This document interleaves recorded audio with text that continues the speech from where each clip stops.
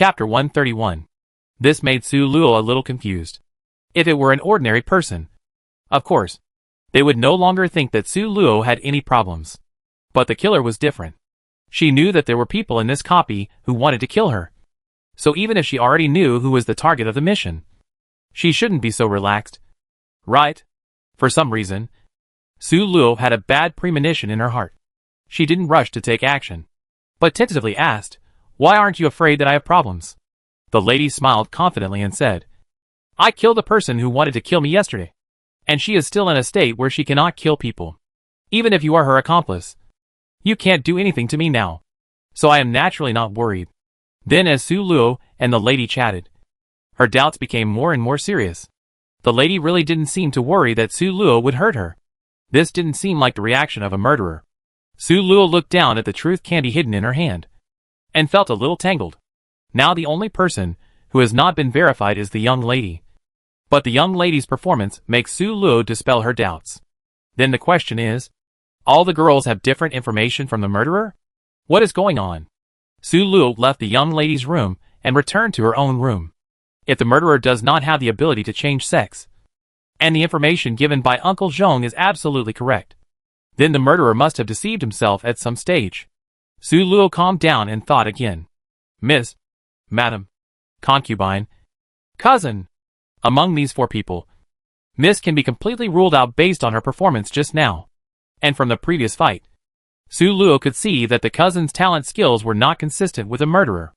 Then only Madam and Concubine were left to be determined. Coincidentally, Su Luo eliminated these two people by asking about their talent skills with the truth candy. Could it be that there was something wrong with the truth candy? As Su Luo walked, he tried to recall the process of testing the four women in the copy. Suddenly, she thought of something suspicious. When she attacked the concubine's health was obviously much higher than that of other players such as the wife. And such health is obviously not what people in this simple copy should have. And more importantly, the concubine is not a tank. So compared with other players in this copy, her health is definitely abnormal. So is it the concubine? Su Luo hesitated for a moment, and then went to find the teacher. "I'm going to see if I can kill the concubine. You wait for me at the door. If a fight starts inside, you can break in and join me." When the teacher heard Su Luo's words, he naturally agreed happily. He wanted to kill the concubine in the first place, and now someone is helping him. He is naturally very happy. Su Luo and the teacher came to the concubine's door together, and then Su Luo asked the teacher to hide, and she knocked on the door. Soon, the door was opened. Seeing that the person coming was Su Luo, some strange colors flashed in the concubine's eyes. Su Luo said, "I have something to confirm. Can you let me in first?" The concubine was stunned for a moment, then stepped aside to make way. After entering the room, Su Luo said boldly, "I want to see your talent skill panel." The concubine was stunned again, then asked in confusion, "Didn't you test it with props before? Why do you ask again?" Su Luo said, "The props may have problems. It's easier to just look at the panel." Seeing that the concubine was about to refuse, Su Luo deliberately said, "You have already let me know your talent skills. There is nothing you can't show me. Besides, I am sent by the government. If you are a good person, you will not refuse me. Right?" The concubine was silent for a while, then looked up and said with a smile, "Well, come closer and I will show you." Su Luo moved closer as she was told, as if she was not on guard. However, just as she approached, the concubine suddenly attacked and hurt people, directly using the first skill. She is a dark warrior. Su Luo was not surprised at all. She had guessed that the concubine would do this. At the moment when the concubine released the first skill, Su Luo immediately released the third skill to lock the concubine, then pulled away and made a loud noise. Hearing this sound, the teacher who was waiting at the door rushed in. The concubine looked at the teacher with a pale face, gnashed her teeth, and said to Su Luo, "You did it on purpose. You have already planned me." Su Luo smiled and spread his hands. There are always higher mountains. The three began to fight. Although the concubine has many attribute points and very high attack, but they had two people, and Su Luo's attribute points were not much worse than the concubine's. After a series of operations, the concubine became invincible and fell asleep. Su Luo and the teacher left the scene and agreed to wait for the concubine's golden body time to end. And then, they would repeat the same method. This time it was Su Luo who took the head. She really couldn't kill anyone again, but she could give the head to the teacher. In the afternoon, the two of them killed the concubine again. After killing the concubine again, Su Luo asked the teacher to leave first, and she stayed in the room to look for clues. The concubine had died twice, and it was difficult for her to pass this copy. But for the sake of caution, Su Luo still planned to be more safe. How to be safe? Su Luo thought of two methods. One is to find the mission target of the concubine, and then protect this mission target. The second is to find someone whose mission target is the concubine, and then let the concubine die for the third time. Su Luo searched the room, but only found some house deeds and land deeds, which should be given by the master. Apart from that, there were no other clues. Su Luo guessed that the concubine must have destroyed the body. There was no way. Half an hour was about to pass. Su Luo had to reconstruct the scene, and then return to the room. Since there was no clue, Su Luo could only use logic to think about who the concubine's mission target was. The master had a deep affection for the concubine, and the concubine could not have any opinion on the master. Madam is the master's mission target, so she can be ruled out. As for the legitimate son, Su Luo is a little suspicious, because it can be seen that the concubine attaches great importance to property, and the legitimate son can compete for the family property. So it is normal for the concubine to bear grudges. The relationship between the teacher, the housekeeper, the cousin, and the cousin is relatively distant from the concubine. As for the young lady, she is the cousin's mission target, and there is no need to consider it. Then the concubine's mission target is very likely to be the legitimate son. Su Luo plans to remind the legitimate son tomorrow. The next morning, Su Luo came to the eldest son's house and knocked on the door. Soon, the eldest son opened the door. He seemed to be woken up by Su Luo, and his face was full of impatience. But when he saw that it was Su Luo, he obviously suppressed his anger and politely invited Su Luo in. This was the second time that Su Luo encountered a situation where she came to the door, and the other party was not afraid. She was a little surprised. The young lady was not afraid of Su Luo because she had successfully killed the other party, and knew who was going to harm her. But the calmness of the heir apparent made Su Luo very confused. She immediately thought of a possibility and asked nervously, "Have you been killed before?" Only in this way could the heir apparent stop worrying.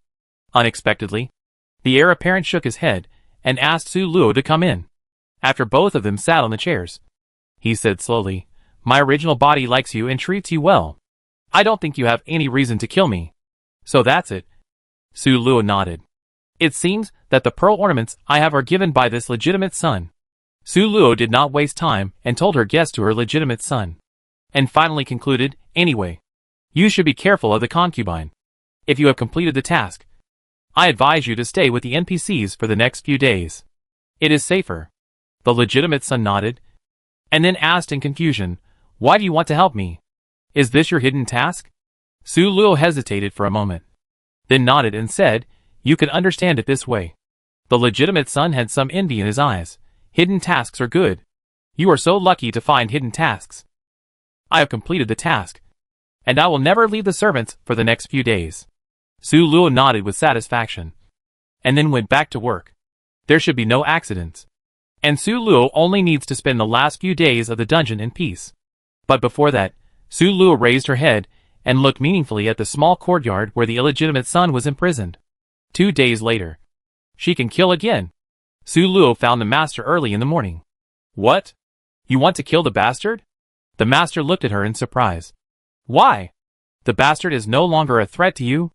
Su Luo shook her head helplessly and explained, "I think if the target of the counter-killing mission is my own player, I may get a hidden reward." The master was stunned for a moment, thought carefully about Su Luo's words for a while, and then said in surprise, "It makes sense. It may really be like this." Su Luo didn't want to say anything more. In fact, this hidden task is almost obvious, but the players in this dungeon can't think of it. That's why they are still in this simple dungeon. As long as I give you the opportunity to enter the place where the bastard is imprisoned in the middle of the night, it will be fine. Right? You don't need me to help you kill people? The master confirmed Su Luo's request again. Su Luo nodded. "Since I was determined and didn't turn against you before, can you help me? It's just a matter of one word." The master agreed, and he said to Su Luo, "I will give the order." 2 days later, You can go in at 2 o'clock in the middle of the night. As for what happens next, it's not my business. Su Luo made an okay gesture and left here. Chapter 132. Ah! What on earth is going on? The concubine's eyes were bloodshot, and she hysterically threw everything on the table in front of her to the ground. This was the first time she had suffered such a big loss since she became a player, and this only loss almost cost her life. It was fine yesterday, and everything was still calm. I successfully concealed Su Luo, the person sent by the government. As long as I can pass this copy, I will have a bright future.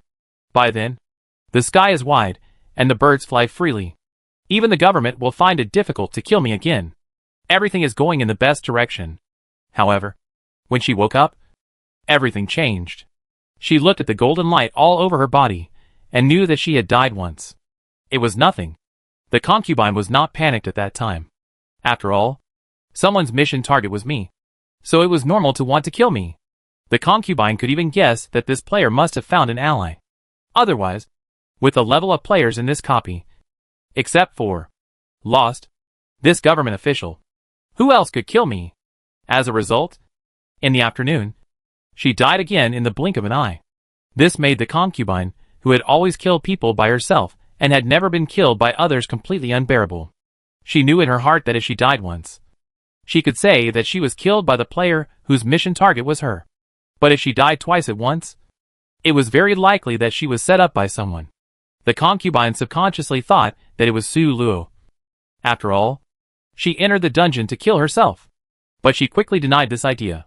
When Su Luo came to test her, she had taken a universal antidote flawlessly and successfully passed the test. Seeing Su Luo's reaction at that time, the concubine knew that she had guessed correctly. That thing was a prop that could make people tell the truth. She had successfully concealed the truth, and Su Luo had also revealed her identity and concubine. She thought, no matter what, Su Luo shouldn't think of her. Right? Who would want to harm her? The concubine couldn't think of it. She had died twice, and it was very likely that she would become the player with the most deaths. The concubine knew that this dungeon was her last chance.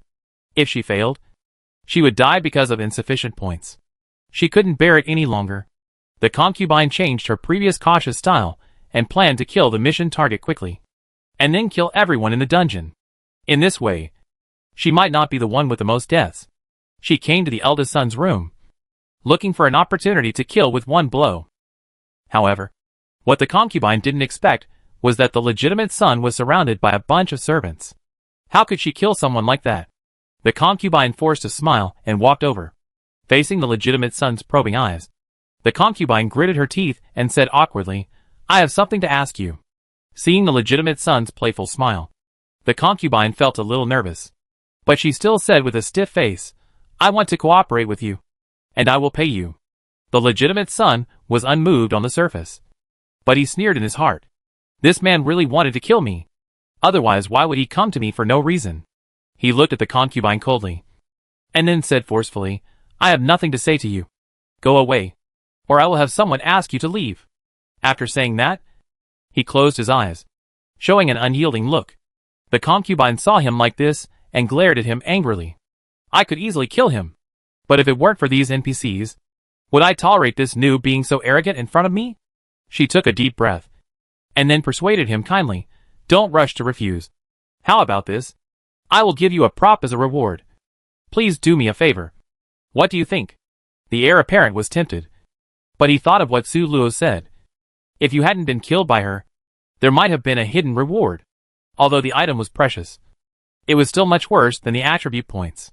The heir shook his head and said impatiently, send you away. Seeing the servants were about to come around, the concubine bit her lower lip unwillingly, then smiled and said, I go by myself. You think about it again. After that, she quickly left the heir apparent's room and walked towards her own home. The concubine knew that she had to take down this copy, no matter how much it cost. She believed that there was no impenetrable wall in the world. And if there was, it was just that the wind was not strong enough. The reason why the legitimate son was so unmovable was because the benefits she offered were not big enough. Although she had just been rejected, she was not worried. The concubine showed a confident smile. If one prop was not enough, what about 2, 3, Or 4. The next morning, the concubine persevered and came to the courtyard of the eldest son again. At this time, there was not only the eldest son in the courtyard, but also Su Luo. Su Luo thought carefully last night whether the concubine had any way out. Soon she figured it out. If this copy fails, the concubine will definitely die. So in order to win, she will do her best to complete the task. Su Luo believed that in order to pass the copy, the concubine would definitely not mind losing a few props. Even if she was asked to take out all the props, she would probably do it at all costs. Under the temptation of high profits, even Su Luo felt a little excited when she thought of this, let alone the legitimate son. So Su Luo had to warn the legitimate son, and it would be best to find a way to make him never betray. At this time, Su Luo was holding a candy in her hand. Yes, she was holding a truth candy. After using up this truth candy, Su Luo only had one left. This copy was unexpectedly difficult, and the original 4 truth candies were now almost used up. Su Luo's eyes were firm. In order to complete this task and get a generous reward, she fought hard. Su Luo smiled and frowned, holding the truth candy, and handed it to the eldest son with a bitter face. Facing the doubtful eyes of the eldest son, Su Luo calmly explained, "This is a prop that can improve attribute points within 5 days." The eldest son's eyes lit up, and he hurriedly grabbed the candy in Su Luo's hand. And then he said belatedly, "Are there any restrictions or side effects?" Su Luo shook her head and said, "No. This is my innate skill. I can produce 1 candy every month in reality. Once produced, it must be eaten within an hour. Otherwise it will be useless. The most important thing is that this candy must be produced 1 hour in advance. Otherwise, I will not give it to you until the last minute." She covered her chest with her hands, pretending to be distressed. "If this hidden task had not clearly stated that it would give me 2 attribute points, I would not have handed over this item in vain." Then she turned her head aside and said in a deep voice, "Take this candy before I change my mind. If the effect of the medicine wears off later, I will be so angry." Before Su Luo finished speaking, the son hurriedly swallowed the truth candy. In fact, when Su Luo took out the props at the beginning, the son was a little wary.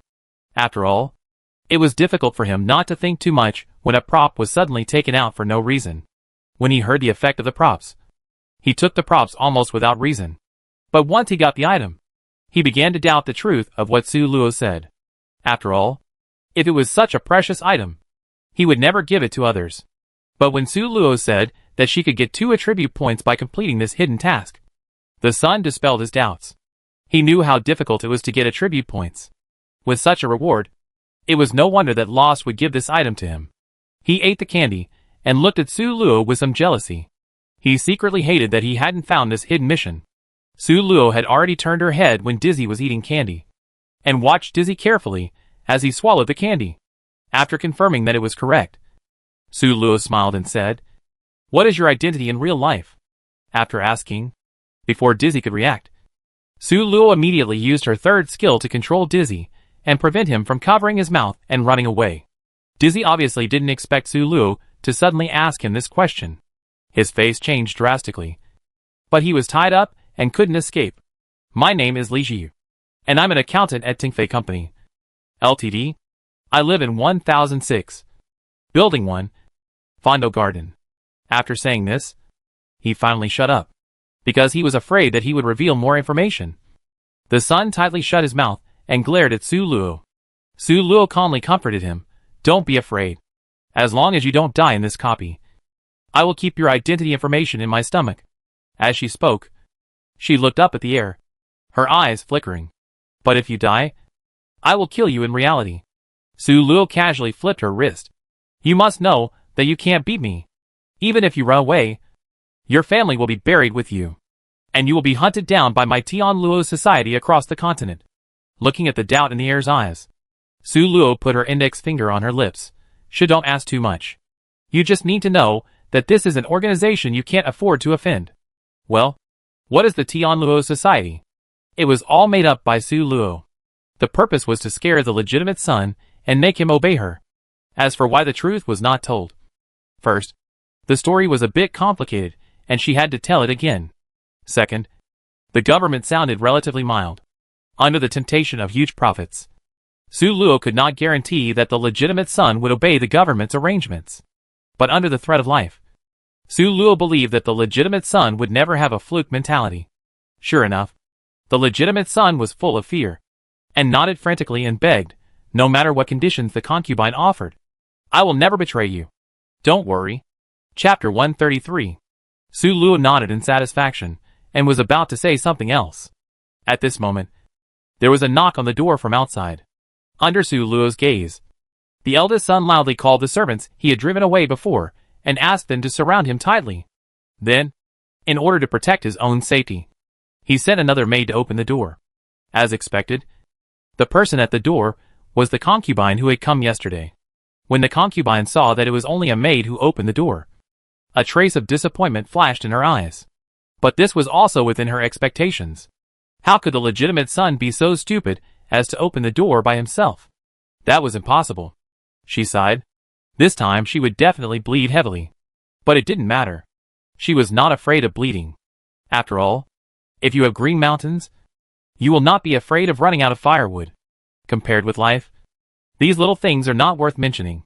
The concubine stepped into the courtyard confidently. But the moment she saw Su Luo, her smile froze on her face. Seeing Su Luo at this time and place, the concubine really couldn't help but think too much. How could it be such a coincidence? The concubine thought about it for a while, and understood it.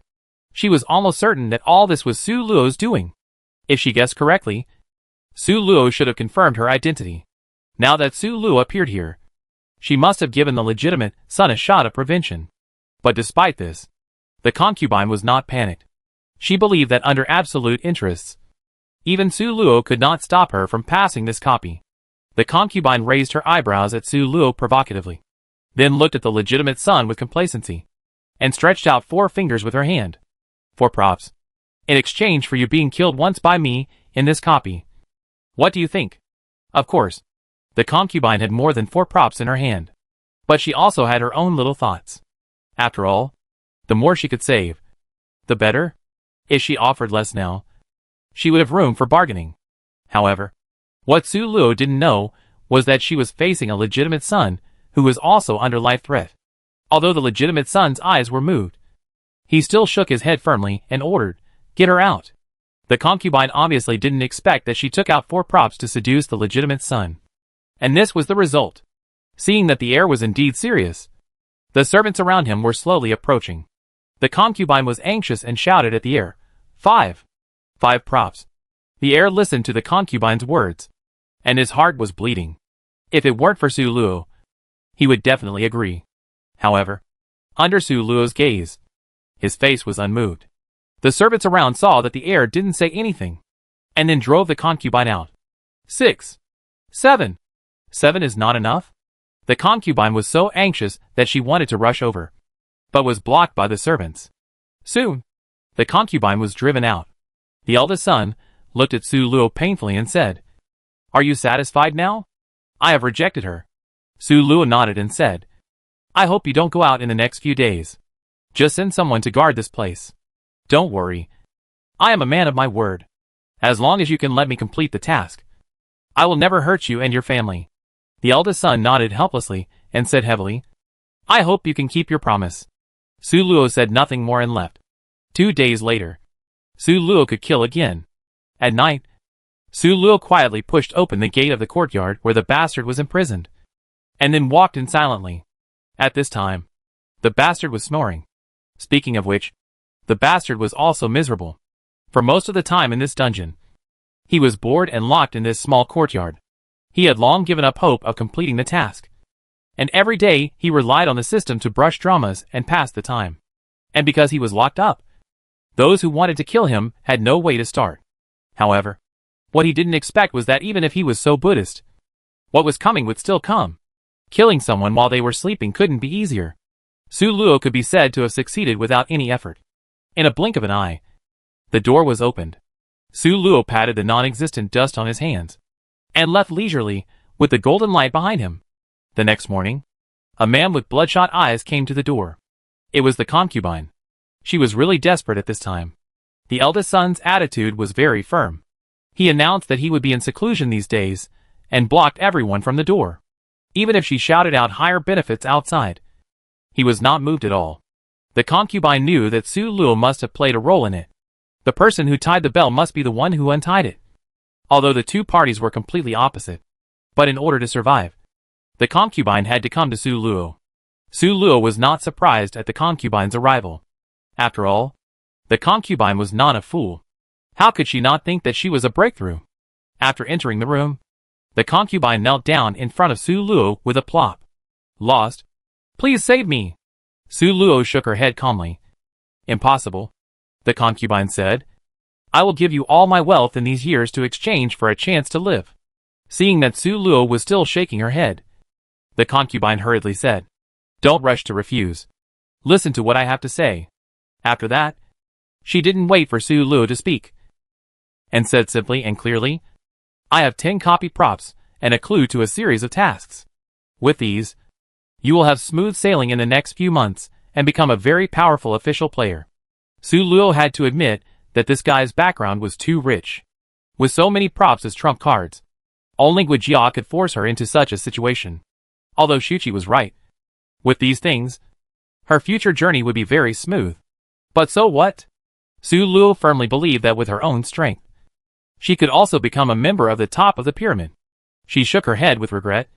No, I won't betray Guijia. Then, her eyes burst into a confident light. Besides, can't I reach that level by myself? Seeing the determination and confidence in Su Luo's eyes, the concubine knew that the negotiation had broken down. But she still didn't give up and continued to tempt. As long as you let me go this time, I can help you do things. She seemed to have grasped a life-saving straw again, and said quickly, By the way, among my props, there is one that binds the master and the servant. I can sign that prop with you. She began to kowtow to Su Luo frantically, begging while kowtowing, Really? You believe me? I will never lie to you. As long as you agree, I will always help you. Su Luo still shook her head, but at this time, she was thinking about another thing. I don't know if this will work. The concubine saw that such conditions could not make Su Luo give in, and she knew that she would definitely die this time. It's all her fault. The concubine suddenly raised her head. It's all this woman's fault. Why did he press her so hard? She didn't hurt her. Did she? Why didn't he let her go? The concubine's eyes were full of blood, and she had lost some of her mind. How could you be so ruthless? I'm going to kill you. As she said that, she rushed forward regardless of everything. However, at this time, some servants rushed up from all sides and subdued the concubine. Yes, this was what Su Luo had arranged long ago. She had known that the concubine would come to her, and naturally guessed how angry the concubine would be after being rejected by her and losing her last hope of survival. In this case, how could Su Luo not make some plans for herself? You know, she didn't plan to die even once in this copy. The concubine who was subdued by the servants raised her head and stared at Su Luo with hatred. Su Luo clapped her hands calmly, and a figure slowly walked out from behind the curtain. It was the legitimate son. After the eldest son came out, he said to the servants righteously, I have long suspected that this concubine has evil intentions towards me and wants to kill me for money. That's why I especially let the maid Lost to test it this time. Sure enough, after this test, her wolfish ambitions could not be hidden. For the safety of me and my father, this matter must not be forgiven lightly. He took a deep breath and announced, as the eldest son, I will put this concubine in solitary confinement for a week as a punishment. Now lock her up in the other courtyard for me immediately. His words made the servants present feel relieved. Although he was the eldest son, this woman was also the master's beloved. It was obvious that both sides were people that the lowest level servants in the Fong mansion could not afford to offend. If they really wanted to kill someone, it would be difficult for them to do it. And now the young master just wanted to put the concubine in solitary confinement for a week. This punishment was so light that it couldn't be any lighter. In order to prevent the young master from changing his mind, several servants did not give the concubine time to react and directly dragged her away. The moment the air came out, the concubine's face turned pale. She knew that she had been plotted against by Su Luo and the heir, and she didn't even have the last chance. You will die a miserable death. I curse you.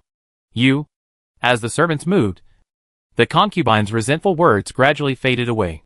Su Luo was also slightly relieved, and finally solved this big trouble completely. The mission was successfully completed. The heir was deeply afraid of the woman next to him, who simply plotted against at least 3 people in this copy. Obviously, the biggest winner in this dungeon is Su Luo. Although he knew the truth, he still had a huge handle in Su Luo's hand. The eldest son smiled at Su Luo ingratiatingly and said cautiously, "Are you satisfied with my performance?" Su Luo nodded. If it weren't for the eldest son, this matter would not have been so smooth. The eldest son said tentatively, "Then, you see, my matter? Is it okay?" Su Luo replied calmly, "If there is no accident before the end of the dungeon, no one will come to you. Don't worry." A few days later, Su Luo sat quietly in a chair and waited for the final notice. After a while, the system notification came. The dungeon is over. Chapter 134. Congratulations to the player lost. Complete the dungeon's secret grudges. Get rewards. 1. Successfully kill the target. Get points plus 50. 2. Jedi counterattack. Get attribute point plus 1. 3. My golden body has never been activated. Get attribute point plus 1. Su Luo said, "Add 1 point to speed and spirit." Then she opened the attribute panel.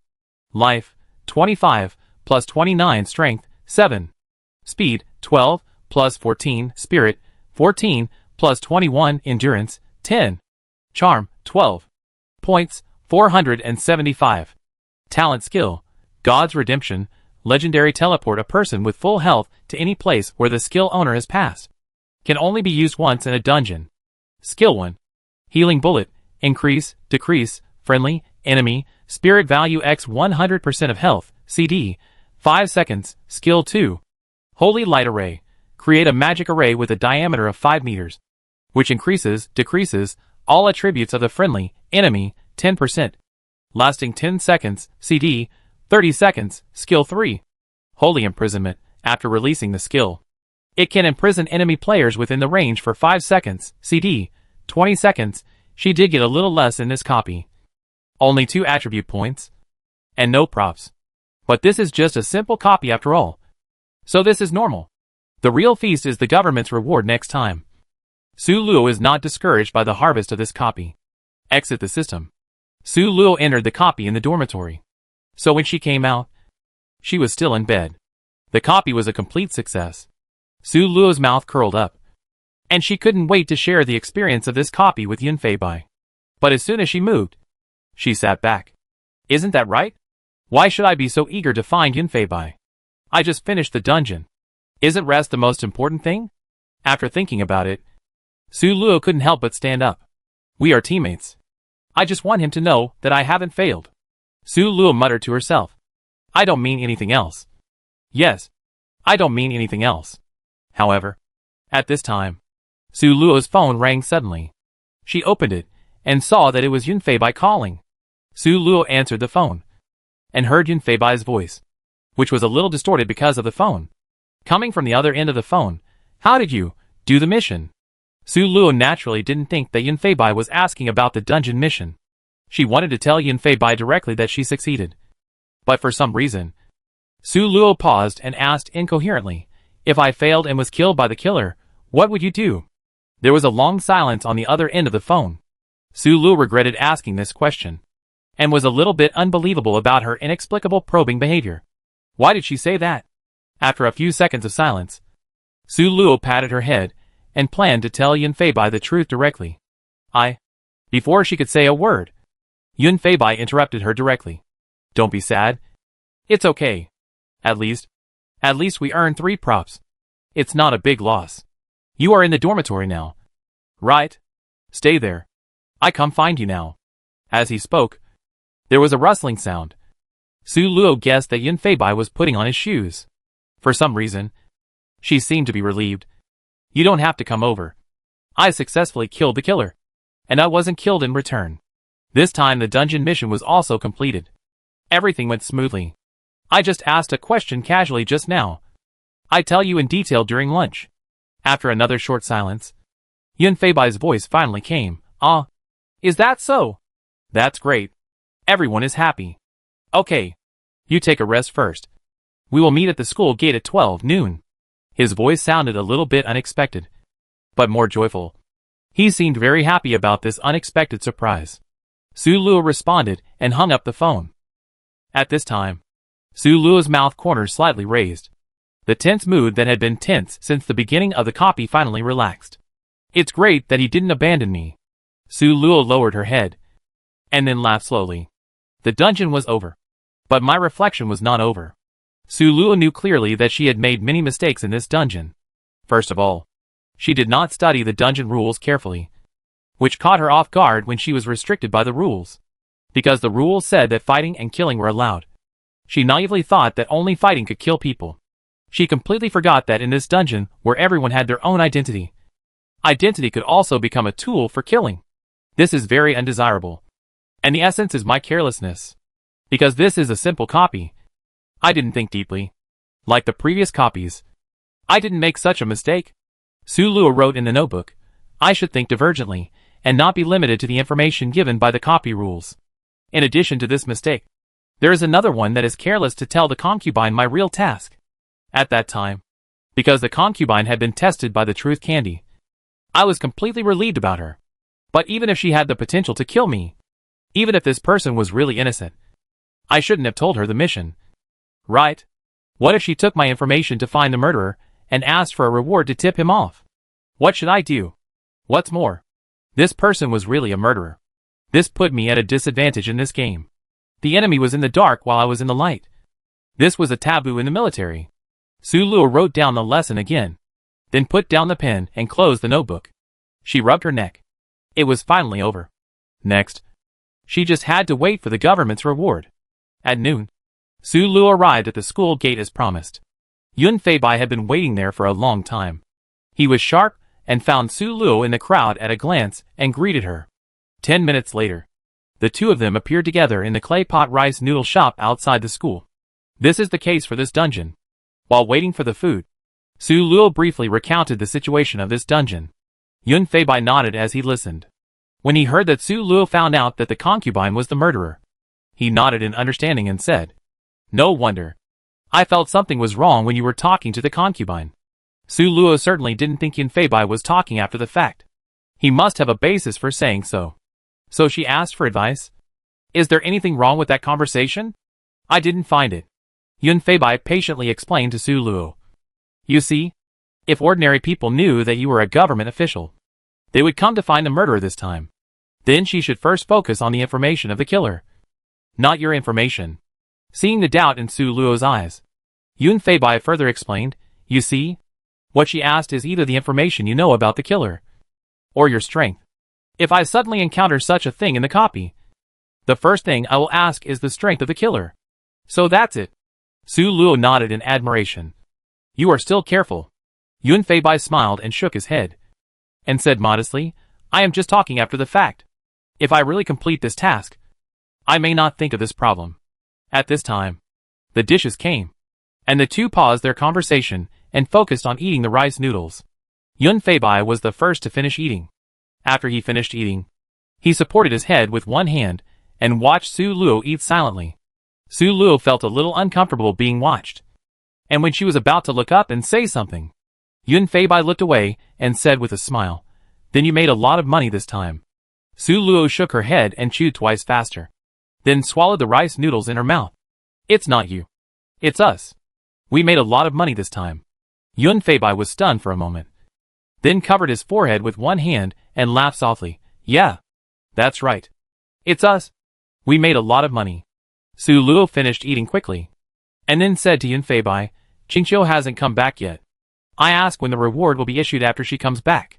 Yun Feibai nodded and said, Well, there's no rush. Guijiao won't cheat us. The two paid the bill and walked back slowly. Yun Feibai also told Su Luo about his copy situation on the way. Single-player dungeons are no easier than double-player dungeons, and players have to face a 1v11 situation. Yun Feibai's dungeon this time is a treasure hunt dungeon, and the 12 of them are looking for treasures together. Su Luo listened with great interest, because there is actually more than one treasure. But the problem is, first, whether anyone can find out that there are multiple treasures. Second, even if this rule is discovered, we have to distinguish what can be called treasures. Yun Feibai sighed. From the perspective of the rules of this dungeon, it is guiding us to ignore the information that there are multiple treasures. It is similar to the hidden rules of your copy this time. Su Luo nodded thoughtfully. Indeed, the rule of using force to suppress others is hidden in her copy this time, which is similar to the hidden rules of your copy. After dinner, Su Luo returned to the dormitory and waited for Chu Qingqiu to come back. Half an hour later, Su Luo successfully saw Chu Qingqiu at the door. Chu Qingqiu walked into the dormitory with a happy face. When she saw Su Luo, the smile on her face widened. Luo, thanks to you, we can solve this problem. Su Luo finally put her mind at ease at this moment. She asked, then my reward? Chu Qingqiu immediately said, you go with me tomorrow. Uncle Zhong will not be relieved until he hands you the props in person. Su Luo nodded and no longer paid attention to this matter. The next day, Su Luo went to class in the morning. And when she and Chu Qingqiu were free, the two of them went to the room they went to last time. Chapter 135. Uncle Zhong had been waiting inside for a long time. Seeing Su Luo's arrival, he also smiled. On behalf of the country, I thank you for your contribution. As he said, he took out a small package and handed it to Su Luo. These are your rewards. You can check them first. Su Luo shook her head. I believe you will not cut corners. I still have classes later. Then I will leave first? Uncle Zhong nodded. Chu Qingqiu stayed as usual. Su Luo went back alone. As soon as she left Uncle Zhong's house, Su Luo quickly put the package into the space. This is the only safest place. Su Luo must ensure that the props are safe. Otherwise this mission will be in vain. You know, there is no replacement for lost items here. Quickly returning to the dormitory, Su Luo began to check the contents of the package. There were 2 small packages in the package. Su Luo opened one and found 2 props and 4 attribute cards inside. This should be the reward that Uncle Zhong promised her, whether the mission was successful or not. Su Luo did not rush to open the other package, but looked at the reward props first. One of the 2 props was a brown bead, which looked like it was made of wood. The other was a pair of gloves. The moment Su Luo saw the bead, she had an incredible guess in her mind. She put the bead away and tested it with the system. The result was a wooden spirit bead. This was a wooden spirit bead. This was a pleasant surprise. Su Luo did not expect that this bead could be obtained from the country. Then they now have 4 beads, namely the water spirit bead, earth spirit bead, gold spirit bead, and wood spirit bead. As long as they collect the last one, they can combine the light and dark spirit masters. Su Luo smiled and stuffed the bead into the system space, and then took another item to the system for inspection. Gloves that the universe thief once wore. Wear the gloves on your hands.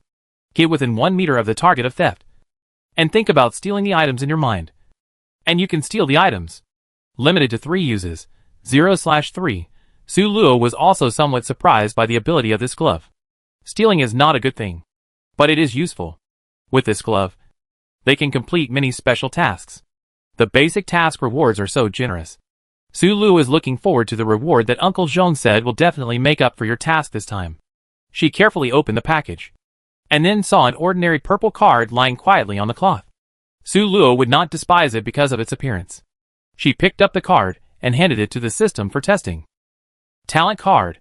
After the player uses it, the talent skill can be awakened, only for those over 18 years old, if it is given to a player without talent skills. A talent skill will be randomly generated if it is used by a player who already has talent skills. A talent skill of the highest master level will be randomly generated. After reading the introduction of the card, Su Luo was a little confused. What kind of fairy card is this? Isn't this reward too big? Second awakening. You can have a second talent skill after using it. Isn't this too happy? Su Luo was stunned by this sudden surprise. Just for this reward? Even without the previous reward, Su Luo is willing to help. Su Luo happily called Yun Feibai and told him about the reward she got. Yun Feibai was also shocked after hearing it. Is this the legendary fool having a fool's luck? Yun Feibai laughed on the other end of the phone, then use it quickly. The longer the night, the more dreams there are. Su Luo nodded and was about to use it. Suddenly she stopped and asked Yun Feibai, how about I give you this card? I have enough self-protection ability, so I don't really need another skill. Actually, this is a bit against my will. After all, skills are not hot, so of course the more the better. But Su Luo also has her own considerations. Although Yun Feibai runs fast, once he is controlled, he will be more passive. Besides, Yun Feibai doesn't have any life skills. As a priest, he is the biggest life player. If this skill card was given to Yun Feibai, maybe their lineup would be more complete. Su Luo could feel that the person on the other end of the phone was obviously stunned, because for a second, no sound came out from the other end. Then, Yun Feibai's voice rang out. "Ah? What did you say? I can't hear you clearly. Hang up first." After that, a beep beep sound rang in Su Luo's ears. Su Luo looked at the phone in her hand with amusement. It would be a miracle if the signal was bad in school. But since Yun Feibai didn't want to, Su Luo didn't force it. She decisively clicked, "Use card." As soon as it was done, Su Luo suddenly started to have a severe headache. "Ah!" Su Luo couldn't help but scream. But fortunately, there were no people in the whole dormitory building, so no one came to check the situation. It hurt so much. It's like a circle of steel needles in the brain, constantly piercing my brain. Su Luo squatted down in pain, with fine beads of sweat all over her head. After an unknown amount of time, Su Luo's headache gradually stopped. She first glanced at the time, but only 1 minute had passed. Su Luo smiled bitterly. She felt that an hour had passed. Su Luo wiped the sweat from her forehead and used the 4 attribute cards. Then added 1 of the 4 attribute points to speed and 3 to spirit. Then she clicked into the system and checked the panel. Life, 25, plus 29 strength, 7. Speed, 12, plus 15 spirit, 14, plus 24 stamina, 10. Charm, 12. Points, 475. Talent skill, God's Redemption, legendary teleport a person with full health to any place where the skill owner has passed. Only once in a copy. The Clown's Candy Jar, Master the Clown has a treasured candy jar, which contains a lot of candies. However, even the clown himself does not know what flavor the next candy he will take out will be. The candy in the candy jar produces 10 candies every day, and they must be eaten within 2 hours. However, each person can only eat 1 candy per day. The candies in the candy jar must be buff candies, but the specific effect can only be known after eating. Skill 1. Healing Bullet. Increase, reduce, friendly, enemy, spirit value x 100% of HP CD. 5 seconds. Skill 2. Holy Light Array. Create a magic array with a diameter of 5 meters, which increases, reduces, all attributes of the friendly, enemy, 10%. Lasting 10 seconds, CD, 30 seconds, Skill 3. Holy Imprisonment. After releasing the skill, you can imprison enemy players within the range for 5 seconds, CD, 20 seconds, after reading the skill introduction. Su Luo didn't know what she felt. The skill is definitely a good one. Among the 3 levels of normal, Elite and Master, I have awakened the highest level, which can be said to be very lucky. And the Master level skills are definitely very useful.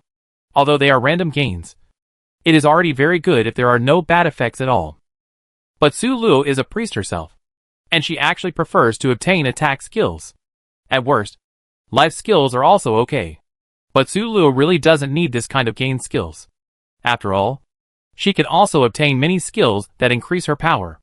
This is a bit of a loss.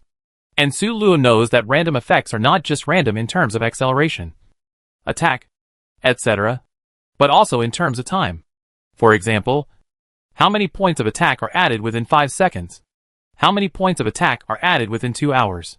In this case, the uncertainty is too great. But, fortunately, it is also consumed within 2 hours after being taken out. So it is not that bad. After all, it can be taken out in advance for backup. In general, Su Luo's eyes were filled with smiles. This time, the harvest was really huge. It can be said that it can completely offset the danger of this copy. She couldn't wait to call Yun Feibai and told him about her newly awakened skills. After listening to it, Yun Feibai was happy for Su Luo for a while. Then, his business mind began to work. Do you think you can make money if you sell this candy? Su Luo had never thought of this before. But when she heard Yun Feibai mention it, she began to think seriously. Her candy can only last for 2 hours outside. So basically she has to eat it soon after entering the dungeon. The effect after eating is also random. If the effect can only last for 5 seconds, then it is really a waste of money. Su Luo shook her head subconsciously. I don't think it's very good. There is too much uncertainty, and it has no value. Yun Feibai said, we can make a blind box or something like that. Luck is a thing. Who doesn't want to prove that he is a lucky guy? He gave Su Luo some time to understand. And then continued, the price doesn't need to be too high. Just within everyone's acceptable range. Our main goal is not to get rich, but to earn a little living expenses. Su Luo opened her eyes wide. That makes sense. Even if I can earn 50 a day, I have enough living expenses. Yun Feibai chuckled a few times on the other end of the phone. And then continued, if we sell this, our main target group should be students from the same university. Let them spend a little money to buy a buff candy every time they go to a dungeon. As long as it's not too much, I think they can still accept it. Su Luo also began to think about the feasibility of this matter under the leadership of Yun Feibai. It's better to do some marketing. Couples edition or something. Everyone hopes to have an extra life-saving prop. And the effect after eating it can also be regarded as a small surprise. Yun Feibai nodded and said, I suggest that we sell one for 20 yuan first and see the effect. Then we can do hunger marketing. After all, your daily output is limited. Chapter 136. Su Luo nodded in agreement. Let's talk about this after we finish all the copies this month. Anyway, there are sales channels on campus, so there's no rush. Then the two chatted about some other things, and then hung up the phone. After a day of classes, Su Luo returned to the dormitory tiredly. When she just stepped into the dormitory door, the system in her brain suddenly rang. Beep. The host has an item sending a message. Su Luo was startled at first, and immediately left the dormitory. After hearing what the system said, she clicked into the system space in confusion. And sure enough, she saw the concert ticket she had obtained in the Love Time copy light up. Su Luo took out the ticket and looked at it. The words on it had changed to, please tear up the ticket at 10 o'clock tomorrow morning, and we will automatically transfer you to the concert site. If you are late for 10 minutes, the ticket will be invalid. Remember. Su Luo was stunned for a moment, and then immediately called Yun Feibai. Before Su Luo opened the address book, Yun Feibai called. He asked directly, have you finished reading? Su Luo answered concisely, yes. Yun Feibai said, then let's postpone the dungeon tomorrow and go to the concert first. Su Luo of course chose to agree. This concert should be very exciting. The next morning, Su Luo first went to a class, and then at 9:50, rushed to the place where they entered the dungeon every time. Yun Feibai had no classes in the morning, so he came earlier. After arriving, the two of them waited silently for 10 o'clock. After 10 o'clock, the two of them tore the tickets in half. A flash of white light passed, and the two people who were originally standing in the small garden disappeared. After a dizzy spell, Su Luo stood firm and found himself at the door of a magnificent gate. This gate was very large. Su Luo roughly estimated that it was 20 meters high and 10 meters wide. There were 5 creatures in front of her whose races were unknown. Su Luo turned her head and saw that Yun Feibai was following behind her. And behind Yun Feibai, there was also a long line. In that line, Su Luo rarely saw humans like them. Most of them were of different races. Soon, Su Luo followed the line to the gate. There was a ticket seller with a fish head and a snake body at the door. When the ticket seller saw Su Luo coming, he didn't say anything, but just stretched out his hand and looked at Su Luo silently. Su Luo was confused by her look. She suspiciously put the torn ticket in the hand of the ticket seller, and successfully got a cold stare. The ticket seller asked speechlessly, first time here? Su Luo nodded. The ticket seller glanced at the crowd behind Su Luo, stood up and took something like a loudspeaker, pointed it at his mouth, and then began to introduce the rules loudly. Hello? Can you hear me? Okay. I introduce the rules to you first-timers.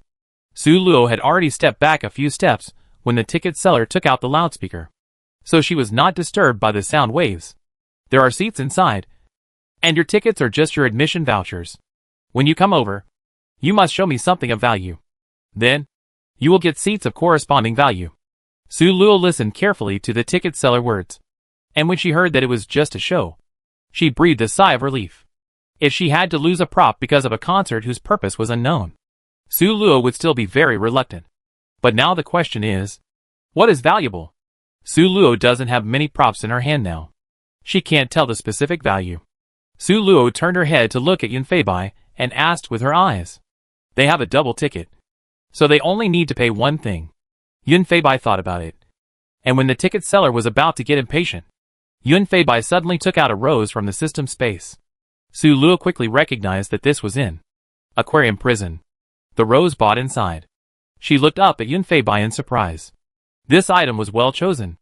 This rose is very attractive to all performers in that copy.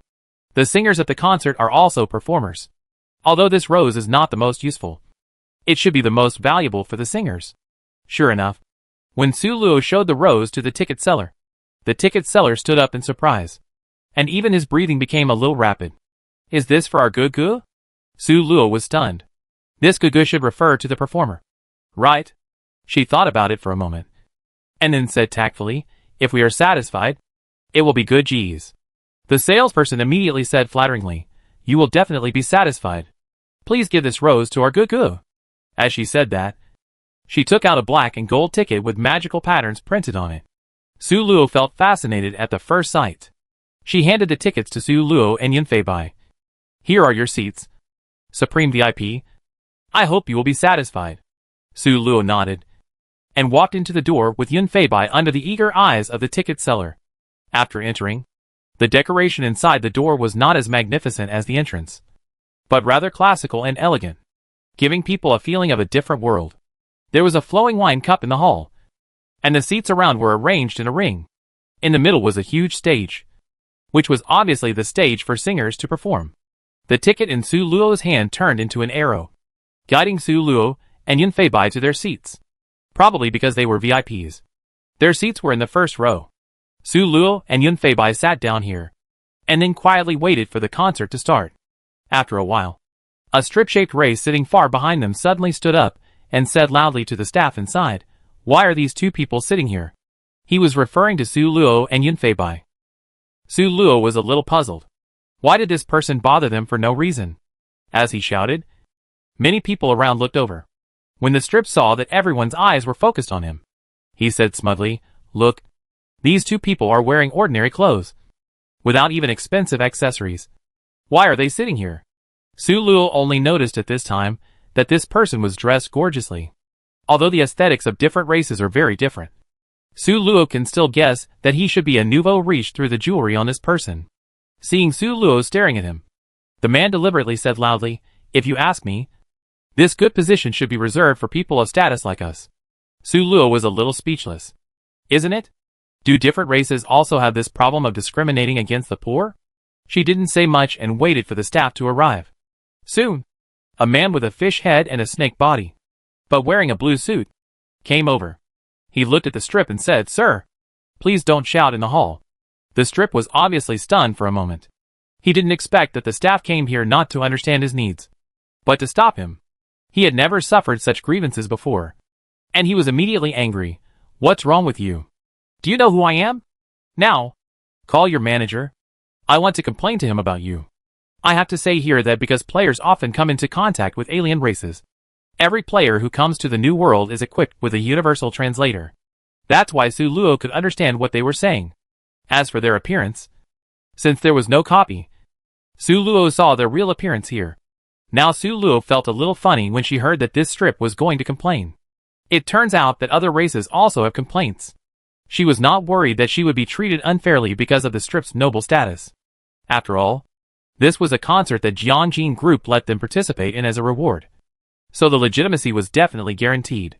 Sure enough, the staff in the blue suit heard what the strip said, and immediately calmly sent 3 tall lion men to politely invite the strip out.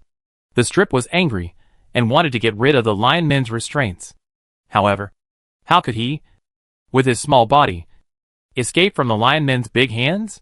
How could you do this to me? I will go back and complain to the tribe leader about you. You will be hostile to our entire race. After the shouting of the strip faded away, he solemnly said to the other audiences present, I don't care what your identity is in your own world. Here, you are just ordinary audiences. We don't cause trouble, but we are definitely not afraid of it. After saying that, he lowered his head slightly and said to Su Luo, sorry. Guess I scared you. Su Luo shook her head. How could she blame them? The staff clapped their hands, and another person came with a plate. Su Luo looked and saw 2 cups of purple drinks on the plate.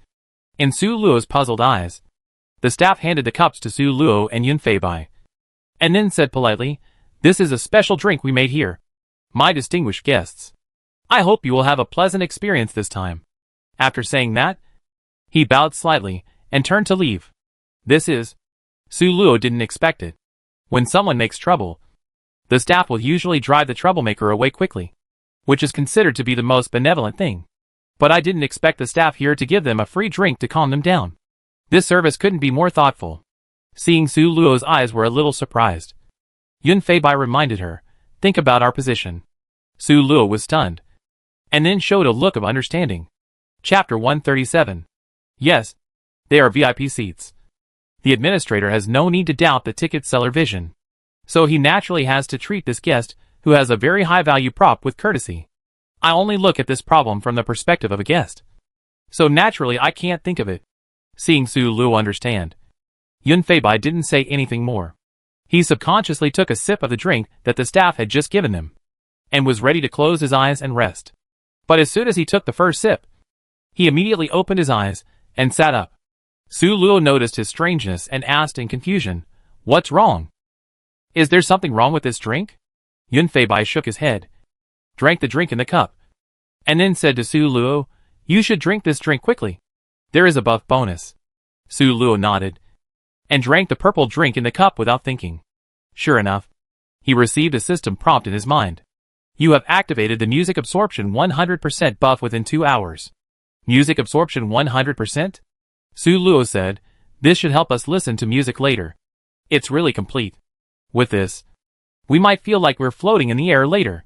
Yun Feibai joked, don't mention it. Maybe it can also help us get attribute points. Ha ha ha. Su Luo also laughed. This guess was too unreliable. She said indifferently, if it can, I will grant you a wish. Yun Feibai spread his hands helplessly. It seems that I can't get this wish. Su Luo smiled and patted his shoulder. But she said nothing. Yun Feibai also smiled and shook his head, then closed his eyes again. After the previous farce, Su Luo could clearly feel that the scene was much quieter. However, the vague gazes were still focused on Su Luo and the other person. Obviously, although they didn't say it, they also had the same doubts as the strip just now. Why can these two people sit here? Su Luo didn't think of answering their doubts. They got it by their own ability. So should they feel guilty? She followed Yun Feibai's example and closed her eyes to rest.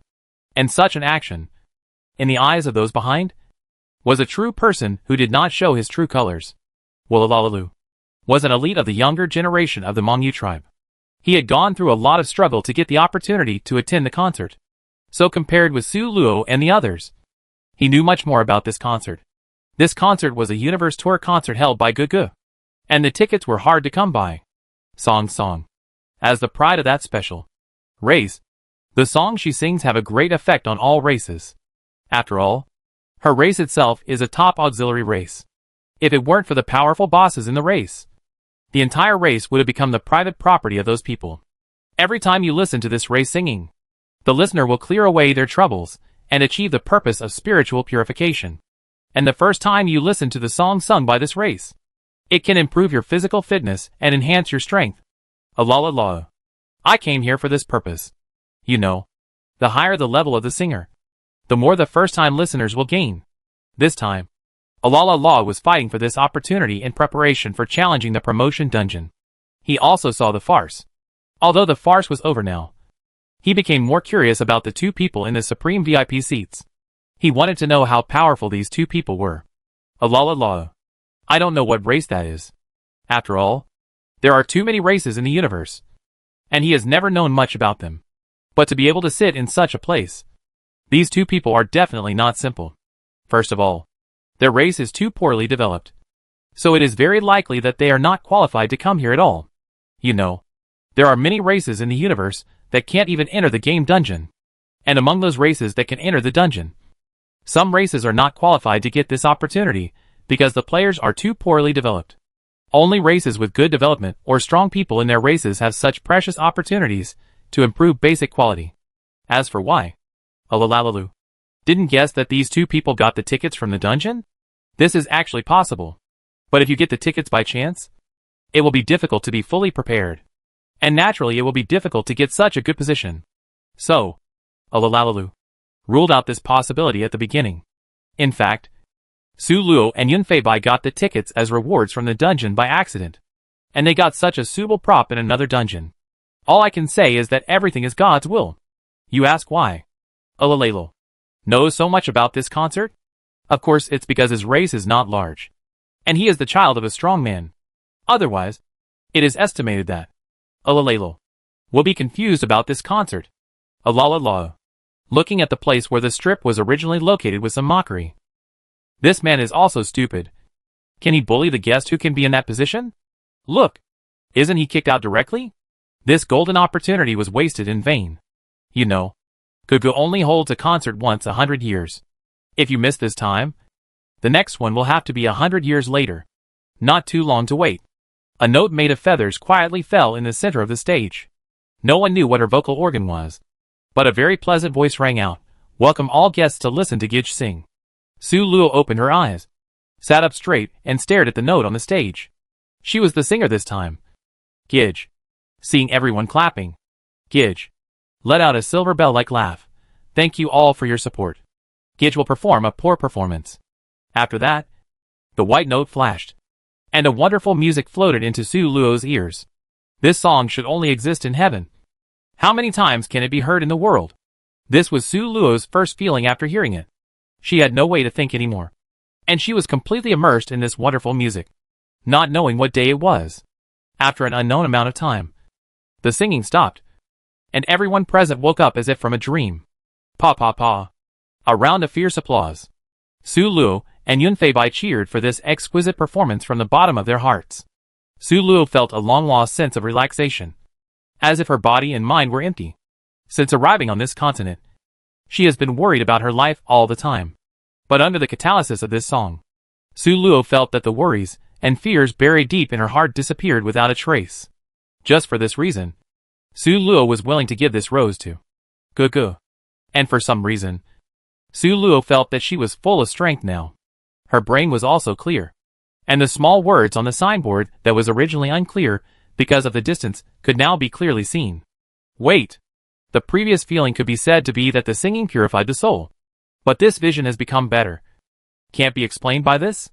Su Luo felt something was wrong, and immediately opened the system to check her attribute panel. You don't know until you see it.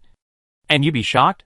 It turns out that her attribute panel has increased so much without her noticing. Life, 27, plus 29, strength, 9. Speed, 14, plus 14, spirit, 16, plus 21, endurance, 12. Charm, 14. Scores, 475. Each attribute, including life, has been increased by 2 attribute points, which Su Luo had never expected. And more importantly, this time it was not just attribute points that were added, but they actually improved their original physical fitness. Regarding this point, Su Luo had actually asked the teacher in school a long time ago. She was always very curious about the fact that the attribute points added after passing the dungeon were in brackets. Why not add it directly to the original value, but enclose it in brackets separately? Su Luo remembered that she asked the teacher this at the time. The teachers at Q University not only require high academic qualifications, but also rich dungeon experience. This is why Su Luo asked the school teacher. Sure enough, the teacher pushed his glasses, looked at Su Luo with appreciation, nodded slowly and said, "I didn't expect you to ask this question. I didn't pay attention to this question at all when you were young." Su Luo smiled embarrassedly. "I'm just curious." The teacher looked at her kindly. Being curious is also a good quality. No one can take away the attribute points obtained through the copy. Under normal circumstances, there is no difference between them and those outside the brackets. The teacher changed the subject, but once the copy rules block the addition of points, then only the values outside the brackets can be used by you. Su Luo nodded, and then asked, "Then how can I change the attribute points in the brackets to those outside the brackets? Is there any way to increase the attribute points outside the brackets?" The teacher shook his head in distress and frowned. Alas! This is also a topic we have been studying. You know, the human body is inherently weak, and compared with some races in the universe, it is at a great disadvantage. The teacher looked up at Su Luo and said, "As far as I know, some natural treasures can improve innate attributes. In addition, there are also some very precious props that can convert attribute points and turn them into innate attributes." She sighed and said, "Those natural treasures and props are all areas that I can't touch at all. The teacher hopes that you can get them through your own efforts in the future." Su Luo closed the attribute panel after recalling this. The surprise was so great that she immediately turned around and wanted to share it with Yun Feibai. Seeing that Yun Feibai didn't seem to understand what was going on, Su Luo smiled and said to him, "Go and take a look at your attribute panel." Chapter 138. When Yun Feibai heard Su Luo say this, he immediately had a guess in his mind. After he finished looking at his attribute panel, he breathed a sigh of relief. "I came to the right place this time." Su Luo nodded with a smile, then took out the rose from the system space and shook it at Yun Feibai. "Then let's give the flower to her." Yun Feibai nodded. If he didn't give it to her, it would be unjust. The staff who had been watching them from the sidelines lit up when they saw Su Luo take out the rose. He walked quickly to where Su Luo and the other person were, and then asked respectfully, "Excuse me, are you two here to send flowers?" It was not difficult to see that his eyes were full of expectations. Su Luo smiled and nodded. Such a big surprise made her feel like she was walking on clouds. She and Yun Feibai were led by the staff to the backstage.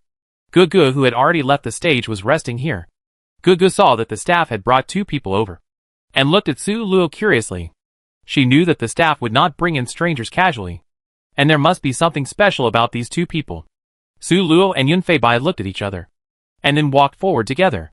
Su Luo handed the rose to Gugu with both hands, and said sincerely, "The song you sing is really beautiful and useful."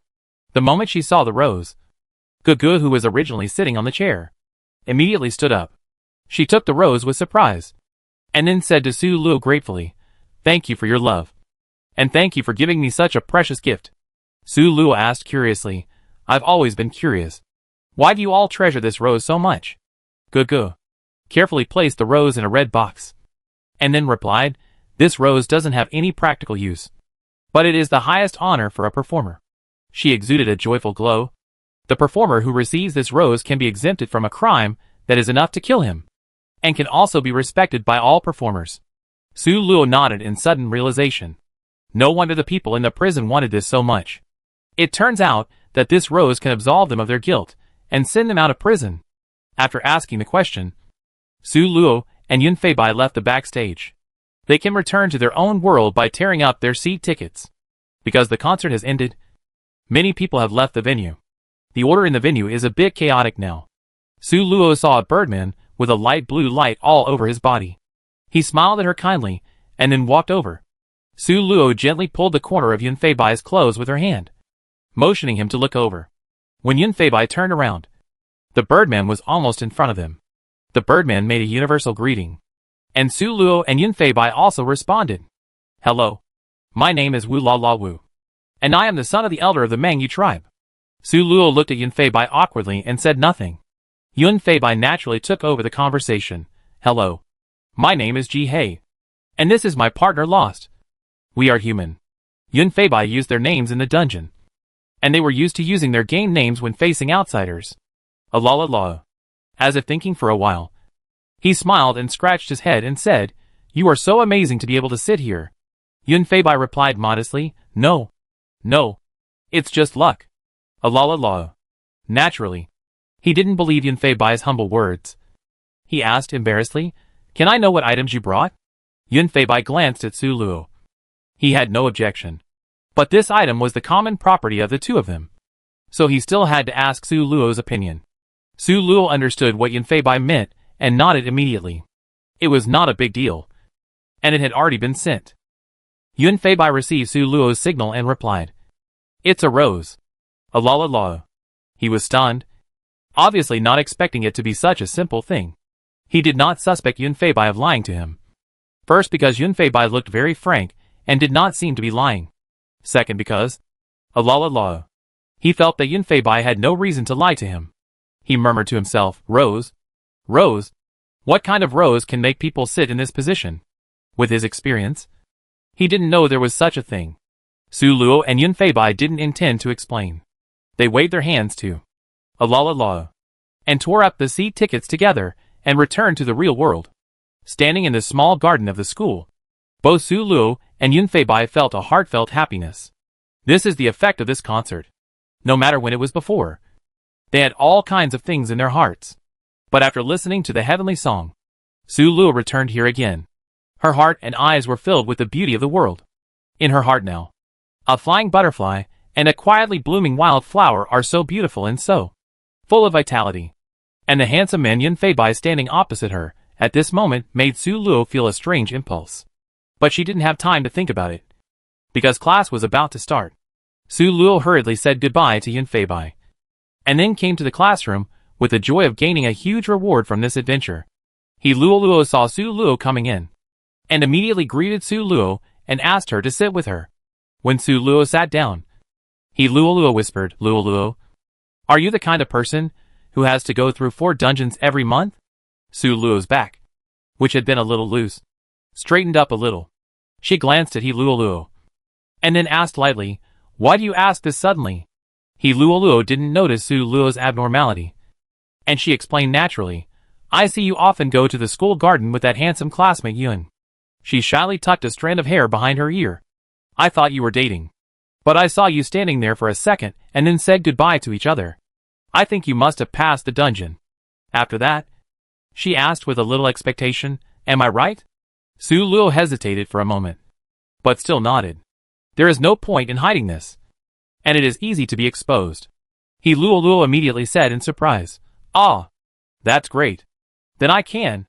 Speaking of this, she suddenly became a little shy. I can pursue classmate Yun.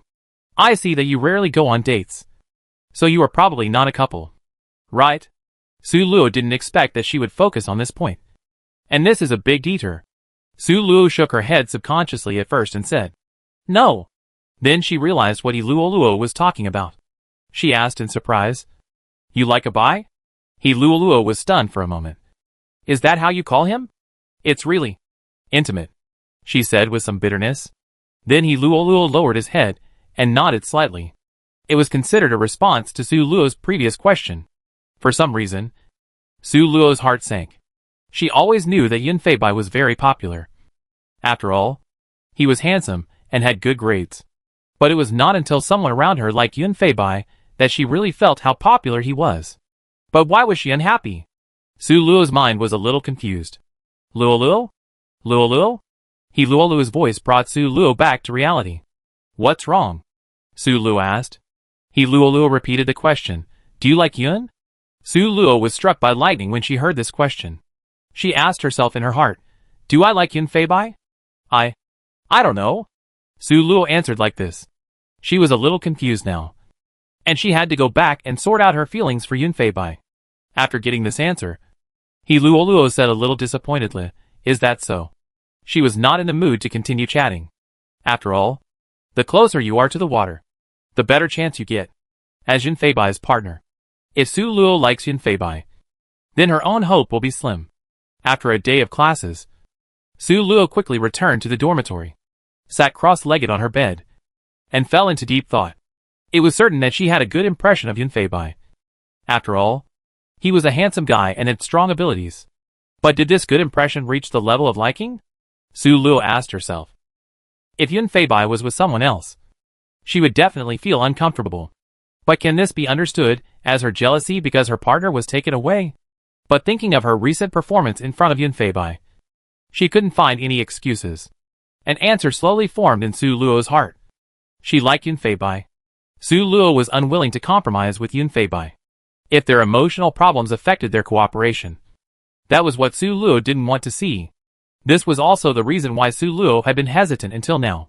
Although she liked Yun Feibai, if Yun Feibai rejected her, would they still be able to get along well in the future? What if the two of them feel that they are not suitable for each other after being together and break up? Can they still complete the dungeon together? Su Luo sighed heavily. What should she do? Does Yun Feibai like her? Su Luo didn't know, and didn't dare to ask. Then, she could only test it herself. Su Luo clenched her fists. Although she had never been in a relationship, she could still test whether others liked her. Su Luo made up her mind and called Yun Feibai a bi. What's wrong? Yun Feibai asked over there. Su Luo bit her lower lip and tried to negotiate in a natural tone. Let's have dinner together. After that, she forced herself to make up for it. Aren't we going to the new dungeon tomorrow? Let's discuss it. She regretted it as soon as she said it. It would be better if she didn't say it. Usually, when they went through the dungeon, she didn't ask him to discuss it? Wouldn't it seem very deliberate to say this now? Chapter 139. when Su Luo was feeling annoyed. Yun Feibai on the other end replied easily, okay. Let's meet at the school gate at 6 o'clock. Su Luo breathed a sigh of relief and quickly agreed, okay. It's settled. Then I hang up first. After saying that, she hung up the phone without waiting for Yun Feibai's response. After hanging up the phone, Su Luo's face turned slightly red. She patted her face lightly with both hands, leaned back, and fell on the bed. Isn't it obvious? Ah. He won't notice it. Will he? Probably not. If he did, he wouldn't be so calm. Would he? Su Luo covered her head with the quilt. You can't do this. She sat up with a somersault, her hair a little messy, and her face a little flushed. Coincidentally, He Weiwei walked into the dormitory at this time. She saw Su Luo sitting and teased, "Are you cultivating here?" Su Luo rolled her eyes at her and didn't say anything.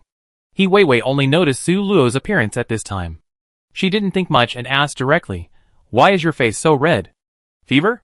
Su Luo's face turned even redder. "Ah? No, no fever. I just ran back. My face is a little red now." "Oh, so that's it." He Weiwei didn't care. After all, Su Luo was a good hand at taking care of herself. She had been like a big sister since she was a child. She came over with great interest and showed Su Luo a photo. The photo shows a handsome guy wearing glasses, holding a book in his hand, and looking like he is waiting for someone. Su Luo looked at He Weiwei in confusion. "Is this your boyfriend?" He Weiwei shook her head and said, "This is not my type. I like..." She smiled awkwardly. "I got off track. I saw Luo Ming and this boy enter the library together." Su Luo replied indifferently, "That's Luo Ming's boyfriend." He Weiwei shook her head and said mysteriously, "Yes, it's a boyfriend. But it's more than that." Seeing Su Luo looking up, He Weiwei said confidently, "They are still partners in the dungeon. And if nothing unexpected happens, they should have been together since the first dungeon." Su Luo asked in confusion, "How do you know?" He Weiwei pointed to Lu Luoming's bed with a smile. "I saw her before school started. In a milk tea shop. At that time, there was that boy next to her. And her appearance didn't change much." Su Luo nodded and asked in confusion, "Then why are you suddenly telling me this now? I haven't seen you mention it before?" He Weiwei said with a little envy, "Of course there was nothing before. But guess what I saw just now?" Su Luo thought for a while, and then tentatively replied, "Did you see that boy confess to Luo Ming?" He Weiwei raised her eyebrows and asked in surprise, "How do you know? Were you there at the time?" Su Luo shook her head. "Not there." She slowly climbed out of bed. It was time to go to dinner. After she got out of bed, He Weiwei grabbed her arm, shook it left and right, and said coquettishly, "How did you guess it?" "Oh, tell me quickly." Su Luo glanced at her helplessly. Acting coquettishly is He Weiwei's usual routine, as long as it is what she wants. This trick is almost always successful. Of course, this is also because He Weiwei has always been careful about the degree, and she will not take things that others will definitely not give. The reason why I guessed it is that the most surprising thing between men and women is nothing more than confession and proposal. Luo Ming is too old to be proposed to, so it is likely that he confessed his love. She patted He Weiwei's arm, signaling her to let go. Then she added, "Besides, when I said that boy was Luo Ming's boyfriend, you emphasized it. On the whole, it was that boy who confessed his love to Luo Ming." He Weiwei nodded in admiration. "Luo, I find you are getting smarter. And there is one more." She frowned and racked her brains to think of the right adjective. "Strategic." "Yes, it is to plan and strategize." She looked at Su Luo with some emotion. "You don't know. When you were talking just now, your whole body seemed to radiate a kind of confidence. Is this the charm of the dungeon?" He Weiwei is one of the few people who know that she has to go through the dungeon 4 times a month. She knows that Su Luo's current changes are caused by the dungeon. After going through many dungeons, Su Luo has greatly improved her experience and ability. Su Luo smiled and joked, "You can also go through 4 dungeons every month?" He Weiwei immediately shook her head. "Forget it. I envy her. But I definitely don't want to go through so many dangers." She skipped the topic and said with a sigh, "Luo Ming is quite lucky. She has a boyfriend from the beginning. It doesn't look like they met in the new world. I suspect they met on Yuandao Road. Childhood sweethearts." Su Luo suddenly asked, "What do you think that boy thinks? If the confession fails, They may not even be partners. He Weiwei looked at her strangely. Can you still pursue me if I fail? It's not like we will never see each other again if we fail. Besides, there are interests involved in the dungeon between the two of them. Even if the confession fails, they probably won't break up. Do you have to give up the chance to move forward just because of the possibility of failure? He Weiwei asked back. She made another fatal finishing move. You are likely to die if you pass the dungeon 4 times a month. So why do you still dare to pass it? Su Luo was enlightened by her words. Yes. I am not afraid of the dungeon where I might die. So why would I be afraid of a small confession? At worst, they can be friends if they can't be lovers? The two of them really cooperate well. And Su Luo believes that Yun Fei Bai will not easily abandon her as a partner. Su Luo changed her shoes and went to get her bag. He Weiwei realized at this time that Su Luo was going out. She glanced at Su Luo and asked, "What are you going to do?" Su Luo answered casually, "Going out for dinner." He Weiwei asked again, "With whom?" Su Luo laughed, "With a Bai." "What? Are you checking the household registration here?" He Weiwei didn't say anything. Just said faintly when Su Luo was about to leave, "If I find out that I'm not the first person to know that you are in love, you're dead." Su Luo smiled awkwardly. "How is it possible? If I'm really in love, I will be the first to tell you." She left the dormitory and touched the non-existent sweat on her head. Weiwei really knows her. She can feel the slightest movement. After leaving the dormitory, Su Luo rushed to the place where she had agreed to meet Yun Fei Bai. Because of the conversation with Yi Weiwei, she wasted a lot of time. Sure enough, when Su Luo arrived, Yun Fei Bai had been waiting at the school gate for a long time. He saw Su Luo coming over and smiled slightly. "What do you want to discuss?"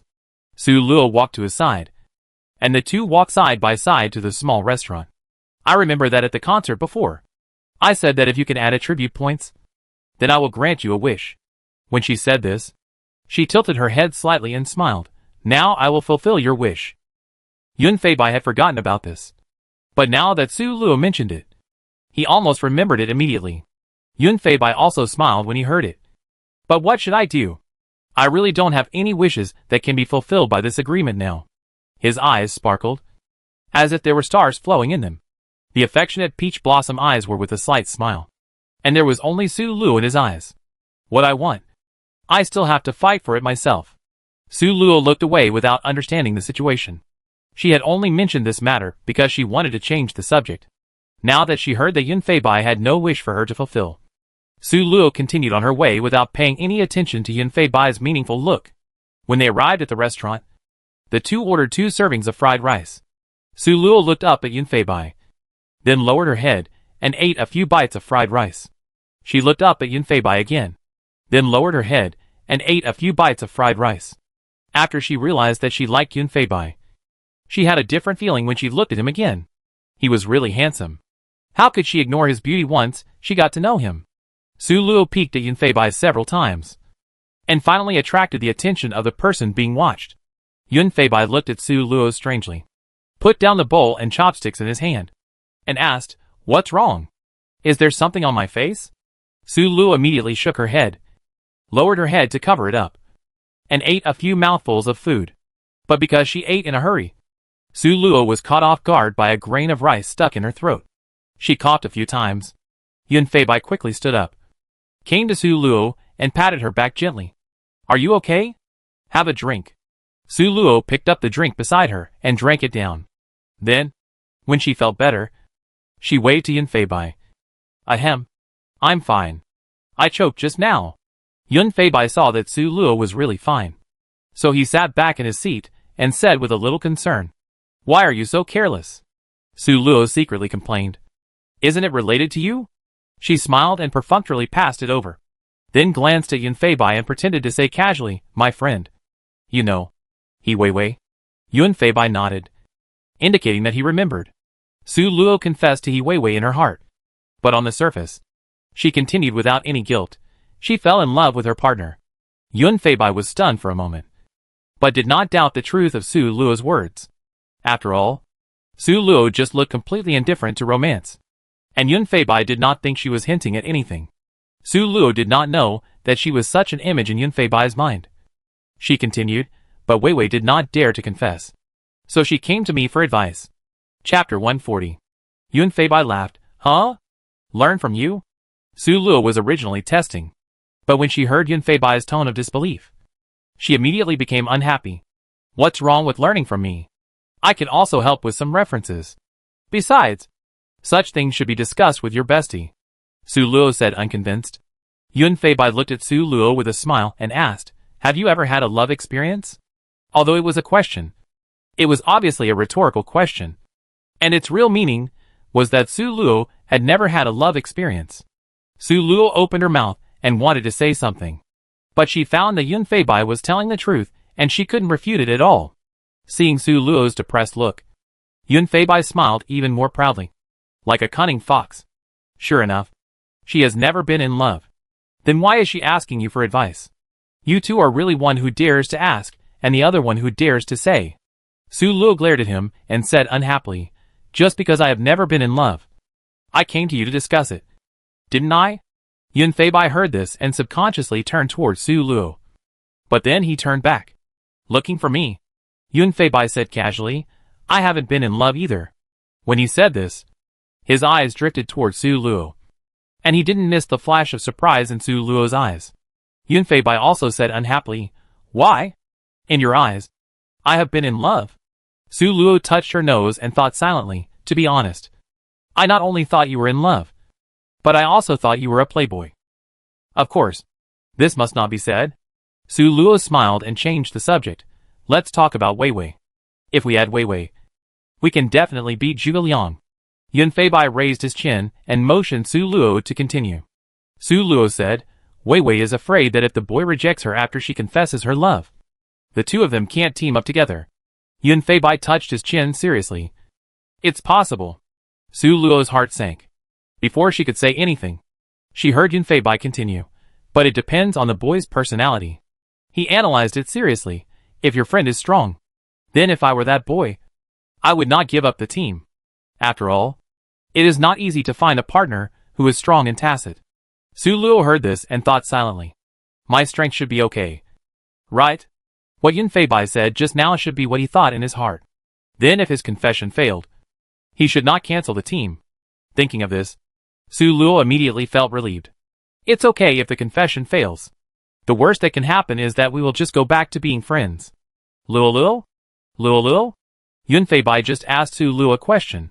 And seeing that Su Luo didn't answer, Yun Feibai, who was already familiar with Su Luo, immediately knew that Su Luo must be thinking about something else again. He called Su Luo twice, and waved his hand in front of Su Luo's eyes. Su Luo immediately came back to her senses and smiled embarrassedly. What did you say just now? I didn't hear it clearly. Yun Feibai didn't care and asked again, if you were that boy, what would you do? Then, he looked at Su Luo nervously. If Su Luo couldn't accept it, then he would have to find another way. Su Luo was stunned for a moment. Why was Yun Feibai curious about this? She didn't know if it was because she liked Yun Feibai that she felt that everything Yun Feibai said was a hint to her. After thinking about it, Su Luo replied, I'm the same as you. Yun Feibai smiled immediately. Then we still have a tacit understanding. After getting the results they were satisfied with, the two returned to the dormitory contentedly. Su Luo secretly thought that after she had completed a few dungeons and became a formal player, she would go and confess her love to Yun Feibai. The next morning, the two came to the old place and clicked to enter the dungeon. After a while of spinning, Su Luo appeared on an empty lawn. This dungeon was a little different from the previous one. Su Luo was not in an empty house. There were many players standing around her, and everyone was looking around vigilantly. Su Luo found Yun Feibai at a glance, and then she felt relieved. Su Luo keenly noticed that everyone's eyes were focused on her back, so she turned around to see what was behind her. Su Luo was stunned for a moment. Behind her was a huge transparent glass with 7 children inside. These children were both boys and girls. But the same thing was that they all had a number plate on them. In addition, Su Luo also found that these children could not see the players like her, because their eyes did not fall on them. They were all laughing and playing. At this time, a man in a black suit holding a microphone said, Welcome, players. I am the host of this event. Su Luo looked up and saw that the host was about 40 or 50 years old and looked like an MC. Seeing that everyone's eyes were focused on him, the host said with satisfaction, Please check your tasks yourself. Su Luo was stunned for a moment. Did this mean that they should check the dungeon tasks? She looked around, and there was no reminder board or anything like that. So Su Luo decisively opened the system and checked the dungeon task. Dungeon, don't be unhappy. Background, you are excellent nannies of the Universe Housekeeping Company. This time, in order to select the best nanny, you came here to take the test. Task, take care of one of the children with your partner for 14 days. If the child cries 3 times during this period, the task fails. Su Luo unexpectedly flipped the task panel again, and there was no change. This time, both the dungeon background and the dungeon task were unexpectedly concise and clear, which made Su Luo, who was used to long stories, a little uncomfortable. She turned off the system and looked thoughtfully at the children in the transparent glass room. This time, they should take care of one of the children. Su Luo has a lot of experience in taking care of children. She used to take care of those children normally when she was in the orphanage. So now Su Luo is not panicked at all, and even a little excited. Unlike her, some players next to her, this dungeon is not so simple in their eyes. Things have changed a lot since then. As an only child, she has almost never taken care of a child. To be honest, she still feels like a child now. If she hadn't been forced to come to this continent, she should still be living happily under the wings of her parents. Things have changed a lot since I was a child. I remember that the only time I took care of a child was when I was 15 years old, and my 8-year-old cousin came to stay at their house for 3 days. That time was really chaotic. Things have changed a lot since I was a child. I thought with a headache. It was that experience that made her stay away from all children now. You know, these little angels on the surface are actually little devils who torture people behind the scenes. Things have changed a lot since then. He frowned and looked at the children in the glass house without paying attention to other people's expressions. She soon realized that these children were about 7 or 8 years old. This made Su Luo realize the difficulty of this copy. There is an old saying, at the age of 7 or 8, even dogs hate them. As someone who often takes care of children, she knows that this age group is the most naughty. Before the age of 7, they have no sense of autonomy, which is just a little troublesome. After the age of 8, their values and outlook on life are basically formed, which means that they need to pay more attention to their studies. Only at this age, they have no brains but love to go wild, and no one can stop them. Su Luo sighed with a headache. They can't be taught a lesson. If they make them cry, it will be troublesome. The host waited patiently for 2 minutes before picking up the microphone and saying, I think everyone has read the rules. Then please gather the nannies who are in the same team together. After completing a small game, you will line up to pick up your children. Su Luo walked to Yunfei, thinking that this game should not be played casually. If I guess correctly, this game might be the cue order for choosing children next. This game is actually very simple. Each pair of partners runs back and forth at the fastest speed to complete it. But there is a requirement that both partners must pass the finish line to be considered complete. He suddenly smiled strangely. But you must pay attention to your duty as a babysitter. After that, the host led the 14 players present to a runway. Su Luo roughly estimated that the runway should be 1,000 meters, which is 2,000 meters for a round trip. Although 2,000 meters is quite far, for everyone whose attributes have been strengthened, 2,000 meters is really not very far. You know, even for an ordinary male middle school student, it only takes 3 minutes to run 1,000 meters at full speed. If Su Luo didn't expect it, she could run the 2,000 meters in 3 minutes. But this runway is very strange. There are many daily necessities not far ahead. Su Luo quickly counted them, and there were 14 in total. She whispered this news to Yunfei, who nodded and whispered his guess in Su Luo's ear. When we run, we should each pick up a prop and run with the prop. Su Luo nodded, agreeing with Yunfei's guess. Then, she first told Yunfei about her previous guess, and then whispered something to Yunfei. The host arranged for everyone to stand on the track and turn, and everyone stood in an arc line. Start. With the host's order, all the players ran at full speed. Although some players could not guess the purpose of this little game, they all knew one thing. There would be no harm in running first. Chapter 141. Yunfei took the first place with his super high agility attribute, leaving the other players far behind. Su Luo was not far behind and took the 4th place. Compared with the other players present, Su Luo and Yunfei, who had experienced the all-round enhancement of the concert, had far better physical fitness than them. In addition, Su Luo himself was also a player with auxiliary acceleration. So compared with other players in the same group, Su Luo was not inferior to the players with main agility. Soon, Yun Feibai arrived at a distance of 200 meters. This was where the daily necessities were placed. Yun Feibai hesitated for a moment, picked up the rag on the ground and ran forward. But as soon as he picked up the rag, Yun Feibai felt as if there was a transparent wall in front of him blocking his way. Yun Feibai touched it, and found that the transparent wall was indeed real. Looking at the rag in his hand, he had an idea and wiped the transparent wall with the rag. Sure enough, as long as he wiped the transparent wall would move backwards. Once Yun Feibai stopped, the wall would block him again. So Yun Feibai had to run at full speed while rubbing against the wall. This way of running did affect his speed a little, but it did not prevent Yun Feibai from running faster than most people. The second person behind him was a wind mage named I'm So Unlucky. He had a wind speed bonus, so he was like the wind when he ran. While Yun Feibai was struggling with the rag, he also came to the 200-meter mark. I'm So Unlucky didn't notice Yun Feibai's actions. He was running forward with all his heart. Seeing a pile of obstacles on the ground, I'm So Unlucky jumped over them immediately. He seemed to be jumping over hurdles, with 13 small hurdles in one jump. I'm So Unlucky was still thinking in his heart. Are there so many obstacles on the ground to test the player's hurdle ability? He smiled confidently and evilly. Then this is his special show. You know, I'm so unlucky. When I was in the original continent, I was a sports student, and I specialized in long-distance running and hurdles. From Su Luo's perspective, I saw this person striding forward. His slender and powerful legs seemed to take off, and he jumped over low obstacles one by one.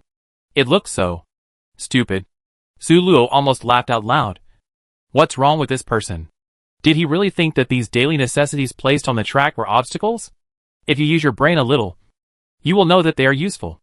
I don't know how this person came to the promotion copy. I'm So Unlucky rode past, and when he crossed the 13th living item, the scenery in front of him suddenly changed, and he was surprised to find that he had come to the track where they started running. I'm So Unlucky was stunned. So didn't he run in vain just now? And even if he ran again now, he had already lost the opportunity. Then he wanted to find the host to ask what was going on. The host was not surprised at all. He sneered at I'm So Unlucky and said disdainfully, I can tell you're not a good nani. You ignored all the daily necessities on the ground.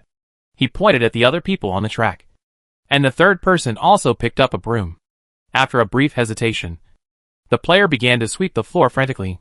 Look at other excellent nanis. They all know what to do. Why don't you know? I'm so unlucky. Only then did he realize the mistake he made, and he scratched his head in annoyance. How could he think so simply? Those things were obviously wrong. But he didn't notice anything. He sighed, and didn't continue to entangle with the host, but started running again. After so many copies, I'm so unlucky. Although a little careless, he is definitely not a fool. Since he has made a mistake, it is useless to entangle with the staff. This will not only waste time, but may also cause dissatisfaction among the staff, thus affecting the next copy. It would be better to run quickly and catch up with the main group as soon as possible. He was confident in his speed. Even if he was late for a while, it wouldn't be too bad. Su Luo's actual speed was not only the 4th place, but she was not in a hurry. She had an absolute advantage. This also allowed her to distract herself and check the situation of the players in front of her while running. After seeing the 2nd place sand sculpture suddenly flash white light and then disappear on the spot, Su Luo quickly turned back to look at the host, and indeed saw the player. Su Luo shook her head and quickly reached the 200-meter mark. Mop, pacifier, spatula. Su Luo quickly glanced at the items on the ground, then grabbed a dishcloth and ran forward. Sure enough, as soon as she picked up the dishcloth, a transparent bowl appeared in her hand. Su Luo held the bowl in her left hand and the dishcloth in her right hand, ready to continue running. But she found that she couldn't move her legs at all, let alone run. Su Luo cleverly realized that she had to use the dishcloth to keep wiping the bowl before she could continue running.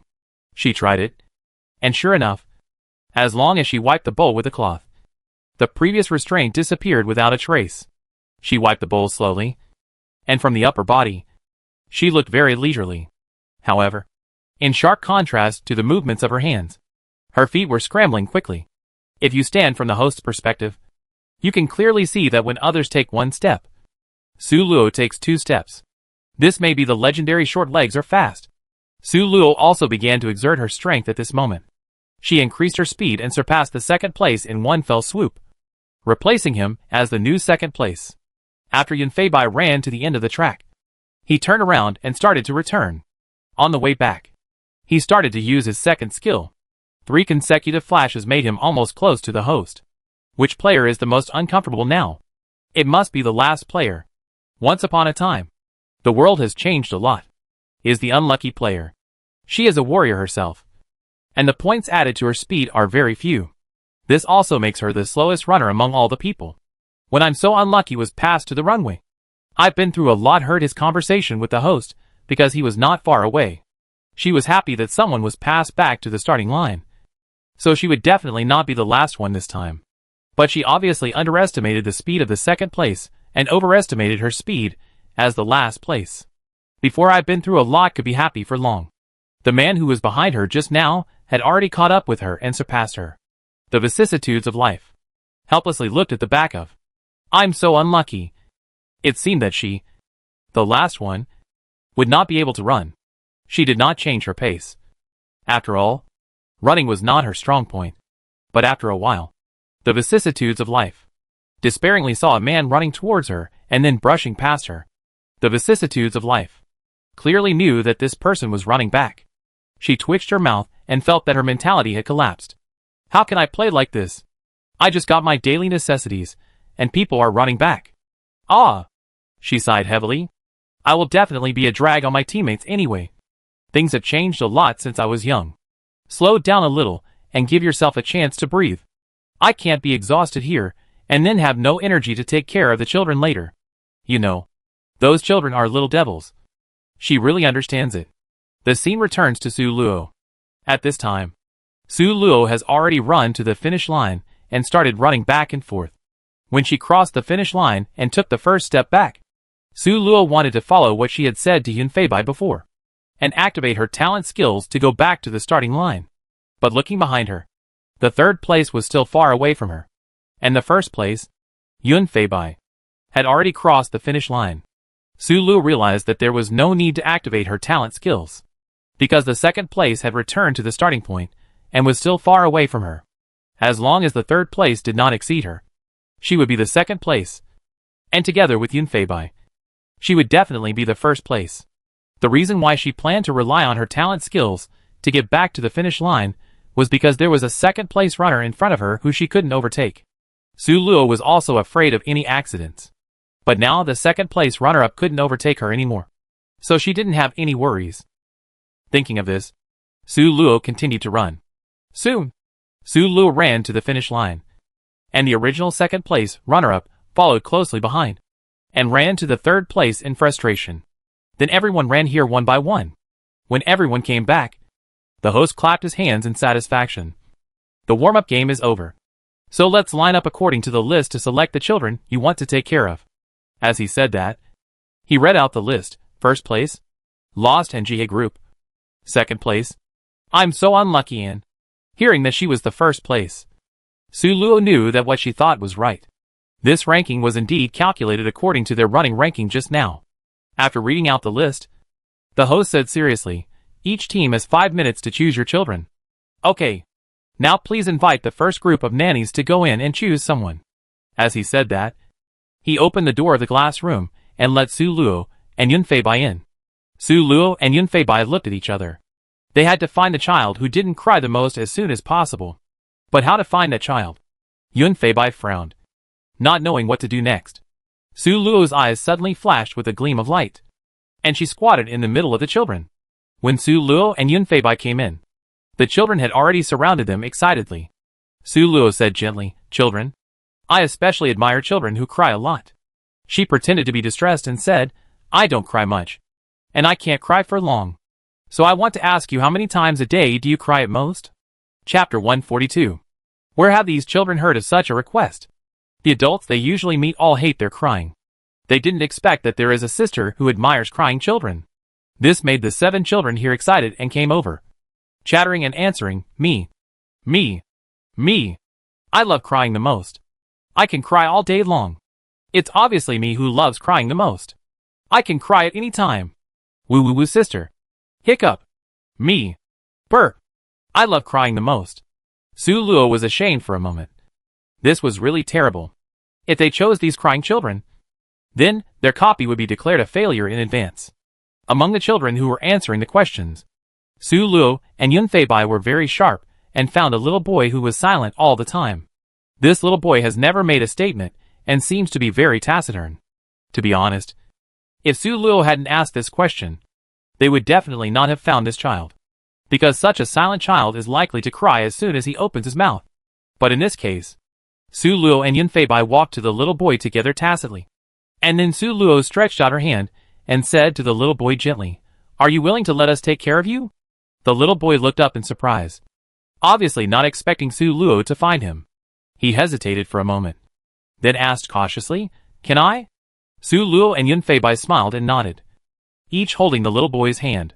The other children were not happy about this, as they felt they were being cheated. So a boy who looked brave enough grabbed the corner of Su Luo's clothes, which was the highest point he could reach. He frowned, tears welling up in his eyes. "Why did you take him away? Don't you like crying kids? He is the least crybaby." The boy, whose hand was held by Su Luo, was immediately frightened after being accused like this. He hid behind Su Luo and carefully poked out his little head. His big watery eyes looked at Su Luo without blinking, with some panic and a little bit of hope in his eyes. Su Luo thought for a while, then touched the boy's head and patiently explained, "I admire crying children. But if you cry, I won't be able to complete the task. So I don't want to take care of crying children." The boy said aggrievedly, "Then tell me, what do you admire about us?" Su Luo answered seriously, "I admire your little heads for being able to hold so much water." To be honest, although this may sound like an insult, Su Luo really thought so in her heart. She once took care of a crying kid in an orphanage, and she was full of doubts while taking care of him. Su Luo could never imagine how much water a child's brain must have to make him cry non-stop for 24 hours. The little boy saw the sincere expression on Su Luo's face and believed what she said. So he raised his head proudly. "You can't understand geniuses like us." Su Luo couldn't help laughing and agreed, "Yes. Yes. You are really little geniuses." She waved to the children. "It's time. So we go first. Bye." After that, she and Yun Feibai led the little boy out of the glass house. After coming out, Yun Feibai smiled and said to Su Luo, "I didn't expect you to be so popular with children." Su Luo wrinkled her nose. "It's all because of the training from those little brats in the orphanage before. I now have the same dead thinking style and indelible willpower as the children." After saying that, she also laughed with Yun Feibai embarrassedly. What she said was really too childish. At this time, another staff member walked towards Su Luo and the others, with a formatted smile on her face. She bowed politely. "Hello. Please bring your children with me to your accommodation now." Su Luo nodded and followed the staff to a villa. After entering the villa, the staff handed the key to Su Luo, and then left on their own accord. Su Luo and the other two did not rush to visit the villa, but sat down on the sofa on the first floor. It would be better to get to know each other first. Su Luo looked at the little boy and said, "Let's introduce ourselves first. You can call me Sister Su, and call him Brother Yun. So, what's your name, little boy?" The little boy smiled shyly. "Sister, my name is Chu Ming." Su Luo nodded and said with a smile, "Then we will call you Xiao Ming from now on." The little boy seemed to have received some encouragement, and nodded happily. "Okay." At this time, Yun Feibai suddenly stood up and walked straight to the door. Su Luo turned around and saw Yun Feibai taking a piece of white paper with words on it from the door. Yun Feibai walked over with the paper while reading it. He handed the paper to Su Luo, motioning her to come and take a look. Su Luo took the white paper and read it carefully. This was a task list, which wrote down what they had to do in the next few days. Sure enough, it couldn't be that simple. Su Luo sighed. The list clearly stated thrilling activities such as going to the amusement park, and it was marked that you must stay there for 6 hours and go to the haunted house. List of must-do activities. 1. Go to the amusement park, stay for 6 hours and go to the haunted house. 2. Walk 10 kilometers from home to watch the flag-raising ceremony. No rest during the journey. 3. Climb Taibai Mountain to the top of the mountain. 4. Fun sports meeting on the 14th day. Su Luo looked at this task list with a headache, not knowing how to complain. Very good. Very powerful. It can be seen that he really wants to make the child cry. Hiking 10 kilometers? Is this something a human can do? 10 kilometers is tiring even for adults, let alone children. And they don't allow them to rest. Isn't this embarrassing? Su Luo frowned and looked up at Yun Feibai. Yun Feibai also frowned. There are still tasks. So this is really a bit difficult. He took the schedule from Su Luo's hand and handed it to Xiaoming. Xiaoming, take a look at this list. This is what we have to complete in the next 14 days. After Xiaoming took the list, Yun Feibai continued, take a look at which of these tasks you are afraid of or don't want to do. Su Luo nodded in appreciation. If the children understand the tasks themselves, they will know more clearly what preparations to make next. Many people will ignore their children's opinions because they are young. Even if they need to let these children participate in person, they are unwilling to discuss with them. This is a common problem for some adults. Xiaoming looked at Yun Feibai's question more seriously. After a long while, he raised his head, pointed to the third item on the list with a stern face, and said seriously, I don't want to walk these 10 kilometers. Su Luo picked him up and put him on her lap, then looked at him gently and said, is Xiaoming not afraid of the haunted house? Xiaoming hesitated for a moment, then nodded and said, I am a little afraid, but I want to try it. So, Su Luo understood. Now they mainly need to solve the problem that the child doesn't want to walk 10 kilometers. Su Luo took the task list and took a look. Then she came up with a plan. She said seriously, the purpose of raising the national flag is to let everyone in this country remember history. Remember that the national flag is the honor of a country and represents the spirit of the entire nation. Looking at Chu Ming's confused eyes, Su Luo patiently asked, do you love your motherland? Xiaoming understood this sentence. Having received patriotic education since childhood, he immediately answered, love. Su Luo patiently said, watching the flag raising is a manifestation of patriotism. If you are patriotic, you should go to watch the flag raising. Xiaoming thought about it, and then asked, why do you have to walk 10 kilometers? Wouldn't it be better to go directly to watch the flag raising? Su Luo looked at him in surprise. She didn't expect that this child could find this loophole so quickly. She thought about it. How should she answer this question? At this time, Yun Feibai, who had been silent for a long time, suddenly said, this is to let you experience the hardship of building a country. Su Luo suddenly understood, nodded and agreed yes. How much effort the soldiers put in when building the country. Now I just ask you to walk 10 kilometers, which is not worth mentioning at all. Xiaoming understood it now. He nodded vigorously and clenched his fists. Then I will definitely work hard to complete it. Su Luo breathed a sigh of relief, smiled and touched his head. Then starting from tomorrow, let's exercise together. After saying that, she looked at the time. It was already 6:30. It was almost time for dinner. So Su Luo said something to Yun Feibai, and then hurried to the kitchen to cook. Su Luo's cooking skills were very good, the kind that could be used as a reward for the children in the orphanage. Usually when the adults were not at home, Su Luo would often cook for the children as a reward to make them behave better. Su Luo groped around on the first floor and soon found the kitchen. This kitchen had all the seasonings, and the refrigerator was also filled to the brim. Su Luo thought for a moment, took some vegetables from the refrigerator, and then hummed a song and started cooking. Half an hour later, 2 heads, one big and one small, suddenly appeared at the door of the kitchen. The one on top was Yun Feibai, and the one below was Xiaoming. Su Luo looked up. Yun Feibai blinked at her, and then asked pitifully, how long will it take for the meal to be ready? Xiaoming below him also followed suit, blinking his big watery eyes. Hungry, Su Luo said angrily and amusedly, how long has it been? She pointed to the dishes next to her. Take these out first. There's only one soup left to be prepared. Chapter 143. Yun Feibai immediately entered the kitchen and brought a dish to Xiaoming. Su Luo gave her a reproachful look. You still let the child help you? Yun Feibai nodded confidently. Why not? Xiaoming is 7 years old, a big boy, and can already help adults with things. As he spoke, he lowered his head slightly and asked Xiaoming, Xiaoming, do you think I am right? Xiaoming nodded. I am already a big boy. I can carry the dishes. After saying that, he carefully carried the dishes and left the not-so-big kitchen. After Xiaoming left, the kitchen finally became a little more spacious. Su Luo looked at Yun Feibai, who hadn't left yet, and asked curiously, "Why don't you take these 2 plates of vegetables out quickly? Don't tell me you plan to let Xiaoming do it all."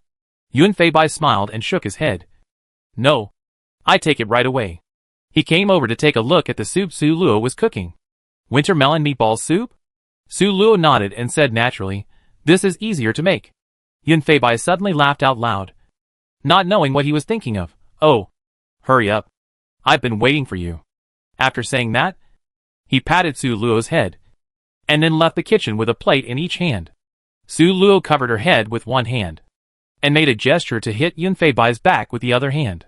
Turning around, Su Luo took a deep breath, but still couldn't get rid of the blush on her face. "What's going on? Why did I feel like an old married couple just now?"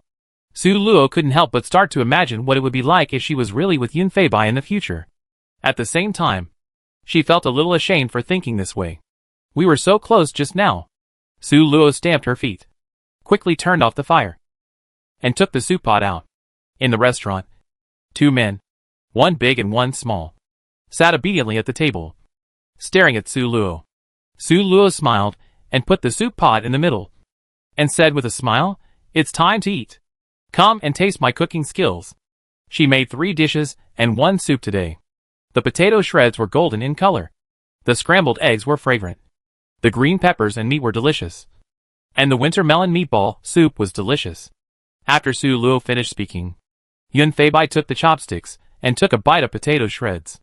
Although Su Luo was confident in her cooking skills, she was still a little nervous at this time. Yun Feibai chewed a few times and raised his eyebrows. Then he gave Su Luo a thumbs up. "Delicious." Su Luo breathed a sigh of relief and smiled. "It's late today, so I made it simple." Yun Feibai shook his head. "It's very delicious. Not simple at all." Then, he and Xiaoming buried their heads in eating together to show their respect for Su Luo's cooking skills. After finishing the meal, it was already 9 o'clock. Su Luo didn't plan to do anything else. She thought about it, and then said to Xiaoming, "Let's go to the playground at 10 o'clock tomorrow. But we have to get up at 7 in the morning to run." Seeing that Xiaoming was a little reluctant, Su Luo touched his head and said gently, "This is to prepare for the next 10 kilometers and the sports meeting on the last day." Xiaoming nodded reluctantly.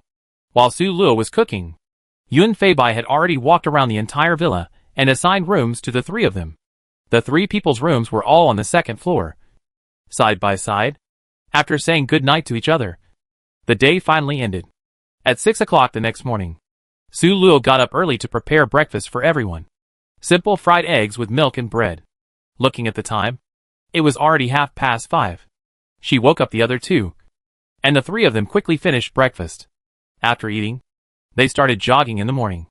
In addition to wanting to exercise the little guy's physical fitness, Su Luo also wanted to see where the little guy's limit was. Although Xiaoming was still very sleepy after being woken up early in the morning, he was already full of energy after breakfast. When he first started running, Xiaoming was happy and ran quickly. Su Luo stopped him. "Xiaoming, you have to run a long distance, so you can't run so fast. Otherwise you will soon run out of strength." Xiaoming nodded as if he understood, and then he really slowed down and ran slowly. But soon, he gradually couldn't control his speed again and ran faster. Yun Feibai stopped him. "How about this? You follow me, but don't overtake me. Okay?" Xiaoming nodded.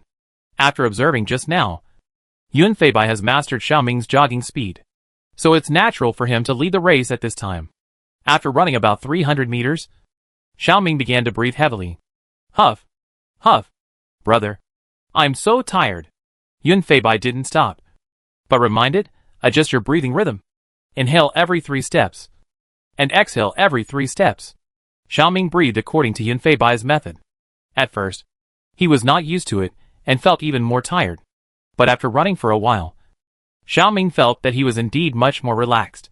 He looked at the tall figure of Yun Feibai in front of him and the figure of Su Luo behind him, and laughed happily. Yun Feibai didn't know why he laughed, but he still reminded him conscientiously, "Don't laugh while running.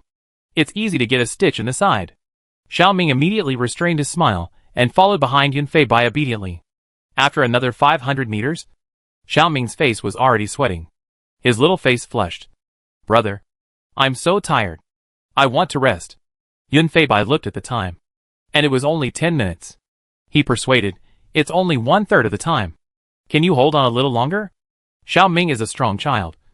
He must be able to do it. Right? Xiaoming gritted his teeth. I can. Yun Feibai smiled with relief and slowed down his pace. It still needs to be slower. After 20 minutes, Xiaoming finally couldn't help but sit on the ground. Su Luo behind him braked suddenly and called Yun Feibai, who was still running in front. She tilted her head and asked gently, What? Can't run anymore? Xiaoming fell back and lay in Su Luo's arms and said, Sister, I really can't run anymore. Su Luo nodded and didn't force it. This was only the first day of their training, so there was no need to rush. Running for 20 minutes in a row was already very strong. Okay, let's go home. She picked up Chu Ming with one hand, and then went back to the villa with Yun Feibai. After returning, Yun Feibai massaged Xiaoming's legs to prevent him from feeling uncomfortable tomorrow. After resting until 9:30, the three of them set out for the amusement park. The organizer had already given them the car keys, and there was a 4-seater car at the door. There was a GPS in the car, and Su Luo searched for the amusement park, and indeed found the only one nearby. The location was determined, and the journey began. After half an hour's journey, the three of them arrived at the entrance of the amusement park.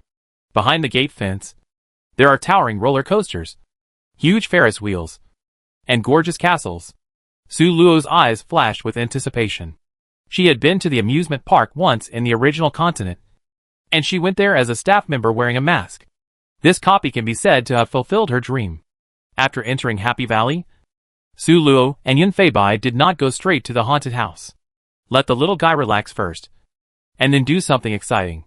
This way, he will be relaxed and not easily make him cry. First, exclude those that are too stimulating, such as roller coasters and pendulums. Su Luo thought for a moment and asked, Xiaoming, are you afraid of heights? Xiaoming shook his head.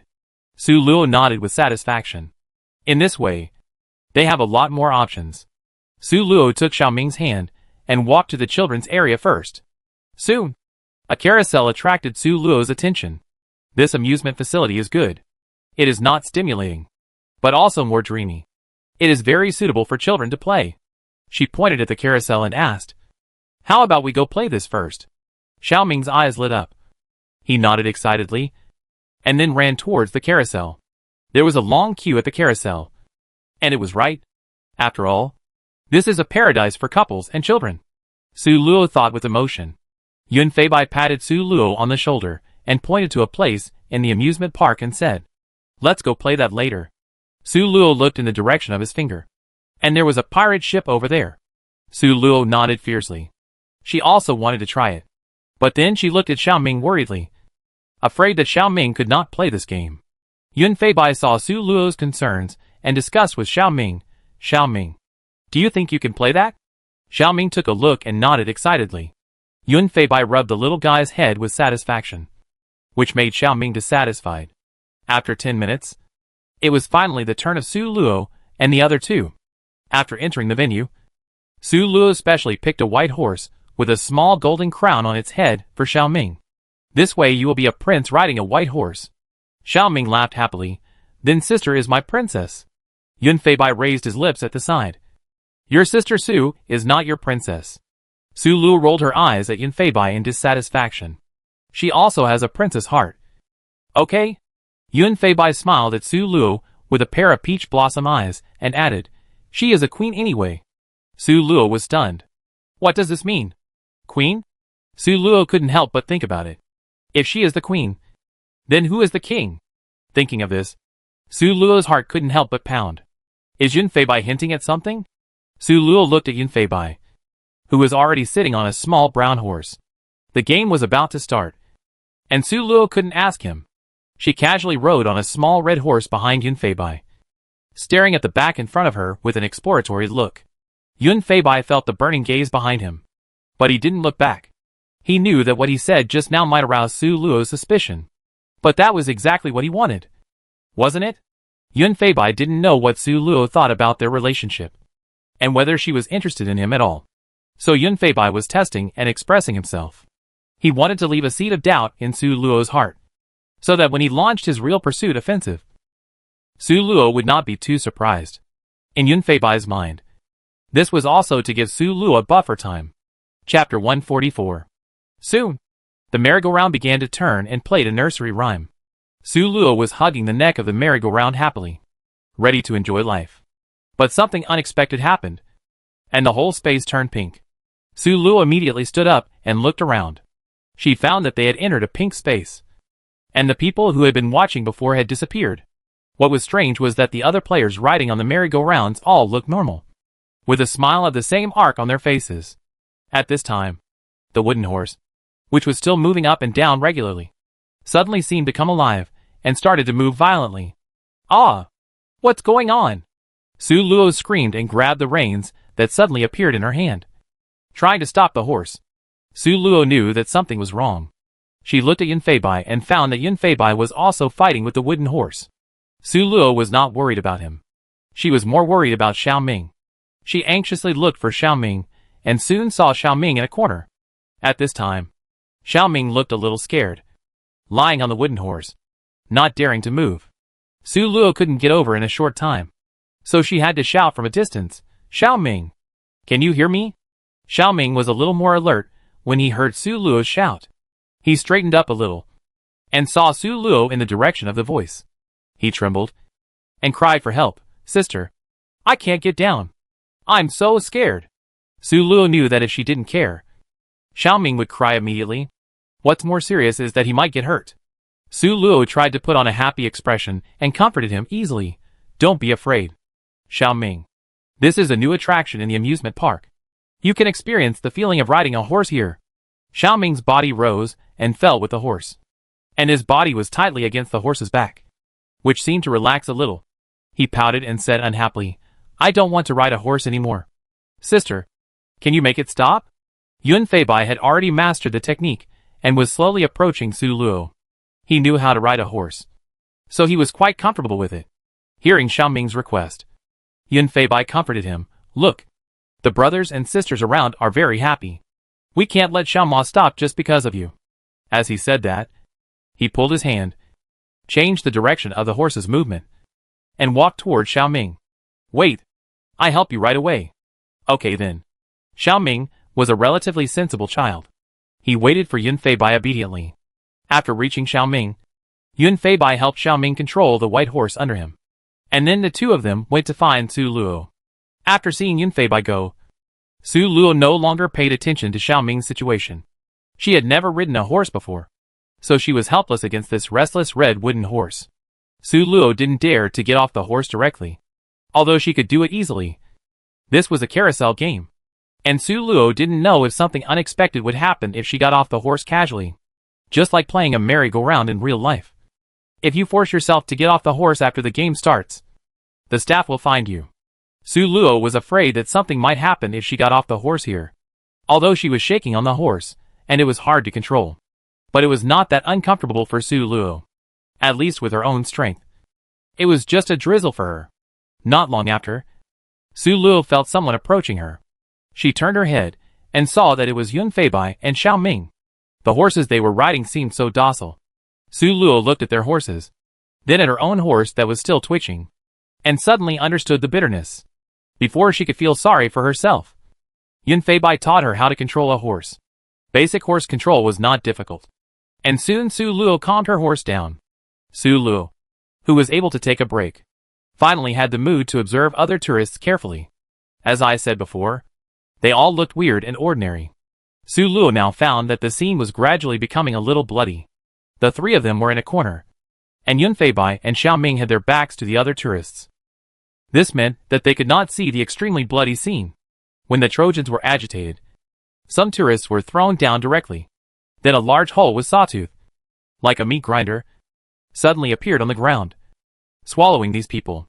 For a while, the ground was full of minced meat and blood foam. But the other tourists still had that weird smile on their faces, as if they couldn't see what was happening on the ground. Some players' wooden horses were running wild, bumping into other tourists' horses and knocking them out. In short, the scene was chaotic, but all you could hear was the sound of horse hooves on the ground and the pleasant nursery rhymes. Well, under the impact of this scene, the originally pleasant nursery rhymes also became eerie and terrifying. The pink space seemed to be dyed with diluted blood. Su Luo was watching this shocking scene, and suddenly found that Xiao Ming was about to turn his head. Su Luo immediately called Xiao Ming. Xiao Ming, can you count? This sentence successfully dispelled Xiao Ming's desire to turn his head, and made him immersed in the fear of mathematics.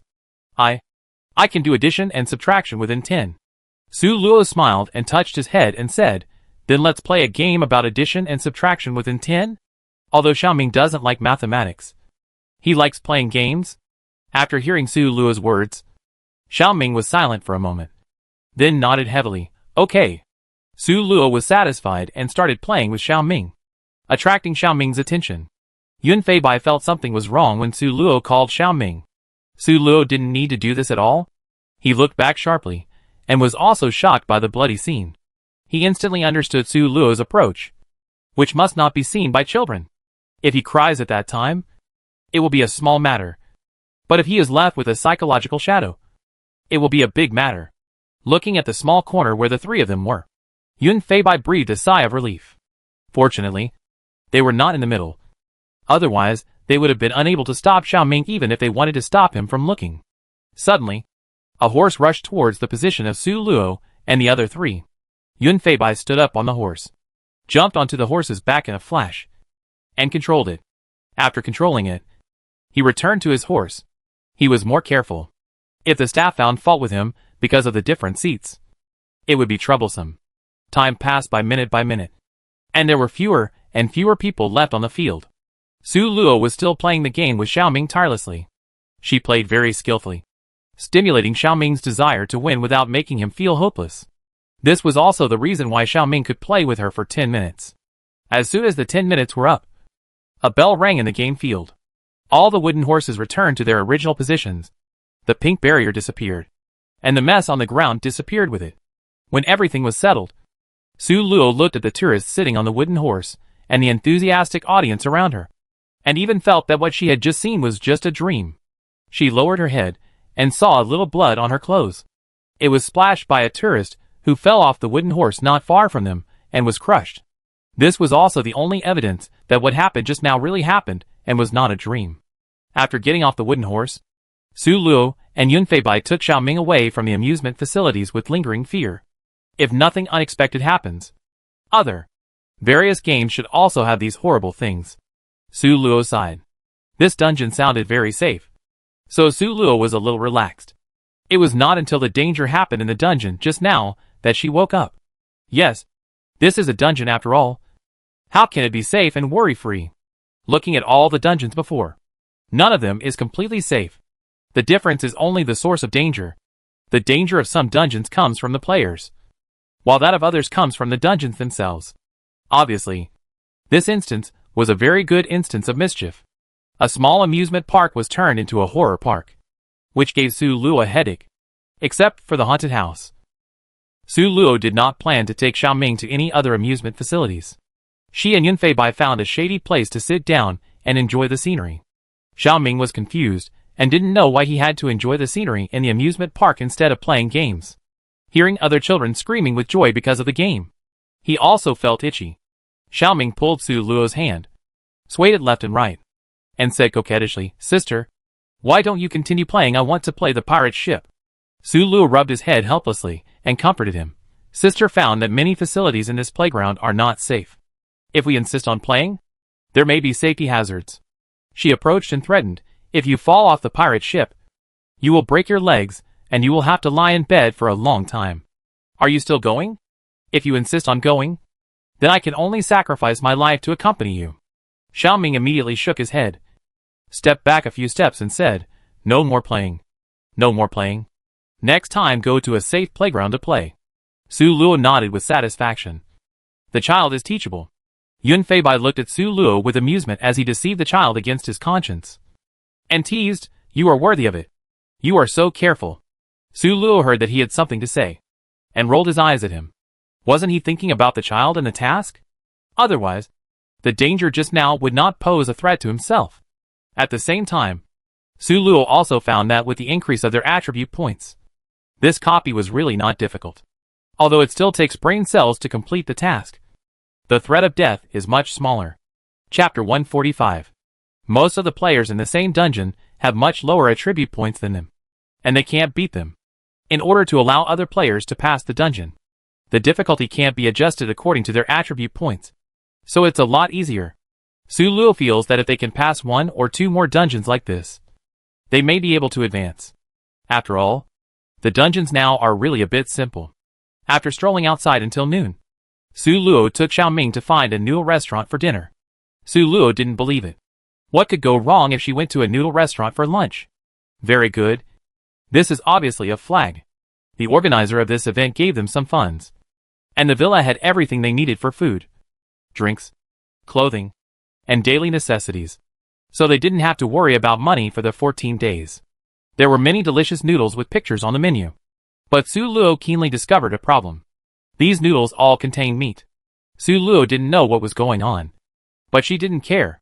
Don't people usually eat noodles with some meat? This is nothing.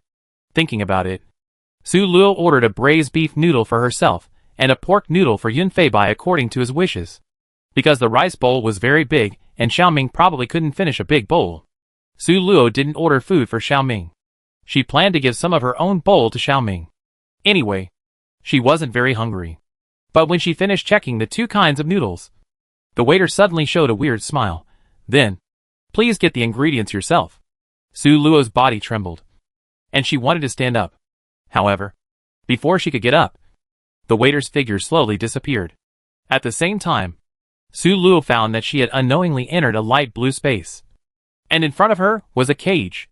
Inside the cage was a bull with red eyes, front hooves rubbing against the floor, and heavy breathing. Su Luo slowly hind legs a few steps, bent her body slightly downward, and took an attacking posture. The cage slowly rose up under the influence of an unknown force, and the bull inside seemed to know that he would be free soon. Panting heavily, staring at Su Luo, Su Luo secretly said that it was fortunate that she did not order food for Xiaoming. Otherwise Xiaoming would have to face such a monster. She ordered a beef dish for herself and a pork dish for Yun Feibai. Now she only had to face the cow, so it was obvious that Yun Feibai would have to face the pig. As for Xiaoming, he should still be sitting in the restaurant. She sighed. It turned out that the simpler it was, the more troublesome it was. The background tasks and even the rules of this dungeon were pitifully few. But when it was really put into practice, there were many hidden details. The only task in the mission was to prevent the child from crying. But once the child died because of these dangers, even if she didn't cry 3 times, Su Luo didn't think she could pass the dungeon. She frowned and looked at the bull rushing in front of her, dodging the bull's charge. Then she quickly used her second skill, and almost at the same time, she used her first skill to hit the bull. The health bar finally appeared. The bull's health was 300, and the damage caused by her first skill was 37. Su Luo breathed a sigh of relief. 10 times. Only 10 times of the first skill were needed to make the bull return to the ground. She used her agile posture and a speed of 28 to make the bull run around. But the bull was not completely irrational. At least it had rich combat experience. Soon, Su Luo found that the bull was pushing her into a corner. Under the fierce attack of the bull, Su Luo had less and less room to move. And at this time, she was still 3 times away from exhausting the bull's health bar. But Su Luo did not panic. She calmly dealt with the bull. 5 seconds later, she was completely cornered. The bull finally showed its ferocious side and launched a final attack on Su Luo. Su Luo raised a confident arc at the corner of her mouth. She directly threw her third skill, Holy Imprisonment, which she had not used before, at the bull and successfully imprisoned it. Then Su Luo used the 5 seconds of hard control time to forcibly escape, and in a blink of an eye, she hid in a wider place and hit the bull. The bull was finally helpless now. Its HP was not enough to support it to close the gap between the two again. Less than a minute later, with a bang, the bull collapsed. Su Luo blinked and found that she had returned to reality. The waiter was looking at Su Luo with regret, as if he was regretting why Su Luo did not die in that space. Su Luo turned his head to look at Yun Feibai, and found that Yun Feibai was also looking at him. Both of them got the answer from each other's eyes. The waiter took the menu in his hand, left a sentence. The noodles will be here later. and then left. Su Luo hurriedly asked Xiao Ming, "Xiao Ming, what did you see just now?" Xiao Ming looked at Su Luo in confusion. "What did you see?" Su Luo said, "Just now. When I chose the noodles and the waiter left." "What did you see?" Xiao Ming was confused about the purpose of Su Luo's question. But he still answered honestly, "I saw you and the waitress looked at each other for a few seconds. And then the waitress said that the noodles would be here later. And then left." Su Luo nodded. It seemed that the flow rate in that space was different from that in the outside world. After confirming that Xiao Ming had not noticed anything in the previous situation, Su Luo said to Yun Feibai, "Bull." Yun Feibai nodded in understanding. "Pig." As expected, Su Luo leaned back in the chair and closed her eyes to rest. This dungeon, at least at this difficulty, was not dangerous. This time, the bull was actually very easy for Su Luo to fight. She passed it without any effort. As for the merry-go-round before, Su Luo actually had other ways to pass it, such as walking on the horse's back, or using force to trap the merry-go-round in a corner. This is the advantage of having a high force value. If it were other players in this dungeon, it would definitely not be possible. If they couldn't control the horse, it would be very troublesome. As for the bull, although Su Luo beat it easily, if it were other players, just the 300 HP would be enough for them to drink a pot. Because the bull didn't attack him during the whole process, Su Luo didn't know the bull's attack power. However, 300 HP is indeed too much for ordinary players. Su Luo guessed that this should be a monster with high HP and low attack, although they are not in any danger in this dungeon. Xiao Ming, who is powerless, is in great danger. Like the situation just now, if Su Luo also ordered a bowl of noodles for Xiao Ming would face the same situation as them. Su Luo didn't think Xiao Ming could face a bull head-on. She patted her chest with lingering fear. She really had to be careful. Without any rules, she had to be very careful with every move. After waiting for 10 minutes, the noodles finally came. It looked tempting and delicious. But Su Luo was still a little hesitant. Later, she thought that the meat in the noodles was cut by her own hands. She was no longer worried. After giving half to Xiao Ming, she ate it in big mouthfuls. After lunch, Su Luo and the other two stayed in the restaurant for a long time before setting off for the haunted house.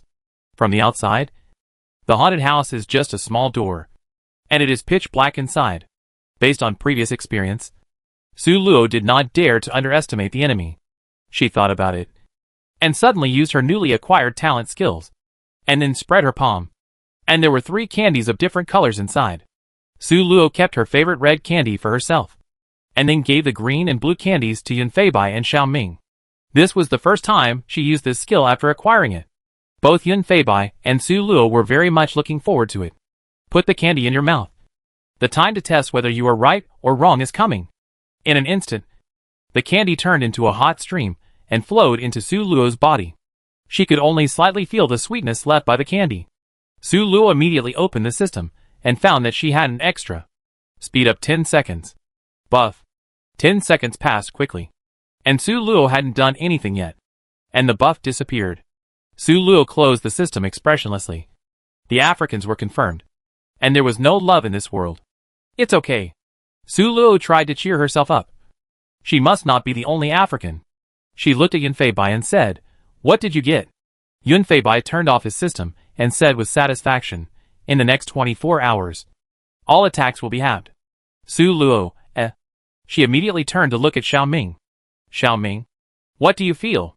Xiao Ming did not have an attribute panel, so he could only rely on his own feelings to determine the effect of this candy. Xiao Ming said happily, "I feel full of strength." Full of strength? It seems that it is a buff that increases strength. Su Luo stretched out a hand and said, "Then punch my hand with all your strength. Let me feel it." Yun Feibai stopped Su Luo and said to Xiao Ming, "Punch me here. A gentleman boy should not hit a girl."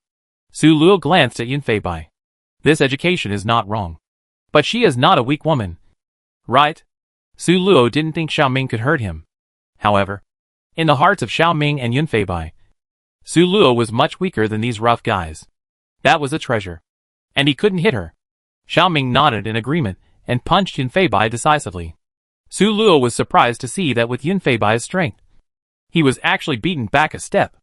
And you know, the effect of the candy Yun Feibai just gave him was to reduce the damage he received by half.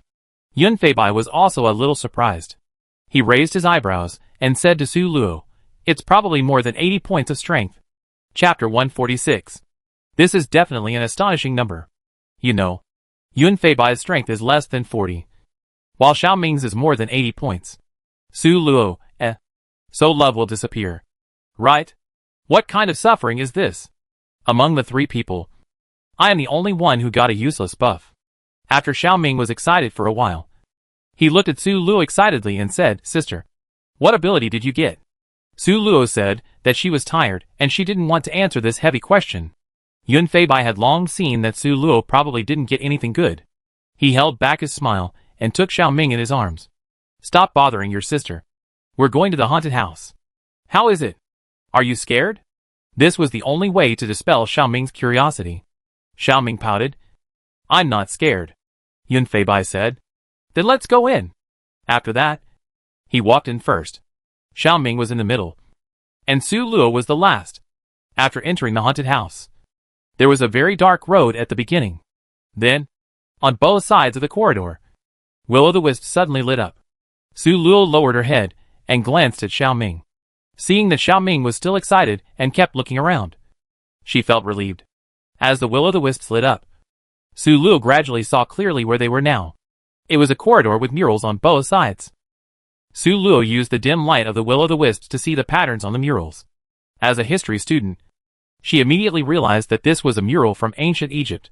She stopped Yun Feibai and said, "Let's go to another place." Yun Feibai didn't ask any more questions, just nodded and walked to the back of the team. Su Luoza walked in front. She walked slowly through the corridor until the mural disappeared. And then she stopped. She turned to Yun Feibai and said, "This mural tells the story of an ancient Egyptian king who was fighting with a neighboring country.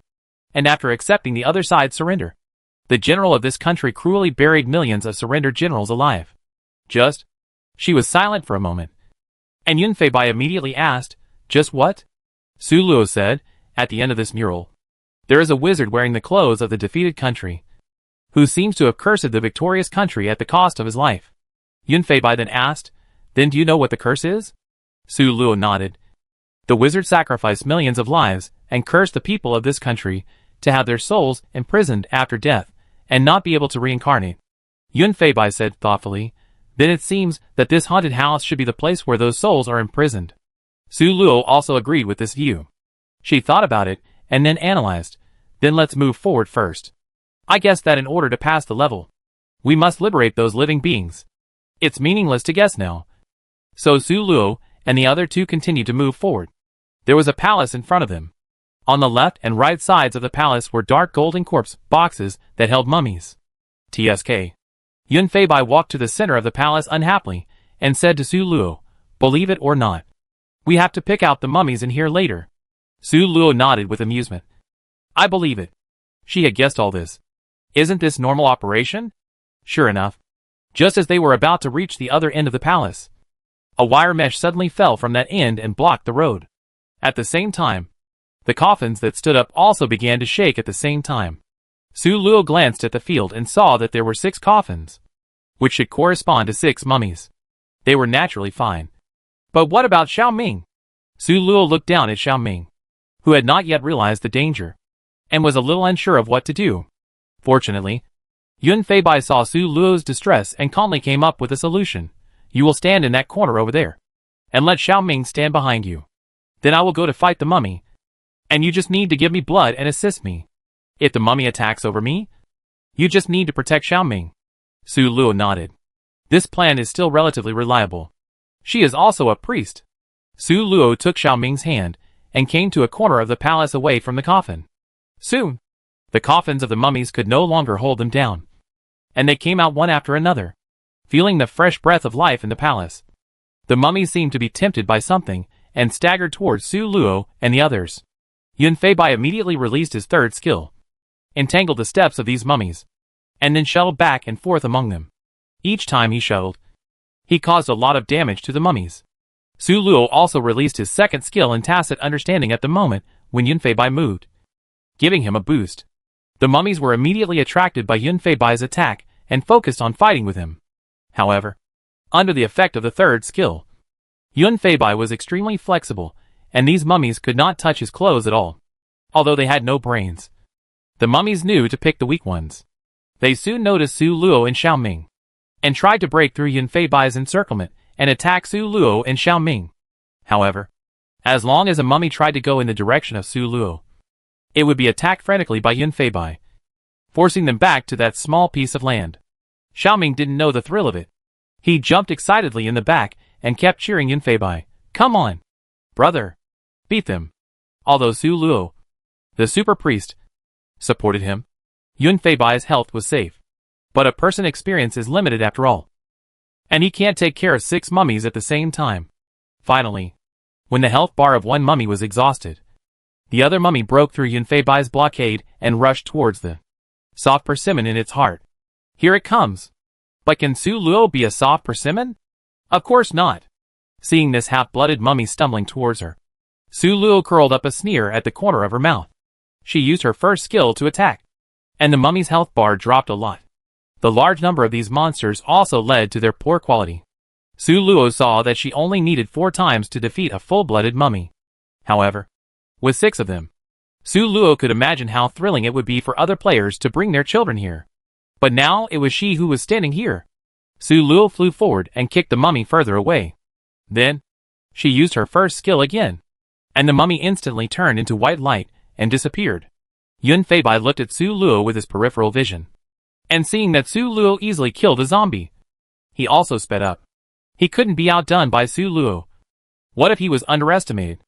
After a while, the remaining 4 mummies quickly disappeared under Yun Fei Bai's storm. The hall returned to silence. When the last mummy disappeared, the white light dissipated, and a small golden note appeared. Yun Fei Bai caught the note in a flash, and then read it. The note said, "I can't leave, and no one else can leave." He showed the note to Su Luo, and analyzed. It seems that if those imprisoned souls can't be liberated, we can't get out. Su Luo put away the note. Yes, it seems that every time we defeat a wave of monsters, we will get a clue note. The 3 of them continued to move forward after reaching a consensus. During this time, Xiao Ming kept asking questions excitedly, and was extremely curious about the fighting power of Su Luo and Yun Fei Bai. Su Luo didn't know whether he would awaken his innate skills in the future, so he could only say vaguely, "When you become an adult, you will probably know what's going on. Now this is not a field you can touch." In the next hour, Su Luo and Yun Fei Bai experienced several more such fights and got some clues. To sum up, there are 2 ways to pass the level. Either defeat the soul of the general, that is, the person who ordered the surrendered soldiers to be buried alive, or find a way to release all the souls in here. Su Luo decisively chose the first option, killing the soul of the general. She believed in her and Yun Fei Bai's martial arts, and at the same time felt ashamed of the general's behavior. She told Yun Fei Bai about this idea, and Yun Fei Bai readily agreed. The martial arts of the 2 of them should be far beyond the level of this copy. If even they can't defeat the general, then this road can be said to be almost impossible to go. But since the method has been given, it proves that this road can be taken. So Yun Fei Bai is not too worried. And this method does not require too much brainpower. Why should you use your brain when you can fight? Yun Fei Bai is very satisfied with this arrangement. After passing through 5 gates and killing 6 generals, they finally arrived at the tomb of the general.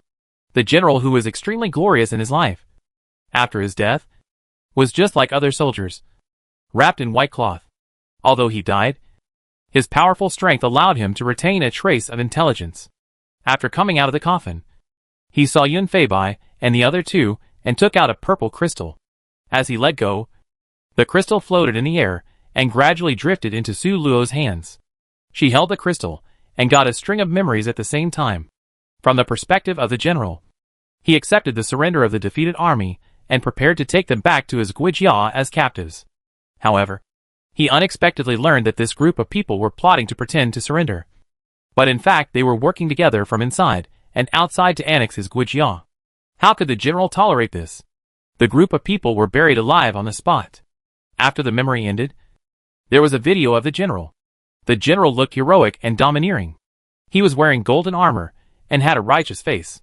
The general said, "Brave men, your strength is evident from being here. We are cursed by the evil wizard and cannot leave here. Only you can free our souls." He came to a treasure house, and then walked around and said, as long as you let us out. We will never hurt you. And we will give you a lot of treasure. Chapter 147. As he showed it, Su Luo also understood that what was in this treasure house was the savings of a glorious dynasty for 100 years. If you eat it, you can get the magic pill of the second profession, or the nearly invincible Shunkai, the elixir of immortality, and countless gold coins and jewelry. Even Su Luo, who was as calm as she was, gradually became heavier when she saw these. At the end of the memory, the general said, after our souls are liberated, these things that we cannot bring with us when we are born and cannot take with us when we die will be useless. As long as you succeed, I swear these are all yours. Su Luo could feel that every promise made by the general was backed by the consciousness of heaven. And it was impossible for him to lie, because once he lied, he would receive the most severe punishment from heaven. She handed the crystal to Yun Feibai, and took a deep breath to calm herself down. After reading it, Yun Feibai also became a little excited. It can be said that if they could get these treasures, they would really be rich. In the entire earth. Oh! No. It should be said that in the entire universe, you can walk sideways. Yun Feibai's eyes were slightly red.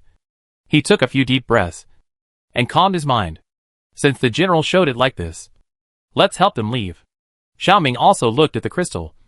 He took Su Luo's hand and said, Sister, the general and his countrymen are so pitiful. Let's help him. Okay. As he said that, he also shook Su Luo's hand like a spoiled child. Although Su Luo wanted to agree, but she shook her head. She had calmed down at this time. We can't help the general. Yun Feibai looked at Su Luo with a puzzled look, but did not refute, because he knew that Su Luo couldn't be aimless. There must be a reason for Su Luo to give up such a big temptation. Yun Feibai was still calm over there, but Xiaoming curled his lips. His eyes instantly turned red, and he had the urge to cry. Why? Sister, why are you so unsympathetic? Why don't you save the general? Seeing Xiaoming was about to cry, Su Luo quickly explained, Don't cry yet. Do you remember the clues we got before? How to help them liberate their souls? Yun Feibai nodded and said, Put the treasure in the holy trough, and then drip the blood of a man, a woman and a boy. Finally, kill the soul of the great wizard guarding here, and you can liberate them. He added, The treasure should be this amethyst. Xiaoming also nodded and said, Brother is right. Su Luo sighed, You are right. But have you ever thought about a question? She also suddenly had an idea and thought of this question. The wizard's strength is definitely not better than the general. Otherwise, he would not have to sacrifice himself to curse them. So it seems that we have done it more easily. But we have gained more, which is obviously illogical. Yun Feibai gradually regained his sanity in Su Luo's analysis. He understood that what Su Luo said was right. So the general must be lying. Su Luo was relieved to see Yun Feibai calm down. Yes, it will definitely cost more to liberate their souls, Yun Feibai said with a bad face, and with so many treasures as rewards. The general actually needs to lie to make us accept his request. So it is obvious that the price of liberating their souls is something we cannot afford. He looked at the crystal ball with some regret, then gritted his teeth, turned around and started to attack the general directly. The remaining intelligence of the general only allowed him to hand over the crystal to Su Luo and the others, and not to attack actively. So after being attacked by Yun Feibai, the general mummy finally got angry, and he began to rush towards Su Luo and the others quickly. At this time, Su Luo also saw the health bar of the general clearly, which was 300 points. Moreover, the speed of the general was not as slow as the monsters outside, and it was at least 20 points. You know, Su Luo only had 28 points of speed, when there was only one enemy. Yun Feibai's third skill was obviously not very useful. So he just kept using his first skill to consume the general. Su Luo was also consuming him from a distance behind. The general quickly chased Yun Feibai. Although Yun Feibai was faster than him, he didn't have much advantage in such a small space. After a while, Yun Feibai was caught by the general and slapped hard. Yun Feibai groaned, and his health bar dropped a little. Su Luo roughly estimated that the general's attack power should be around 30 points. This is really a powerful big boss in all aspects. Su Luo couldn't help but sigh. However, this HP is not too high, and the attack is acceptable. In other words, as long as the two team players fight seriously, they can definitely beat it. The HP of this general is actually the same as that of the cow. Although it is high, It does not quite match his identity as a big boss. Su Luo thought about it for a while, and understood that this haunted house is actually a test of the player's choice. If you choose to liberate your soul, then you may fail directly.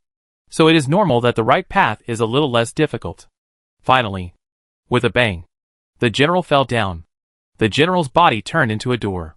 Xiaoming had been silent since Su Luo explained, until the general was solved. He hung his head and said in a muffled and very low voice, "I'm sorry." Su Luo didn't hear clearly, but seeing Xiaoming's expression, she knew that he had made a mistake. She squatted down, and her eyes were level with Xiaoming. "Do you know what mistake you made this time?" Xiaoming nodded and said, "I shouldn't doubt you, sister." Su Luo nodded and shook her head. "This is only part of it. You really shouldn't doubt your teammates casually. But there is another point, that you should stay calm when encountering things. After reading the general's explanation, you immediately believed it. When you heard that I disagreed, you immediately refuted it. Have you found that you are too impulsive?" Xiaoming lowered his head even deeper. I won't be like this in the future." Seeing this, Su Luo sighed, opened her arms to protect Xiaoming, and then said gently, "You are still young. It is normal to make mistakes. As long as you know your mistakes and correct them, you are still a good child." Xiaoming raised his head. Tears in his eyes were about to fall. "Sister," Su Luo said nervously, "don't cry. If you cry, sister's mission will fail." Xiaoming was stunned for a moment, then nodded heavily, and strongly held back the tears caused by emotion and guilt. The matter was resolved. Su Luo and Yunfei Bai looked at each other, took Xiaoming's hand, and resolutely walked into the door. Unexpectedly, behind the door was not an exit, but a treasure house. Huge black Chinese characters suddenly appeared in the sky. Everyone can choose a treasure from the kingdom of Sakya, and after choosing, they will be teleported outside the haunted house. Su Luo was overjoyed. This was definitely a pleasant surprise. She quickly came to the neatly arranged treasures and looked at them carefully. When she was teleported to the treasure house this time, Yunfei Bai and Xiaoming were not around. It can be seen that the three people should have been assigned to different spaces. But in this case, everyone has to choose for themselves. Su Luo was a little worried, not knowing what Xiaoming would choose. She sighed and looked at the treasure in front of her.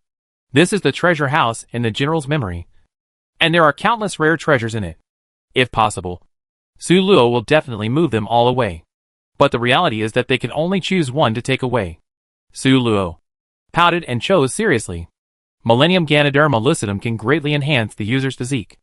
The golden bell cover can help the host avoid 3 fatal injuries.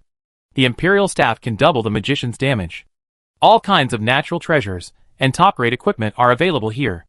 After struggling for a long time, Su Luo came to a machine with a very strange style and modern appearance among all the natural treasures. Bald substitute vending machine. Each time you pay 10 hairs of the binder, you can get a substitute doll. The substitute doll has 50% of the strength of the binder, as well as random intelligence. The stand can only exist for 1 hour. Binding method, dripping blood. This is a prop that looks silly, and is actually very silly bushy, but it has very powerful functions. First of all, this stand can take risks on behalf of the owner, and can reasonably avoid danger. The fact that it has 50% of the strength of the binder limits the strength of the doll to a certain extent. Random intelligence also has a great deal of uncertainty. But the problem is that this vending machine does not stipulate how many times a day it can be used. In other words, as long as there is enough hair, you can summon countless substitute dolls at once. Is there any worry that you can't produce a doll with high IQ? But Su Luo hesitated and looked at her black hair. Finally, she made up her mind and dripped a drop of blood on the vending machine. Ding! The master recognition was successful. Then a white light flashed, and Su Luo was teleported out of the haunted house.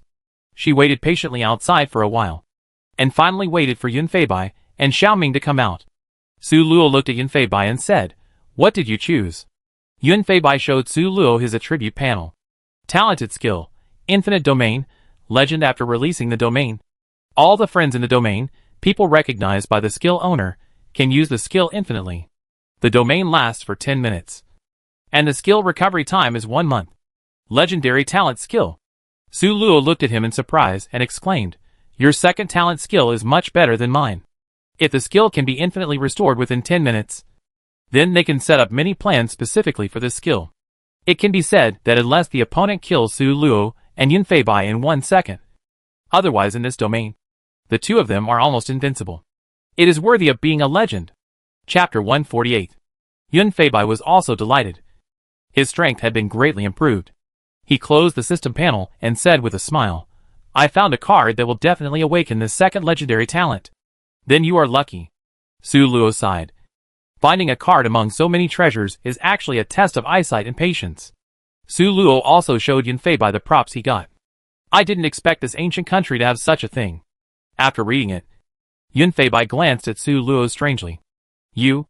Aren't you afraid of baldness?" "Su Luo, you're just talking about something else." She coughed, and then said seriously, "I also lose hair normally, as long as I collect them. It's not a problem to take out dozens of hairs from a copy." Yun Fei Bai held back his laughter and clapped his hands in admiration. "You still have a way." Su Luo turned her head expressionlessly, not looking at this irritating man. She looked at Xiao Ming and asked curiously, "Xiao Ming, what did you get?" Xiao Ming excitedly took out a quilt and boasted, "This quilt can avoid all harm." Su Luo took the quilt and looked at it with the system. A quilt with its own rules. This is a quilt with its own quilt order management regulations. During the validity period of this regulation, it is forbidden to attack humans in the quilt. But if you cover yourself with this quilt for a long time, you will become more and more sleepy, and finally fall into a permanent sleep.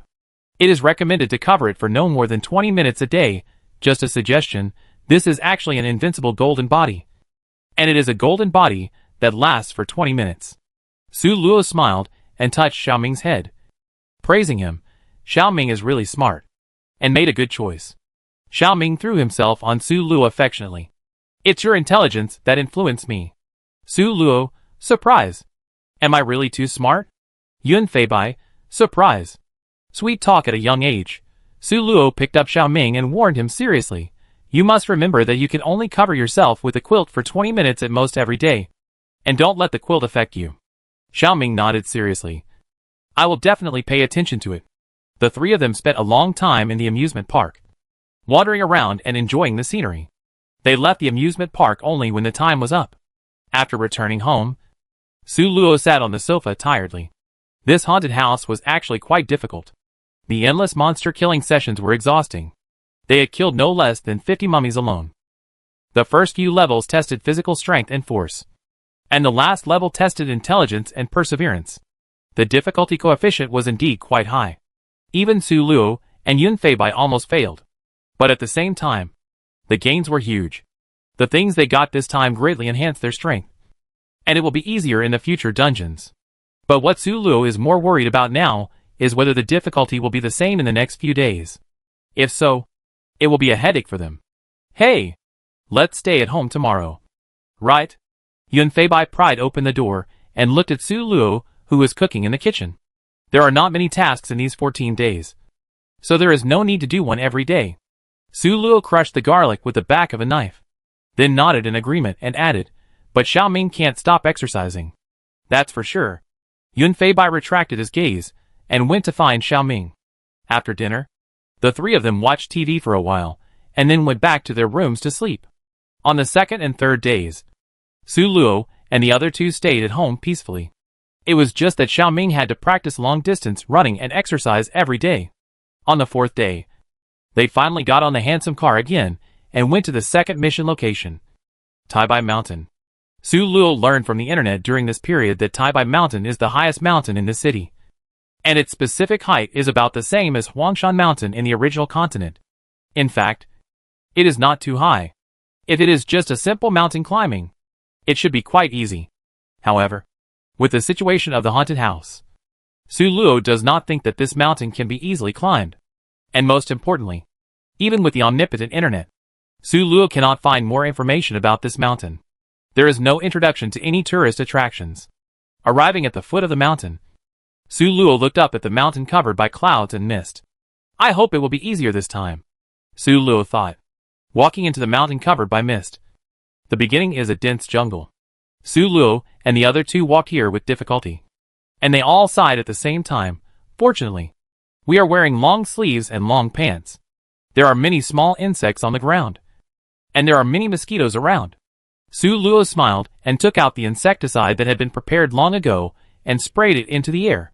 Suddenly, the three people felt that the surroundings were much quieter. But they had just relaxed for a short while when a louder buzzing sound suddenly came from the jungle. Su Luo felt something was wrong. So she took out the sword of light from the space and looked around vigilantly. Soon, a big black mosquito flew over. To say it was a big mosquito might not be very specific. To be more precise, it should be a giant mosquito. This mosquito was as big as Su Luo's head. When Su Luo realized the size of the mosquito, her legs softened and she almost sat on the ground. Su Luo is actually a little afraid of insects, which is why there were so many insects there during the initial assessment. That was designed to target Su Luo's weakness. Su Luo usually feels a little uncomfortable when she sees ordinary insects, not to mention such a big mosquito. Xiaoming felt as uncomfortable as she did, and he looked like he was about to cry. What? What a big mosquito! Seeing this, Su Luo immediately suppressed her discomfort and comforted Xiaoming. Xiaoming, be good. Don't cry. It's just a mosquito. Just a little bigger than the usual mosquitoes. Yun Feibai noticed that Su Luo's face looked a little bad. He looked at her worriedly, and then stood in front of Su Luo silently. Watch Xiaoming. I beat this mosquito. Su Luo nodded gratefully. She knew that Yun Feibai arranged an easy job for her, because she was uncomfortable. After thinking for a while, she said, if you can't beat me, I go right up. Yun Feibai nodded, and rushed up in a flash. The mosquito had obviously never encountered such a bold human. You know, if an ordinary person saw it, they would not even have time to run away. So how could they possibly rush up? But in fact, Yun Feibai rushed up and caused irreparable damage to it. Yun Feibai used his first skill and immediately realized that this was a monster with very little health. Because he cut it with one knife, the monster actually turned into white light and disappeared. It only had 30 points of health. Seeing this, Su Luo behind him breathed a sigh of relief. It's easy to beat. Wait. She raised her head suddenly and shouted, Abai! Let's go! Yun Feibai killed the mosquito with one knife, and vaguely felt that something was wrong. At this time, he didn't hesitate to run back and meet Su Luo and the other two. The three of them quickly ran up the mountain. Xiaoming asked breathlessly while running, Sister. Huh? Didn't we? Huff. Kill that big mosquito? Huh? Why are you still running? Su Luo ran very slowly because she was concerned about Xiaoming's speed. She said calmly, this big mosquito has very low health. Even other players can easily kill it. She looked back worriedly. Such a mosquito is unlikely to cause any harm to the players. But they can't set up such an obstacle for no reason. So there is a huge danger hidden behind this mosquito. Yun Feibai added, besides, you have to know that mosquitoes are social animals. Do you think there is only one mosquito in this jungle? There must be at least a swarm of mosquitoes. Xiaoming nodded in sudden realization and said, so that's how it is. Brother and sister are really smart. Yun Feibai picked up Xiaoming and hurried on. Xiaoming was too slow. If he was caught up by the swarm of mosquitoes, it would be a fierce battle. Yun Feibai's speed was really fast. Even if he was holding Xiaoming, his speed was comparable to Su Luo's. A buzzing sound came from behind. Su Luo looked back with a headache. A dense black shadow was moving towards them at a high speed. Hiss! If they were caught up, Su Luo didn't dare to think about it anymore. They are catching up. Let's hurry up. Although they said so. In fact, both of them had reached their maximum speed and couldn't go any faster. Yun Feibai still had a few flashes, but he was asked to abandon Su Luo and run forward by himself. That was impossible.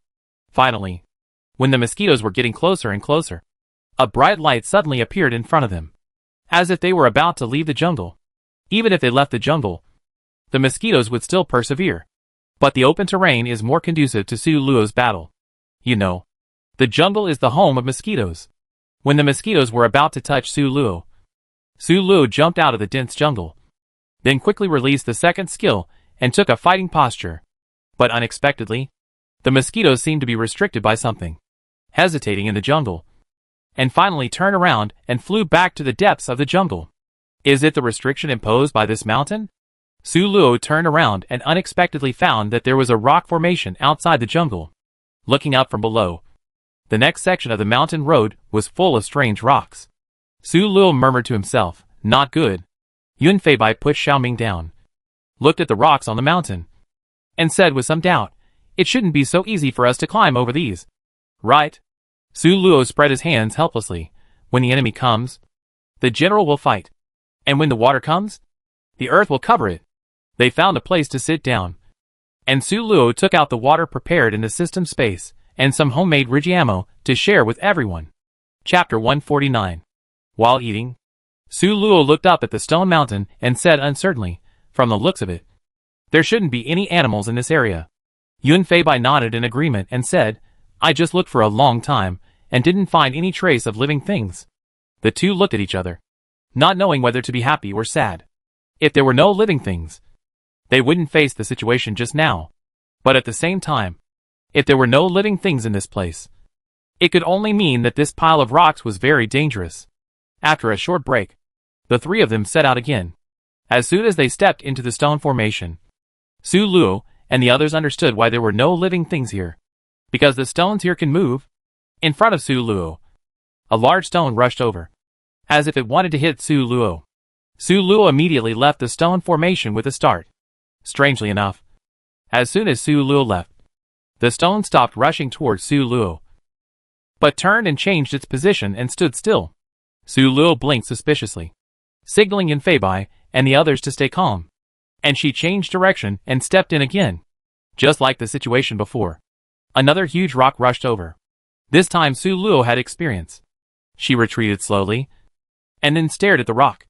The rock also stopped its momentum instantly, and then slowly moved to another position. Sure enough, Su Luo tried several times in succession, and the situation was exactly the same. Xiao Ming was confused behind him, and couldn't help looking at the woman who was frantically testing the edge of the stone formation and asked, "Sister, what are you doing?" Before Su Luo answered, Yun Feibai spoke up, "She is testing the rules of the Stonehenge." Yun Feibai saw something when Su Luo kept going in and out. Look at that stone. When Luo Luo went in, it rushed over. It was obvious that it wanted to hit her. But when Luo Luo went out, the stone did not stop directly. Instead, it found a position and then stopped. It can be seen that their placement has a rule. Xiao Ming nodded, not quite understanding, and looked at Su Luo with admiration and said, "Sister is so amazing." Yun Feibai nodded with a little pride and said, "You have good vision." I don't know if he was praising Xiao Ming or himself, or if he was praising both of them. After a while, Su Luo came over, sat cross-legged on the ground, and told her what he found. The placement of these stones is regular. Yun Feibai nodded, agreeing with what he said. Su Luo continued, "And I found that after entering, the stones can only rush straight at me. If I want to turn around, it will take 5 seconds to turn my head." Yun Feibai thought for a moment and said with interest, "That's really interesting." A gleam flashed in his eyes, and he looked at the stone circle. "We can make good use of this." Su Luo said, "You and I go in. I have something else to confirm." Yun Feibai nodded, and stood in a position according to Su Luo's arrangement. And then the two of them stepped into the stone circle together. 2 stones rushed over from different directions, but Su Luo and Yun Feibai stood still. Sure enough, when the 2 stones were about to approach the two of them, they turned their heads abruptly. It looked like Su Luo and Yun Feibai had something that could repel stones, and the stones would automatically leave when they approached them. After trying a few times, Su Luo and Yun Feibai happily left the Stonehenge. Xiao Ming asked in surprise, "Sister, how did you do it?" Su Luo patiently explained, "These stones will not attack their own kind.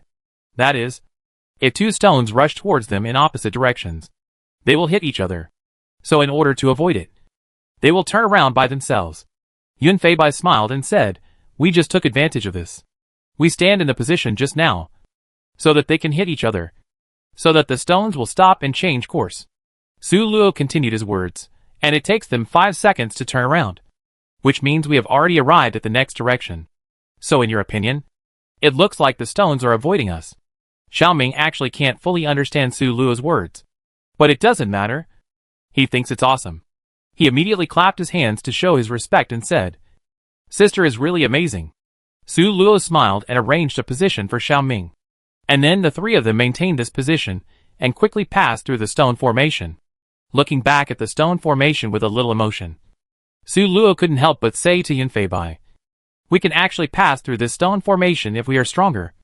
But it will undoubtedly take a lot of time. Yun Feibai nodded. That's right. And not only that. We will also waste a lot of energy. He looked up and saw that the top of the mountain was covered by clouds and mist. So he couldn't see clearly. We are only halfway up the mountain. I wonder if there are any more obstacles on top. The three of them continued to climb up. After a while, they were surprised to find that there were many houses in front of them, which looked like a village. Looking around, Su Luo found that this was the only way to go up the mountain, although they knew that it was very strange that this village suddenly appeared here. Su Luo and the other two had to go over. However, just after entering the village, Su Luo received a system prompt, ding. Due to the special magnetic field in the village, the player will lose extra attributes and all skills except the innate skills. So, Su Luo looked at this mysterious village thoughtfully, and had a vague guess in his heart. They walked 2 more steps into the village, and were soon discovered by the villagers. It was an old farmer, who looked very simple. He looked a little thin, but his face was very ruddy. Seeing Su Luo and the other two, the farmer's eyes lit up, and he immediately came to greet them. He walked up to Su Luo and the other two, looked them up and down, and then said kindly, "Good boy. Are you here to climb this wild mountain?" Su Luo concealed her vigilance and replied with a smile, "Yes. We heard that this mountain is very mysterious, so we came here to explore it." The farmer looked at Su Luo distressfully and said, "There are great dangers under this mountain. You must be exhausted to be able to climb here. Right? Look. She's so thin because of hunger." Although Su Luo really hoped that what the old farmer said was true. It was only half a day, so it would be a miracle if she could lose weight. Su Luo smiled and replied, "Uncle, you are joking. Right? We haven't lost much weight either." The farmer slapped his forehead. "Oh, look at my memory. I haven't introduced myself to you yet. Right?" He patted his chest and said proudly, "I am the village chief of this village. You can call me Uncle Li." Su Luo and Yun Feibai nodded. "Uncle Li." Xiaoming also called out sweetly, "Grandpa Li." Uncle Li responded with a smile, and reached out to touch Xiaoming's face. The child is really polite. As he said this, he wanted to reach out and pull Su Luo. "It's almost time for dinner. I make you dinner. You stay here for a night before you go on the road?" Su Luo dodged the farmer's hand and politely refused. "Don't bother you. We have prepared the food, and we have to travel today." Uncle Li was not discouraged by Su Luo's avoidance, and still persuaded happily, "You two adults are not hungry. Then the children are not hungry?" Xiaoming immediately answered, "I'm not hungry." Uncle Li was defeated again, and he was a little embarrassed. His face darkened, and he said in a commanding tone, "If you leave now, it means you don't give me face. Although I really want to say, how much is your face worth?" But the reality is that Su Luo had no choice but to agree. They just came to this village and didn't know if there were any rules. If they didn't give the village chief face, it would cause those villagers to rush over, and then they would be in trouble. You know, although their original attributes have been strengthened, they are really no match for the whole village, especially with Xiaoming, who is powerless. Uncle Li saw Su Luo agreed, and his face turned from gloomy to bright, and he said happily, "Then let's go." Uncle Li put his hands behind his back and walked in one direction with Su Luo and the other two. On the way, they met an old lady. When the old lady saw Su Luo and the other two, she looked at them greedily. The village chief blocked the old lady's sight without leaving a trace, and greeted her calmly, "Old Zhang, what are you going to do?" Su Luo could clearly see that the old lady glanced at the village chief with jealousy, and then answered absent-mindedly, "Old Wang invited me to dinner, saying that he wanted to use his collection to commemorate my wife, who passed away not long ago." The village chief showed an understanding expression and said with a smile, "Then you are in luck. Old Wang has hidden good things." The old lady looked at Su Luo and the other two again, and then said sourly, "You are lucky. This luck is unmatched." As she said this, the old lady, who was over 50, actually had a bit of shyness on her face. "Look," she said shyly, "how about inviting me to dinner tonight? I want to have some fun with these young people." The village chief hurriedly shook his head and said, "If I invite you over, my wife will be in a big fuss." The auntie obviously thought of the fierce look of the village chief's wife, smiled awkwardly, and then reluctantly left, looking back at Su Luo and the other two, and left helplessly. The village chief sent Auntie Zhang away. then turned around and smiled helplessly and said, "You have a fierce wife at home." Su Luo also casually echoed a few words, thinking about other things in her mind. When they arrived at the village chief's house, the village chief arranged for Su Luo and the other two to sit down, and then he went to the kitchen to tinker. The village chief's wife came out to entertain them. She was a woman who looked very mean, and when she spoke to Su Luo and the other two, there was also a sense of contempt from the bottom of her heart. Su Luo didn't care about her attitude, and said politely, "Can you find us a room first? The child is a little uncomfortable." Chapter 150. "What do you want the room for? Can't you watch here if you're uncomfortable?" she said with an unhappy look on her face. "Or do you want to go in and do something hidden from us?" Su Luo had already thought of an excuse. She pretended to be embarrassed and said, "My child has hemorrhoids, and now his butt hurts. So the village chief's wife was going to eat later. And when she heard Su Luo say this, she immediately stopped her. "Okay. Stop talking. You people are just hypocritical." She continued to say a few more harsh words, then stood up and led Su Luo and the other two to a small room. After entering, Su Luo carefully checked it, fearing that there was something in the room that could be eavesdropped on. After finding that there was nothing wrong, she sat down and said seriously, "These villagers should be feeding on tourists." Yun Feibai nodded, and explained to Xiao Ming's confused gaze, "When we entered the village, our abilities were sealed, which was to facilitate the villagers' actions. Otherwise, I can't think of any other reason why the system would seal our abilities. There are no fields or animals in this village, and these villagers all look ruddy, which shows that they are not short of food." He sighed.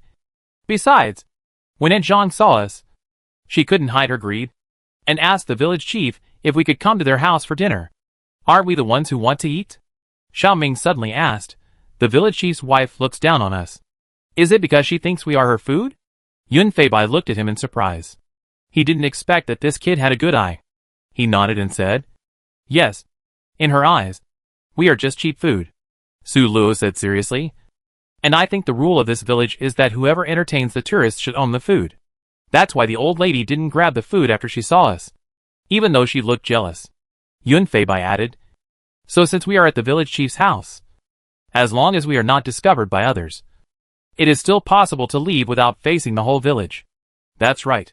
Su Luo nodded and whispered to Yun Feibai about the plan. After a while, the village chief came in without knocking. Seeing that Su Luo and the other two were still in the room, he breathed a sigh of relief and said kindly, "Good kids. Are you thirsty? Have some water." As he said that, he came in with 3 cups of water. A cannibal village chief handed over water. Su Luo knew with her toes that there must be something wrong with it. She immediately declined. "We are not very thirsty now, so we won't drink it for now." The village chief didn't care. It was just to save some trouble. Hearing footsteps outside the door, Su Luo felt something was wrong and subconsciously asked, "Uncle Li, have you invited anyone else?" Uncle Li's eyes flashed with a gleam, and he said happily, "Yes. I also invited my cousin's family of 3. Su Luo nodded and didn't ask any more questions. Uncle Li closed the door again and went out to entertain the guests. Su Luo looked at Yun Feibai with a bad face and said, "This is a bit troublesome." Yun Feibai looked at the closed door, then glanced at Xiao Ming, and said worriedly, "With 5 people, we may not be able to defeat them. What should we do?" Su Luo was a little anxious. Xiao Ming suddenly asked, "If I wasn't holding you back, could you have defeated them?" Su Luo hesitated for a moment, but decided to tell the truth. "Then we can. But now I'm mainly worried that you will be caught by them." Xiao Ming immediately breathed a sigh of relief and said proudly, "Did you forget that I still have the prop I got in the haunted house?" Su Luo was stunned. Yes. She had forgotten about that. There was no need to worry about it. 10 minutes was enough for them to deal with a group of people outside. Su Luo smiled and rubbed Xiao Ming's head, praising him. "Xiao Ming is still smart." The biggest problem was solved. Su Luo and Yun Feibai were no longer anxious and waited patiently for the village chief to call them out. About 20 minutes later, the door was opened again. The village chief stared at Su Luo and the other two, and said in a tense voice, "You can come out. The meal is ready." Su Luo and Yun Feibai looked at each other, nodded calmly, and walked out calmly. The scene after going out was as expected.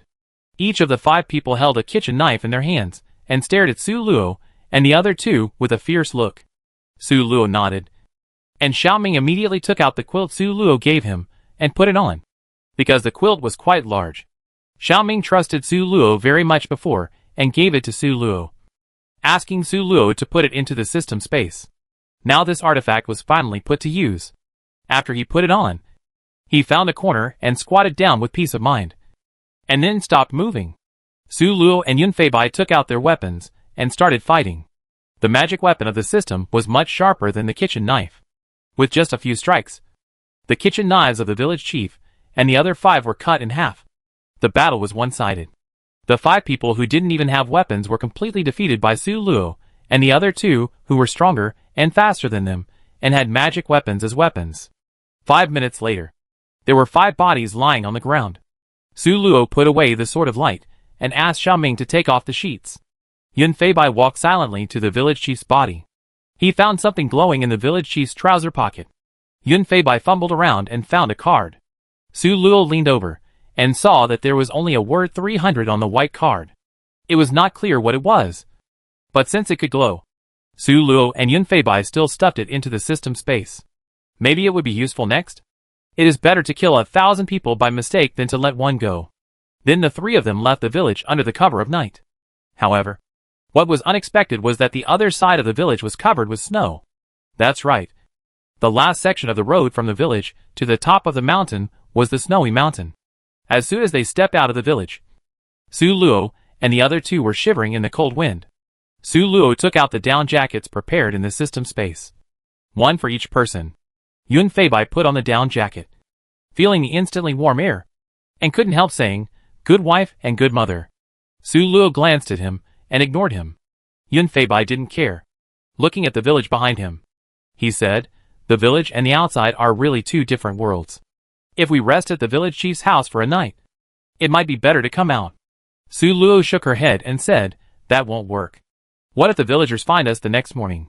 Yun Feibai smiled and said, "I'm just talking. If you really do that, it's really an insult to your intelligence." Su Luo shuddered. "But it's really cold today, and it's not easy to walk on the snow at night." She hesitated for a moment, but still suggested, "How about we find a place to stay here for one night, and then set off tomorrow morning?" Yun Feibai looked at the dark road ahead, thought for a while and nodded. It was really hard to walk in the dark night with thick snow. And if something happened, it would be difficult to react in time. Besides, he looked at Xiaoming, who was already a little sleepy, and whose head was falling down. This little guy's energy did not allow him to continue climbing the mountain. "But," Su Luo said with some embarrassment, "I didn't expect that our climb would take 2 days. So I didn't prepare a tent." Yun Feibai said, "Take your sword and feel the thickness of the snow." Su Luo followed his instructions, and inserted the sword into the snow, and found that the snow was indeed very thick. She inserted the entire sword into the snow, but it couldn't reach the ground. Yun Feibai got this result and his brows relaxed. "That's easy. We can build a snow cave." Su Luo scratched his head embarrassedly. "This involves my knowledge blind spot." Yun Feibai smiled and comforted him. "It's okay. Everyone has their own strengths." After that, he began to look for it. Su Luo saw him searching and asked curiously, "What are you looking for?" Yun Feibai said, "The windward slope. If it is built on the leeward slope, if there is an avalanche, our snow cave may be buried by the avalanche." After searching for a few minutes, Yun Feibai finally found a windward slope that suited his taste. "Let's dig. First dig a hole that one person can pass through." As he said that, Yun Feibai took his dagger and dug at a relatively low position. Su Luo settled Xiaoming and then went to help. After digging, Yun Feibai dug the main room from the entrance of the snow cave upwards. He ordered, "I will pile the excavated snow at the entrance, and you will be responsible for clearing the snow out." Su Luo nodded, and the 2 of them continued to work. An hour later, the snow cave was finally dug. Su Luo and Yun Feibai looked at their masterpiece with satisfaction. "Now we have a place to stay tonight." Yun Feibai went in first to try it out, and only after finding that there was no problem did he let Xiaoming crawl in. Then Su Luo also entered the snow cave neatly. The small snow cave was crowded all of a sudden. Yun Feibai dug another vent, and then blocked the hole they came in through. "Done. Now have a good sleep." Xiaoming, who had been unable to hold on for a long time, closed his eyes immediately after hearing this. And soon, he made a regular breathing sound. And he had fallen asleep. Su Luo looked at this small snow cave. And then looked at Yun Feibai, who was still reinforcing the snow cave. And an inexplicable sense of security rose in her heart. "Abai," she whispered. "Do you think there will be any other checkpoints when we continue to climb the mountain tomorrow?" Yun Feibai shook his head and analyzed rationally. "It shouldn't be. We have already stayed here for one night, and we still have to go down the mountain. If there are still checkpoints, then won't this mountain climbing trip take too long?" Seeing that Su Luo was still worried, he comforted her. "Don't think too much. We will deal with it as soon as possible. Right? Go to sleep. We still have to travel tomorrow." Su Luo nodded and closed her eyes. Chapter 151. The next day, the three of them came out of the snow cave and looked at the bright sunshine in the sky. They felt that the weather was no longer so cold, because they were not far from the top of the mountain. Su Luo and the other two hurriedly climbed to the top of the mountain on the thick snow. Unexpectedly, there was a cable car on the top of the mountain. Su Luo was relieved. Fortunately, he didn't have to go through those levels again. The door of the cable car was closed. Su Luo found a small crack on the door. And below the crack there was a 300. Su Luo immediately took out the card in the system space, which they got from the village chief. Seeing Su Luo's hesitation, Yun Feibai said, "Put it in." Su Luo nodded and put the card in his hand into the gap. With a pop, the door was opened. It was indeed like this. Su Luo and the other two got on the cable car in a good mood. As the cable car started, Su Luo and the other two also saw the whole picture of the mountain from high in the sky. Every time they passed a level, the fog covering the level would dissipate. So what Su Luo saw now was the mountain without the fog. Below was a lush jungle that looked full of life. In the middle was a large rocky forest that looked quite unique. The top of the mountain was covered with snow, which looked a bit like Mount Fuji. To be fair, if there were no life-threatening things, this mountain would definitely be a tourist attraction. The beautiful scenery and magical landforms were enough to make tourists linger. After enjoying the beautiful scenery in the air, Su Luo felt that her body and mind were purified. After descending the mountain, they immediately returned home. Su Luo took a hot bath to wash away the chill brought by the snowy mountains, then wiped her hair and walked to the living room on the first floor. Seeing that it was still early, Su Luo threw some big bones, added water, green onions, ginger and star anise, closed the lid and boiled over high heat. She planned to make a bone soup in the evening to nourish everyone. After doing all this, Su Luo returned to her room. The environment last night was a bit bad, and she didn't sleep well. Now it's safe. It's time to take a nap. When she woke up, it was already afternoon, and she hadn't eaten lunch yet. Su Luo touched her hungry stomach and groped to the kitchen to find food. Instant noodles. Instant noodles, Su Luo muttered, trying to find a bag of simple and delicious instant noodles to fill her stomach. However, after searching around, Su Luo found desperately that there was no instant noodles prepared here. Is it to prevent them from feeding the children? Su Luo thought helplessly. There was no other way. She could only make it herself. Turn on the fire and add water, and put the noodles in after boiling. Then add seasoning, and throw in a few rape seeds and some chopped tomatoes. Put an egg at the bottom of the pot, and a delicious meal of noodles is ready. Su Luo happily took the noodles out, sat on the chair and started eating. Before she had eaten a few bites, there was a noise from upstairs. Su Luo looked up and saw Yun Feibai walking down the stairs. Seeing Yun Feibai's eyes focused on her noodles, Su Luo immediately moved her noodles closer to her, and then said bluntly, "There are noodles in the kitchen. Make them yourself. You know how to make noodles, right?" Yun Feibai looked away with regret and walked straight to the kitchen. Not long after, 2 bowls of noodles, one large and one small, were brought out. But no matter the appearance or taste, they were far inferior to Su Luo's. Yun Feibai sat opposite Su Luo, picked up a chopstick, blew a few times, and then took a big sip.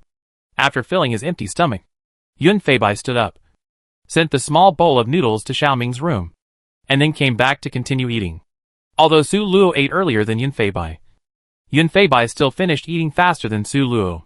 He leaned lazily on the back of the chair and watched Su Luo eat noodles silently. Su Luo felt uncomfortable being looked at by him, and looked up and asked, "What's wrong?" Yun Feibai was stunned for a moment, then replied, "When do we do the next one?" Su Luo said casually, the day after tomorrow. Let's rest and recuperate first. Yun Feibai nodded. Then stood up and poured 2 cups of warm water. Here. He handed Su Luo a glass of water. Then sat down on the sofa beside him. Do you think this dungeon is a bit difficult? Su Luo nodded.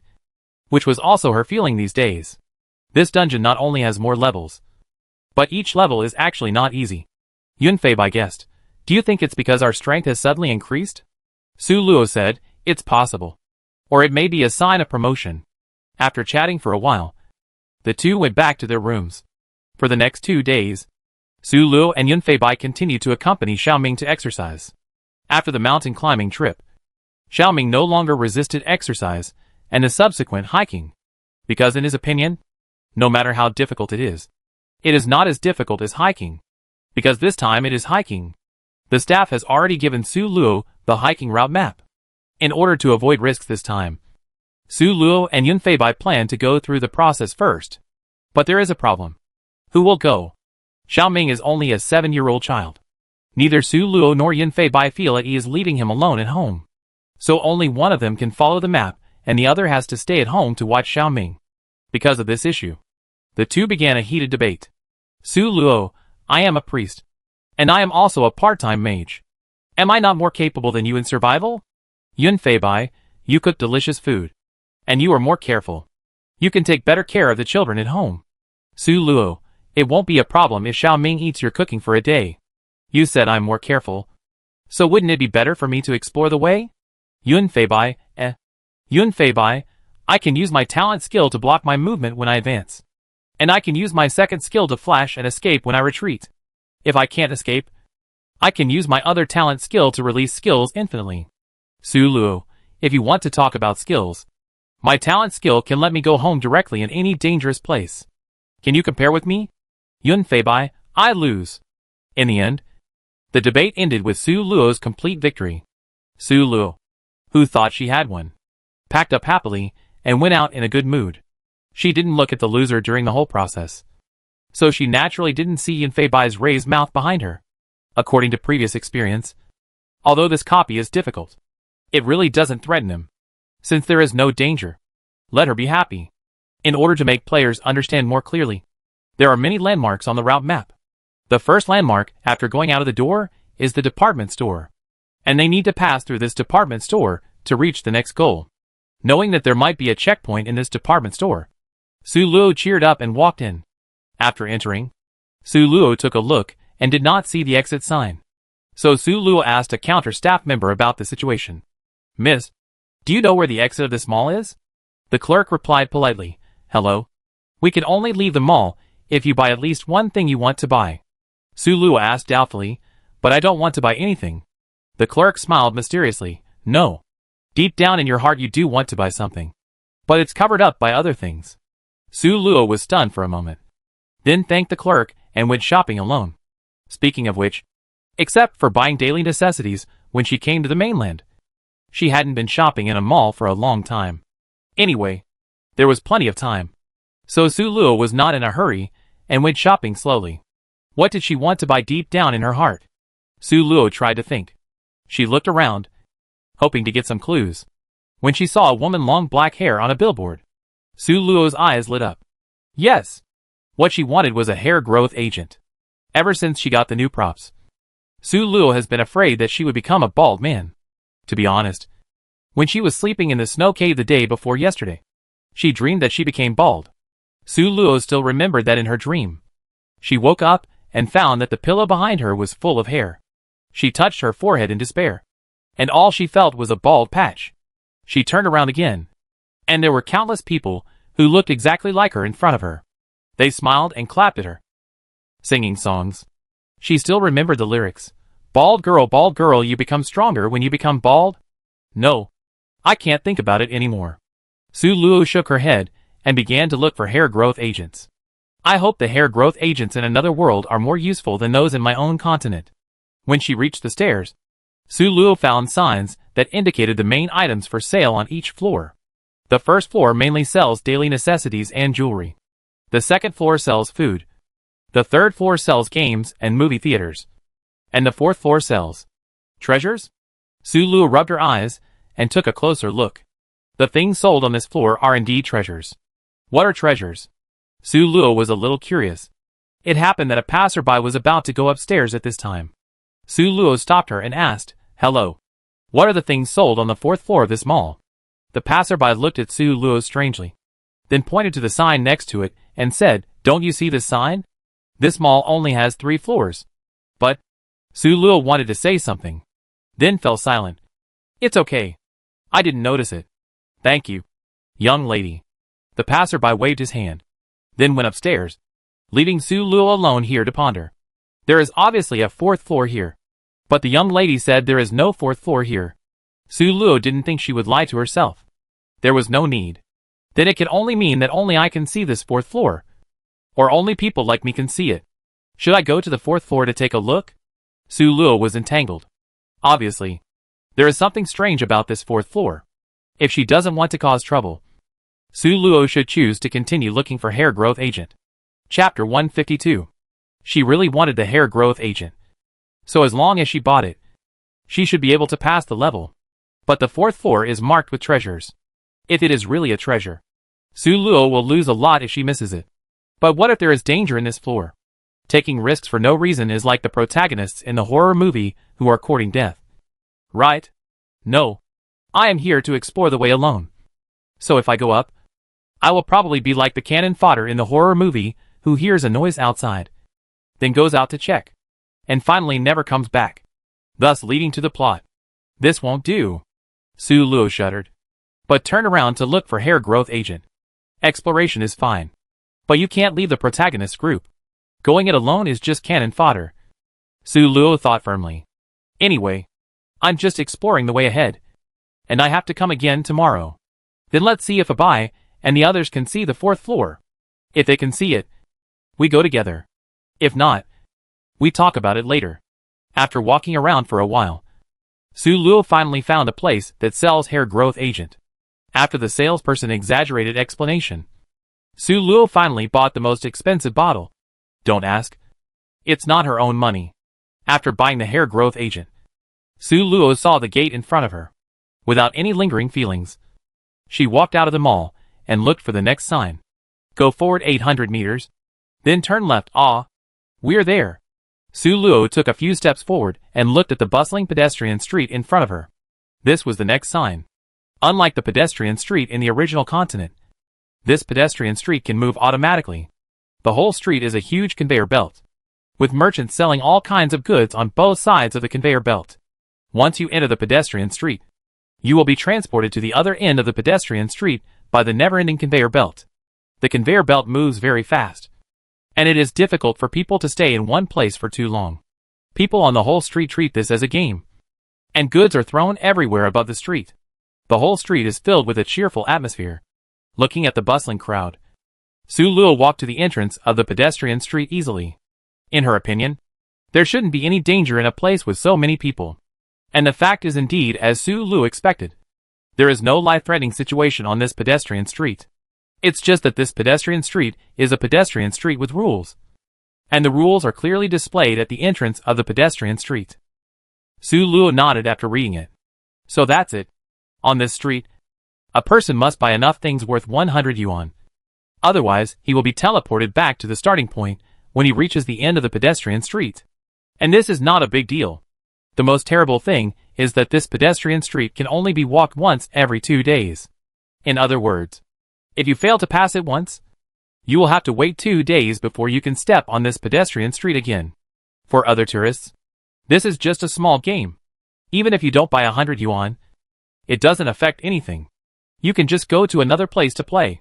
But for Su Luo and the other two, if they don't pass this game, it will greatly slow down their efficiency in completing the task. If they haven't completed it before the last day, then this copy will be considered a failure. Fortunately, this pedestrian street allows teaming.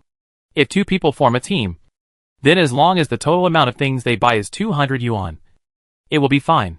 If there is no such rule, then Su Luo really doesn't know how to let Xiaoming pass. 100 yuan? Su Luo took out 5 20 yuan bills from her bag.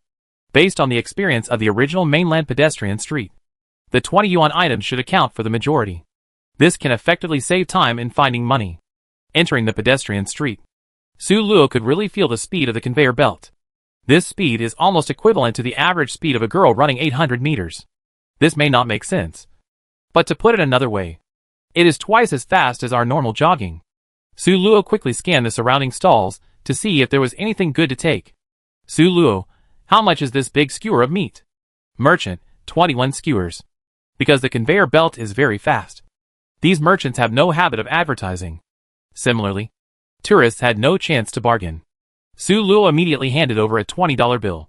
And the merchant quickly handed over a skewer of meat that had been prepared long ago. Su Luo, how much is the watermelon juice? Merchant, 31 cup. It's really expensive. Su Luo secretly complained. If it was really in a normal pedestrian street, she would definitely not buy it. Isn't this just robbing money? But after all, it's not her own money now, Bushy. And after all, she's in a hurry. So Su Luo still threw out 40. After thinking for a while, Su Luo was a little far away from the stall. But if she didn't get the goods, then this transaction would not count. Su Luo was a little anxious. If the transaction didn't go through, she would be in a hurry to buy things later. However, which of the merchants who set up stalls here is not a veteran who has seen all kinds of scenes? The merchant who sells watermelon juice has a smile on his face. And he skillfully and quickly throws the bottle of watermelon juice into the air. And shouts, "Put your hands on your chest." Su Luo did it subconsciously, while staring at the watermelon juice. In the air, the watermelon juice slid into a beautiful parabola. But the mouth of the cup was magically facing upwards. In the blink of an eye, the watermelon juice had already fallen steadily into Su Luo's hands. Su Luo also reacted very quickly and held the watermelon juice, successfully winning the order. Seeing Su Luo receive the watermelon juice, the merchant retracted his gaze, as if he had just done something ordinary. He shouted again. After mastering the experience, the next 50 yuan was easy to get. Soon, Su Luo returned with a full load and left the pedestrian street smoothly, eating skewers and drinking watermelon juice. Su Luo happily walked to the next landmark. According to the map, the next landmark should be Jinghua Temple. Arriving at Jinghua Temple, Su Luo unexpectedly saw 3 unexpected people.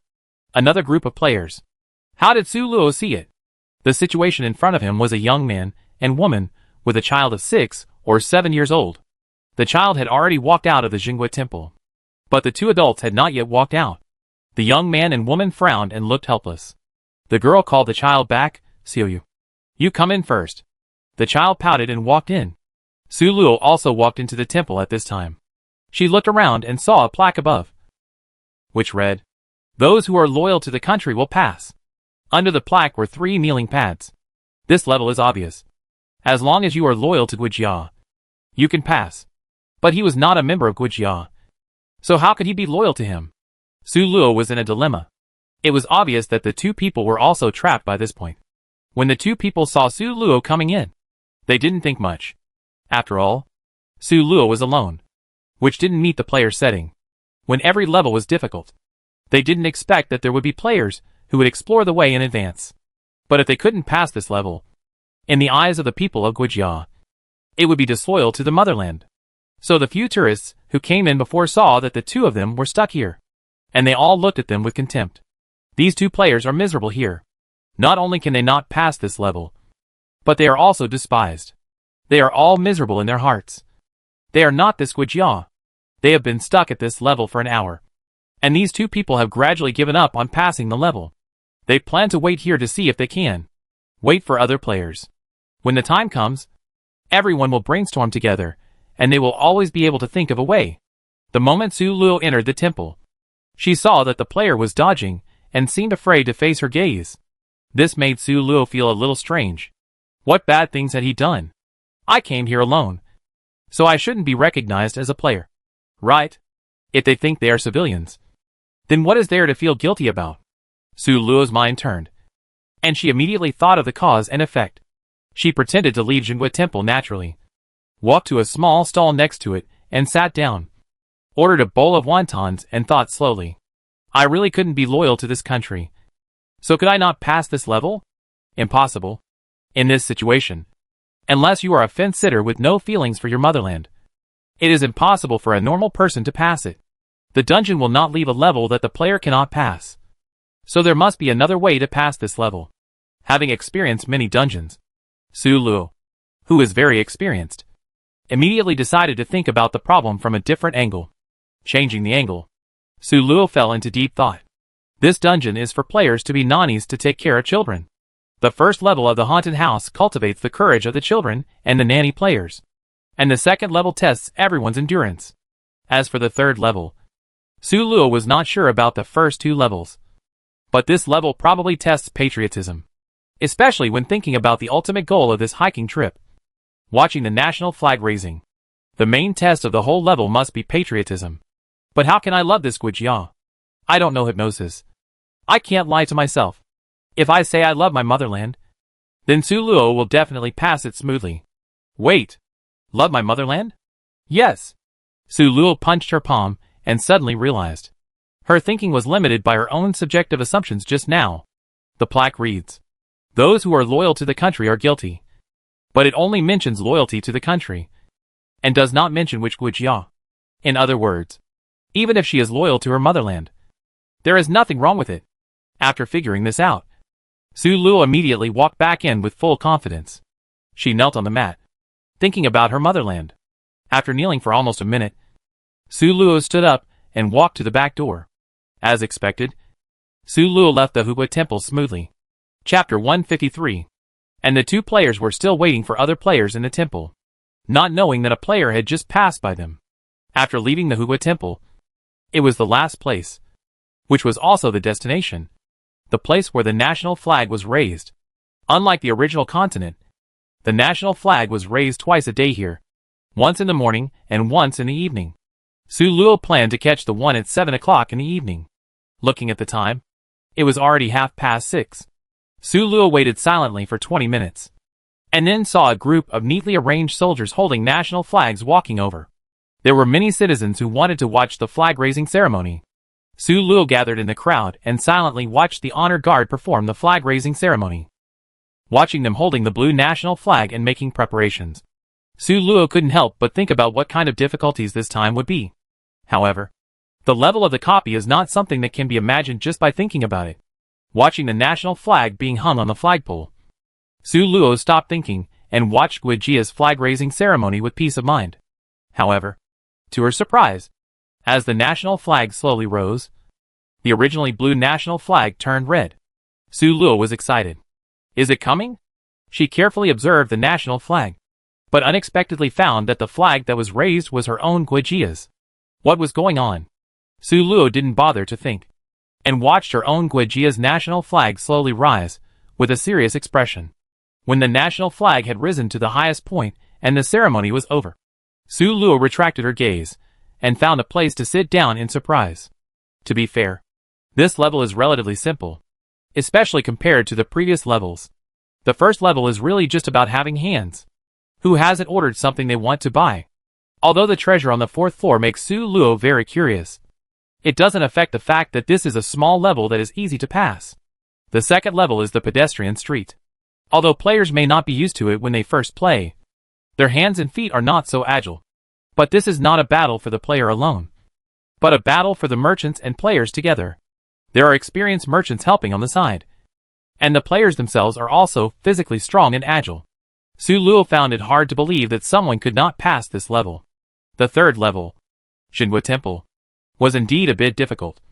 But the difficulty was only because the players had fallen into a misunderstanding. As long as they got out of this misunderstanding, this level couldn't be any easier. As for the last level, Su Luo twitched her lips. She was still a little confused. This level was very simple, and it wanted the players to watch a flag-raising ceremony. And it was Guijia's flag. What was the difficulty of this level? Su Luo was puzzled. Did the dungeon really give her a small level for free? This doesn't seem like the nature of the dungeon. This is Su Luo's fault for the dungeon. Well, to be exact, Su Luo blamed the test point of this level wrongly. This level is not without difficulty. But Su Luo did not step on the landmine at all. First of all, if you don't notice that Guijia's national flag suddenly turned into your own Guijia's national flag, you will probably fall into the next trap. If you face your own Guijia's national flag rising, but you are disrespectful in your heart and don't watch it seriously, then this level will naturally fail. Of course, Su Luo had no way of knowing all this. After she had passed all the levels, she returned home in a good mood. After returning home, Su Luo told Yunfei Bai everything she had seen and heard today. So, this mission is quite simple. Yunfei Bai leaned back in his chair and said easily. After listening to Su Luo's story, he was relieved. As for the 4th floor of the mall you mentioned, let's take a look tomorrow. You did the right thing. You should wait until we are together before taking the risk. But if Xiaoming and I can't see it tomorrow, and only you can see it, then that's your chance. Su Luo frowned and shook her head. How can I be so lucky? I'm afraid it's a trap or a hangman banquet. At this point, she took a sip of water and said firmly, but even if it's a hangman banquet, I have to try it. Yunfei Bai nodded appreciatively. That's right. If you choose not to try anything because you have too many concerns, then don't even think about becoming a strong person. The next day, Su Luo and Yunfei Bai got ready and set off. Arriving at the mall, Su Luo went to the stairs first. Sure enough, there was a 4th floor. Su Luo turned to look at Yunfei Bai, who nodded and said, I saw it too. The 4th floor. The treasure. Su Luo breathed a sigh of relief and looked at Xiaoming and said, Xiaoming, did you see the 4th floor? Xiaoming shook his head. I can't see it. He was a little sad. Why can my brothers and sisters see it? But I can't. Thinking of this, Xiaoming's mouth pursed, and he looked like he was about to cry. Su Luo immediately picked him up and comforted him. Oh, my little ancestor. Don't cry. Although Xiaoming has always been sensible, he is just a child in the end. After hearing Su Luo's words, he held back his tears and repeated the question aggrievedly and stubbornly. Just now, why can you all see? But I can't. Yunfei Bai immediately said his guess just now, Xiaoming. You know, we have special abilities. This 4th floor. Maybe only people like us can enter. This guess is very reliable and can fully explain the current situation. Su Luo immediately breathed a sigh of relief and agreed, yes. Yes. That should be it. She looked at Xiaoming seriously. People like us will be in a lot of danger. Sister sincerely hopes that you will not awaken special abilities in the future. Xiaoming shook his head in confusion and retorted, but I want to be someone like my brother and sister. You look so handsome. Su Luo sighed helplessly. Such handsomeness is made up of countless life-threatening dangers. When you grow up, you may not think it's handsome anymore. Thinking of the silly boy in her orphanage, Su Luo thought helplessly that he is far from grown up. But Su Luo and Yunfei Bai looked at Xiaoming and were in trouble again. The two of them could see the 4th floor and could go up together. But did they have to leave Xiaoming standing here alone? What if he encountered danger? But if they go in one by one? What if the one who goes up encounters danger? Yunfei Bai rubbed his temple with a headache and discussed with Su Luo. Why don't we find a staff to place Xiaoming first? Su Luo nodded helplessly. This was the only way now. The mall has a children's play area, and there are people in charge here. It is to help parents take care of these temporarily placed children. Su Luo put Xiaoming here and gave the guard 100 yuan, indicating that he should pay more attention to Xiaoming. The guard, who unexpectedly received a lot of extra money, immediately said that he would definitely keep a good eye on Xiaoming. Before leaving, Su Luo and Yunfei Bai gave Xiaoming a lot of safety awareness. But what should I do if I am still worried? Su Luo had just left the children's area when she came back again. Yunfei Bai was also worried about Xiaoming. After hesitating for a while, he said to Su Luo, why don't we not go to see him? After all, Xiaoming is here alone, and neither you nor I can rest assured. Su Luo was about to nod, but suddenly froze as if she had thought of something. I have the item I got in this dungeon. It can create a version of myself with 50% of my strength. Yunfei Bai's eyes lit up. Yes. Why didn't he think of this? Su Luo couldn't bear to look at it, and took out 10 strands of hair from the system space. These were what she had collected in the dungeon in the past few days.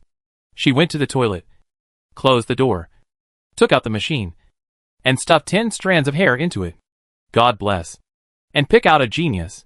God bless. Let's pick out a genius. Su Luo kept muttering. However, to her disappointment, the person who looked exactly like her was still drooling. He kept making meaningless mumblings. There was no other way. Su Luo made up her mind to destroy this extremely low IQ replica, and then took out 10 hairs with a hardtape, and put them into the replica machine with a slight tremor. Time was a bit rushed, So she collected so much in the past 2 days. If her IQ is still not enough this time, she will really pull her hair out of her head. Fortunately, God still favors her. The one picked out this time looks like a normal person. Su Luo tested her common sense, and she was able to answer all the questions. Su Luo felt relieved and took her out. Your mission is to stay here with Xiaoming until we come back. During this period, you must ensure Xiaoming's safety. The clone nodded and sat next to Xiaoming. Su Luo and Yun Feibai left the children's area with peace of mind. Arriving at the staircase, Su Luo and Yun Feibai looked at each other, and then resolutely walked to the 4th floor. The entrance to the 4th floor was a black door with mysterious patterns on it. Pushing the door open, it was silver inside, full of a sense of technology. A salesperson was standing inside, and when she saw Su Luo and the others, she immediately came up to them. Hello. Yes. Welcome to the Player Mall. Player Mall? Su Luo showed a look of understanding. No wonder. No wonder only Yun Feibai and I can see this 4th floor. It is indeed specially prepared for players. She said politely, please introduce this place to us. The salesperson agreed happily. Of course. This is my duty. After that, she led Su Luo and the others over. We have several booths here, namely the props booth, the strength improvement booth, and the special items booth. And the currency here is the player's points. Su Luo understood, and she came to the props booth first under the guidance of the salesperson. These booths all displayed items in a reduced projection way. And the more valuable the items, the higher the placement. Chapter 154. In the prop booth, the most eye-catching item is the one at the top that looks like an altar. The Resurrection Altar. Just hearing the name is enough to make people breathe fast. And the real function of this item is even more unpredictable. Resurrection Altar, the only item. The host bound to this altar can be resurrected with full health within 10 minutes after death at a random place within 100 miles. This item can be used twice a month. This is a prop that can revive people. Not only that, it is also a prop that can be used multiple times. The ability to revive twice a month is really too strong. Su Luo thought. Anyone who gets such a powerful prop, it will be difficult to be mediocre. Right? Of course. The points required for such a powerful prop are also 100 million points that are beyond the reach of others. Thinking about her pitiful points, Su Luo reluctantly withdrew her gaze from the resurrection altar. She didn't deserve it. After looking at several items, the points were all beyond my imagination. Su Luo helplessly said to the salesperson, can you select them? I can spend at most 300 points. Su Luo now has 475 points. But in order to prevent failure in the next copy, she still has to keep some points as a backup. Yun Feibai added, the two of us can only spend 600 points in total. Su Luo nodded. It was okay for the two of them to buy a prop together. The salesperson said that he understood. Of course it's possible. Because you are a team player. Points can be shared. But should we go to other booths first? There are also many good things there. That's fine. Su Luo and the others followed the salesperson to the second booth, the strength improvement booth. At the top of the strength booth, there was a card. The moment Su Luo saw the effect of this card, he couldn't help but glance at Yun Feibai. Legendary talent card. Use this card to obtain a legendary talent skill. If you already have a talent skill, you can awaken another one. Yun Feibai got this card from the treasure house of the haunted house and obtained the powerful second talent skill. Su Luo couldn't help but sigh at Yun Feibai's good luck. He could get a card worth 80 million points casually. Yun Feibai also noticed this. 80 million points. This is really a big profit. The salesperson didn't notice the undercurrent of Su Luo and the others. She had a professional smile on her face and led Su Luo and the others to the third booth. At the top of this booth is a big stone. Of course, calling it a stone is a bit too much. It should be a beautiful stone anyway. This stone is purple-black with silver lines. There are also some crystal spots on it, giving people a sense of the universe. Cosmic stone, the hardest stone known in the universe after being shaped. In its original state, it is extremely soft and tough, and can be easily shaped into any form. After being shaped by dripping blood, it will become indestructible, and is the top material for making weapons. Don't ask. The price is also out of reach. Su Luo lost interest in counting just by seeing the string of zeros. After roughly understanding the things sold in these three booths, Su Luo and Yun Feibai are more interested in the first and second booths. The third booth is more about materials and other things. For professionals, they may be treasures of sky-high prices.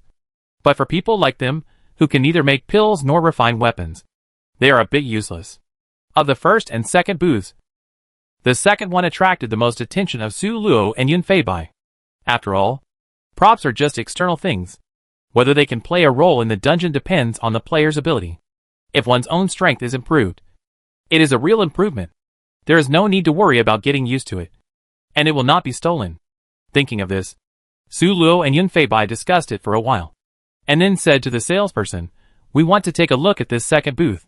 The salesperson nodded, and after a series of operations, only things worth 600 points or less were left in the booth. The top one is a pill worth exactly 600 points. It looks pitch black, just like the stretching legs and staring eyes pill. 100 poison pill. After taking this pill, you will be immune to all poisons.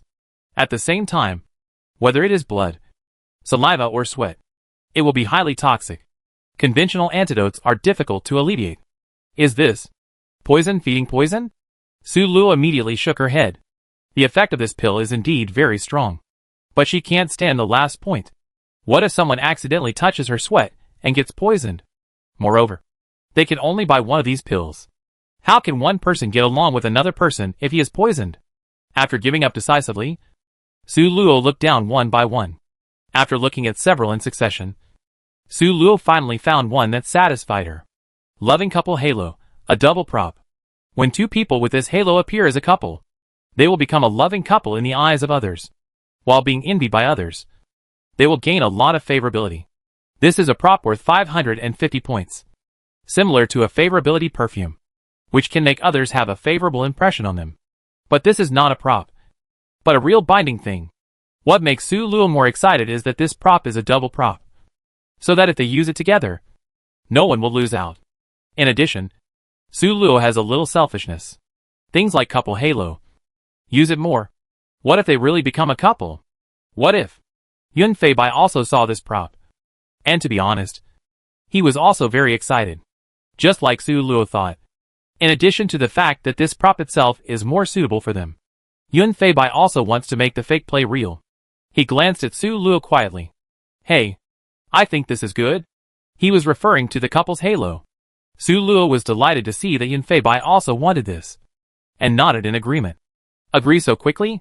Yun Feibai glanced at Su Luo, who was paying with points with a little surprise. His eyes meaningful. It seems that he is not so opposed to this matter. So can he put the confession on the agenda? Su Luo, who didn't know Yun Feibai's little tricks in his mind, paid happily. And then the two of them equipped the halo and left here together. Back in the children's area, Su Luo and Yun Feibai were both shocked to see the mess in the children's area. Fortunately, the clone and Xiao Ming were still sitting there intact. Su Luo went up to ask about the situation, and then she was scared out of her wits. It turned out that not long after Su Luo left, a human trafficker came to abduct children. Fortunately, the human trafficker was stopped by the clone and the guards.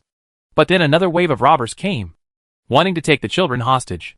However, how could ordinary robbers compare to Su Luo's clone? Soon, after a fight, the robber was subdued by the replica and handed over to the police. So that's how it is. Su Luo understood that the fourth floor was indeed a big pit. If Su Luo and the others left Xiao Ming here and went up directly, Xiao Ming would be taken away by the traffickers. If the replica was not left behind, Xiao Ming would be held hostage by the robbers. At the very least, he would cry.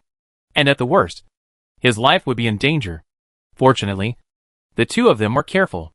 Su Luo and Yun Feibai looked at each other and saw the joy of surviving the disaster in each other's eyes. After passing the first level, the next journey was very simple. With Su Luo's experience, the three of them passed the remaining levels easily. There was only 1 day left for this dungeon. Coincidentally, the hiking trip that Xiao Ming hated the most at the beginning was actually the easiest of these tasks. And because of the training these days, Xiao Ming could also walk through this journey without complaining. After returning home, Su Luo and the other two went to their rooms to take a nice hot bath, and then gathered in the hall together. From today, until the last day of the dungeon, they have no tasks. So it is easy to say. But in order to be relaxed, some things must be made clear to avoid regrets in the end.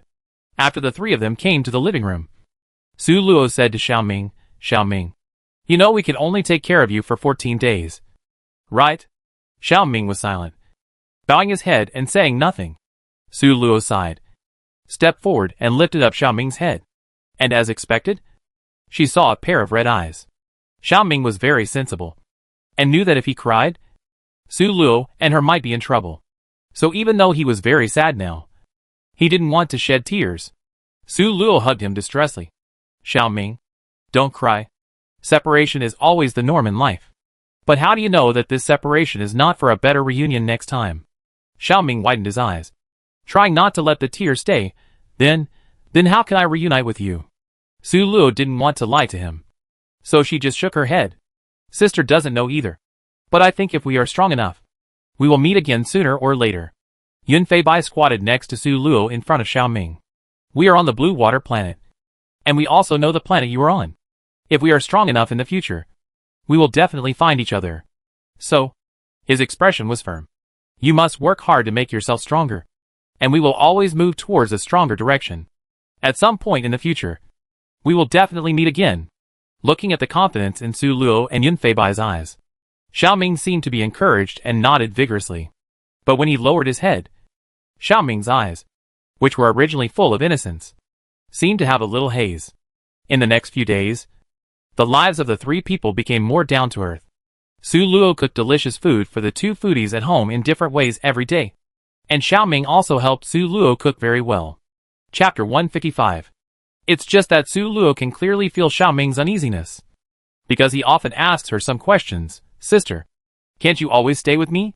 Sister, why don't you stay with me? Sister, if I can make you stronger, you don't have to leave. Right?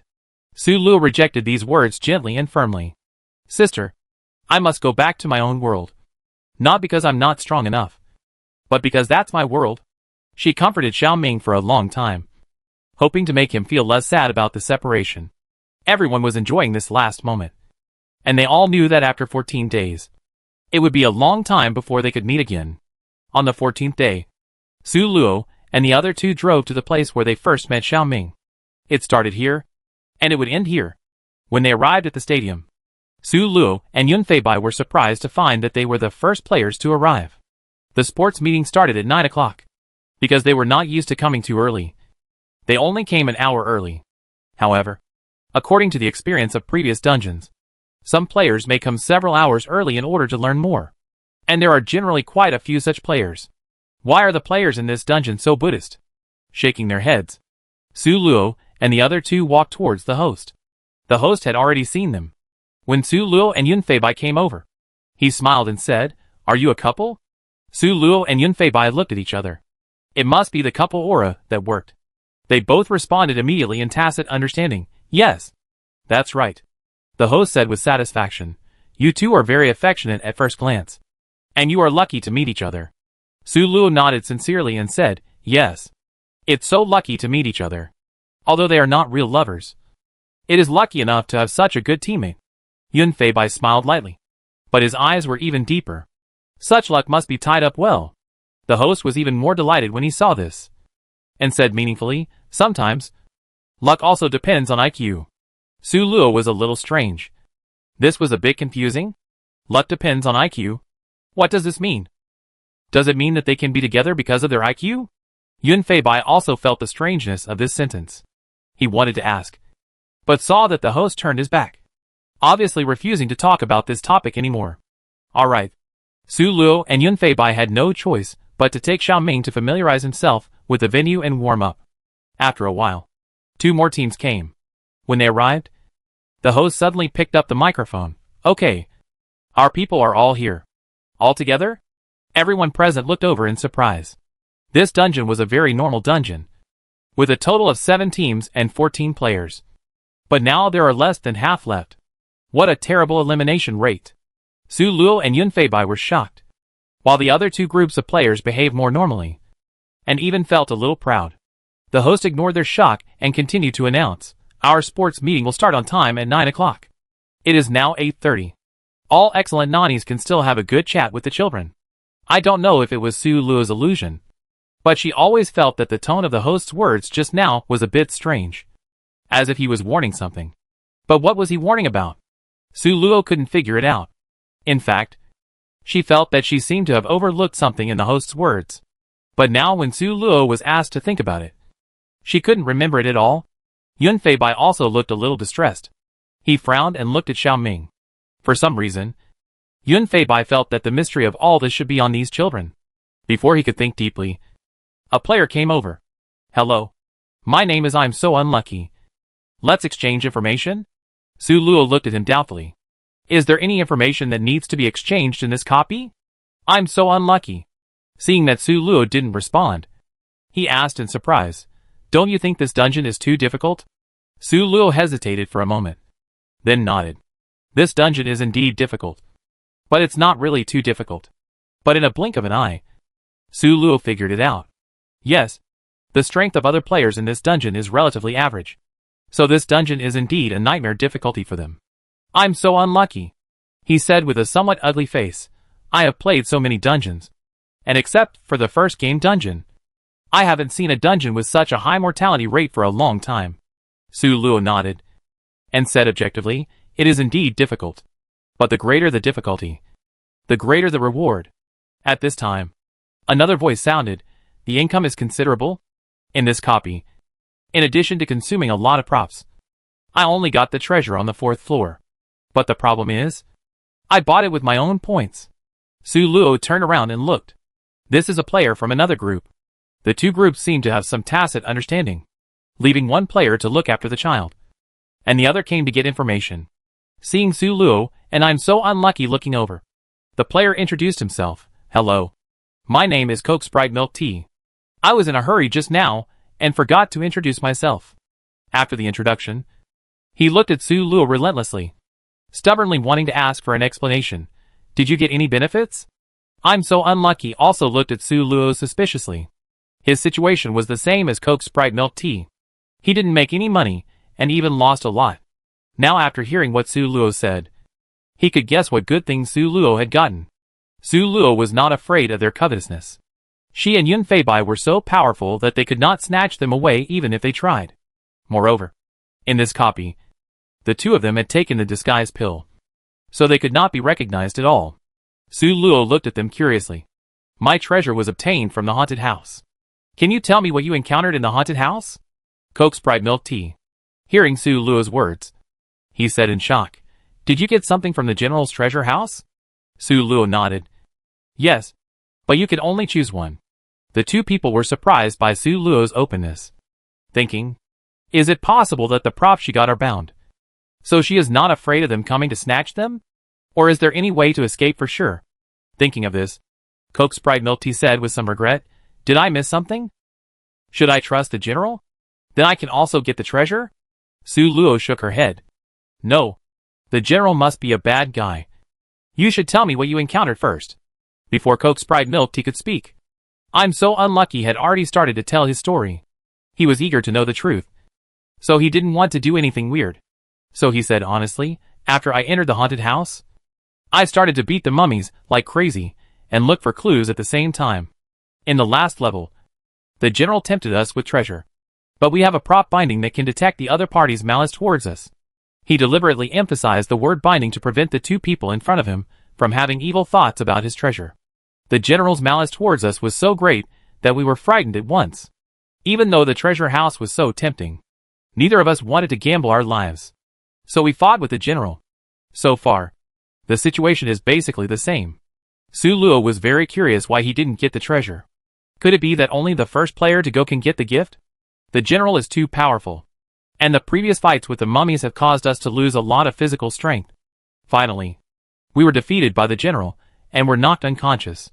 Cola Sprite Milk Tea standing nearby said, then when you woke up, you found yourself teleported out of the haunted house. Right? I'm so unlucky. Nodding. It seems you are the same. Su Luo nodded in understanding. So that's how it is. I defeated the general, so I got the wizard's reward. The two were a little surprised at first. You defeated the general. Seeing Su Luo nod, they said admiringly, then your military power must be very high. The general has high attack and high blood. And he runs very fast. It's really deadly. Su Luo, are we talking about a great general? Coke Sprite milk tea. Not noticing Su Luo's confusion, he sighed. Do you think if we stand on the side of the great general, will we be able to get the entire treasure house directly? When he said this, I'm so unlucky, retorted First. Impossible. There is no way my props will go wrong. The great general has such great malice towards us. Will he be so generous to give us that treasure house? Yun Feibai, who had been silent beside him and was acting as a background board, finally spoke. It is true that we should not stand on the side of the great general. Seeing everyone looking at him, Yun Feibai said slowly, have you ever thought about where those 4 groups of players went? He walked out from behind Su Luo, and his presence was immediately radiated. The common point of our 3 groups of players is that they all chose the wizard camp. According to the survivor bias, at least a large part of those players should have chosen the general camp, if not all of them. And none of them who chose the general camp appeared here. And the players who chose the wizard camp still have a chance to appear here. Doesn't this explain the problem? That's right, Su Luo exclaimed, thinking the same thing as her. She then added, besides, it is obvious that the first 2 tasks are more dangerous. But as long as you choose the wizard camp for the first task, you can survive regardless of whether you have defeated the general or not. Don't you think it's strange? Chapter 156. She talked eloquently. Such a dangerous mission cannot be without the option of death, since those who choose the wizard camp will definitely survive. Then those who choose the general camp. I'm so unlucky. Swallowing. Players who choose the general camp will definitely die. Su Luo nodded with satisfaction. Bingo. This is too scary. If we follow this analysis, then in the choice between the wizard and the general, there are only 2 results, life and death. If it weren't for the props at that time, I'm so unlucky. I dare not think about it any further. It is terrifying to think about it carefully. He stood aside with a pale face, feeling the belated survival. Coke Sprite milk tea. After Su Luo and Yun Feibai's analysis, he was completely stunned. They can beat the general and analyze the inside story of the mission. No wonder these 2 people said what they got without any care. It turns out that they dared to say it, not because they can run away, but because they are not afraid of their covetousness. If the 2 of them were tempted by the money, they would just be delivering food. Right? Who can stand this? He smiled awkwardly and changed the subject. What kind of danger do you think this last mission will have? I feel that since it is the finale, it must be a big one. Right? I am so unlucky. At this time, he also recovered a little, shook his head and said, I don't think it should be too difficult. You think? There are 4 levels in total. The first 2 are very difficult. But when you hike to the 3rd level, there is almost no danger to your life. He made a final conclusion, based on the 4 levels divided equally. I think this level should not be difficult. In Su Luo's opinion, what the 2 said made sense. Su Luo had experienced the point of splitting the 2 equally in the 3rd level. So now, I'm so unlucky. She didn't think it was outrageous. And the copy specially arranged a task for them as the finale on the last day. Su Luo didn't think they could pass it easily. It's difficult. Su Luo glanced at Yun Feibai. After being together for so long, Yun Feibai could understand Su Luo's meaning almost with just a glance. He shrugged helplessly. It would be strange if they could guess the copy.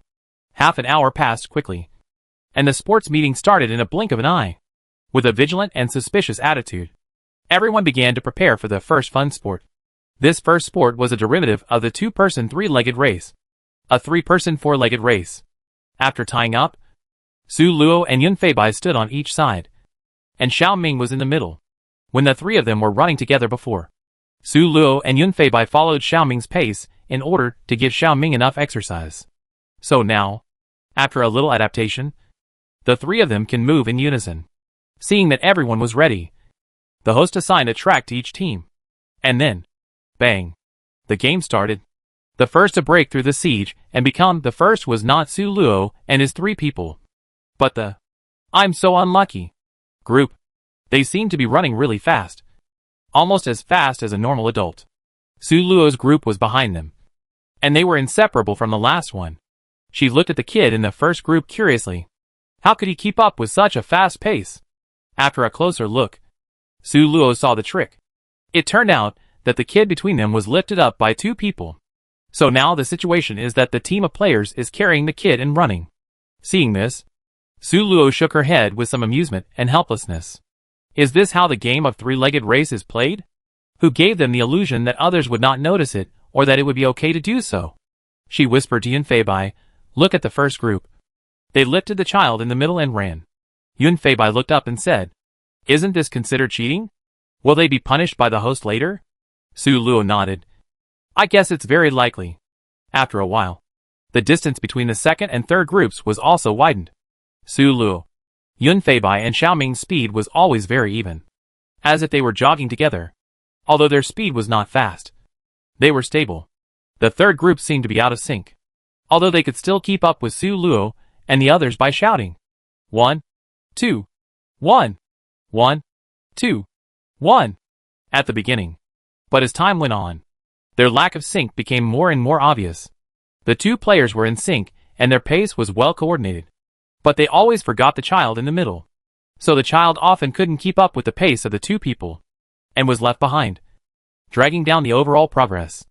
Because they were too uncooperative, they often led the whole team to fall. After falling down once, Su Luo's group naturally left them behind easily. Soon, the round was over, and the rankings were the same as at the beginning. The I'm So Unlucky group was first, Su Luo's group was second, and the Coke Sprite Milk Tea group was third. The host came over with a slightly serious look and angrily yelled at I'm So Unlucky, what's wrong with you? Cheating so blatantly. I'm so unlucky. Obviously, he had thought of a countermeasure long ago. He did not deny his behavior, but said without blushing, the rules don't say you can't lift the child up? How did I cheat? The host was choked by him. And then sneered, I ask you, what is the name of this game? I'm so unlucky. Stupefied for a moment. Then spit out a few words with an ugly face. 3 people. 4 feet. The host nodded with satisfaction and said mercilessly, your results in this round are invalid. And the rankings of others will be made up in order. Coke Sprite Milk Tea looked a little confused, not knowing what happened. Why did I'm So Unlucky, who looked like he was going to cheat, suddenly get punished? He just participated in an activity. Why did he feel out of touch with the world? In fact, through the conversation between the host and I'm So Unlucky, he could also hear what I'm So Unlucky did during the game just now. But what he couldn't figure out was that 3 people and 4 legs. Is there any magic in the name? It can make I'm So Unlucky surrender immediately? He asked the friend next to him. But the friend also looked confused. Driven by curiosity, Coke Sprite Milk Tea bit his teeth and walked to Su Luo to ask his question. Through a series of contacts just now, he had already seen it. Among the 3 groups that survived this copy, the most powerful one must be Su Luo's group. And he had to admit with some frustration that his group should be the worst. Even the group of I'm So Unlucky is actually much smarter than him. If the 3 groups are ranked by ability, they must be the worst, followed by the group of I'm So Unlucky, and finally the group in front of him. Now there is something that he can't understand. Coke Sprite Milk Tea believes that since I'm So Unlucky can understand it, then Su Luo and the others must know what's going on. Hearing the question of Coke Sprite Milk Tea, Su Luo replied indifferently, the game is 3 people and 4 legs. How many legs do you see? She stopped here and didn't continue. It was obvious enough. If Coke Sprite Milk Tea still didn't understand, then there was no need for her to explain it to the fool. Coke Sprite Milk Tea. Is he a fool? Of course not. After listening to Su Luo's words, he immediately showed an expression of sudden enlightenment. So that's it. I'm so unlucky. If the child is lifted up, then there are only 2 legs left on the ground, which does not conform to the setting of 3 people and 4 legs. So he can only be punished. Coke Sprite Milk Tea. He retreated sadly and shared the truth of the matter with his friends. The 2 of them thought at the same time that their group was indeed the worst. After answering Coke Sprite Milk Tea, Su Luo no longer paid attention to him, but thought about her own problem. The host's performance just now was not right. A little too serious. The way he ran over angrily at that time even gave Su Luo a feeling that there was someone cheating between them, who cut the leggings. I'm So Unlucky is actually very smart. And the cheating method he chose is actually not painful or itchy. If you take it seriously, this is of course cheating. But if you want to make a big deal out of it and turn it into a clever trick, it is also very easy. After spending some time together just now, they can also see that the host has a good temper and should not be angry about this matter. This is why I'm so unlucky dared to do this. But his anger was obviously beyond his expectations. Why is that? The next few mini-games, contrary to everyone's expectations, seemed to be just mini-games. And our group was just participating in a real fun sports meeting. Until all the activities in the morning were over. Nothing weird happened. It can be seen that I'm so unlucky. And Coke Sprite milk tea are somewhat relaxed. They seem to have accepted the setting that the finale of this dungeon is to let them relax. But as the game progressed, Su Luo became more and more nervous. She felt that things could not be that simple. Yun Feibai had the same idea as her, and he was also not optimistic about the current situation. During the intermission, the two of them found a shady place and discussed the current situation of the dungeon. I think there must be a backup plan for the dungeon. It is impossible for us to pass it so easily, Yun Feibai said seriously. Su Luo nodded and agreed. I think so too. I think this sports meeting should not be the last level. Yun Feibai raised his eyebrows. He originally thought that the dungeon would cause some trouble in the afternoon game. But he didn't expect Su Luo to directly jump out of the restrictions of the sports meeting and think so. I would like to hear more about it, Su Luo explained. I was chatting with them before. One of them thought that the last level of the sports meeting would be difficult. And the other thought that if the first two of the 4 levels were difficult, and the third was easy, the fourth should also be easy. Yun Feibai nodded. He also heard this. Su Luo continued, it seems that the second idea is right now. But no matter how I think about it, the first idea is also reasonable. So what if both ideas are right? Yun Feibai asked. How? Su Luo said, what if this dungeon has more than 4 levels? Just like the race when we first entered the dungeon. It is not counted as part of the mission. So if there is another activity after the sports meeting, then it makes sense. Yun Feibai listened to Su Luo's words and analyzed, if your guess is right, then what will we encounter after all the activities are over? Without giving Su Luo a chance to continue speaking, Yun Feibai answered himself as if talking to himself. The purpose of the race at the beginning of the copy is to choose a child. Or in other words, the essential purpose is to get a child. So in order to have a beginning and an end, we should send the child away in the end. Yun Feibai's words seemed to clear the fog, and the answer was about to surface. Su Luo also figured out what was going on, clapped her hands and said, that's right. No wonder the host was so angry. The parents came to see, and the Nani and their company actually did something tricky. How embarrassing. How can I not be angry? Yun Feibai finally smiled. So Xiaoming's parents are here. Then he stopped smiling. But where is the danger? Su Luo shook her head. I always feel like I overlooked something. But I just can't remember it. Yun Feibai said in surprise. Me too. This is very strange. If one person feels this way, it may be his own problem. But if 2 people feel this way, it means that they may have really overlooked something. But how could they both ignore something by coincidence? Su Luo's face sank. I think this copy is deliberately suppressing us and doesn't want us to remember this. Yun Feibai also nodded with a bad face. That should be the case. But what's the use of the copy suppressing them? It can only mean that this point is very critical and may threaten their lives. Chapter 157. The afternoon competition went smoothly. After the collaborative relay, all the events were completed. The host smiled and announced the rankings of the competition. First place, Chuming Group. Second place, UCC Group. Third place, Wang Xiang Group. Now, please ask the 3 players to choose a number card in turn. Our children will soon welcome their parents. Sure enough. Su Luo's mouth twitched. Sure enough. There are parents coming. Putting aside the issue of parents, what Su Luo wanted to know now was, what do we need to get number plates for? Su Luo asked naturally, excuse me. What do we need to get number plates for? The host said kindly, among those number plates, there is a number with magical effects. This time it mainly depends on your luck. Luck? Su Luo seemed to remember something. The host's abrupt words before seemed to have a clue at this moment. She looked at the host and found that the host was also looking at her meaningfully. Su Luo nodded gratefully to the old man. And after the old man looked away, she also turned her head to think. At that time, the host said, sometimes, luck also depends on IQ. In other words, there is actually a clue to which lucky number this time is. She told Yun Feibai her guess. And Yunfei quickly came up with an idea. Could it be number 4? Su Luo smiled and clapped her hands secretly with him. I think so too. There are 4 tasks in total. So the number 4 is suspicious. Although taking into account the 2 stages of picking up children and meeting parents, it is also possible that the number is 6. But if you think carefully about the stages in this copy, the number 4 appears more than once. There are 4 waves of mummies in the haunted house, 4 levels on the mountain, 4 levels on foot, and 4 floors in the mall. All of this points to one answer. There is something wrong with the number 4. The 2 smiled at each other. As the first in the group score, they can be the first to choose the number plate, so there is no need to worry about others thinking of this problem first. The host placed 7 number plates in front of him, from 1 to 7. Su Luo decisively picked out number 4, and the host seemed not to notice it, and calmly walked to the second group with the plate.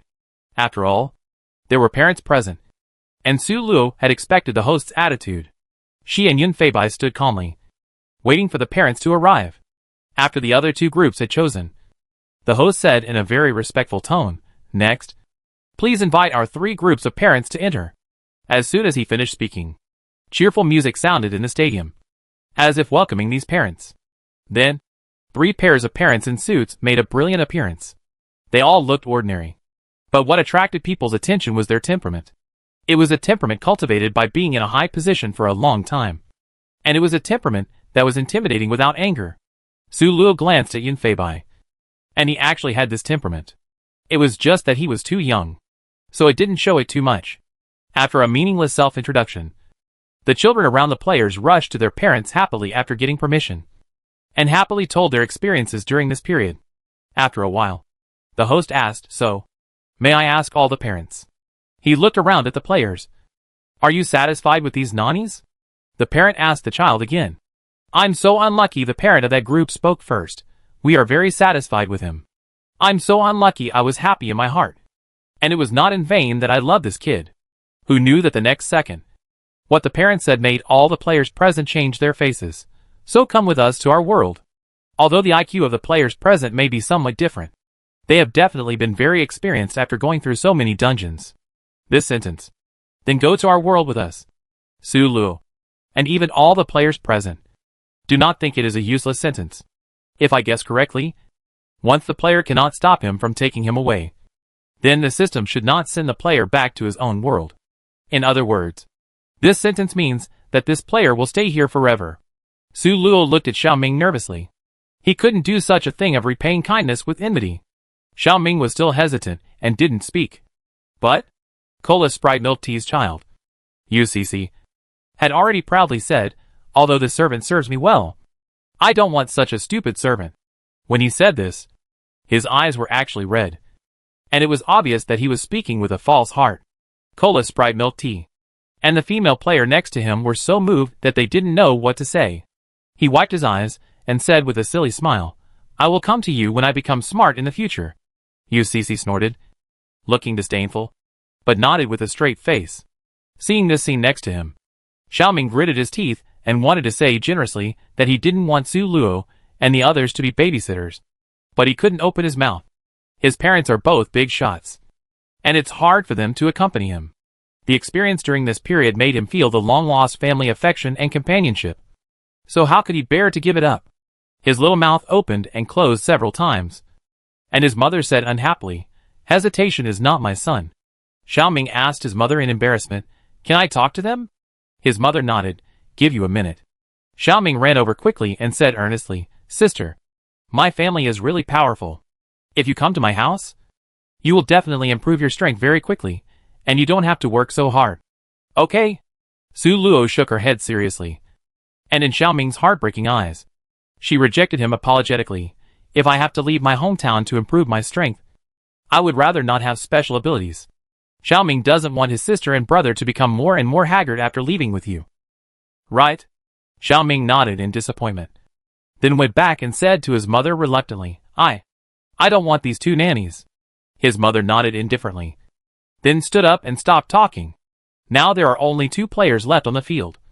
That is, the group of "I'm so unlucky" was left behind. Seeing this result, they both almost collapsed. "I'm so unlucky." walked forward and took his child's hand, begging, "Please don't let me go with you. Okay? I don't want to leave my home." Wang Xiang shook his head stubbornly. "My family is very rich. You can live in a big house when you come to my house.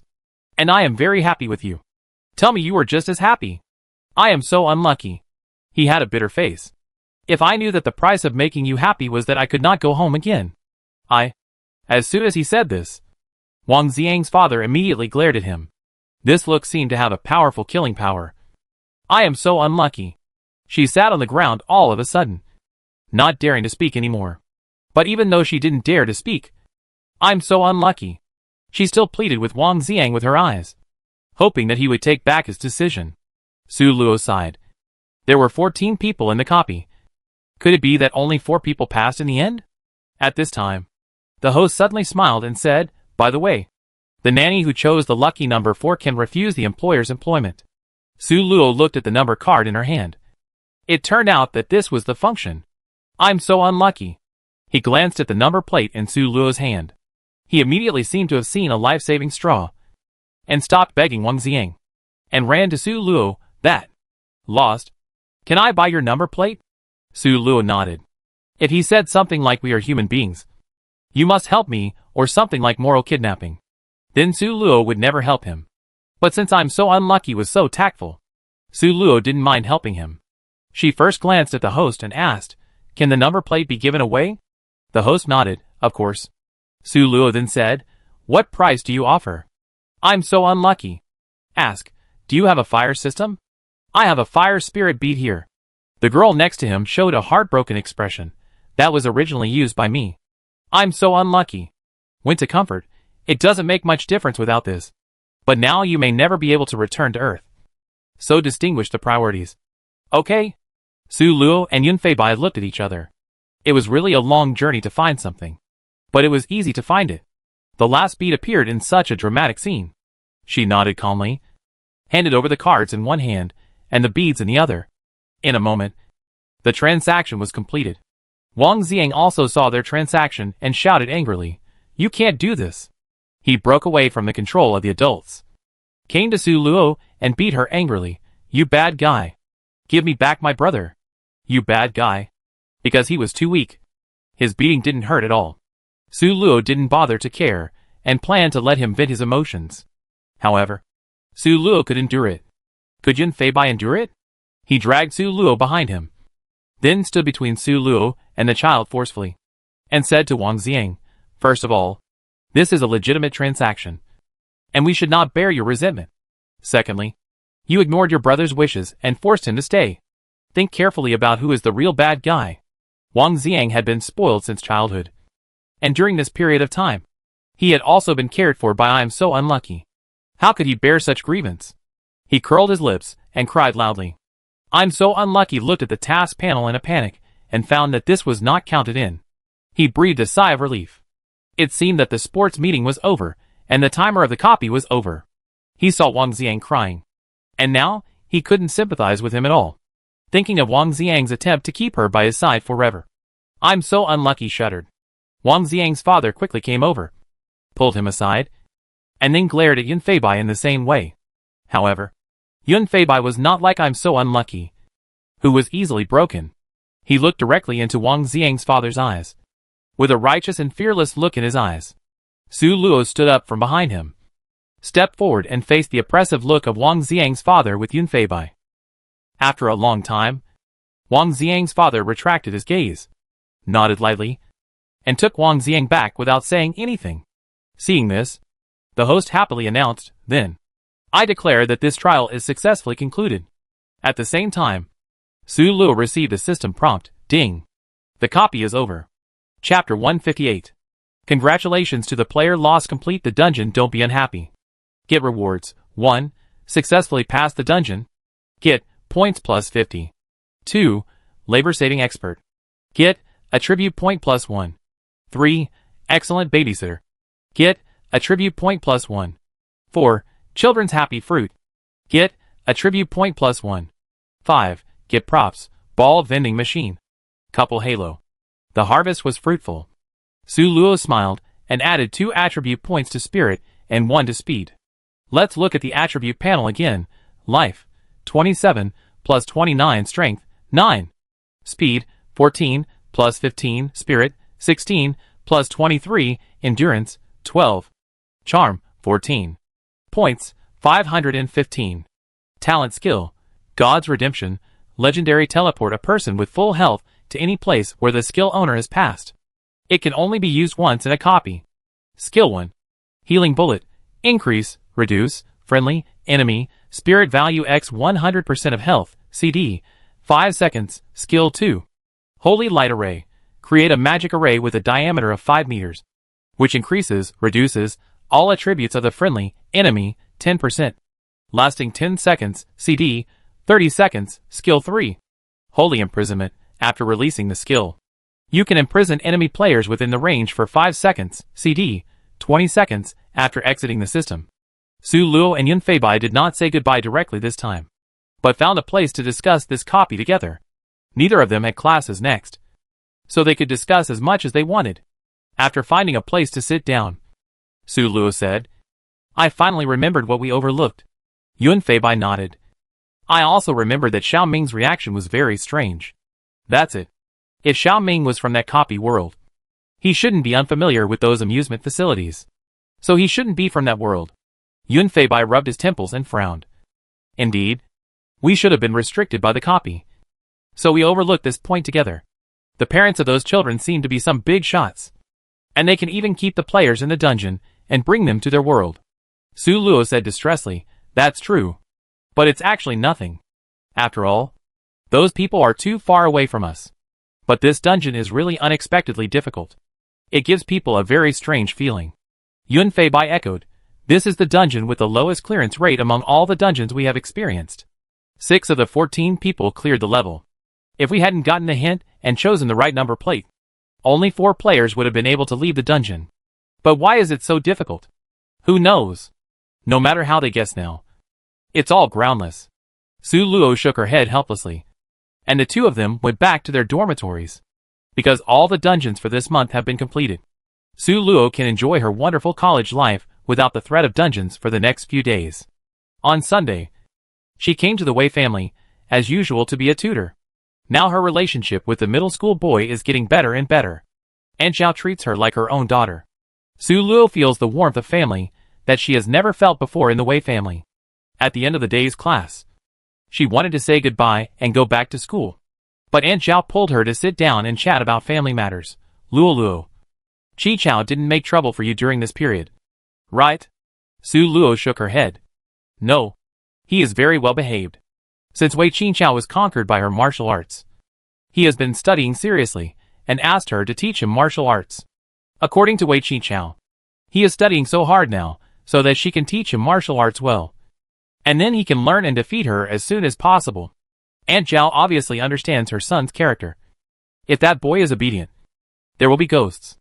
There are always higher mountains than mountains. Luo Luo, you have a way to subdue him. The two were chatting, and suddenly there was a sound of opening the door behind them. Su Luo was facing the door, so she didn't know who was coming. Aunt Zhao showed a little surprise on her face. Nian Nian, why did you come back suddenly? When Su Luo was chatting with Aunt Zhao before, she already knew that she had 2 sons. It seemed that the man who came back today was her eldest son, who was not popular. Su Luo stood up and turned around to introduce herself. However, the moment she saw the man face clearly, Su Luo was stunned. What a familiar face. She was surprised to find that Aunt Zhao's eldest son was actually the internet addiction boy that Su Luo had met twice in the dungeon before. Su Luo's memory has always been very good. Because she was with the internet addiction boy before, they met in the assessment dungeon, and no one used the disguise potion at that time. So Su Luo remembered the real appearance of the internet addicted boy. Similarly, the internet addicted boy also recognized Su Luo. He stood there, as if he was overwhelmed by this huge surprise. His expression was a little silly. His mouth was open, and there was a little unbelievable joy between his eyebrows. Well, benefactor? Well, it's still the same. Su Luo sighed. I told you not to call me that. I didn't do anything. The boy smiled foolishly at the familiar words. Good benefactor. Aunt Zhao could tell something was wrong. She stood up and introduced. Nian and Luo are our new tutors. I wanted to introduce you two to each other before, but I always missed it. Nian and Wei Xiaonian are the eldest son I told you about before. After the introduction, she began to ask the key points. I heard Nian call you benefactor. What's the matter? Did you meet in the dungeon? Before Su Luo could speak, the internet addict boy, that is, Wei Xiaonian, said excitedly, Mom, this is the great god who saved me that I told you about before. Aunt Zhao had obviously guessed it, and she was not surprised after hearing it. She just happily took Su Luo's hand and said, then you and our family are really destined to be together. Su Luo also sighed for a moment. The coincidence arranged by fate was really unexpected. It was a coincidence that we met by chance in 2 copies before. Now I find that I have been a tutor in his house. This fate is also unique. She recalled that when she taught Wei Qingqiao before, she felt that he was like someone she was familiar with. That's right. They are brothers. And the dog eyes are inherited. When they look at people eagerly, they are exactly the same. Seeing her son staring at the girl eagerly, Aunt Zhao didn't care about being intimate with her son. She was very happy to find an excuse and left the hall, leaving her son and Luo to reminisce about the past.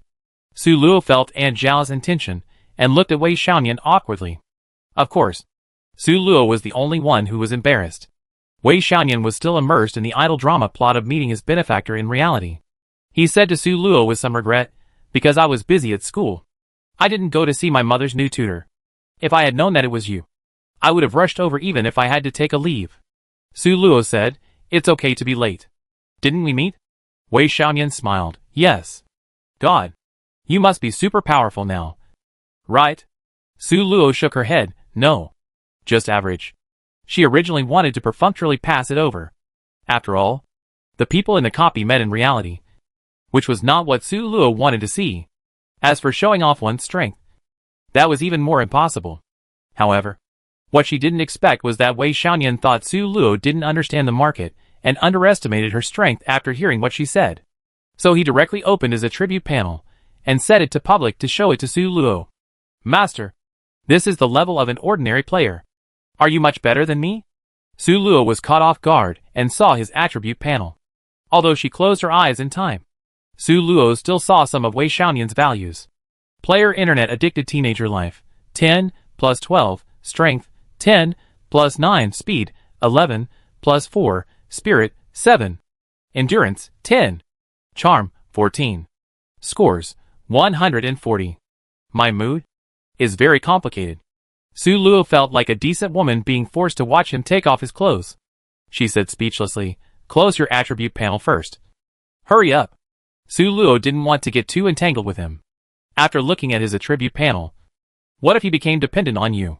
Su Luo couldn't help but sigh in her heart. The little girl must protect herself when she goes out. People who force themselves to touch porcelain without even giving a little preparation time are obviously not good at first glance. Okay. This is a stupid boy. But he is stupid. Su Luo can't be foolish with him. The attribute panel is actually considered personal privacy. Even if the other party wants to share privacy with her, Su Luo will not look at it at all before their relationship reaches that level.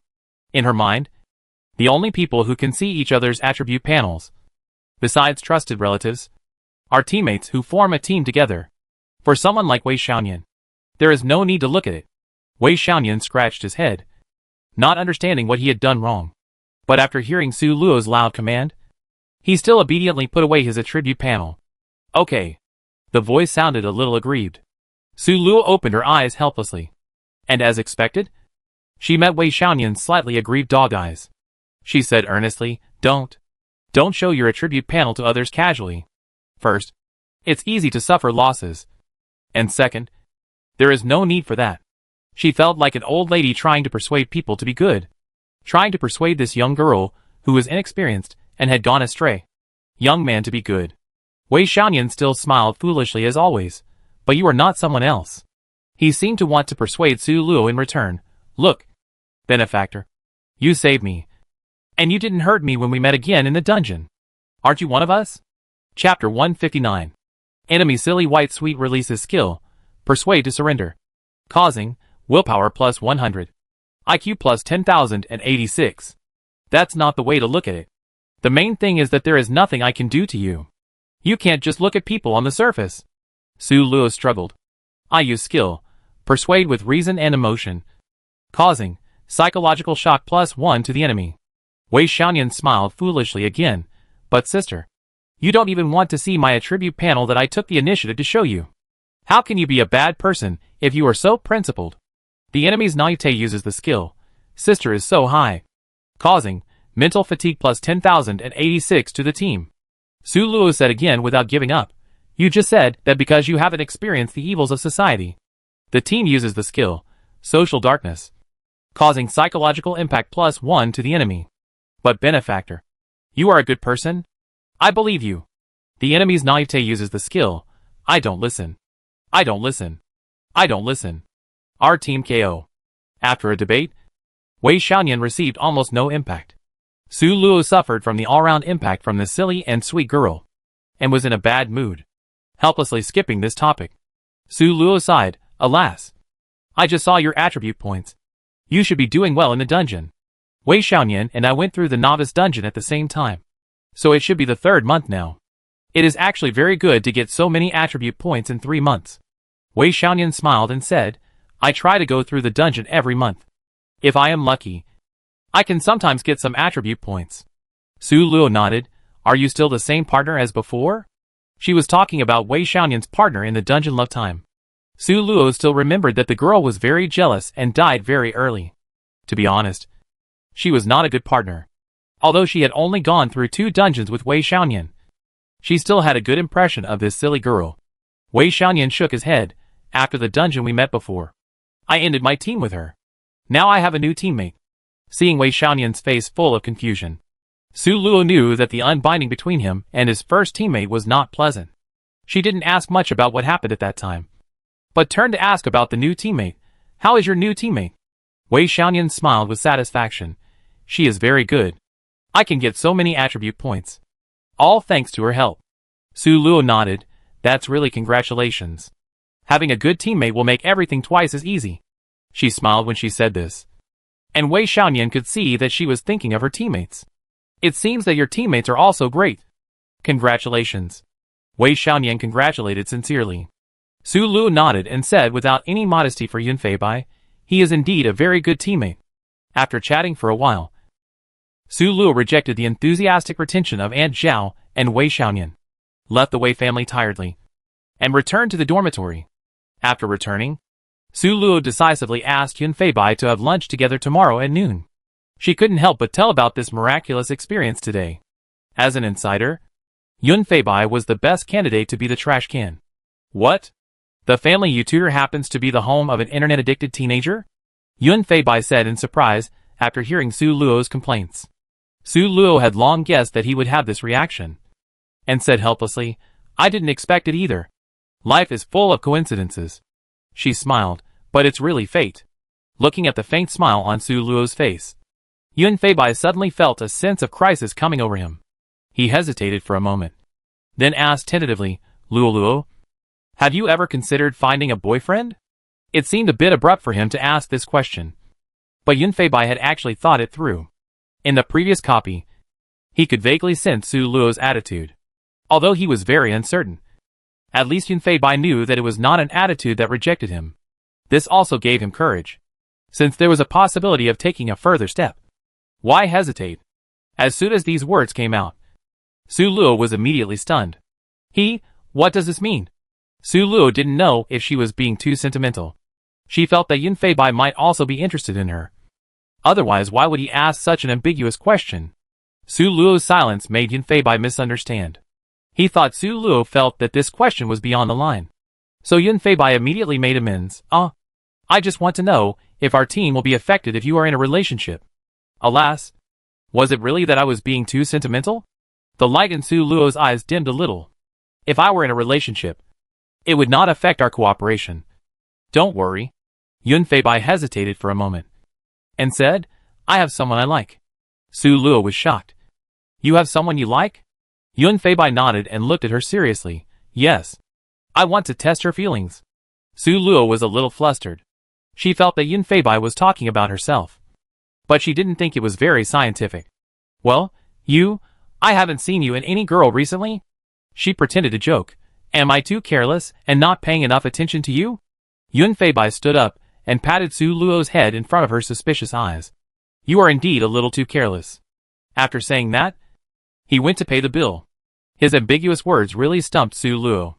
On the one hand, Su Luo thought that Yun Feibai should not like her, mainly because she had not noticed that Yun Feibai had this tendency before. On the other hand, Su Luo heard something else in Yun Feibai's words. He said that he was too careless.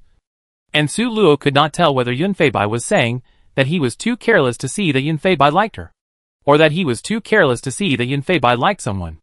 On the way back to school, Su Luo opened and closed her mouth several times, wanting to say something but stopping herself. Yun Feibai noticed Su Luo's entanglement, but he did not take the initiative to talk to Su Luo. Yun Feibai walked leisurely in front, and Su Luo followed shyly behind. From a distance, it really looked like a hipster husband and a bullied wife. Until the two of them went back to their dormitories. Su Luo did not open her mouth. Back to the dormitory. Su Luo saw He Weiwei in the dormitory. She was delighted. Weiwei, luckily you are here. He Weiwei asked in confusion. What happened to Luo Luo? Did anything happen? Su Luo pulled He Weiwei to sit down beside the bed, and then told her everything that happened today. Of course, Su Luo omitted the part about meeting Wei Xiaoyan. He likes you, He Weiwei said confidently. Based on my experience of meeting countless men, I can tell you responsibly that he must like you.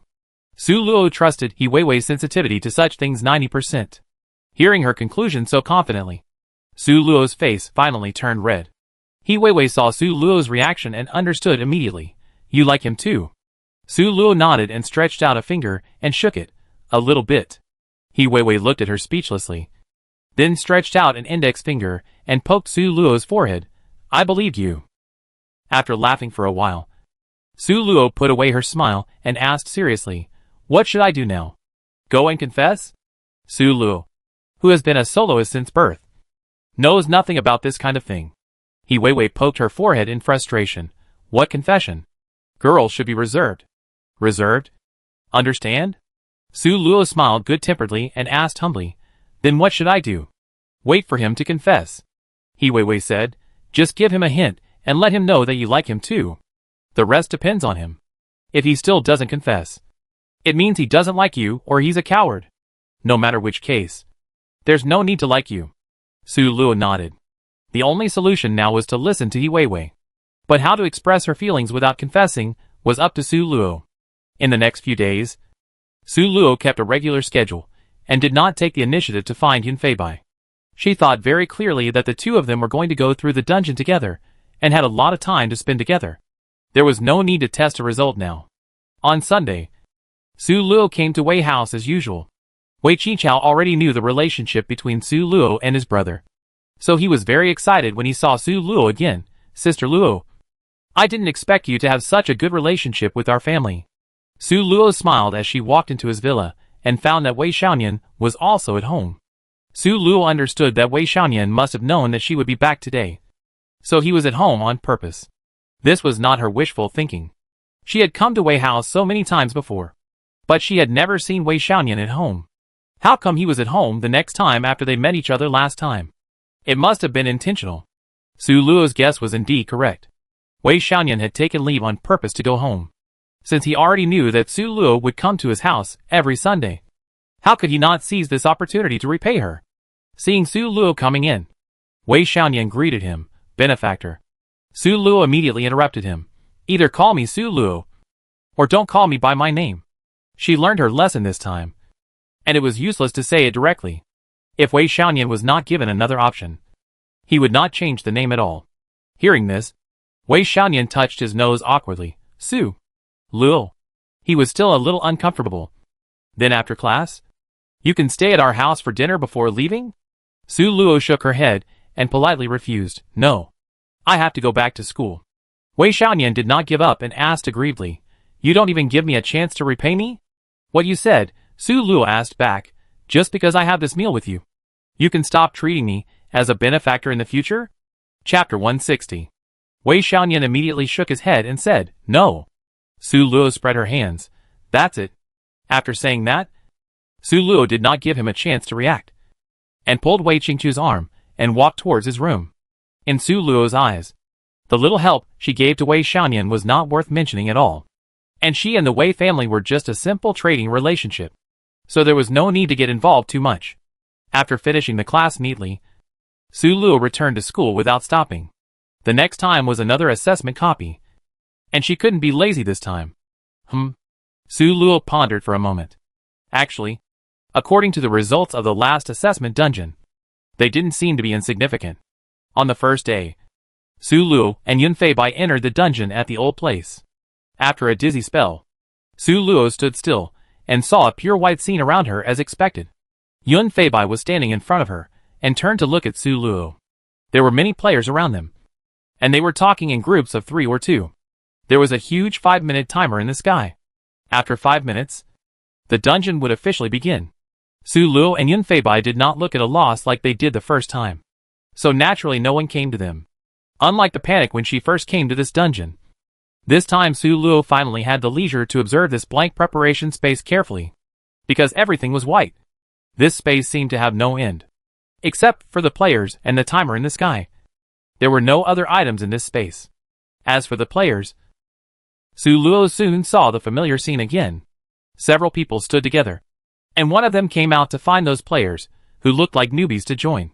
Su Luo had to say that newbies could really be identified at a glance. As long as they had participated in such an assessment dungeon once.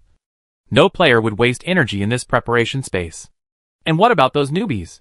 They looked around. And some even leaned to the side, looking unfamiliar. Su Luo couldn't help but sigh. Was it like this when she and Yun Feibai first came here? Strangely enough, she only came to such a test dungeon for the second time. But she didn't feel strange at all. At least, she wasn't surprised at all. Su Luo could only attribute it to the fact that she had experienced too much in the past month. 5 minutes passed in a flash. And when the timer in the sky completely returned to 0, the bell in the space rang, followed by the system prompt sound, ding. The dungeon begins. The surroundings were instantly dark. And then the black flew away like fragments. And the surroundings became a desolate land. Su Luo realized that she was standing in a cemetery when she found a tombstone at her feet. She looked around first. And after seeing Yun Feibai, Su Luo breathed a sigh of relief and continued to think. Is the map this time a cemetery? She felt something was wrong. According to the situation last time, the map should be very large. Right? How could it be so small? A cemetery can't stretch for thousands of miles. Right? Let's not think about this question for now. Su Luo opened the system. The first interface is the map as usual. And Su Luo found that the venue this time is indeed a cemetery. But it is divided into several pieces. The place where they were was a Western-style cemetery. In addition, there were Chinese-style cemeteries and Egyptian cemeteries. Su Luo's intuition told her that there must be something fishy about the cemetery being divided into these small pieces. The symbol they represented was 2 small red dots. There were 8 more small red dots near them. It seemed that there were quite a lot of players in the same camp in this section. Turning to the next interface, Su Luo found that there were a total of 5 powerful forces in this dungeon. A. 200/200, red. B. 200/200, orange. C. 200/200, purple. D. 200/200, green. E. 200/200, blue, and they are on the red side. Clicking on the third task interface, Su Luo finally understood the reason for setting so many sections this time. Task 1. Killing task. Kill a player from the enemy camp, mandatory. No reward. Kill 3 players from the enemy camp, optional. Reward, health +1. Kill 5 players from the enemy camp, optional. Reward, health +2. 1, 3, 5, 7, 9 stacked in sequence. Kill 10 or more enemy camp players. And you will be rewarded with 1 more health point for each kill. Team players cannot share too. Other tasks, exclusive to Shadow Priests. Healing amount/attack amount reaches 0/3000, required. No reward. Give debuff to the entire camp, optional. Reward, attribute point +1. Kill the player with the most kills in a non-camp, optional. Reward, attribute point +1. 3. Map tasks. Kill map monsters, required, 0 out of 10. No reward. Kill regional boss, optional. Reward, attribute point +1. Note that if you want to cross regions, you must complete the required tasks in this region. Once you cross the zone, You must complete the tasks in that zone before you can leave. The previous killing tasks and other tasks are the same as the last assessment copy. But the third map task is newly added. First of all, in this Western-style cemetery map, they must first kill 10 map-exclusive monsters. Otherwise, they cannot leave this section. Secondly, if they change sections, they must also kill the 10 monsters in that section. In fact, it is a bit restricted to change zones. But when I think about it, if they change zones, they can continue to brush points. I feel that such a rule seems to encourage changing zones. Su Luo opened the chat interface again, wanting to see if the players of the same faction had sent any useful messages. A party beside the water. Is anyone in the Chinese cemetery? Let's form a team together. A party beside the water. Me? Me. Me. I'm here. There's a coffin on my left. There's a coffin on the right. There's a coffin in front. And there's another coffin behind. See if you can find me. A party beside the water. Question mark. Goodbye. Laughing and crying. Help me. Which section will the first copy buff refresh in this time?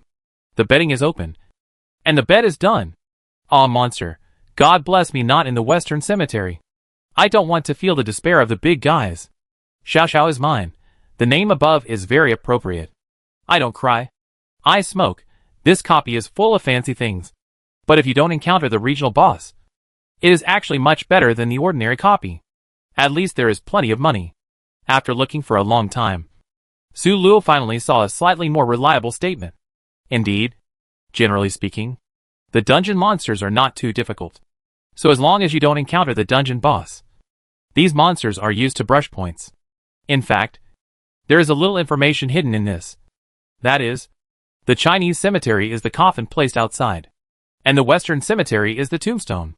As for the Egyptian cemetery, Su Luo guessed that it should be the same as the haunted house they went to in the last dungeon. Su Luo felt someone patted his shoulder, turned around, and saw that it was Yun Feibai. Yun Feibai pointed to a small tombstone not far away and asked Su Luo to look over. Su Luo turned her head and saw a translucent ghost there. Obviously, this was the monster mentioned in the mission. After looking around and seeing no one around, Su Luo and Yun Feibai walked forward. Su Luo used her first skill on the ghost from a distance to test the monster's health. -49. A critical hit. And in a flash, the monster's health dropped by more than half. Su Luo's heart was relieved. The monster's health was very low. Probably only about 80. She only needs 2 hits to finish it. At the moment of the critical hit, Su Luo suddenly realized that this copy was very beneficial to her. These graveyard monsters should all be dark. So, according to the principle of attribute restraint, her attack is greatly improved in this copy. Of course, corresponding to this, once Su Luo is hit by a monster, the damage she receives will also be greatly increased. And Yun Feibai is even happier. In this copy, his damage to players is also increased. And there are no side effects. Thinking of this, Su Luo said to Yun Feibai, "Go and try the monster's attack." Yun Feibai nodded and approached the monster. Although Piao was just a monster, it couldn't stand such grievance. Seeing the enemy approaching, it also attacked Yun Feibai without any hesitation. Piao's attack method is simple, but difficult to resist. As long as it passes through the player's body, it will automatically cause an attack. -15. Obviously, Piao's attack is 15 points at a time. So high! Su Luo took a step back and used her first skill to end the life of Pia, who was already dead. Su Luo had a total of more than 50 HP, and Pia had 20 HP at a time. And because of the attribute restraint, Pia would have nearly 10 HP bonus when attacking Su Luo. In other words, Su Luo would almost die after being hit by Pia twice. She turned pale, feeling the deep malice of this dungeon towards her. Yun Feibai also thought of this at the first time. He looked at Su Luo worriedly. "Stay away from these monsters. I fight in close combat, and you can just attack from a distance." Su Luo nodded. She understood the reason, but she was still a little worried when she saw such a big threat. Now that they had understood the attributes of the monsters, Su Luo and the others began to look for the monsters. While looking for the monsters, they were also looking for the big boss among the monsters in the mission. Su Luo was very curious. If the monsters were ghosts, then could the big boss be a large ghost?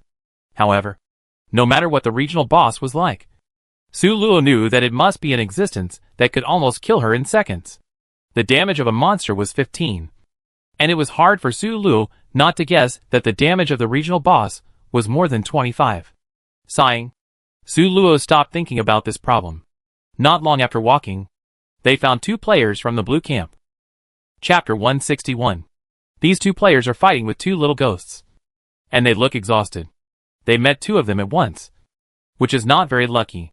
Su Luo and Yun Feibai looked at each other and quietly approached the 2 players.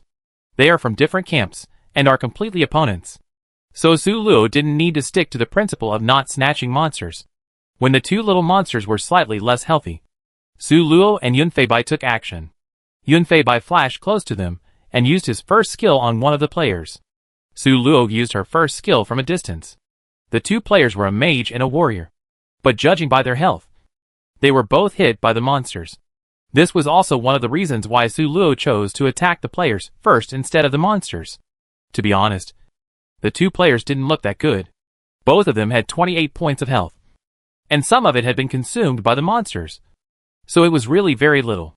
With the bonus of the map, Yun Feibai dealt a high amount of 45 points of damage at once.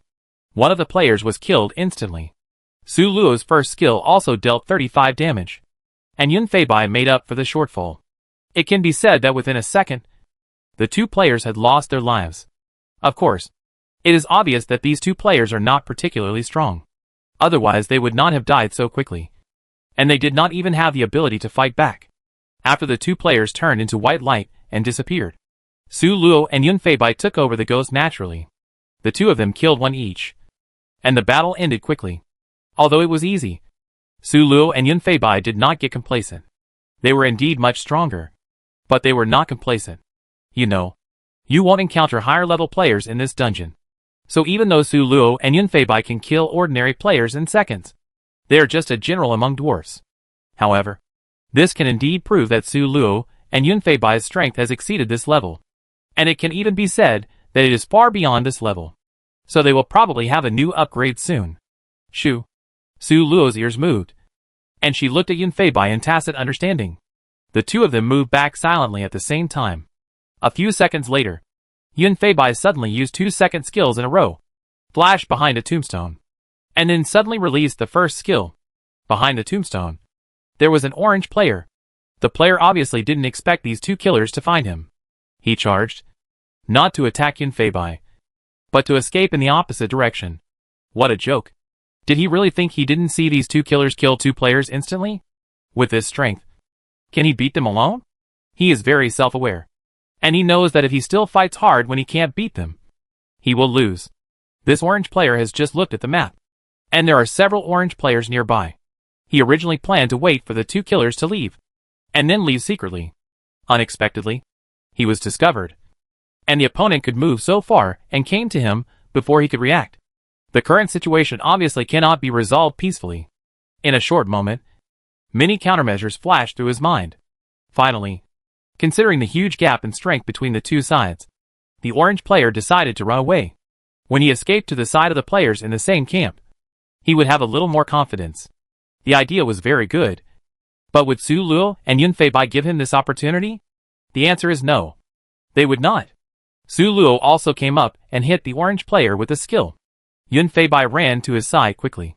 In front of Yun Feibai's super fast speed, the orange player who took the initiative to make a small displacement was not enough. By the time Yun Feibai ran to his side, the battle was over. Yun Feibai used his first skill to take his life. Su Luo stood there and watched for a while, then pointed in the direction where the player was running away and said, "There should be some orange players over there." She had already guessed the player's purpose.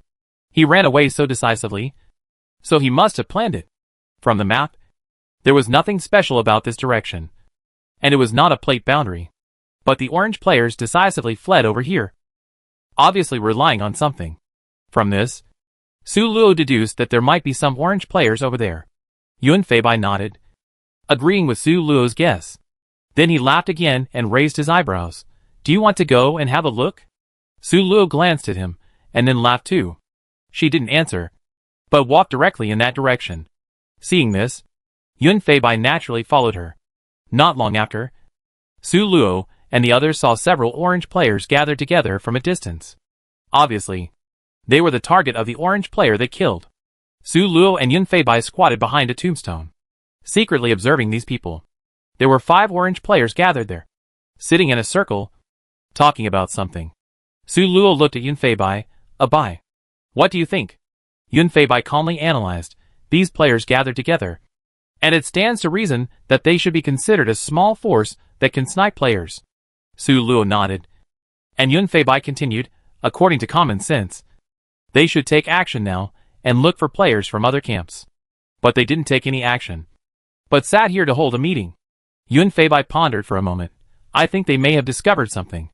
And the one thing that needs to be discovered in this copy, besides the players, is the big boss. Su Luo snapped her fingers. Yes. I thought so too. They should have discovered the regional boss. Judging from their appearance, the boss should be difficult to beat. And the 5 of them may not be able to beat it. Yun Feibai said, not necessarily. I think they may be discussing the division of the spoils. After all, there is only one boss. But they have 5 people. That's right. Su Luo blinked, then smiled slyly. Let's do the same as before. And use the same trick again? Yun Feibai chuckled and nodded to agree with Su Luo's plan. This plan is actually very simple. Just like killing the 2 players just now. Just sit back and reap the benefits. Wait until these 5 players have consumed most of the boss. And then they will come out to pick up the ready-made ones. Not long after, the 5 players stood up one after another, as if they had discussed something. Then, they lined up in a not very neat formation and walked in one direction. Su Luo and Yun Feibai followed them quietly, ready to give them a fatal surprise at the last moment. As expected, this group of people really found the regional boss. Su Luo followed them, and then saw a humanoid monster in the distance. Why do we know that this is a monster and not a human? Because this monster has a pair of wings behind it. These wings are a bit like bat wings, and look a bit like a demon. Getting closer, Su Luo could see the boss appearance clearly with her good eyesight. This was a male boss. And to be honest, he was quite handsome. Although he was not as handsome as Yun Feibai. His pale face had a different kind of beauty. The boss also noticed the group of players who were slowly approaching him. He bared his fangs and pounced on one of the female players. The female player was not in a hurry to dodge, and took the attack of the boss. Minus 40. Just with this one move, a super high attack of 40 points was made.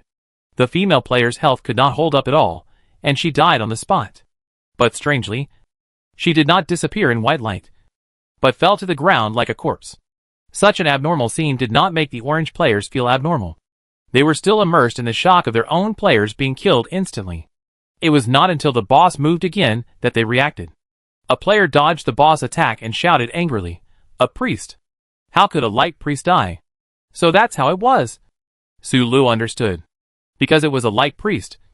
It suffered a critical hit of up to 10 points. So it was killed instantly. Su Luo was a little relieved. Fortunately, this boss had either a basic attack of 40. Otherwise she would be too desperate. If she didn't dodge quickly, she would be killed instantly. If that was the case, then Su Luo would decisively give up the task of killing the boss in this dungeon. After all, she couldn't afford such a big risk. But these people were really unlucky. The boss actually attacked the priest first. Was it because of luck? Or was it because the light system would receive extra care in this dungeon? Su Luo prayed silently in her heart, hoping it was the former reason. Otherwise, she would be surrounded by enemies in this dungeon. While Su Luo was thinking, there was a complete quarrel over there. My teammates. You compensate my priest teammates. You have to compensate my girlfriend. A muscular man with a buzz cut shouted at the other players. He looked so angry that he even ignored the threat of the regional boss, and picked up a male player next to him. The player was picked up, and had difficulty breathing. His face swelled into the purple color of pig liver, and he struggled in panic. Brother Ming, don't be impulsive. No one would have thought that BISS would attack Miss Li. The man called Brother Ming said angrily, if it weren't for you, if you hadn't insisted on fighting the boss, my Shaoli wouldn't have suffered such a catastrophe. Hearing this, Yun Feibai secretly glanced at Su Luo. He secretly clenched his fists.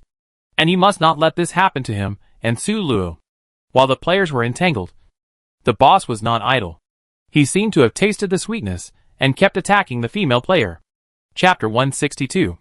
There are now 4 players on the field, and only 1 female player is left. That player tried her best to dodge the boss skills, and was in danger again and again. It was because she was a wind assassin with very fast speed. Otherwise, if she was a mage, she might have been in the tiger's mouth by now. But even so, after a long period of high-intensity dodging, the female player was now exhausted and looked like she might be hit by the boss at any time. Her teammate, another male player in a black short-sleeved shirt, attacked the boss several times and found that the effect was minimal.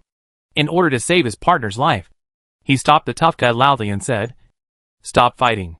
Are you crazy? There is a big boss with almost full health and super high attack on the field. Are you fighting here for your lives?" Su Luo was speechless watching from the side. It was already this time, and they were still fighting each other. They were hoping that they could fight the boss to a draw.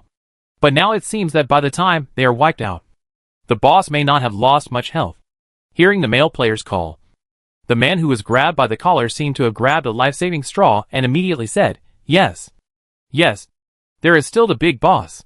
Let's finish beating the big boss first, and then talk about our business." "Okay." The muscular man let him go angrily. "I tell you, if my girlfriend dies, we are not done with this." After saying that, he turned around and started to deal with the boss seriously. The player who was picked up was called. She never turned back. A fragile mage. The 5 of them had been together since the beginning of the dungeon, and had killed several players. She never turned back was a little smart, and he was the first to organize this small organization. In addition, the previous plan to hunt down players was fully responsible by. She never turned back. So he has always been quite prestigious in this small group. Now being humiliated by this person, who only had muscles but no brains in his eyes. She never looked back's face drooped, and a sinister look flashed in his eyes. He was indeed the first to discover this big boss. But when he told these people about it, no one refuted it. Now that something went wrong, they blamed him. But didn't they see that he was easy to bully? The 4 people began a trip to fight monsters, which seemed to be working together. But in fact there were undercurrents. Su Luo and Yun Feibai watched them fight monsters with interest from a distance. "How much blood do you think they can take?" Su Luo asked with a smile. Yun Feibai looked at their damage, and then said with certainty, if they didn't fight among themselves, they should be able to take 4/5 of it. "But now," he said with a little disdain, "at most half." In Yun Feibai's opinion, their behavior of fighting openly and secretly at a critical moment is simply unbearable to watch. And they are definitely sending themselves to death. The fight is still going on. She has never looked back in the back row. It seems that she is honestly using the first skill, but in fact she has other plans in mind. After a short battle, he realized that it was impossible to kill the regional boss with their current situation. Of course, she never looked back didn't think he was wrong. He believed that if the priest was still alive, his side's chance of winning would be at least 80%. So it was all that woman's fault. She was so bad, but still liked to move forward. If she had hidden better, would she still be in such a passive situation now? But she never looked back. Obviously, they overlooked that the priest was indeed standing at the end of the team. They didn't stand properly, which gave the regional boss an opportunity to take advantage of, which led to the priest's death at the beginning. However, she never looked back. Would never think that there was anything wrong with him.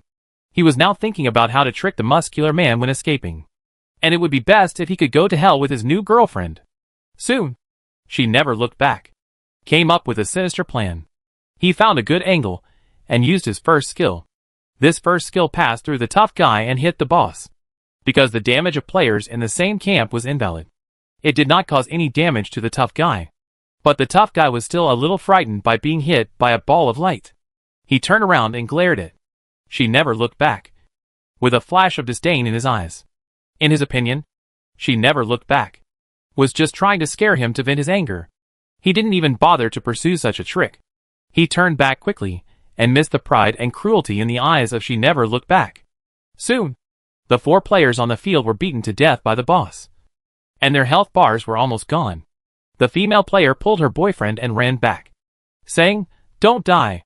You will definitely lose." Su Luo was about to go over to harvest the heads, but was stopped by Yun Feibai.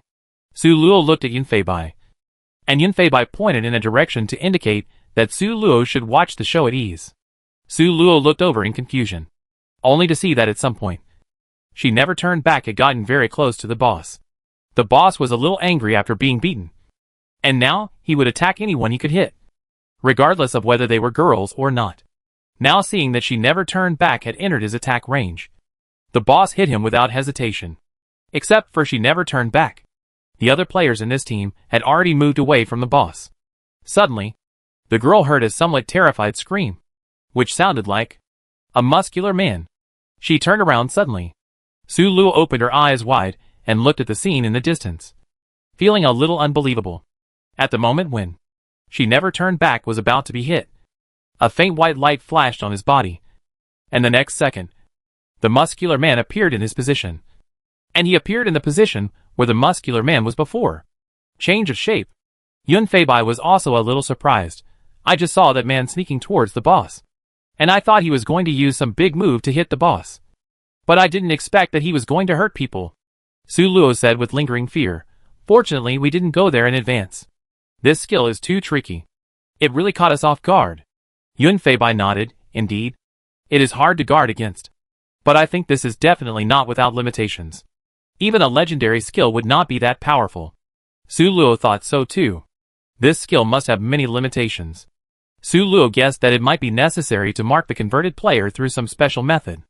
Or maybe the CD of this skill is very long, just like his own talent skill, which can only be used once a month. But no matter what the situation was, Su Luo knew that this skill could not be reused in a short time. She slowly moved towards the players.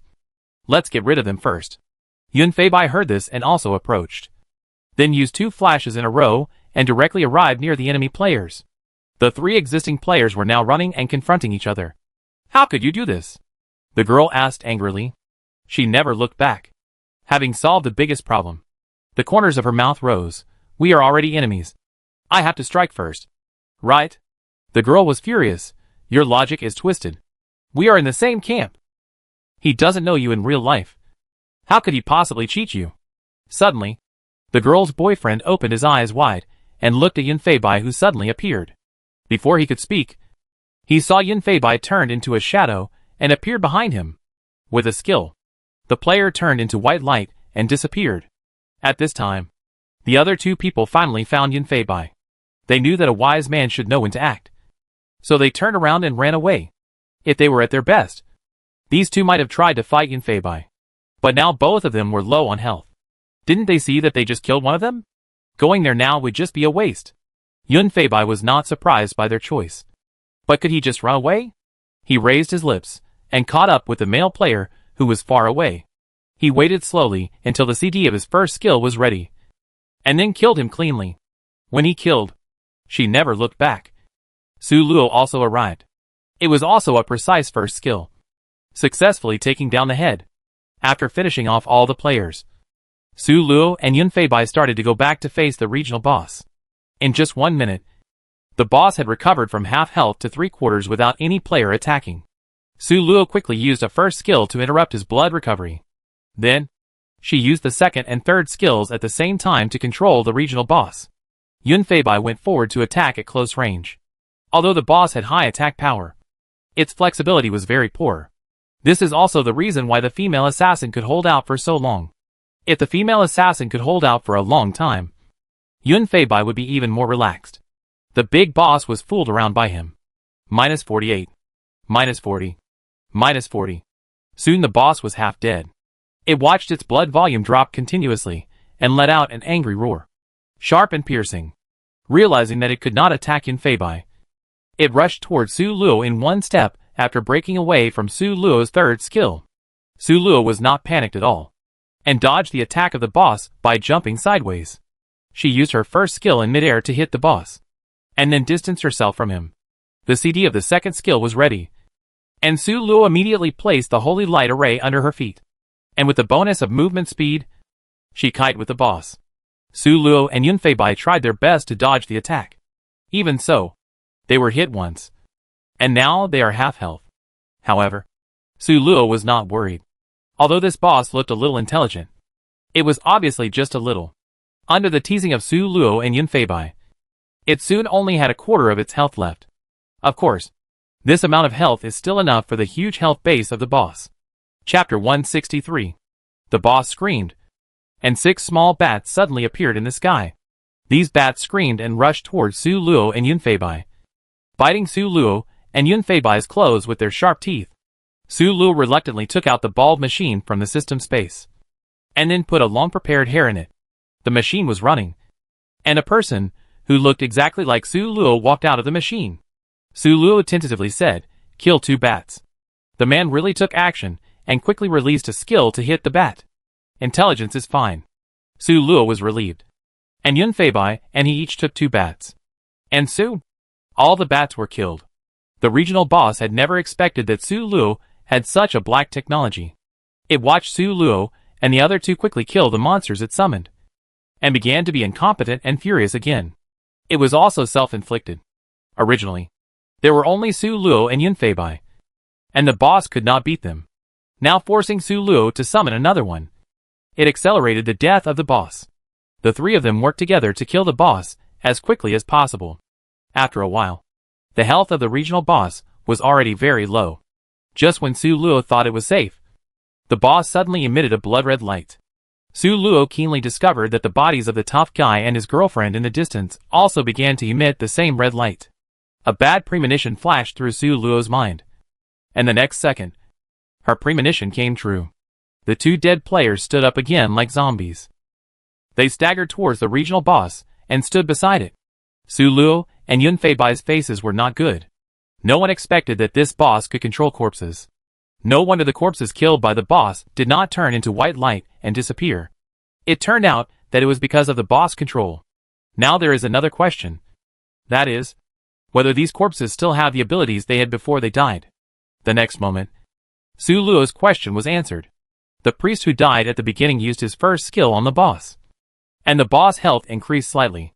The boss disdained the priest's tickling blood-adding method. It roared twice in triumph, and then launched a new round of attacks. It also attacked with. She never looked back. Just by looking at the talent skills, it can be seen that she never looked back. Is indeed a more powerful existence among the players in this dungeon.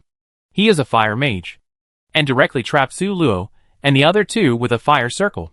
At the same time, in the fire circle, there is also a bonus of high temperature burning damage. At the same time, the boss jumped directly into the fire circle and attacked Su Luo and Yunfeibai. Seeing that her health had dropped to a very dangerous level, Su Luo immediately released her talent skill and teleported herself out. Yunfeibai's health could still hold on, but she was completely unable to withstand another attack because her attributes were suppressed. So Su Luo chose to teleport herself out. After Su Luo teleported out, she immediately added a skill 1 to Yunfeibai. Then she used a skill 2 in the fire circle. Su Luo saw clearly that the boss was the key to controlling the 2 corpses. At present, it seemed that the corpses had no health and should not be killed. So she ignored the 2 dead players and focused on attacking the boss. Fortunately, the boss was already at low health. Under the full output of Su Luo and Yunfeibai, it finally roared unwillingly and fell to the ground. As it fell, the 2 players finally turned into white light and disappeared. Su Luo sat on the ground tiredly. It's finally over. She glanced at the task. Yunfeibai should have killed 4 people. She currently had 1 kill and 1 boss. Regional boss is something that you can only encounter once. I don't know when I will encounter it next time. Su Luo opened the system again and looked at the number of people in each camp. A. 163/200, red. B. 127/200, orange. C. 170/200, purple. D. 134/200, green. E. 157/200, blue. The number of people in the red camp where she was still relatively dominant. There are only 7 fewer than the current first-place purple team. Yunfeibai came over. Su Luo consciously set the system to public mode, and the 2 watched together. Let's finish the tasks in this area first, and then go directly to hunt players, Yunfeibai suggested. That's exactly what I want.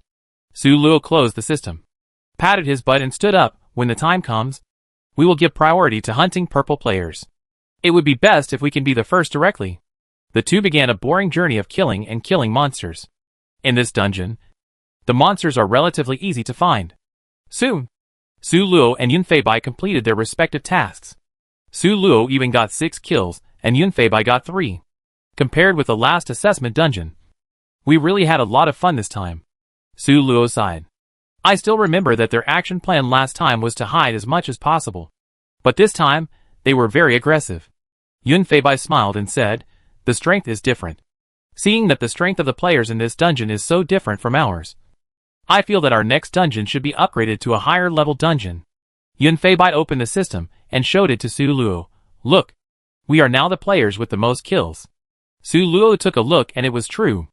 They were marked on the map, and the marks would disappear after a while. Yun Feibai smiled and said, there will probably be a lot of players sniping us now, so we should prepare well. Su Luo nodded, and the two began to look for a suitable geographical location. Su Luo and Yun Feibai have been absorbing knowledge in the real world. Sometimes they even watch some large-scale battles to understand how to fight. They know that they and their teammates are not lazy people.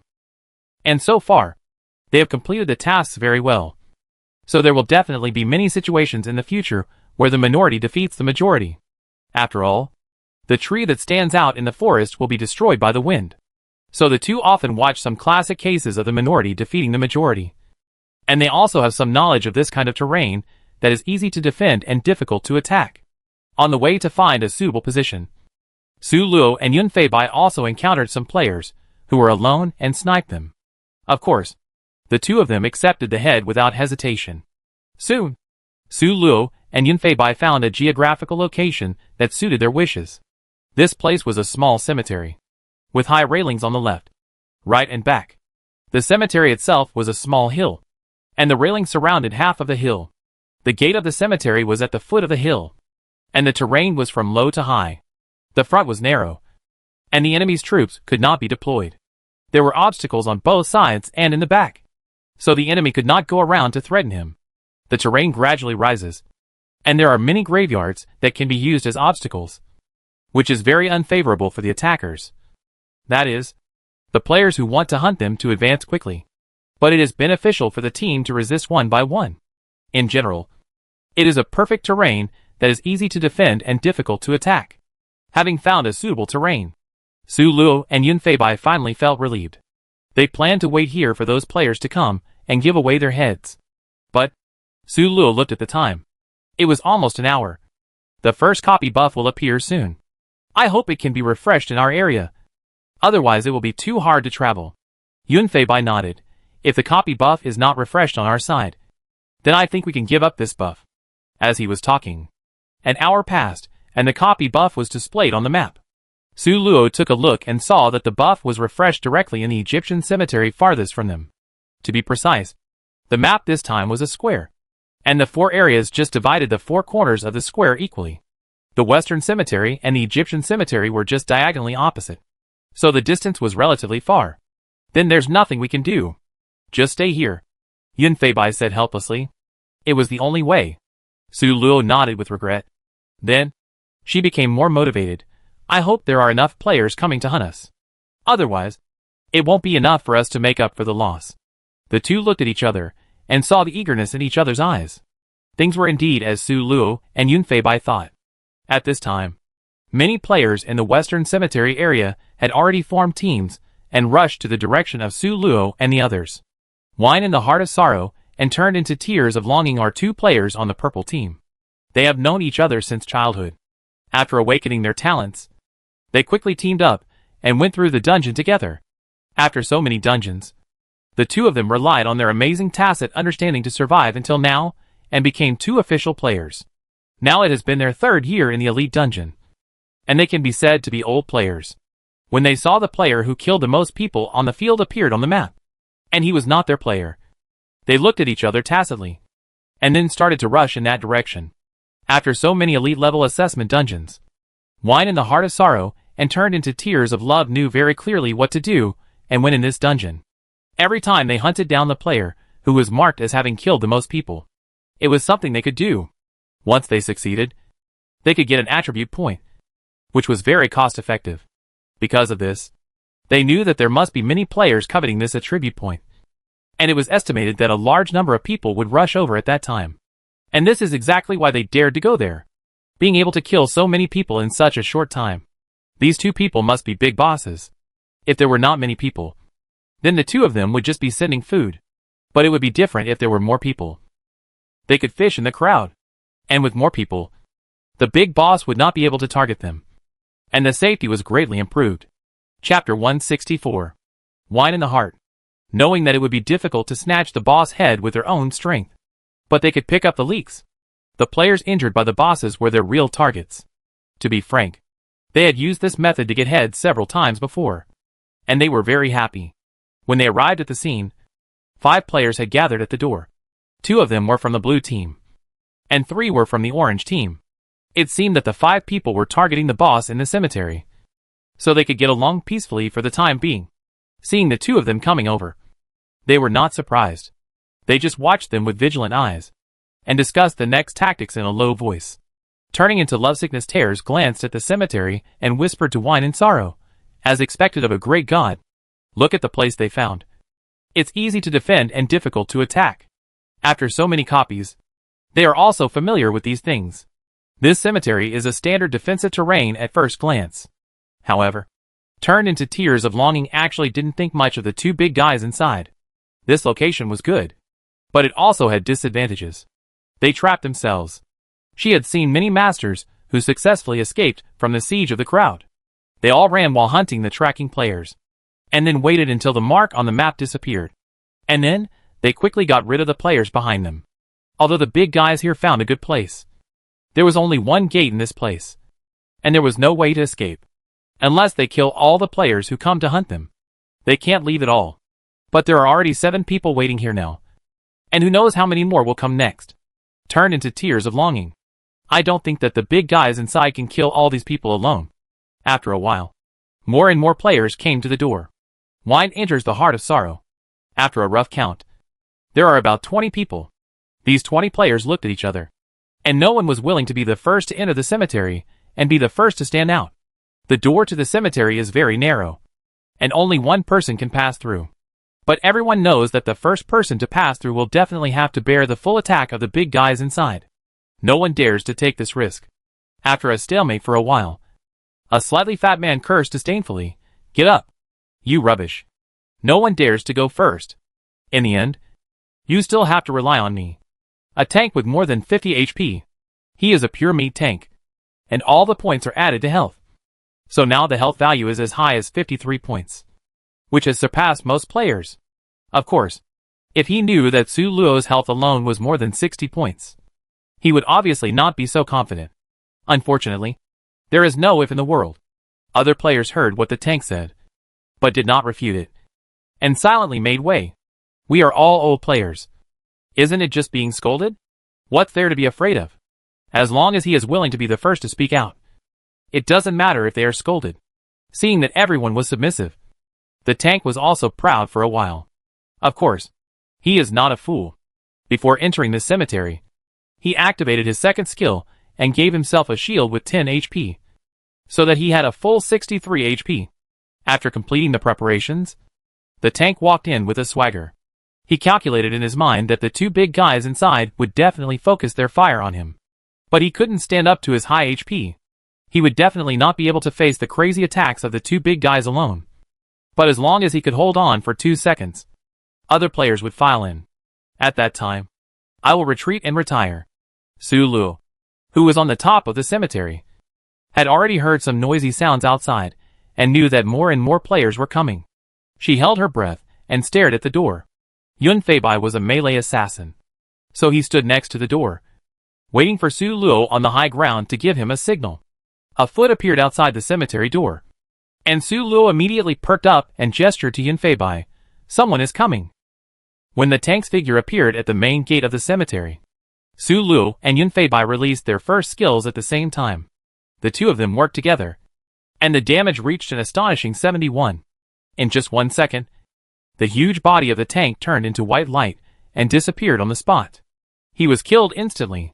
The player who was about to follow him and had no time to follow up, and saw that the tank that was originally leading the front suddenly turned into white light. He stopped immediately with extremely fast reaction, and even took a few steps back due to inertia. When he stopped, the other players also stopped. After experiencing so many dungeons, they certainly knew what it meant to turn into white light. This tank with more than 50 HP was killed instantly. What kind of combat power is inside? Jiu Chang was shocked. As a tank, she knew clearly that the tank had used a defensive skill before entering. Players who can reach the elite dungeon will not have bad skills. So, Jiu Chang guessed that his skill at least gave him 10 HP. But even so, with 60 HP, he was still killed instantly by the two big guys inside. The strength of the boss in the cemetery can be seen. Turned into tears of longing. The face looked a little ugly, and she deliberately said in a voice that was neither too loud nor too soft to whine into sorrow, "We should have gone in at once just now. Skills with such high attack power must have CD. If we had gone in just now, we might have succeeded. If we want to go in now, at least one person will die." The man who was originally following the tank turned pale. After, turned into tears of longing. He also figured it out. But there is no regret medicine in the world. Now they have missed the opportunity to go in. The other players figured it out, and stared at him with unfriendly faces. One of the sharp-nosed and monkey-faced players shouted dissatisfiedly, "I think whoever missed the opportunity should be the first to go." The other players said nothing, and no one stood up for this unreasonable request. Anyway, it didn't affect their interests, and it would be great if they could find a player to take the lead. The player's face turned even paler. You can't do this." He stumbled back a few steps. Is it okay if I don't come? You two killers. Come whoever you want. I won't get involved." After saying that, he turned around and ran, fearing that other players would force him to lead the charge. This man ran very fast, and before other players could stop him, he ran away in a flash, turned into tears of longing, looking at his back with regret. "I had originally planned to find a scapegoat, but I didn't expect him to run so fast." As the player left, the situation fell into a stalemate again. Everyone knew that the two players inside had extremely high attacks, and it could be said that whoever went would die.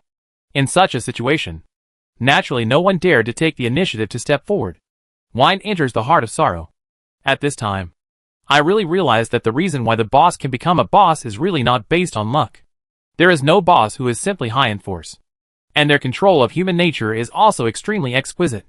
When their own strength is strong enough, they have enough leisure to calculate people's hearts. There were so many of them.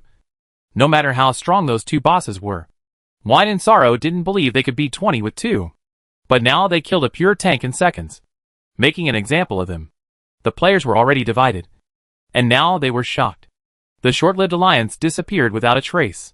But staying there was no solution. A man with glasses stood up and said, "I can take the lead, but I ask that none of you attack me next." Wine in the heart of sorrow. There was some doubt, not to mention how he would take the lead. Just the fact that he asked everyone to promise not to attack him. How could the player's promise be taken seriously? Is he a little too naive? Although he thought so, Wine in the heart of sorrow still didn't remind him. Everyone nodded and promised with their own thoughts. The man with glasses smiled. "My innate skill is to absolutely guarantee that anyone who swore in front of me will lose their soul and become my servant once they break the oath." Wine in the heart of sorrow, immediately stunned. This skill. She suddenly frowned. If this guy deliberately let them attack him, then wouldn't they all be doomed? Other players also thought of this problem, and a bad-tempered player even started to curse. "How dare you cheat me? I XX you XX. Triple X I have never been XX cheated before." The man was scolded but still greeted with a smile. "The matter has been settled. Don't be so ungraceful. When you promised me, I guess few of you really did it. Right? Now you are just being too clever. Why are you so angry?" The man looked unhappy, cursed a few more times, and left in a hurry. "I won't wade into this muddy water. Whoever wants to come can come." Yun Feibai heard their conversation, because he was leaning against the door. He was also quite shocked by this skill. Yun Feibai knew that the owner of this skill must not have said everything, and this skill must have some restrictions. But they didn't agree to anything anyway, so it has nothing to do with them. Without thinking any more, Yun Feibai patiently waited for them to come in. The owner of that skill should have some damage immunity skill, so he dared to be so reckless. He quickly went up the mountain, told Su Luo about the situation here, and then ran back quickly. This trip made both of them speechless. Su Luo strongly suggested that the system create a dialogue channel for team players. Otherwise, it would be too troublesome if it was always like this. Just thinking about it, Su Luo keenly noticed someone coming to the door. She knew it should be the person Yunfei Bai had just told her. So she made a gesture to Yunfei Bai, and the two of them tacitly agreed not to attack. Chapter 165. The last skill of the man with glasses is body emptiness, which can make him immune to all physical attacks. Very powerful. When the man with glasses came in, he was prepared to face the storm-like attack. But to his surprise, nothing happened. Could it be that he has left? With a skeptical attitude, the man with glasses walked in. Anyway, he is immune to attacks now, so he is not afraid of sneak attacks and ambushes. The player following him saw that the man with glasses was safe and sound, and followed him in. However, the moment the second player came in, Su Luo used her first skill to kill him instantly. For this player who was not a tank, Su Luo's attack alone was enough to kill him instantly. The third player who followed panicked when he saw the player in front of him turned into white light and disappeared. In an instant, he understood the reaction of the player who left at the beginning. This is too scary, right? Normal people would choose to retreat subconsciously, but thinking of the fate of that person later, the player swallowed his saliva, gritted his teeth, and walked in. Yunfei Bai calmly used his first skill to pierce him, ending his life. In just a few seconds, 3 people went in. 2 died, and the other disappeared. The group of players outside stopped immediately and trembled. The man with glasses didn't react at first, and when the second player died, he realized what happened. Although his ultimate skill was very powerful, it was short-lived. In just 5 seconds, this skill was over. In an instant, the man with glasses wanted to run away. But would Yunfei Bai give him this opportunity? No! He subdued the man with glasses to the ground with his backhand. And Su Luo used his first skill to harvest the head. Great harvest. Su Luo and Yunfei Bai smiled at each other and waited for the next player to die. The players outside were terrified at this time, and they had already begun to think about retreating. Too strong. The big guy inside is too strong. This is not someone they can deal with at all. Wine in the Heart of Sorrow was also decisive, and immediately left with turned into lovesickness tears. Turned into lovesickness tears asked in confusion, "There's no need to be so anxious, right? We can still see how the situation develops next." Wine in the Heart of Sorrow tapped her forehead. "Are you stupid? Just tell me if you are stupid." Turned into lovesickness tears covered her forehead unconvinced. "What's wrong with me?" Wine in the Heart of Sorrow explained. Now everyone has obviously lost confidence and dare not fight the big guys inside. Without a unified goal. What do you think will happen next? Turned into tears of longing said thoughtfully, "It will turn into a melee. They will fight in different camps." Wine in the Heart of Sorrow nodded. "Yes. That's what I think. We should stay as safe as possible and not participate in such a big melee." Turned into tears of longing nodded in admiration. This time she was at the 1st level, and Wine in the Heart of Sorrow was already at the 5th level. It was indeed as Wine in the Heart of Sorrow.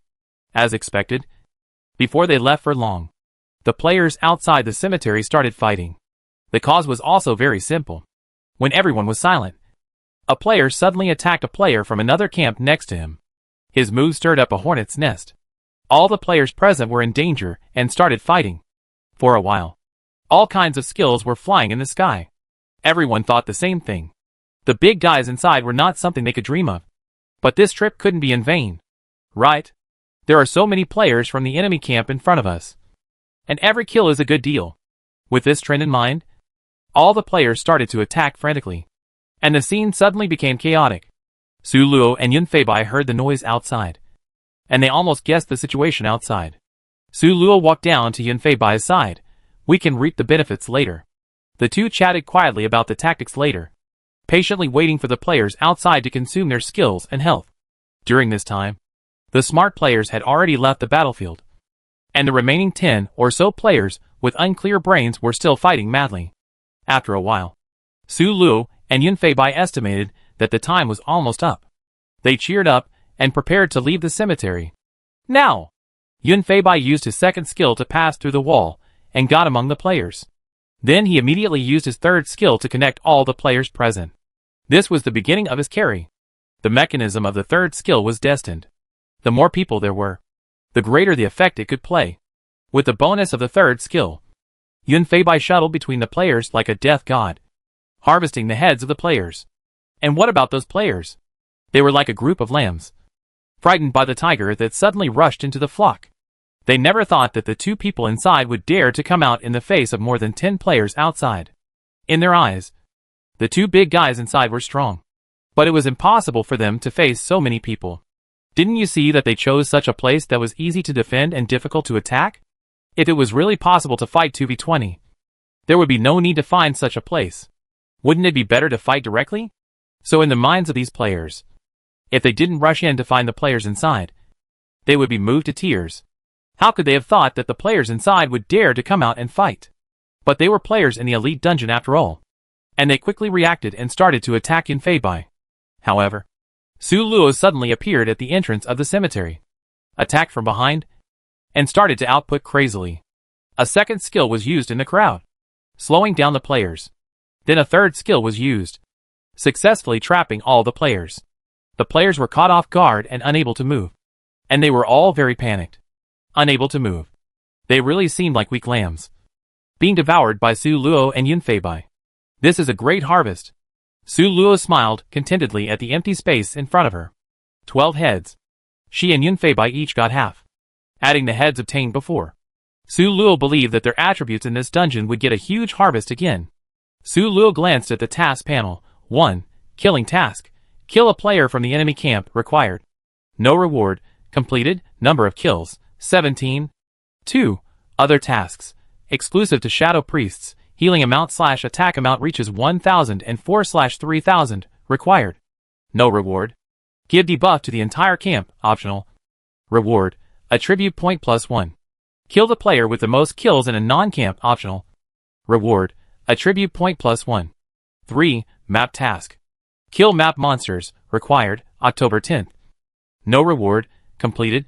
Kill regional boss. Optional. Reward. Attribute point +1. Completed. Su Luo couldn't help but sigh. What's wrong with this dungeon being too easy? I feel something is wrong? Yunfei had a guess. Our strength should have exceeded the elite dungeon. But the system did not detect it. Su Luo looked at him in confusion. What do you mean? Yunfei said. Didn't we add 5 points to each initial attribute?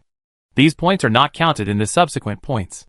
In other words, compared with our initial attribute points, the extra attribute points now are enough for us to participate in the Master Dungeon. But because the system cannot detect the increase in our initial attributes, we are still in the Elite Dungeon. Su Luo now understood that if the total increase of 25 attribute points in their initial attributes were added, their strength should be able to participate in the Master Dungeon. But the system does not count those 25 points, so they cannot advance at present. For the players in the Elite Dungeon, their strength is 25 points more than the strongest combat power that this dungeon can accommodate, so they can naturally crush them. This is so happy. Su Luo laughed out loud. If we can stay in the Elite Dungeon all the time, we can be invincible all the time. Yunfei nodded. Indeed. But it's impossible. I guess we have to go to the promotion dungeon as soon as this dungeon is over. Su Luo nodded. So we have to make a lot of money in this dungeon. In the Master Dungeon, we definitely can't kill as much as we do now. I'm sure that the attribute points we earn in the Master Level Assessment Dungeon must be much less than this time. Of course. Yunfei said, we are definitely lucky this time. We better earn more attribute points in this dungeon to prepare for the Master Level Dungeon. Su Luo sighed and comforted herself. It's okay. It's good to be promoted. Anyway, I'm quite curious about what the Master Dungeon will be like. Yunfei smiled and said, I believe that with our strength, even if we reach the Master Dungeon, we will be very strong. You know, this is only the 4th month.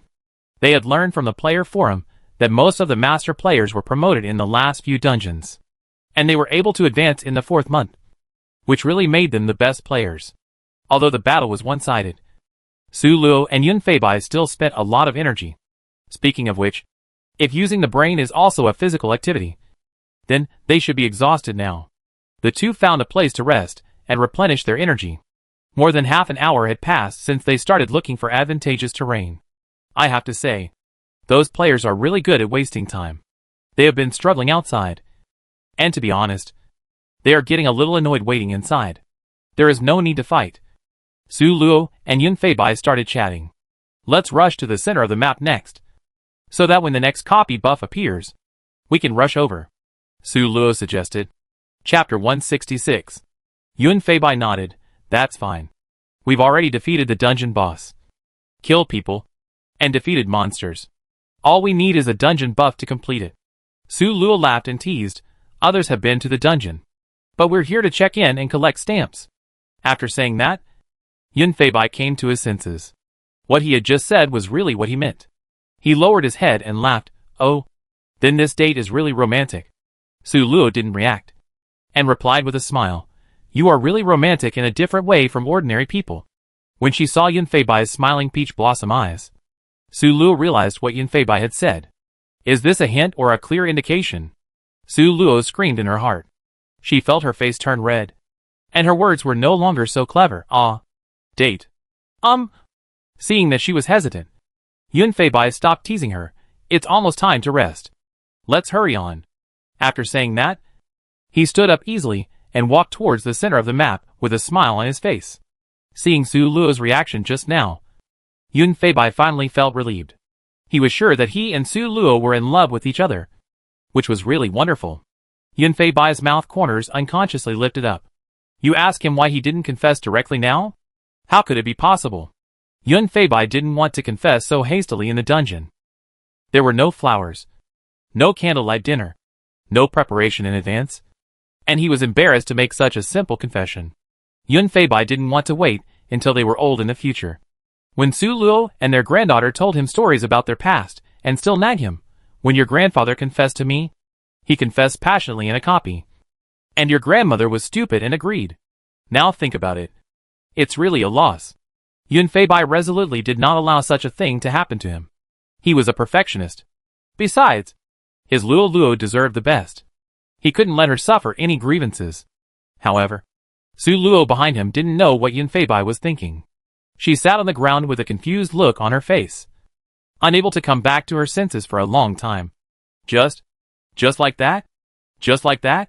Su Luo came back to her senses and felt furious. She was ready to be confessed. But it ended like this? Was it just a joke? Su Luo covered her face.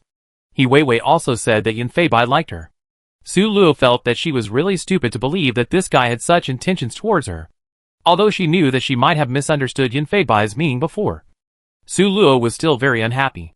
She followed him angrily, and decided not to talk to Yun Feibai for a minute. In this way, in silence all the way, the two of them spent more than 20 minutes to reach the center of the 4 areas. But it was more regrettable that they only met 2 players along the way, one for each of them. Su Luo didn't know whether those players were afraid of them and didn't come, or whether they were just unlucky and couldn't meet any players.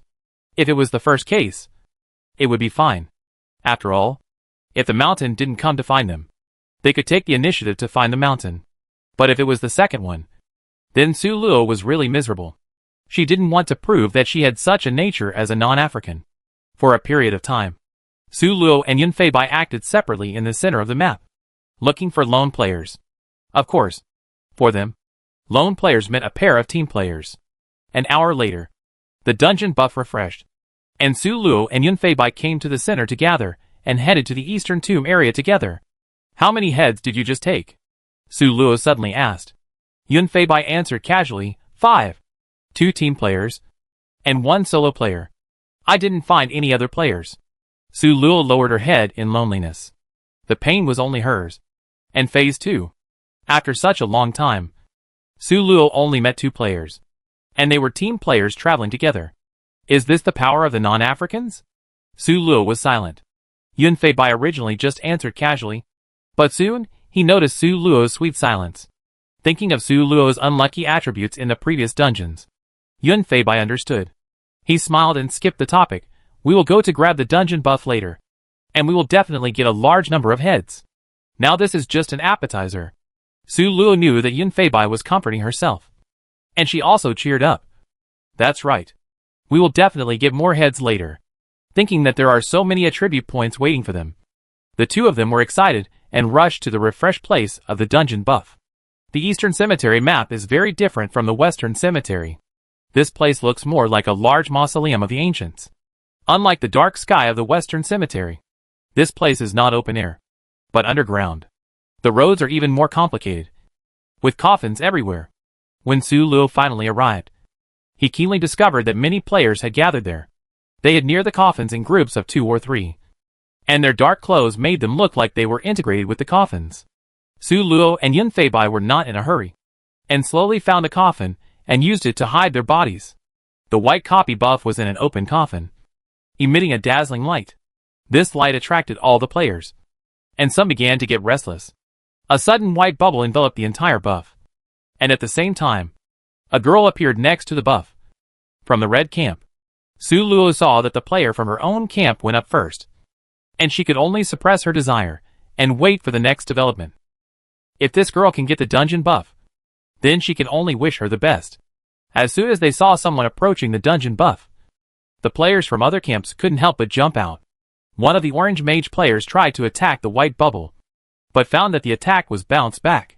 They were not in a hurry, just approached the white bubble quickly and surrounded it. Everyone is an old player, and they are all familiar with such skills. Such powerful skills usually have defects. Either the white bubble will not exist for too long, or there are other ways to break the white bubble. They would not simply guess that it was the first one, and then foolishly wait for the bubble to disappear. You have to know that the players who dare to come here to grab the buff must be fully prepared. This bubble cannot exist for 1 minute. Otherwise the player with this skill will definitely be able to grab the copy buff, and then the game will be unbalanced. The white bubble must exist for no more than 1 minute. But if it is less than 1 minute, then when the bubble disappears, the player inside will definitely die, and he will not be able to get the copy buff, which is simply not worth the loss.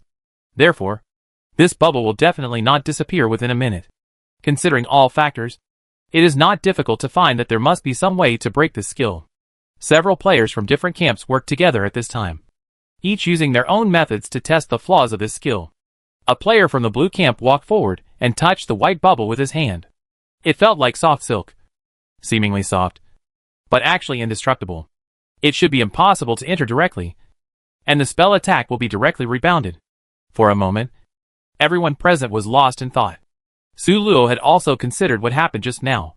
Like other players, she was now thinking about how to break this defense. Su Luo stared at the female player wrapped in white bubbles. She looked calm and composed. Players in elite dungeons must be veterans. So Su Luo was not. She could tell whether she was really not worried or pretending to be calm. Looking at the crystal clear appearance of the bubbles, Su Luo's heart moved, and an idea slowly formed in her mind. She seemed to know how to break this defense. Yun Feibai saw Su Luo, who was thinking hard like him the previous second, and smiled briefly the next second. And he knew that Su Luo had come up with a solution. The situation was a little uncertain now, and Yun Feibai couldn't ask Su Luo directly, so he had to suppress his curiosity and look at the copy buff again. 1 minute is actually very short in front of something that needs to be thought about. Soon, the female player on the red side got the buff. Logically, the dust has settled and the players present should disperse. But how could these people do that? They came here with so much difficulty. But the dungeon buff was taken away so easily? Although there was no way to change anything, these people still refused to leave. They absolutely did not believe that this white bubble could exist forever. When the white bubble disappeared, they killed the female player inside, which was also a way to relieve their hatred. Although the female player inside had already guessed that there would definitely be some players who would not resign themselves to this and would wait for revenge. But she did not expect that there would be so many people. According to her assumption, at most 5 of these people would stay. At that time, she and her teammates would resist together, and there would still be great hope of escaping. But the current reality is that there are a total of 8 players left on the field, and each of them is eyeing her covetously. This is too difficult to deal with. They have surrounded the 8 directions of the entire bubble, making it difficult to escape. She tried to persuade these players. The copy buff is gone. Aren't you still wasting time here? One of the remaining blue players snorted. At least I can get your head. It's not too bad. The red girl said helplessly. There are 8 of you, and I only have 1 head. No matter who gets it, 7 people will have wasted their time, which is a big loss. Chapter 167. Another orange player said disdainfully, it's okay if you lose a little bit. Weren't you arrogant when you got the dungeon buff? I can't get rid of the hatred in my heart unless I kill you. The red girl was even more speechless. How arrogant was she? Facing so many players, she didn't dare to show her expression, for fear that if she showed her weakness, others would find the loopholes in her skills. As for arrogance, her skills can't exist forever. How desperate did she have to be to dare to provoke so many players? But it was obvious that the players present were not going to let her go. The girl made a gesture to her friend, who was hiding in the distance, signaling him not to come out and die. Now she could only hope that the red team would rank first or second, and then she would be resurrected by luck. At present, this hope was still quite high. The girl had also paid attention to the system before, and knew that there was a big boss on her side in this dungeon. With such a big boss, she believed that it was very likely that the red team would become the first. Su Luo and Yun Feibai looked at each other and prepared to go out to get the heads. This was not only to save people, but mainly because they were quite envious of these 8 heads. However, before they could get up, a black shadow whizzed through and landed in the white bubble. Su Luo and Yun Feibai looked closely, and saw that it was a boy in a black short-sleeved shirt. Su Luo knew that this was the teammate of the girl. She and Yun Feibai both looked at him with admiration. In this situation where death was almost certain, he did not abandon another teammate. He was a qualified teammate. The girl in the bubble was touched and angry. Why are you here? Giving one is not enough. You want to buy one get one free. A pair? The boy looked at the girl stubbornly. Don't say these nonsense. Anyway, I can't watch you die. The girl looked at his stubborn look and almost had a myocardial infarction. You can't let our entire team be wiped out. Our camp is now second. And with the big guys here, it's possible that we will become first. By then, I can be resurrected. Even if I'm the second, my chances of resurrection are still very high. But if you do this, the chances of both of us resurrecting will be reduced. Are you poisonous? The boy, who was as domineering as a little wolf dog a second ago, was stunned after hearing what the girl said. He scratched his head. Is that so? I was also anxious for a moment, and didn't think so much. How can this be a little wolf dog? It's just a little milk puppy. Okay. The girl obviously knew the boy's character. She helplessly held her forehead. Can you use some IQ when doing things? Now you can't get out either. Let's die together. The enemy camp outside also looked at the sudden extra head with amusement. And a blue player said disdainfully, Miss, your teammate is a little bit stupid? The girl who was just scolding the boy heard the blue player's words and immediately looked at him fiercely. I think you are the one with a stupid brain. Right? You don't even have the courage to sacrifice for your teammates. What qualifications do you have to criticize my can-can? Blue player, ? Didn't you curse first? He felt like he was being fed dog food. Huh? Ha-ha. He laughed out of anger. I can see that you two are both stupid. No wonder you are teammates. Wait for death together. The girl didn't react to him cursing both of them. She thought about it, and felt that there was really no other way. She was calm and started to scold the players in the enemy camp. Are you guys waiting for us here because you are so bad, and you have no chance to get kills if you leave here? Hiss. The players watching suddenly felt like they were hit by an arrow in the knee, and were implied. The boy saw the girl like this, and seemed to be infected, and smiled and echoed, that must be it. Noobs are noobs. They can only huddle together for warmth. The two of them sang the same tune, making the people outside angry. A player from the orange camp said viciously, you two can just talk. Anyway, this is the last time you can talk in your life. Wait for this bubble to disappear, and see if you can survive for 10 seconds. At this time, a voice suddenly came from a distance. I think it can. Then, a white light streaked onto a purple player, and in an instant, the purple player turned into white light and disappeared.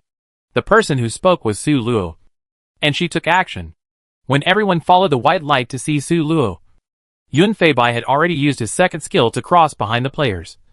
That is, behind the white bubble. The two people attacked from the front and back, and another blue player died instantly. The two people in the bubble were stunned. What was going on? A surprise attack from the sky? But they reacted quickly, and two people immediately appeared in bubbles and attacked with all their strength. Although they didn't know what was going on with these two players who suddenly appeared, they knew very well that this was their only chance to survive. Although they said they were not afraid, they didn't want to put all their hopes on their own camp.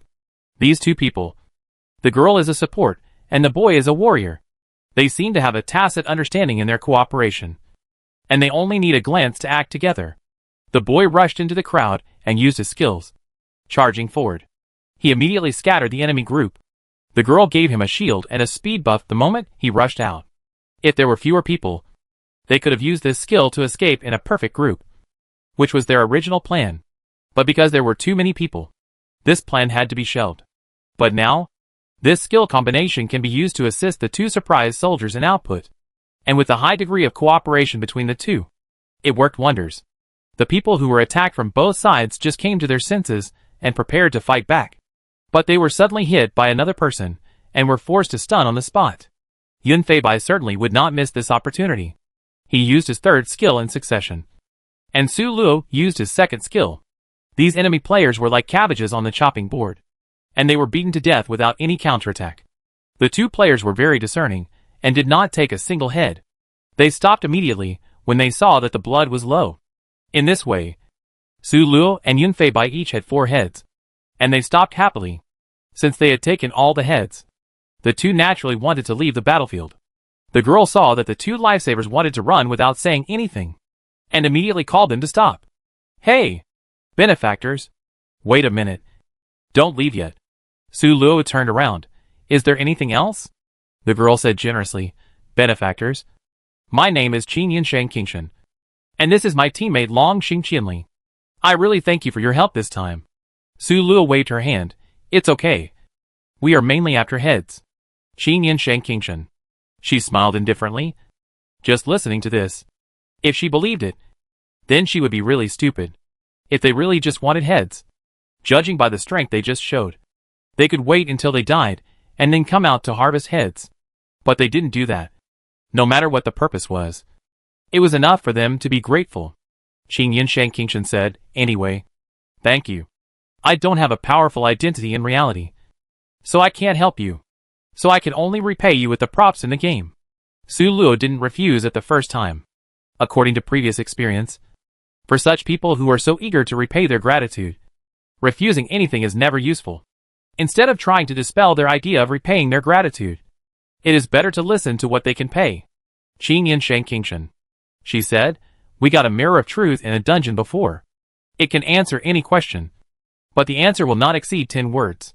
It can only be used in the dungeon, and can be used once in a dungeon.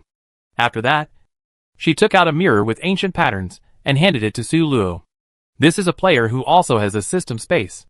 Su Luo found that as their own strength improved, most of the players they met also had system spaces.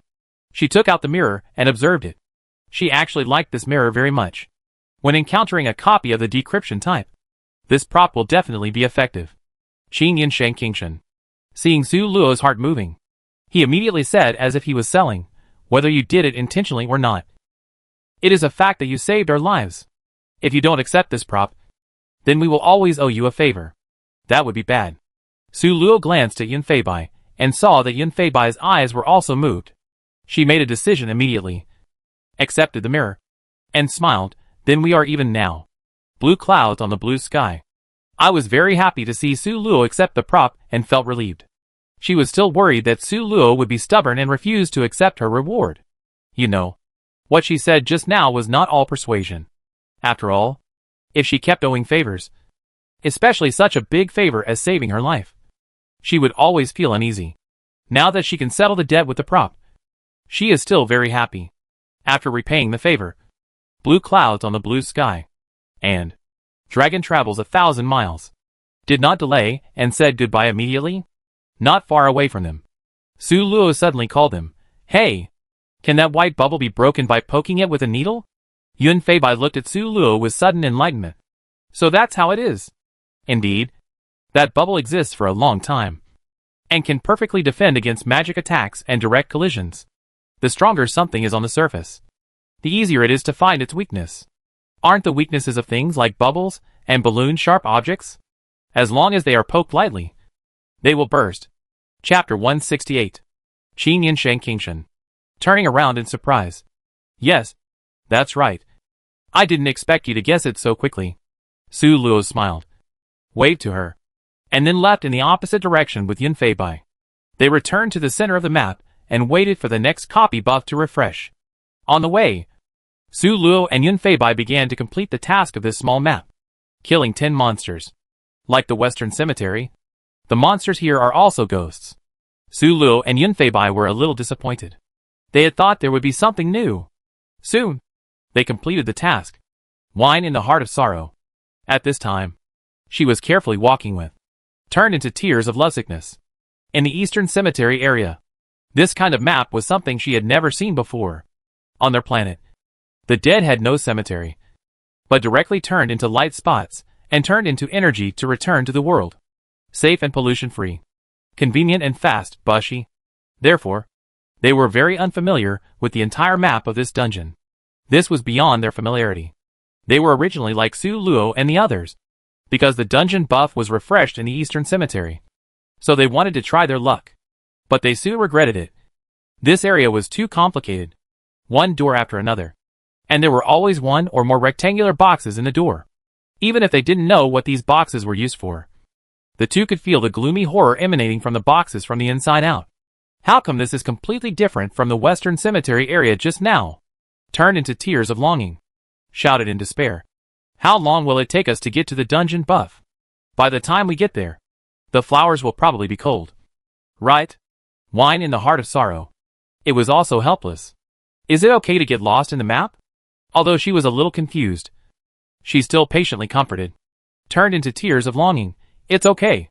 With our strength, it's hard to get the dungeon buff. Going there is just for fun. And we may even lose our lives.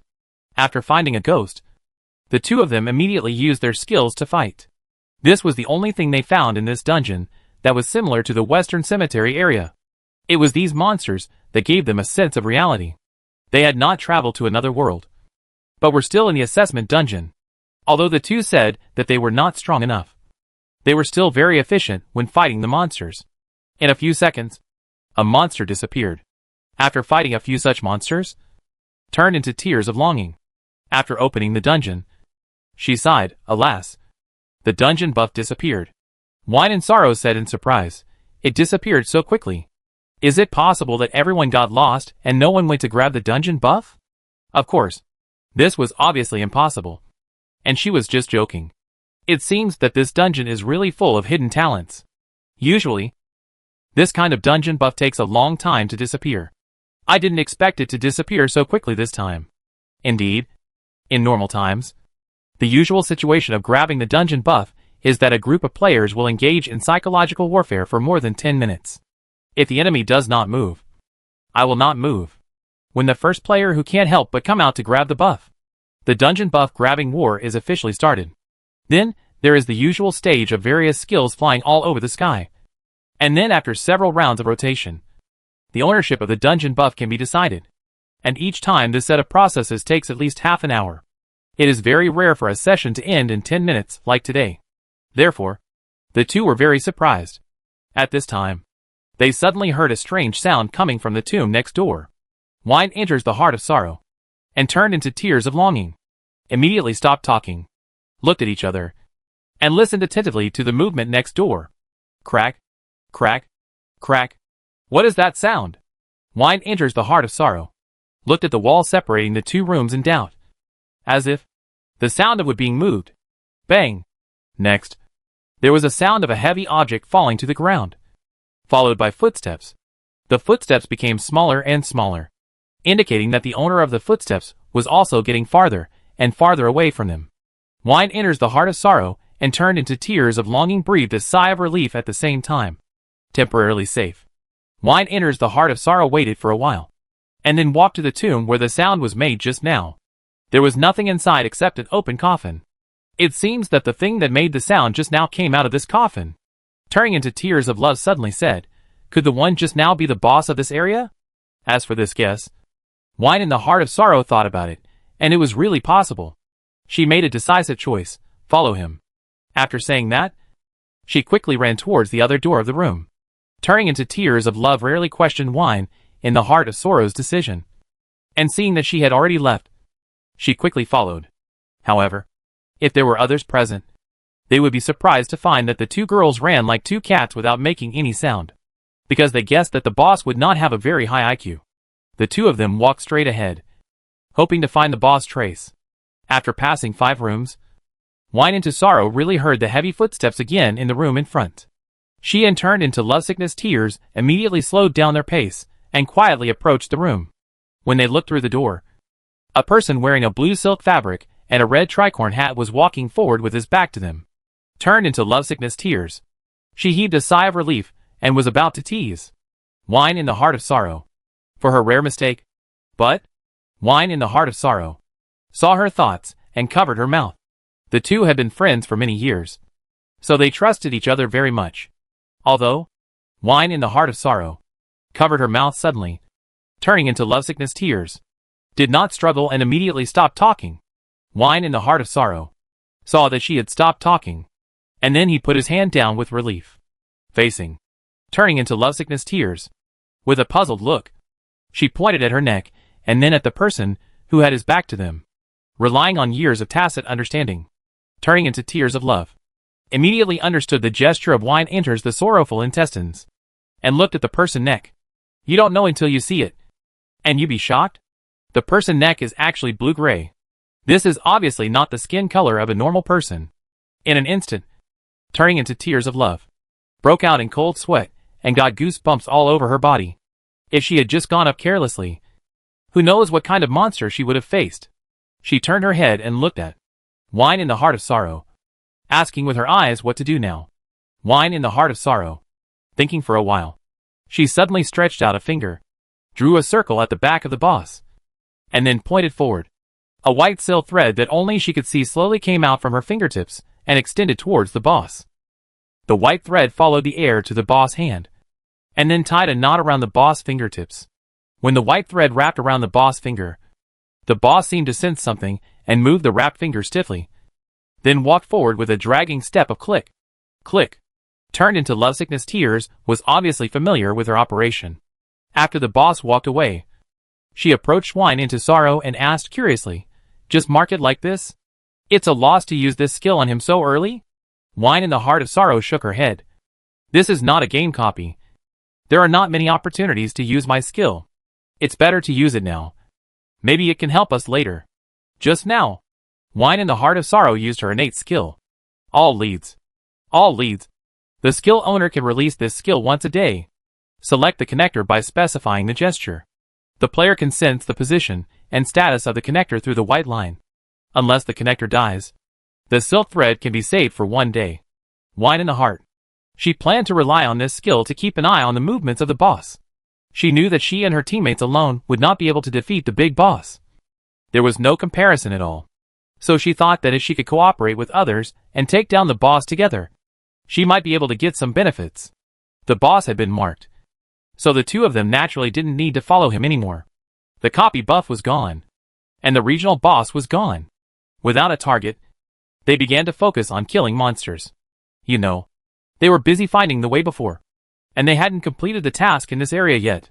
They had to hurry up, because the probability of the next dungeon buff in this area was very small, and they needed to prepare for the next zone change.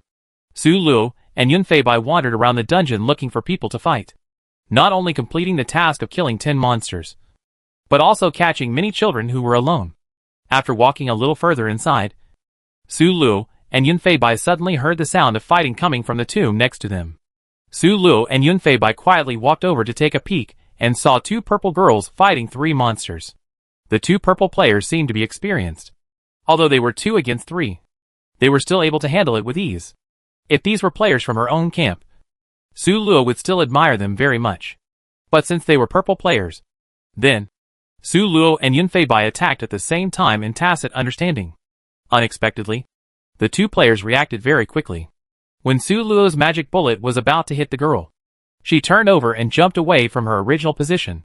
And when the other girl jumped up, she also jumped to the side in tacit understanding and avoided Yunfei Bai's attack. Chapter 169. Did he dodge it? Su Luo raised her eyebrows slightly in surprise, and then used her second skill on the battlefield without mercy. One of the purple players immediately gave up attacking the monsters, and used her first skill on Su Luo. She was a wood mage. Su Luo looked at her health points. 28. Well, it can only be said to be average, and it is still a little short of causing damage to her. Unlike Su Luo's calmness, the female player was very surprised now. Could it be a tank? She couldn't help but wonder. But then she dismissed the idea. It's not like she didn't see Su Luo's attack before. It's obviously a light mage. Looking again. Okay. 2 red players.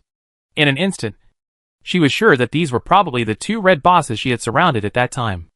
That's right. These two purple girls are wine in the heart of sorrow and turned into lovesickness tears. They were originally completing the task and finally found 3 small monsters. But they were suddenly attacked. They are both cat people, so they are extremely agile. At the moment of being attacked, both of them dodged it quickly. Through the small confrontation just now, the two people also realized that they were definitely not the opponents of these two big guys. If they fight now, it will be a death sentence. Can't afford to offend them. Wine enters the heart of sorrow. She immediately begged for mercy. Big brother, don't fight. I have news about the boss. Oh! Seeing that she gave up resistance directly, Su Luo also stopped for the time being and asked, what news? Wine in the heart. She smiled flatteringly. Then you have to promise that after we tell you the news, you and your teammates will not hurt us again and will let us go. She looked confident. But in fact, she was betting that the two bosses were honest and trustworthy. When the gap in strength was too big, the weak ones like them could only pray that they met an upright boss. Su Luo nodded and added, the premise is that your information is indeed valuable. If you have seen the boss in this area half an hour ago, then I advise you not to tell it and humiliate yourself. After thinking for a while, she said, and you can't attack or betray us, or we won't be stupid enough to keep the agreement. She looked at Wine in the heart of sorrow with a hint of meaning. I hope you can be smarter. Wine in the heart of sorrow was frightened by Su Luo's look, and she nodded hurriedly. Don't worry. We will definitely know the situation. The information is also very valuable. Su Luo ignored her for the time being, and took in the 3 monsters together with Yun Fei Bai. Wine in the heart of sorrow and turned into tears of longing did not dare to complain and stood obediently by the side. After Su Luo and Yun Fei Bai finished fighting, Wine in the heart of sorrow continued, I know the exact location of the boss. I can take you to find him. In order to make Su Luo believe her, Wine in the heart of sorrow even showed her own innate skills to Su Luo. Look, this is my innate skill. I have marked the boss. As long as you need, I can take you there now. Su Luo and Yun Fei Bai looked at her talent skills and looked at each other. Yun Fei Bai said to Su Luo with some embarrassment, it might be a bit difficult for us to fight the boss together.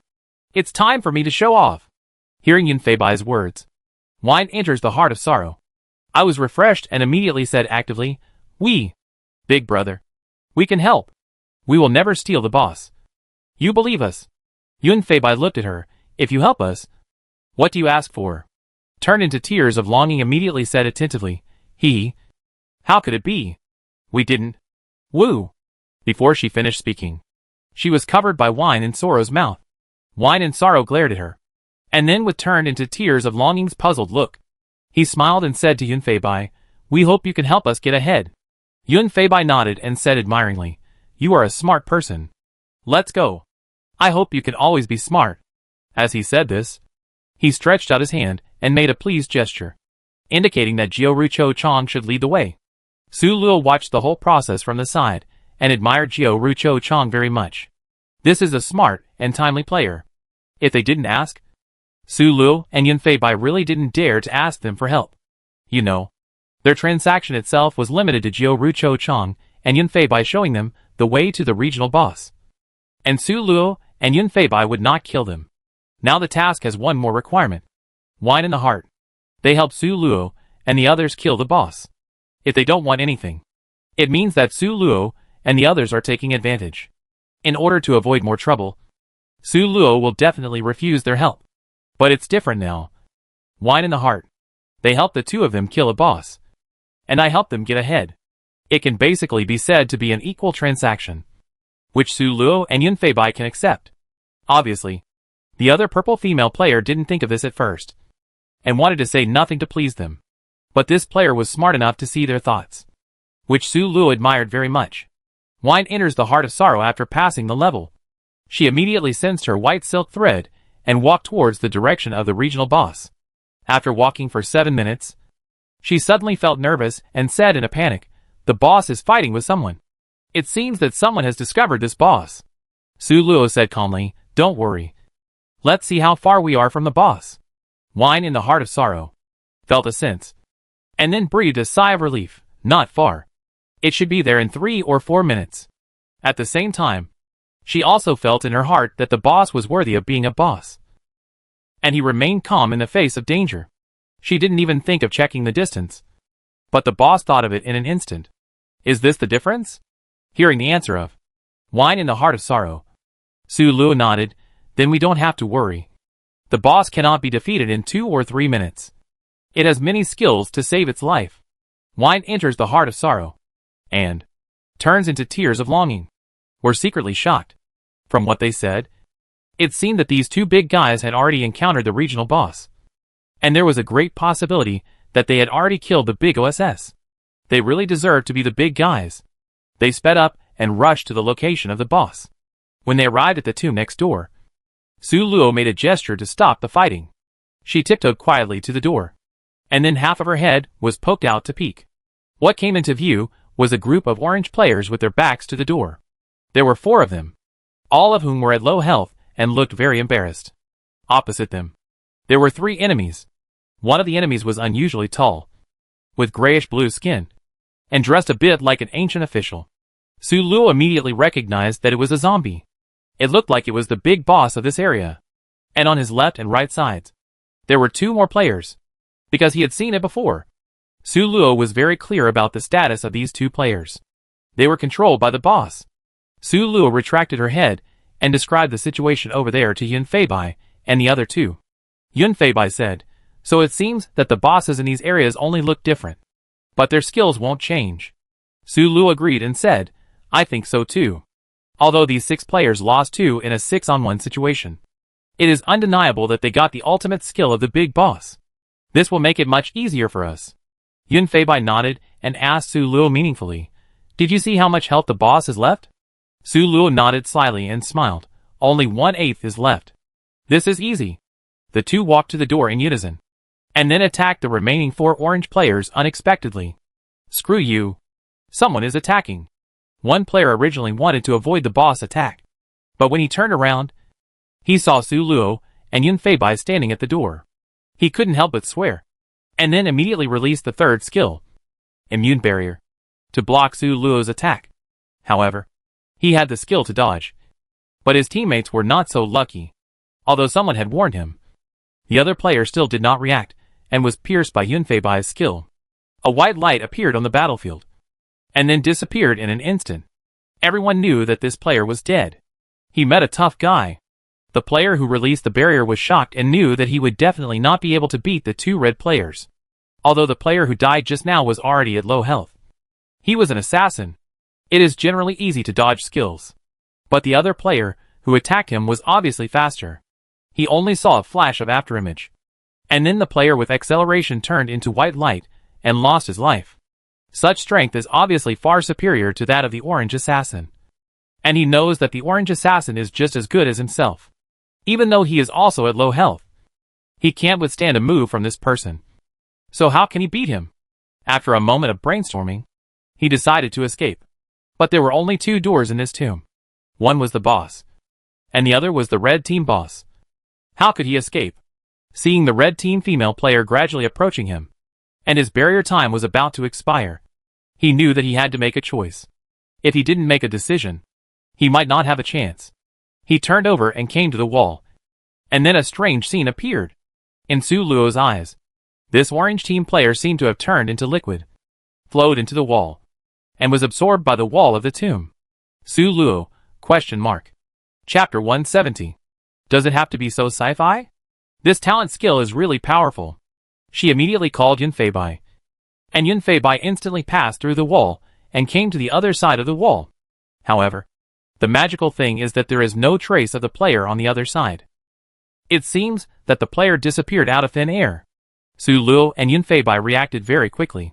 Almost as soon as he entered the wall, Su Luo and Yun Feibai passed through. So there is no possibility that the person left the room. So, where did this person go? Su Luo and Yun Feibai were confused. But now is not the time to worry about this. There are still enemies to deal with. Su Luo quickly turned her attention to the 2 remaining players on the field. A player saw Su Luo looking at her and immediately attacked Su Luo. A magic bullet flew out of her hand and was about to fall on Su Luo. However, Su Luo was so agile. With her own speed, she jumped lightly and dodged the attack of the magic bullet. After failing to hit her with one strike, The player did not give up, and immediately used her ultimate skill to control Su Luo. That's right. The ultimate skill of this female mage is a strong control skill, which can control both the enemy and us. At the same time, she shouted to another teammate at the top of her lungs, "What are you still looking at over there? Hurry up and attack. Wait for her teammates to come back. Do you think you still have a chance?" The other teammate, who was still a little stunned, heard what this teammate said, and immediately reacted, ran to Su Luo's side, and used 3 skills at the same time. And Su Luo's health was reduced by more than half in an instant. Su Luo was controlled and couldn't move. She was a little anxious about her health decreasing. She hated this kind of hard control skill. This is totally unreasonable, she thought with a headache. However, she didn't choose to call Yun Fei Bai. In fact, Yun Fei Bai could directly flash back with the second skill. But Su Luo clearly remembered that because of insufficient recovery time, Yun Fei Bai only had 1 flash left. This flash is very effective whether it is to escape or to catch the enemy by surprise. At present, it was obvious that she could withstand it, and still had some strength to spare. So Su Luo did not want Yun Fei Bai to use this flash. Su Luo was in a headache, and the warrior who attacked her was shocked. He knew how high his damage was. You know, a player who put all his attribute points into attacking. The damage is really impressive. But his damage was already so high, and he couldn't kill the mage in front of him in 1 second. And he didn't even make her have residual health. Is this a mage? This is a blood cow. At this time, the mage who was controlling Su Luo was more anxious than Su Luo, because her ultimate skill was a strong hard control. It had a big flaw. During the period when she released the ultimate skill, she could not move or attack, and could only rely on others to output. So this skill is called, "Enemy and I are fixed together." Isn't it that the enemy and herself are fixed together? Originally, she was very confident in her teammate, because she also knew that this teammate had added all the attribute points to attack. So the attack was very high. Normally, when she uses her ultimate, this teammate will immediately use a set of skills, which is simply invincible. And because of her ultimate, her teammates don't have to be kite because of their slow speed. But judging from the current situation, the damage of this set of skills is actually very weak on Su Luo, and the control time of her ultimate is about to end. And the teammates' endurance is poor. They can be said to have no follow-up power and lack of attack. She looked at the door from time to time, and the other red player should be coming back soon. They will surely die then. And they have another enemy, the big boss. The girl found that this boss had been attacking herself and her teammates, and had not attacked Su Luo, especially after it found that it could not move. It attacked itself unscrupulously. Now she was about to be unable to hold on. Through the experience of fighting small monsters before, the girl knew that the first target of these monsters was the player who had attacked her.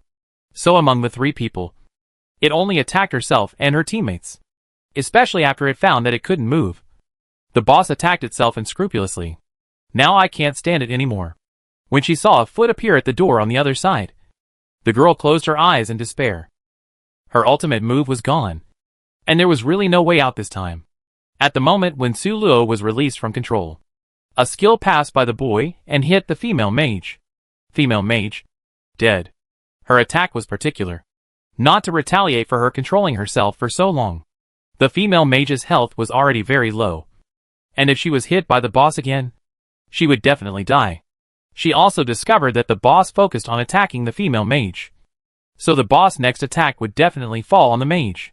If the boss killed the female mage, they would not only lose a head, but also give the boss an extra powerful helper. So after comprehensive consideration, Su Luo chose to kill the mage first. When Yun Fei Bai came back, he saw the scene where the female mage turned into white light and disappeared. He was about to attack the last player, but he saw Su Luo's health. What happened? Before he could think about it, Yun Fei Bai killed the warrior with his first skill. "Why is your health so low?" he asked Su Luo as he approached the boss. Su Luo coughed and said a little guilty, "Their attack power is a bit high. I didn't dodge their skills." "Is that so?" Yun Fei Bai looked at Su Luo suspiciously. But now was obviously not the time to ask. Yun Fei Bai quickly used another first skill to attack the boss. Su Luo breathed a sigh of relief and started to attack. She didn't know why she felt guilty. She had made the right decision, but she still lied to Yun Fei Bai subconsciously. The boss was already at low health, and its skills had been exhausted by the orange players. Now it was like a toothless tiger to Su Luo and the others, with no threat at all. In just a few minutes, the boss collapsed and was killed by Yun Feibai. So far, Su Luo and Yun Feibai had killed a boss each. They returned to the next room and found that the two purple girls had disappeared. However, they left a note on the ground, "Boss. The boss is already low on health, and the players inside are nothing to be afraid of. It seems that you don't need our help. So the two of us left first." Su Luo nodded. These two people didn't do anything behind her back. If the two of them also attacked her, she really needed to call Yun Feibai for help. "Ah! We can't catch up with the dungeon buff again." Su Luo opened the system and wailed. "The dungeon buff has been refreshed in the Egyptian area. It is too late to rush over now." Yun Feibai came over and comforted. "It's okay. There are still several dungeon buffs. We can make more money by taking down the boss." Su Luo nodded. She knew this truth, but she was a little unhappy. They had enough strength for this dungeon, but because of various accidents, they missed every dungeon buff by mistake, which was also very magical. She stretched. "Then let's go to the old place and wait for the next buff refresh." As she said that, she raised her foot and prepared to leave. "Wait." Yun Feibai stretched out his hand to stop her. "No hurry." He slowly approached Su Luo. "Shouldn't you explain the sharp drop in your health now?" Hiss. Su Luo took a few steps back stiffly and smiled. "Well, didn't I say that I didn't dodge their skills? And their skills were a bit damaging. So my health became low?" Yun Feibai smiled softly. "Do you know?" Su Luo, ? Yun Feibai, when you lie, you will cough subconsciously. Su Luo, ? Really? Su Luo suddenly realized that she did have this problem. Isn't it obvious that she just lied? She thought with a bald head. This.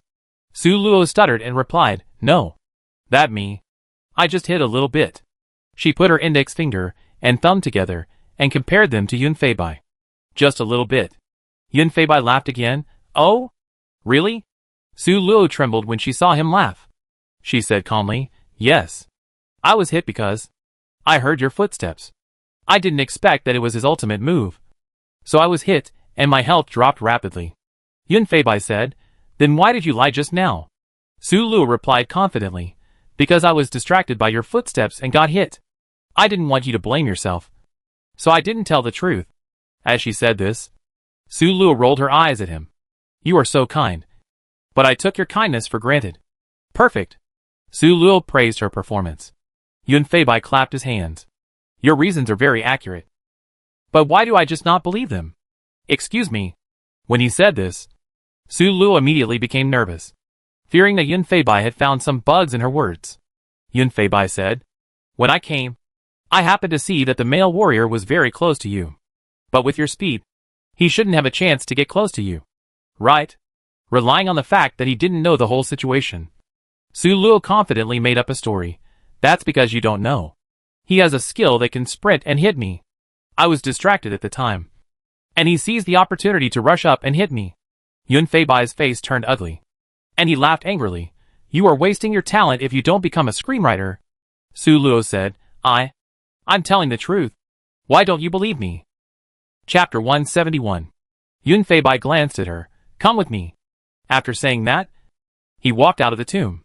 Su Luo followed him in confusion, with a bad feeling in her heart.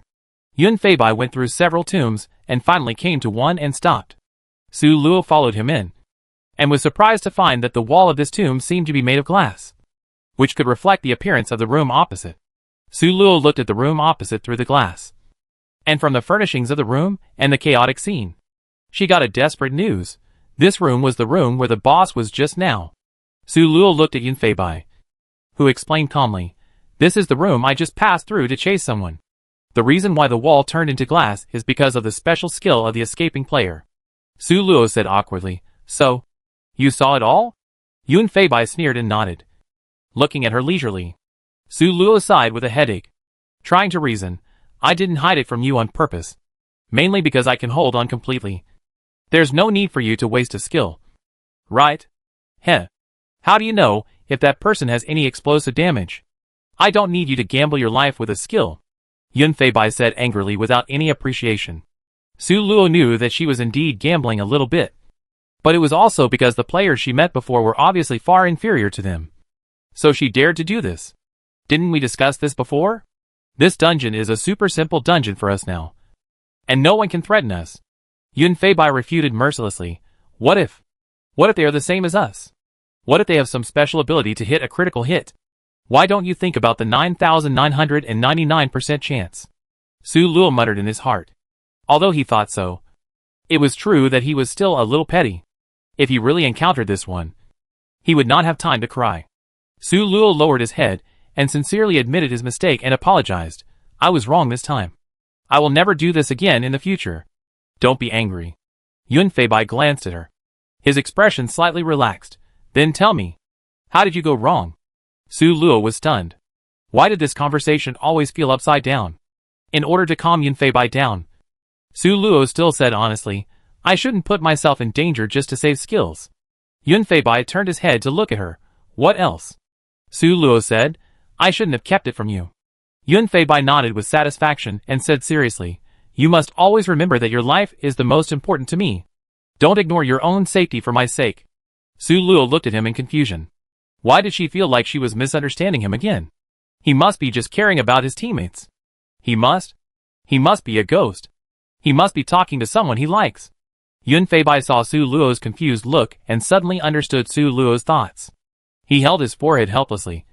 You don't know how I feel about you. Do you? He originally thought that the two of them had already understood each other, and they would be together once he confessed his feelings to them when they returned to the real world. But seeing Su Luo like this, it seems that she still doesn't know that he likes her. Yun Feibai is simply kneeling down to Su Luo's thick nerves. Seeing that Su Luo still didn't react, Yun Feibai stood up, took out a small yellow flower from his pocket, and said seriously and nervously, I wanted to wait until the copy is over before telling you. But seeing you like this, it seems that I don't want to delay any longer. He chuckled, and in Su Luo's eyes, everything seemed to lose its color, leaving only Yun Feibai in front of him, who was still colorful. There was a buzzing in her ears, but Yun Feibai's words could still be clearly heard in her ears. I like you. The kind of love that I want to be with you forever. Su Luo stared at him blankly. Forgive a girl who has been solo for 18 years. This is the first time she has faced a confession from Yun Feibai. She really doesn't know how to react to Yun Feibai. Yun Feibai forcefully stuffed the small yellow flower in his hand into Su Luo's hand, scratched his head and said, I originally wanted to prepare well in the dungeon. But this is the flower I found in this dungeon. It's pretty, right? Su Luo finally reacted. She looked at the boy in front of her, who was obviously embarrassed, but still forced himself to confess his love, and laughed. It's very beautiful. I like it too. It's done. Yun Feibai was delighted and immediately got closer to Su Luo. He said stickily, Do you like flowers or me? I like both. Seeing Yun Feibai's dissatisfied look, Su Luo smiled and pushed him away. I like you more. I like you the most. Yun Feibai was satisfied, and smiled and hugged Su Luo. Then girlfriend. Let's go to the map center. Su Luo nodded heavily and smiled and responded, Okay. My boyfriend. What they wished for. The two of them happily went to the center of the map, waiting for the next copy buff, and started killing at the same time. When Su Luo killed 45 players and Yun Feibai killed 50 players, the system suddenly refreshed a message above the copy. Ding. There was a system accident in this copy. The system is being repaired. Ding. The repair failed. The system has implemented remedial measures. Players, please pay attention to the system notification. Is there a bug in the dungeon? Su Luo was shocked. She still remembered the boss escape incident in the previous assessment dungeon. That incident involved a lot of people, and they were in danger. Ding. You have a system email. Please check it. It seems that the compensation the system just mentioned has come. Su Luo naturally opened the email, and then froze in place. Remedial measures, dear player. Due to a system error, you and your teammates will be placed in the elite assessment dungeon. In view of the huge gap between your strength and other players, we hereby implement remedial measures. Next, you and your teammates will be exposed in the map throughout the whole process, and you and your teammates will not be able to grab the next copy buff. As compensation, you and your teammates will receive 1 attribute point and 5 health points each, and all the previous rewards will be effective. And you have a total of 1 opportunity to make a request to the system. And after the system approves it, it will take effect as soon as it is reasonable. Thank you for your cooperation. This is... Myself and Yunfeibai are too strong. And have become a dungeon bug? Su Luo closed the system email with a smile and looked at Yunfeibai. Then our next 2 hours will be boring. Yunfeibai nodded. Ah. It really won't let us keep killing people here like a bug. Right? The system is really smart. This is the only way. Su Luo opened the system map and saw 2 big red dots shining brightly on the map, as if they were afraid that others didn't know they were here. Seeing Yunfeibai's regretful face, Su Luo suddenly thought of something and took out her own bulb machine. Yunfeibai guessed what Su Luo was thinking the moment he saw the bulb machine. He said with a rather interested look, "Won't this be detected?" Su Luo shrugged. "Who knows? Anyway, it's not a big deal to try." After that, she put her 10 hairs stored in the system space into the machine. After using it several times, she can now give up her hair without any expression. Shwa. The machine turned on, and a Su Luo came out biting her finger. Ah bah bah bah. Very good. It's definitely a mentally retarded person. Yunfeibai didn't pay attention to the status of this replica, and said in surprise, she was not marked by the system. Su Luo was overjoyed and immediately took out another 30 strands of hair and put them into the machine. Soon, 3 replicas came out, and 2 of them had no problem with their IQ. And surprisingly, one of these 2 people was even very intelligent and smart. Su Luo happily let the 2 of them form a team to hunt other players. Although the clones were only 50% of her strength was far superior to other players in this dungeon. So even if she was 50% of her strength, she would not be much worse than other players. Moreover, one of the 2 clones was so smart that he must be good at using strategies. So this combination should not be worse than other players. Su Luo was relieved. Now their original bodies were exposed, and they could not find anyone to kill. And there was no way to grab the dungeon buff. In other words, they have nothing to do in this dungeon now. Su Luo sat on the ground board and chatted with Yunfeibai. Hey, do you think there will be players who will come to mess with us? If there are such players, then they might be able to get some more kills. Yunfeibai shook his head. It's impossible. The players in this dungeon are not fools. Since we can be marked as a bug by the dungeon, it is definitely not something that 4 or 5 of them can kill. But once the number exceeds this, the group that comes to attack us can only get 2 heads, which is not worth it at all. Su Luo nodded and said with regret, alas. If the dungeon increases the reward for killing us, then someone will definitely come. After all, money makes the world go round. Yunfeibai said with a smile. Why? You really want others to attack us? You even said that you want the system to increase our bounty. Su Luo nodded as a matter of course, Every head is a head. I'm about to go to the master copy. My weak heart is panicking. Okay? After thinking for a while, Su Luo said, but I'm just talking. I don't really want the system to do this. You know, if the system increases our bounty, it's probably not a good thing. Yunfeibai turned his head to look at her. What do you mean? Chapter 172. Su Luo analyzed seriously. If the system wants to increase our bounty, it must be reasonable. So what is the standard for the increase? It is our strength. Yunfeibai smiled and said, I understand what you mean. If we need 8 people to beat us up before we fail, then the copy will increase the reward for killing us to 8 health points or 4 health points, so that the corresponding people will come. Then we will be in danger. Su Luo nodded. That's the truth. Compared with the potential danger, I prefer this kind of comfort. Yunfeibai suddenly smiled mysteriously. In fact, we have another way to kill people to increase health. Su Luo looked at him in confusion. What should we do? Yunfeibai didn't keep it a secret and answered directly. We can wait at the copy buff. Those players will definitely go there. Then we will wait and see. If they come to grab the buff, we can get the kill. What if they don't take it? Su Luo asked. Yunfeibai smiled slightly. Then this copy buff belongs to our camp. That makes sense. Su Luo looked at him with admiration. Then by the same token, we can also go to other areas of the boss, where we can also find players. Yunfeibai nodded. That's it. After discussing it, Su Luo opened the system chat interface and sent a message. Lost. We will go to the next copy buff to squat and kill people. When everyone is killed, we will call you here, and you will take the buff. First come first served. If we can't kill them, We ask for help here. Remember to come and support Fugui's family. What did I see? Is that the bug boss upstairs? Lost, it's me. Don't forget. The master smiled. The boss. Take a photo with the boss. Ha ha ha. It feels so good to be led by the boss. No one will die this time. Take a look quietly. Got it. Guaranteed to complete the task. Blind student found a brilliant point. That. The master smiled. It has a CP feeling with the following ha ha. Magpies on the branches. The person above is a little genius in naming. And you, blind student, have found the highlight. Seeing that most people have received the message, Su Luo closed the system and waited for the next copy buff to refresh. After half an hour, the copy buff refreshed on time in the Egyptian cemetery. Su Luo and Yunfei Bai immediately took action and rushed to the buff location as quickly as possible. At the junction of the Egyptian cemetery and the Eastern cemetery, Su Luo saw a huge pyramid. The entire Egyptian cemetery is made up of various pyramids of different sizes. As they had guessed before, the Egyptian cemetery area was indeed like that haunted house.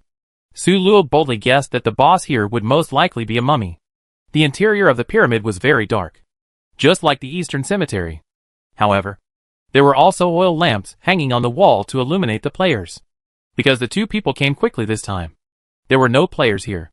Or it could be because they saw these two bugs coming from the map. So other players consciously gave up this copy buff. In short, Su Luo and Yunfei Bai were the first to arrive. Although the system marked them, the two red dots were very large. So from the map, we can only see that the two red dots cover the copy buff. But we can't see where they are exactly. Unlike the Eastern cemetery, the various tombs in the Egyptian cemetery are not complicated. But the tombs are very complicated. In addition to the coffins, there are piles of gold, silver and jewelry piled in the corners. And the refresh point of the copy buff this time is on this pile of gold, silver and jewelry. Su Luo and Yunfei Bai explored everywhere, but finally chose not to hide, but sat next to the buff, waiting for someone to come. They dared to be so arrogant for a reason. This place was very similar to the place where they were surrounded at the beginning, and then found to fight the enemy. There was only one door, and only one person could pass through at a time. That's right. This place is not like the Eastern cemetery. A tomb has at least two doors, and more can even be said to be connected in all directions. One door can effectively ensure that Su Luo and the other's attacks are concentrated together, and there is no need to worry about being attacked from the front and back. After a while, footsteps were heard outside, with the excellent hearing ability blessed by the attribute points. Although they deliberately lowered the volume of their conversation, Su Luo could still barely hear some of their conversation. There are two humanoid bugs in there. Do we really want to grab the dungeon buff under their noses? The person who spoke sounded like a young boy. Then another slightly rougher voice answered, of course. We must go. The voice said angrily, why are you so cowardly? Have you ever thought that if they can't get the dungeon buff, what's the point of them guarding here? Another nice female voice replied weakly, they want to take the heads of players, like us, who want the dungeon buff. After a second of silence, the rough male voice reappeared, well, what else? There was another dead silence. After a long while, the man answered himself, of course it's to get the buff for their red team. Don't you have brains? The young man said unconvincingly, so what? We are not as skilled as them, so we can only give in. It's okay to give them the dungeon buff. Right? Bang, bang, bang. It sounded like something hit a person's head. Why do you think we usually snatch dungeon buffs? Of course, it's to enhance the strength of the camp. It seems that the previous dungeon buffs are only personal buffs, and the buffs that can add bonuses to the entire camp must be in these last two. The red team is already the first and has the advantage. If they get this faction buff again, will we still have a chance to play? Besides, if we don't stop them now, they will definitely monopolize the next dungeon buff. Then we will be too embarrassed. Right? Su Luo and Yunfei Bai listened and nodded. Actually, what he said makes sense. This is the thing. If no one comes this time, they will definitely monopolize it next time. And the consequence of their two monopolizations is that the faction buff will inevitably fall into the hands of the red team. Then the overall strength of the red team has been greatly enhanced. And the first place this time is secure. It seems that they still want to fight for the first place. So it should be the current second place, the purple team. But the problem is that, at present, It seems that there are only 3 people outside, who gave them the illusion that the 3 of them can defeat the system bug. Sure enough, the girl in the team asked in a weak tone again, then, can the 3 of us beat the 2 people inside? They should still be very powerful. Right? The rough uncle said, hey, how is it possible? I'm here to grab the buff. Not to die? With just the 3 of us? Wouldn't that be like delivering food to others? The boy, who seemed to have been hit on the head by the uncle before, became energetic again after hearing this topic. He said excitedly, I heard from others that those 2 big guys can fight 1v10 without losing. And they can fly and attack players from a distance. It is with this ability that they can beat those 10 players. The young boy has an instinctive admiration for the strong. His words contain admiration and yearning, as well as excitement about meeting the great gods soon. But his words are completely inconsistent with reality, which makes Su Luo and Yun Feibai frown. Is this talking about them? Where did the rumor come from? They know that this is completely fabricated, but the 3 people outside don't know it. The uncle's voice sounded unusually solemn. If it is such a flower, then it will be troublesome. After a heavy sigh, the uncle continued, I was thinking that we should wait for a few more players here. If the 3 of us can't beat the bug inside, then 9 or 10 people can beat it. Right? The 3 camps must not be all cowards. Thinking about the previous ones, we will not be the only ones who decided to come here to grab the buff. When the time comes, we will attack together and have a high probability of winning. But now, alas, after a silence, he seemed to regain his spirits. Even if this is the case, we have to try. Wait until there are more people, and we can discuss it together. Su Luo also sighed heavily in the tomb. Rumors hurt people. Yun Feibai looked at her with a smile. What are you sighing about? Let them think about it. Anyway, they are not thinking about our weaknesses. Su Luo smiled. Do you understand what it means to moan without reason? I sigh for them. Fake news kills people. They are wasting their time. Yun Feibai was also a little puzzled about this. Tell me, how did this news spread? I can tolerate the rumor that we were 1v10. After all, there were indeed more than 10 or 20 players surrounding us at that time. But? He was puzzled. How did the rumor that we can fly spread? Isn't this error too big? Su Luo shook her head with a smile. God knows how they spread it. But if there is such a rumor, then the number of players who come to grab the dungeon but this time must be much less than we thought. They originally planned that there would be about 30 players coming to grab the buff. They defended inside, and when they could no longer defend, they called out the red players waiting outside, and together they caught them all in one fell swoop. But it seemed that there would be no more than 20 players coming. They didn't even need to call for help. They could catch all these players in one fell swoop by relying on the terrain advantage. Chapter 173. While Su Luo and the others were waiting inside, the players outside who had ideas about the dungeon buff gradually arrived. When they saw the Uncle Ian trio, they were not surprised at all. Although there were 2 humanoid bugs identified by the system, there were always people who wanted to try it. Right? Because everyone now had a common enemy. After discovering that Uncle Ian had no hostility towards them as expected, these players also came closer. Are those 2 bugs in there? A girl with a high ponytail on the orange team asked. The uncle nodded. They should be in there. We were the first to arrive, and have been guarding here since then. No other players have entered. Another boy with a mushroom head on the blue team asked again, have you ever fought against them? How strong are they? The uncle shook his head, no. But it is said that these 2 people can fight 1v10 alone. And 2 people can even fight 1v30 together. And not only that, they have wings and can fly to the sky. They also have hidden professional shooters, who can attack players on the ground from a distance in the sky. Very powerful. This. Su Luo and Yun Feibai, who had been listening to the whole process, looked at each other in confusion. Finally, I understand how rumors come about. They are all rumors. Su Luo really wants to rush to him and question him. Is that what the boy told you? Who said that they can 1v10 alone? Where did the hidden professional shooter come from? You are so good at making up stories. Why don't you make up a story? The boy who first told Uncle Ian the news secretly pulled Uncle Ian to indicate that he didn't say that. Uncle Ian shook his head at him and whispered, if I don't exaggerate a little, will they take it seriously? Anyway, my exaggeration doesn't affect anything. So let it be. Su Luo felt sorry that the people outside couldn't hear Su Luo's voice. So they believed Uncle Ian's words without a doubt. Originally, They had deep fantasies about the two players, who could be certified as bugs by the system. So naturally they thought that the more bizarre they were, the better. In that case, it will be too difficult for us to grab this copy buff, a royal sister said worriedly. She even regretted her decision to come here to grab the buff this time. How could she deal with this person? Another boy in a red t-shirt coughed, ahem. Let me ask you a question. How many of us are mages?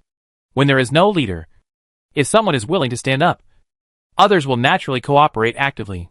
Me. A girl with twin ponytails immediately raised her hand and answered. And me. The girl who always spoke weakly also answered weakly. Then a few more people raised their hands. Among the 13-person team, 5 were mages. The boy in red saw that there should be no one left. So he continued, they are in the house now. And they can't fly high even if they fly. Mage is originally a long-range one. So we can let warriors, tanks, etc. go in first to attract attention. And then call the mages and after they take off. If the mage went in directly, he might be attacked by the 2 players inside first. After all, they should be able to imagine that the mage is a greater threat to them. The method is very reasonable. And the others immediately applauded in agreement. What the little brother said is so reasonable. You are really a young hero, the uncle exclaimed. The sister also praised with appreciation. Yes. It is really the Yangtze River behind the waves pushing the waves in front. And each wave is stronger than the previous one. Not only is it clever, but it is also thoughtful. The boy in red was young after all. And he was immediately very proud when they praised him. He had to pretend to be humble. Hey. No. I just got a little smart. The uncle looked at the royal sister inconspicuously. And needless to say, the 2 old hands immediately understood each other's intentions. The royal sister smiled gently and said to the boy in red, then little brother, since you proposed this proposal, we will naturally not steal your credit. How about letting you lead the team to go in first and giving you one of the heads inside? Uncle Ian immediately followed up with Yujie Yin's sugar-coated bullet. What? Being the first to go in is already a great honor. And you still want to give him one of the 2 heads? Then how do we share the last one? At this time, another elite man from the green side, wearing gold-rimmed glasses, came out and looked at Yujie Yin in condemnation. Are you attracted to her youth and potential and want to have a love affair with someone who is younger than you? Otherwise, why did you give all the benefits to him? Beautiful. The queen sister Yin and the uncle Yin both secretly applauded. Sure enough, everyone thought the same thing. The queen sister Yin cooperated and put on an angry gesture. Her face slightly red. What are you talking about? This method was thought up by others. And it's not okay for them to take the lion's share? If you have the guts, go and do it yourself. But her performance seemed to confirm the elite man's guess that she fell in love with the boy in red. The uncle Ian immediately said in a weird tone, oh, I thought so. So, that's how it is. Several people sang the same tune, pushing the red-clothed boy to the center of everyone's attention, as if he was the center of their group and the strongest person. In fact, the 3 veteran players knew that they did it on purpose. You know, the 2 players inside were very powerful, and the first player who entered would be killed instantly by their concentrated fire if he was not strong enough to serve as a warning to others. One of them was in the purple team, one was in the orange team, and one was in the green team. And none of them wanted the kids in their own camp to have any accidents.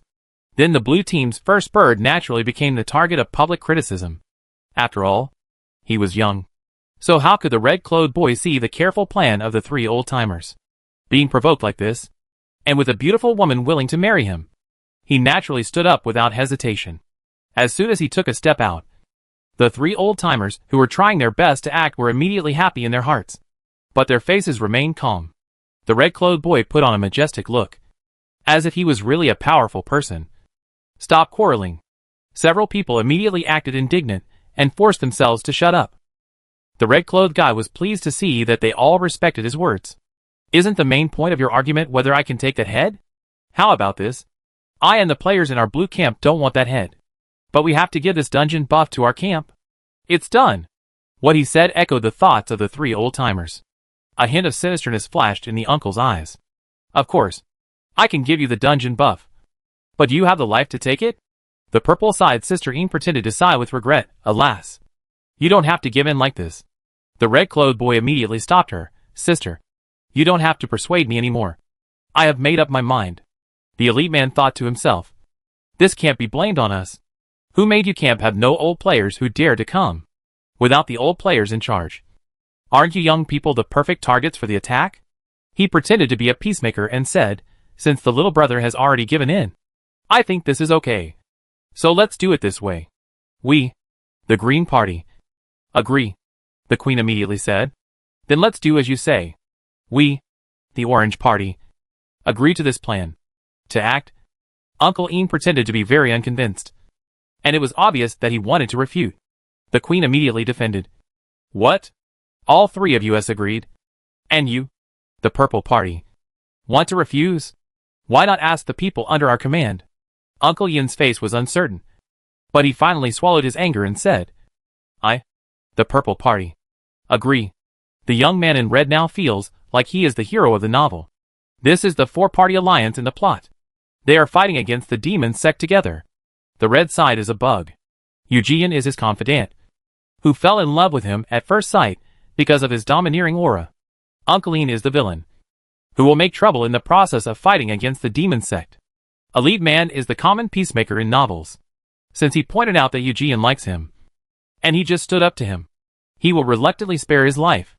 The young man in red thought compassionately. Su Luo and Yun Fei Bai were also quite touched after listening in the room. They could all tell that the three old players were trying to trick the young man. The first party member to enter would be in great danger, and they didn't believe that these old players didn't know about it. Then there was only one possibility. They wanted to use this player as cannon fodder, whether it was before or now, as long as the forces were different. Such situations were common. Nature was originally a survival of the fittest, and they couldn't say anything. They would not let the young man off just because he was tricked into joining. In any case, the two looked at each other, rubbed their hands, and the war began. Less than 3 minutes after they finished discussing, a player covered in rock armor appeared at the door. This was the young man in red. Although he was a little confused by the series of operations of the old player, he was nothing. If he was not a powerful tank, the young man in red would not dare to be the first. His innate skill is this rock armor, which can resist 10% of the damage until the armor breaks. The next use will have to wait 3 hours. Fortunately, he was smart before and never used this innate skill. Otherwise it is hard to say whether he can be so popular now. However, he has double points for life and endurance, so his life value is not too high. However, this is also the standard point addition for most tanks. And he is not unique. Although he is not a pure tank, it should be more than enough to deal with the attacks of these two people. He thought confidently. But he soon realized that he was wrong. Chapter 174. Su Luo and Yun Fei Bai's first skills hit him at the first time, causing up to 60 plus damage. Even with the armor's protection bonus, it was still 50 plus damage. Such damage is unbearable even for tanks who put all their attribute points on health, let alone him. In just a moment, he turned into a white light and disappeared in an instant. The player behind him was Eugene. She thought that the two bugs inside would definitely use all their output to kill the young man in red, so she would be the second one to come in during their skill window period, which must be the safest. So although she was a little frightened by the instant death of the young man in red, Eugene still followed in quickly. Unfortunately, she was wrong. Su Luo and Yun Fei Bai did have a 5-second window for their first skill, but they still had their second and third skills. Su Luo used her second skill the moment she came in, slowing her down. Then Yun Fei Bai came close and fought with her directly, stalling for time. A backhand sanction pushed Eugene directly against the door to prevent other players from coming in. Soon, 5 seconds were up, and Yun Fei Bai used his first skill to kill her. The next player rushed in with gritted teeth and stomped his feet, and Su Luo smiled and used his first skill. Then, relying on the continuous damage of the second skill, he killed the little squishy in seconds. 4 people died in a row. Isn't this like giving away heads like dumplings? The 5th player hesitated. It wasn't that he was timid, but mainly because the first 4 players were almost killed in seconds, and he couldn't see the situation inside clearly. Didn't they say there was a hidden profession? The shooter? What if this profession has no CD and can attack continuously? In that case, no matter how many people they send in, they will all be killed. As the saying goes, the first push is strong, the second is weak, and the third is exhausted. When he stopped, the players behind him suddenly lost the courage to rush forward. It is worth mentioning that when the third player died, the elite man had secretly left the team and left alone. As a seasoned man, how could he not see that the two men inside were not something they could beat? Since he couldn't beat them, he wouldn't stay here and die. As for why he didn't call his teammates, the elite man looked back at the somewhat chaotic team and laughed. In this team, there were the fewest players on the green side. If he called the green players away, the other players would definitely scatter like birds and beasts, which was not acceptable. He had to leave these green players to tie up the other players, so that when they died together, the green side would definitely make the most money. Oh, he thought in a good mood. For the victory of the green camp, these people had to be sacrificed. When the green team became the second place, the chances of these people being resurrected were still very high. He was really farsighted. Although his behavior was despicable, his guess was right. Not long after the elite man left, Su Luo and Yun Feibai followed the previous routine. Yun Feibai went through the wall to attract firepower, and Su Luo attacked from behind, outputting crazily. In less than 5 minutes, all the players on the field died. Su Luo opened the chat interface of the system and sent a message. Lost, no one is here. Come to get the dungeon buff. Look quietly, got it. We are coming. Ha ha ha, we are nearby. Coming right up. After a while, a man and a woman came running in a hurry. Hoo-hoo. Hoo-hoo. We are the first. Right? Su Luo had been waiting at the door for a long time, and nodded to answer his question. The boy was overjoyed. That's great. Big man. We are here to get the dungeon buff. Su Luo was about to bring them in when another group of people suddenly arrived. Wait. Wait for us. A tall and thin boy and a short and fat boy ran over together. We also want this buff. Su Luo said, I'm sorry to tell you that you are late. This copy buff is first come first served. The two players immediately looked gloomy, and one of the boys rolled his eyes and laughed. Hee hee hee. Big guys. Look. Can I exchange the small props for this copy buff? His teammates immediately nodded and said, Yes. Yes. We can exchange for props. You can't get this copy buff anyway. Why not exchange it for some benefits? How about we get the highest price? Before Su Luo could speak, the girl who came first scolded her. Why are you like this? We were here first, and you still want to cut in line? The tall and thin boy said unhappily. Go away. Get out of the way. You think this is a child's play? So what if you came first? We have props, which can give the bosses more benefits. You? The girl was angry and wanted to argue. Her teammates stopped her and were also very angry. They have props. So do we. We also use props to exchange for this copy buff with the boss. Puff. The tall and thin man laughed disdainfully. You are a woman. He said something, suddenly looked at Su Luo, and then changed his words. Can you compete with us? I want to see who of us has more props. As he said that, he took out a prop and placed it on the ground. The boy also took out a prop from the system space and placed it on the ground like him. The tall and thin man took out another one and looked at him provocatively. The boy took a deep breath and refused to be outdone. The two of them actually started a prop battle in this dangerous copy. Su Luo did not stop them, but watched with interest. She found it interesting phenomenon. The short and fat man seemed to be sure of winning the battle, and did not show any worry at all. On the contrary, the girl became more and more anxious as the boy took out more props. This is a normal behavior. Su Luo became more interested. Her eyes turned to the tall and thin man, and curiosity flashed in her eyes. Could it be that his props are endless? When the boy took out the fourth prop, the girl finally couldn't help it. She stepped forward and grabbed the boy's hand that was taking out the props. Enough. Don't take any more. The short and fat man immediately mocked. Oh, you can't do it anymore? Weren't you so arrogant just now? The boy was so angry that he wanted to take out another prop to continue the battle with him. The girl held the boy's hand tightly. Don't be impulsive. Impulsiveness is the devil. The boy looked at the mocking expressions of the two people and was furious. Don't stop me. I want to see who has more props. The girl tried to reason with the boy. If we add more props, we will lose. You know, this copy buff is definitely not worth so many props. Seeing the boy still trying to struggle, the girl was furious. Can you wake up a little? Think about our future. Is it worth it to consume so many life-saving items for such a buff? The boy put down his hand helplessly. You are right. I can't act on impulse. I won't fight for this copy buff. The girl hugged him distressfully. Be good.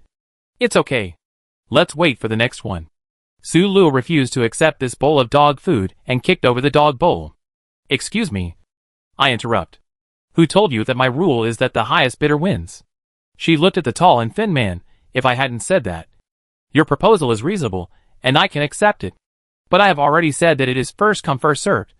So I must abide by my rules. The girl widened her eyes in surprise. So, this buff is still ours. Right? Su Luo nodded. Yes. That's right. Go in and get it. Hey! You guys. Are like this? The tall and thin man could not sit still when he saw the situation change. And stood up to stop Su Luo and his group. I'm just curious. Why are you so inflexible? Is the boss inside a man? You let him come out and tell us that you, a woman, can't take charge. And your indecisiveness will not accomplish anything. Yun Feibai had been listening inside for a long time. And now he came out. My girlfriend is the one in charge of our team. Do you have any objections? The tall and thin man expression suddenly looked as if he had eaten shit. You coward. Yun Feibai didn't care about his slander and said with a smile, even if I'm a coward, I'm still better than you.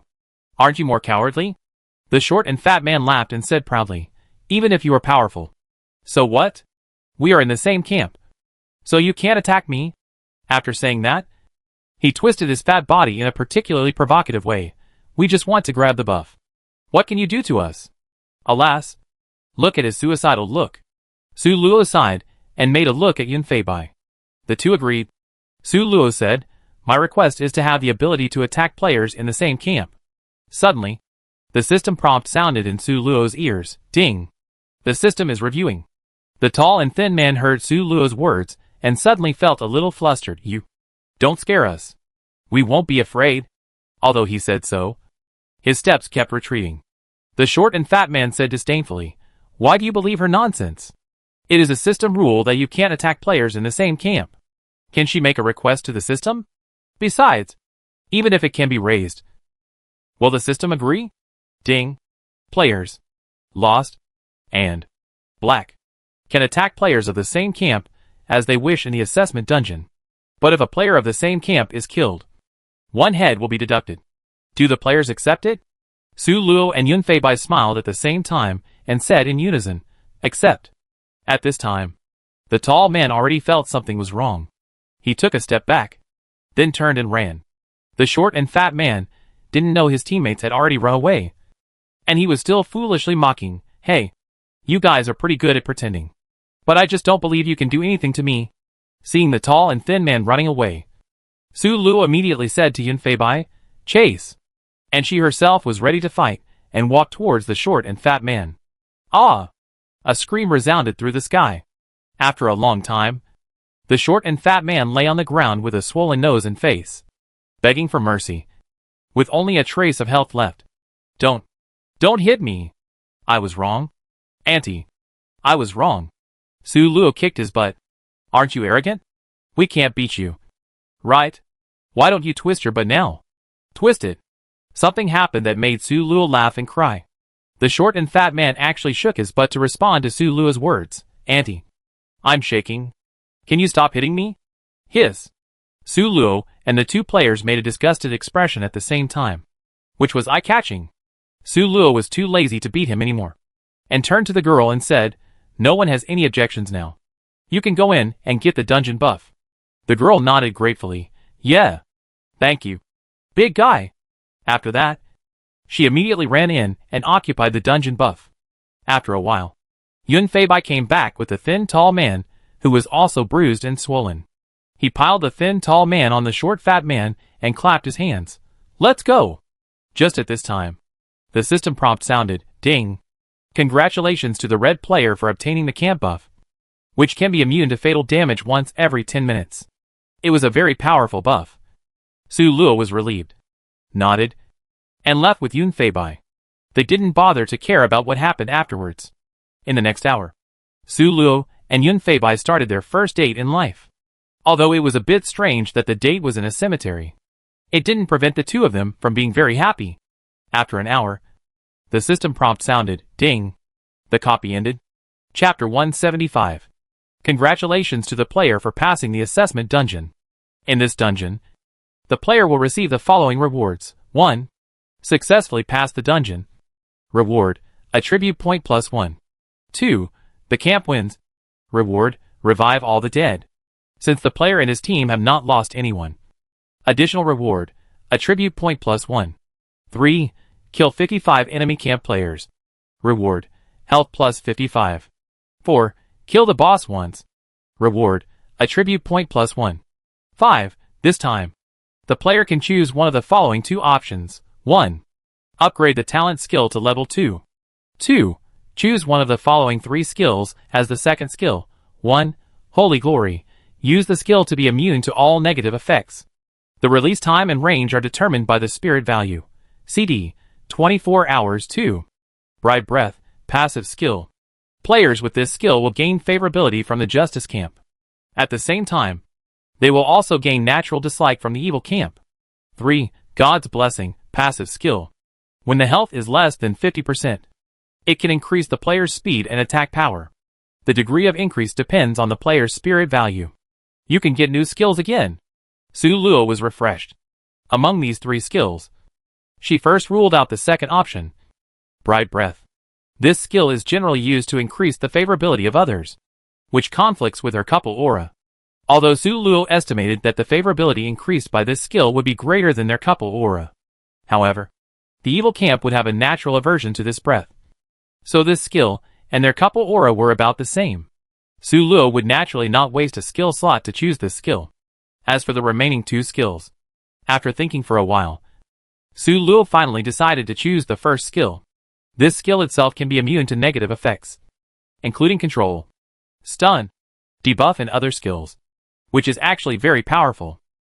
If Su Luo had this skill before, then when fighting in this dungeon today, he would not be controlled by the female mage at all, and could directly use this skill to purify the female mage's skills, and he would not be so embarrassed. But what really made Su Luo decide to choose it was the description of this skill. Su Luo noticed that this skill did not say that it was immune to the negative effects brought by the skill, but simply immune to the negative effects. This also means that it can be immune even to the negative effects in life. In an instant, Su Luo thought of many dangers that could be avoided by this skill, such as poisoning, miasma. In short, it is very practical. As for the other passive skill, it can only be used by the skill owner, which is not suitable for her, a family-oriented. So Su Luo had to give it up reluctantly. No longer hesitating, I choose the first skill. Add 2 attribute points to spirit and 1 to speed. Open the attribute panel. Life, 27, plus 84, strength, 9. Speed, 14, plus 16, spirit, 16, plus 25, stamina, 12. Charm, 14. Points, 550. Talented skill, God's Redemption, legendary teleport a person with full health to any place where the skill owner has passed. Only once in a copy. Skill 1. Healing Bullet, increase, decrease, friendly, enemy, spirit value x 100% of health, CD, 5 seconds. Skill 2. Holy Light Array, create a magic array with a diameter of 5 meters, which increases, decreases, all attributes of the friendly, enemy, 10%. Lasting 10 seconds, CD, 30 seconds. Skill 3. Holy Imprisonment, after releasing the skill, you can imprison enemy players within the range for 5 seconds, CD, 20 seconds. Skill 4. Holy Radiance, use the skill to be immune to all negative effects. For every 10 points of spirit value, you can use the skill for 1 hour, and you can interrupt the skill in the middle. CD, 24 hours. Su Luo was about to leave the system space, and suddenly a system prompt rang in her ear. Ding! You have a system message. Please check it. Su Luo took a look and found that it was a message reminding her that she was about to enter the promotion dungeon. Dear player, in view of the fact that the player lost is strong enough, the next dungeon will be replaced by the promotion dungeon. The promotion dungeon will have a clearance assessment, which are ordinary, elite, and perfect clearance. Please strive for a better clearance rating and prepare for the next dungeon. If the player fails to upgrade, he will be promoted to the dungeon again after another game dungeon. And the game dungeon used for transition will not be able to obtain attribute points until the end of half a year. I wish the player to pass the promotion dungeon perfectly and become a master player. System stay. The promotion dungeon is about to be carried out. Su Luo sighed, recalling the previous promotion dungeon. It seems to be close at hand, but also seems to be far away. Su Luo focused on the fact that the promotion dungeon had a rating. This rating will definitely affect the future development. There is no doubt about it. But I don't know what the evaluation criteria will be. If you don't pass the promotion dungeon, there is no way to get attribute points. This prevents some players from deliberately getting stuck here, and then blocking attribute points in the elite dungeon and acting arrogantly. And this can also ensure that the players who stay in the elite dungeon have only the strength of the elite dungeon. And there will not be too many players who exceed it. But for them, if they can't pass it, then their own strength is far beyond the elite copy, and they can pass it more easily. To be honest, Su Luo was a little tempted to keep the treatment of the elite copy. If they don't pass the promotion copy, then they will be invincible in the elite copy. Su Luo smiled and shook her head. She believed that she didn't need this false prosperity. Even if she reached the master copy, she and Yunfei Bai could go smoothly together. Looking at her attribute panel, which could really be said to be advancing by leaps and bounds, Su Luo couldn't help laughing. They really made a lot of money in this dungeon. And the increase in health points exceeded any dungeon they had experienced before. Looking at his own blood cow, which was much thicker than that of a powerful tank, Su Luo felt a sense of security.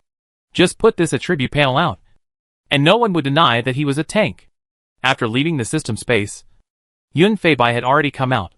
Su Luo told him about his fourth skill, and Yunfei Bai was the first to think of this skill, which could resist poison, control, and flexibility. It is unknown what the dungeons will look like in the future, but Su Luo's skill is very useful in any dungeon. Yunfei Bai and Su Luo are very satisfied with this skill. Then, he also showed Su Luo his new skill. Fourth skill, Shadow Return. Players can absorb the opponent's shadow. For each shadow absorbed, they can gain 10% of the strength of the absorbed person, and the absorbed person's strength will be reduced by 10%. Up to 5 shadows can be absorbed at the same time. CD, 1 hour. Su Luo read it carefully, and then looked at Yunfei Bai in surprise and joy. This skill is too powerful. Right? Yunfei Bai smiled and nodded, obviously very satisfied with this skill. This skill is essentially an auxiliary skill, which can strengthen one's own strength while weakening the enemy's strength. But do you think this skill is just that? If it was just that, Su Luo would not be so surprised. Imagine that there is a big boss on the field whose strength far exceeds that of all players. Then once Yunfei Bai absorbs its shadow, his strength will also increase dramatically. After absorbing 10% of the strength of the super powerful boss, other players will most likely not be Yunfei Bai's opponents. It can be said to be a very nice skill, which can produce very magical effects under certain circumstances. After praising for a while, the two gradually fell into an awkward and ambiguous silence. Although the relationship has been confirmed, neither Su Luo nor Yunfei Bai is very used to their new relationship. After staring at each other for a few seconds, Su Luo took the lead in breaking the silence. She pointed behind her and said tentatively, "Then I will go to class first." Yunfei Bai nodded suddenly. Okay. Go quickly. Don't be late." When Su Luo turned around, Yunfei Bai suddenly grabbed Su Luo's arm. Luo.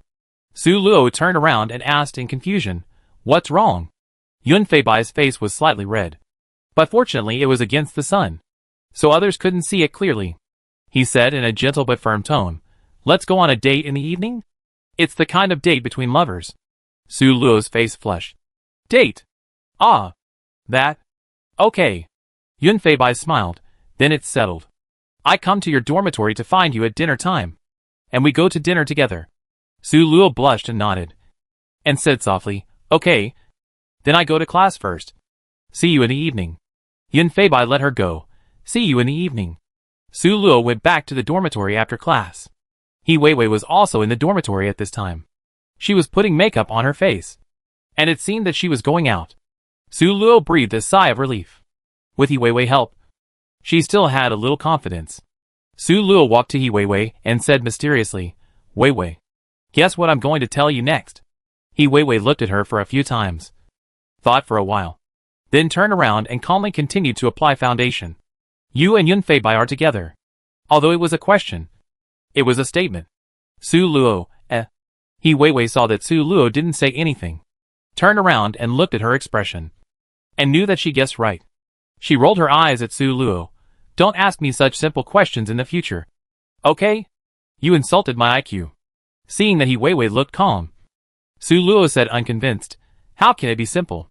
And insult your IQ? You are so powerful. Speak quickly. I haven't said anything yet. How do you know? Chapter 176. He Weiwei glanced at her again, opened her makeup mirror, and pointed it at Su Luo. Look at your current appearance in the mirror. She exaggeratedly sighed. That's the appearance of a woman nourished by love. Su Luo looked at herself in the mirror. Her eyebrows and eyes were smiling, and her face was full of spring, with He Weiwei intelligence. Wasn't it obvious at a glance? She didn't pretend, and smiled and approached He Weiwei, and asked flatteringly, Abai and I are going to have dinner together tonight. And by the way, we also have to make an appointment. So I want to dress up. You know? He Weiwei smiled and joked, hey, let me see which girl is pregnant and starts to dress up to meet her lover. Oh, it turns out to be my girl. The two laughed and laughed together. After a while, He Weiwei began to dress Su Luo seriously. Foundation, eyebrow drawing, eyeshadow, lipstick, all left out.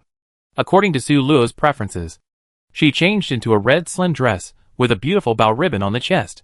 The weather was a bit cold at this time, so she put on a dark blue windbreaker outside. Finally, she matched it with a pair of brown boots, and the clothes were chosen. As for the hairstyle, He Weiwei skillfully tied a crown head for Su Luo, which looked sweet and elegant. He Weiwei pressed Su Luo in front of the full-length mirror in the dormitory and said jokingly, whose little beauty is this? Su Luo smiled and responded, he's. Okay. He Weiwei held Su Luo's face sourly. This little beauty will soon become someone else's. Su Luo also pinched her face. Aren't you also my mother's family? At this time, Lu Luoming just came back, and when she entered the dormitory, she saw the two pinching each other's faces. She said with a smile while taking off her slippers, what are you two doing? Shock. Best friends, who are good on the surface, actually do such a thing in private. Su Luo laughed. Sure. The editor of the campus evening newspaper must be you. Her words made Lu Luoming notice her difference. Lu Luoming stood up in surprise. Oh my god. Luo, what are you going to do? Date? Su Luo nodded. I haven't had time to tell you that I also have a boyfriend. Lu Luoming stood there for a while, then suddenly rushed out. Su Luo looked at this person, who was normal the previous second, and suddenly became ill the next second with a shocked face. He Weiwei patted her shoulder calmly. This child probably thinks that she has finally won over you in the boyfriend matter. Now that you have a boyfriend, she can't compare to you again. Su Luo, ? Who said that? I don't think so. Lu Luoming, who had just run away, reappeared at the dormitory door, looking at Su Luo with a slightly red face. Hey, who is your boyfriend? Su Luo said, Yun Fei Bai, the one from the computer department of the first year. Lu Luoming was silent for a while, and then suddenly ran away again. Su Luo, ? He Weiwei laughed so hard that she couldn't straighten her waist. Ha ha ha. She must have thought, ha ha ha, to compare her boyfriend with yours. Ha ha ha. But she found out that she was humiliating herself. She held her stomach and laughed, while moving herself to the bed. Oh my god. Ha ha. I can't take it anymore. It's too funny, ha ha ha. You go on a date by yourself. I laughed for a while, ha ha ha. Just like that. In a pleasant and harmonious atmosphere, Su Luo received a text message from Yun Fei Bai and resolutely embarked on the journey of dating. Yun Fei Bai had been waiting downstairs in the dormitory for a while. He was handsome, and after dressing up carefully, he attracted the attention of the passing ladies. But seeing him standing downstairs of the girls' dormitory dressed so handsomely, there is a high probability that he is waiting for his girlfriend. So although the girls passing by were tempted, they knew better than to approach him. Yun Fei Bai couldn't help but smile when he saw Su Luo coming out. He was wearing a black windbreaker with a white hooded sweatshirt and tapered jeans. He and Su Luo looked like couples, which was one of the reasons why he smiled. And the other reason, seeing Su Luo's radiance that was obviously different from the past. Yun Fei Bai's smile became even bigger. Is this the treatment of a boyfriend? He walked to Su Luo's side naturally, lowered his head and asked, then let's go to the Western restaurant outside the school? Su Luo's eyes flashed a little disappointed. and then returned to normal. Ah, okay. The dishes in that restaurant are quite delicious. The two walked side by side on the road. And Yun Fei Bai suddenly said, very beautiful. Su Luo turned her head to look at him unexpectedly, but saw Yun Fei Bai's red earlobes. It turned out that he was not as calm as he seemed. And Su Luo instantly gained psychological balance. She stepped forward a little, then hesitated and silently took Yun Fei Bai's hand. Now it was Yun Fei Bai's turn to be surprised. Su Luo, who looked so shy before, suddenly became bold. Su Luo felt Yun Fei Bai's surprised gaze, and she generously raised the two people's connected hands and waved them in front of Yun Fei Bai. Lovers should hold hands when walking. Yun Fei Bai laughed. Yes. Yes. We should hold hands too. After that, he changed the two people's clasped hands into a posture with 10 fingers interlaced. Hey, this is how lovers hold hands. They talked and laughed all the way until they arrived at the Western restaurant. Yun Fei Bai had booked a private room in advance. After ordering the dishes, he suddenly said he wanted to go to the bathroom and left. Su Luo was waiting for the dishes to be served boredly. The melodious sound of violin came from outside the private room, and the lights in the private room suddenly turned off, leaving it pitch black. Su Luo stood up nervously and fumbled to go out. At this time, the door was opened, and several waiters in black tuxedos walked in with violins. Su Luo listened, and thanks to her previous research, she could tell that the song was Ode to Love. She understood a little, and looked towards the door with a feeling. Yun Fei Bai, wearing a white suit, walked slowly towards her, with a large bouquet of roses in his hand. As he approached, the night lights on the wall lit up one by one, creating a romantic and ambiguous environment. Yun Fei Bai looked at her with watery eyes, and his tone was extremely gentle. Luo Luo, I like you. I like that you are kind to everyone. I like that you go all out in every copy. And I like that you are careful and cautious about every event. He brought the bunch of roses to Su Luo. Although it's a bit old-fashioned, 99 roses represent my long-lasting love for you. I believe we can always be together.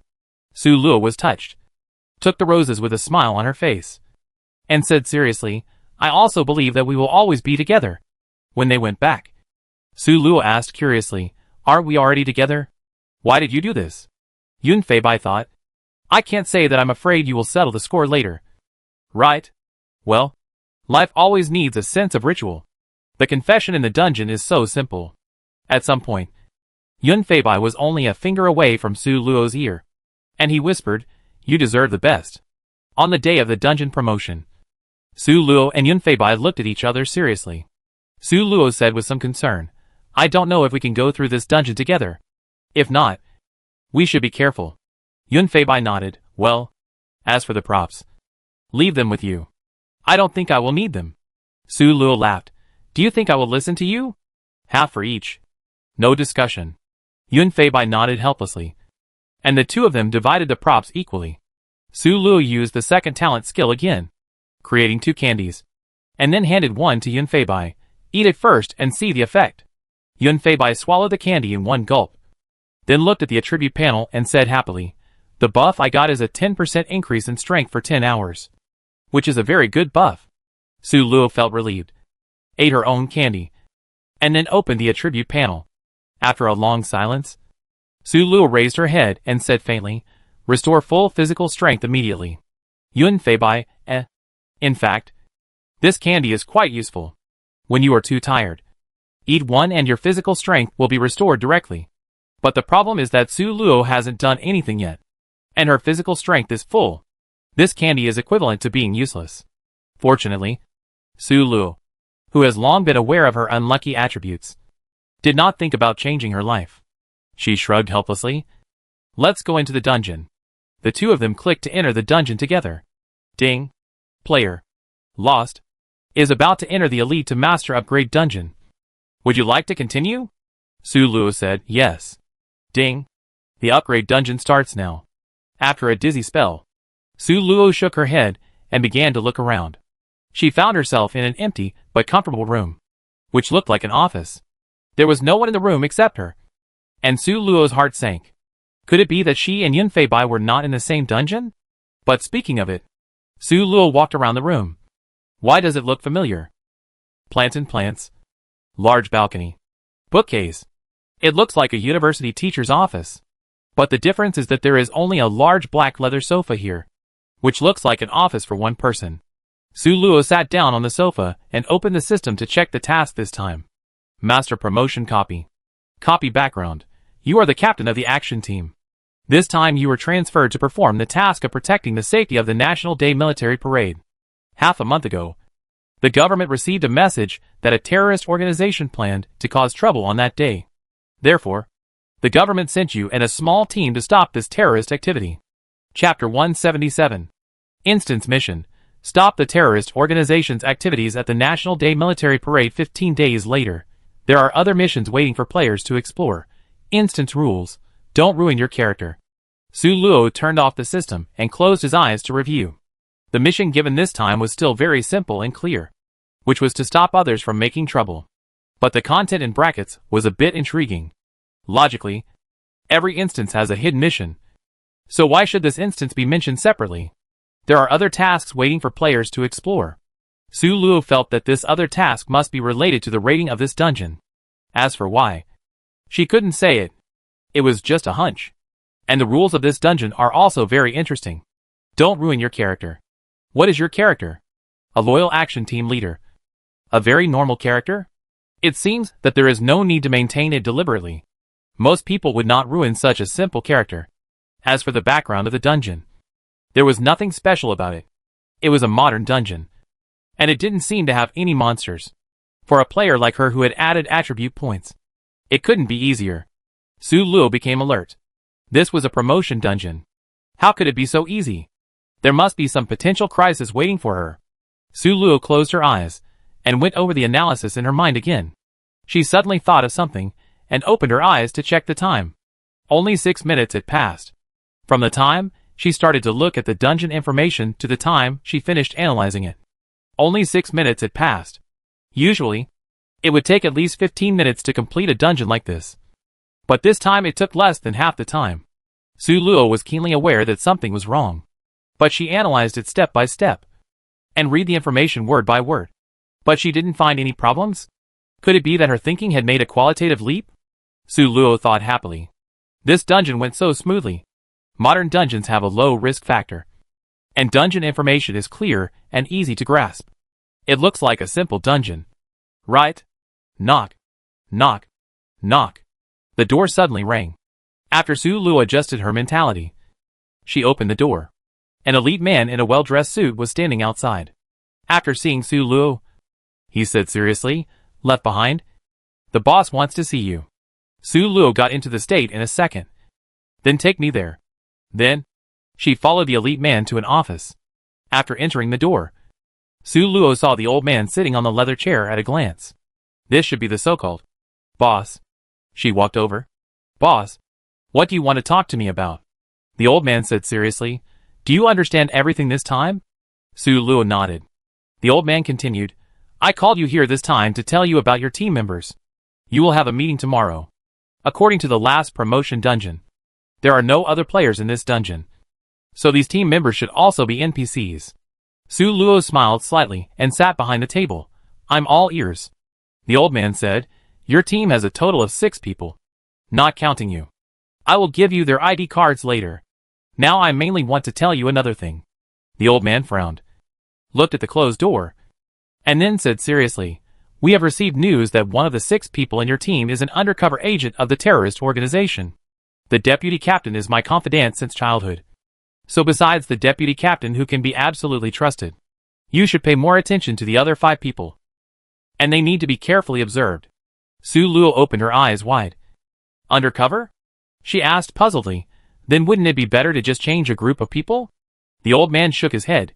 "You don't understand. These people, although they have real talents, are mostly sent down by the higher-ups to gain experience, in order to give them more merits and make it easier to promote their official positions.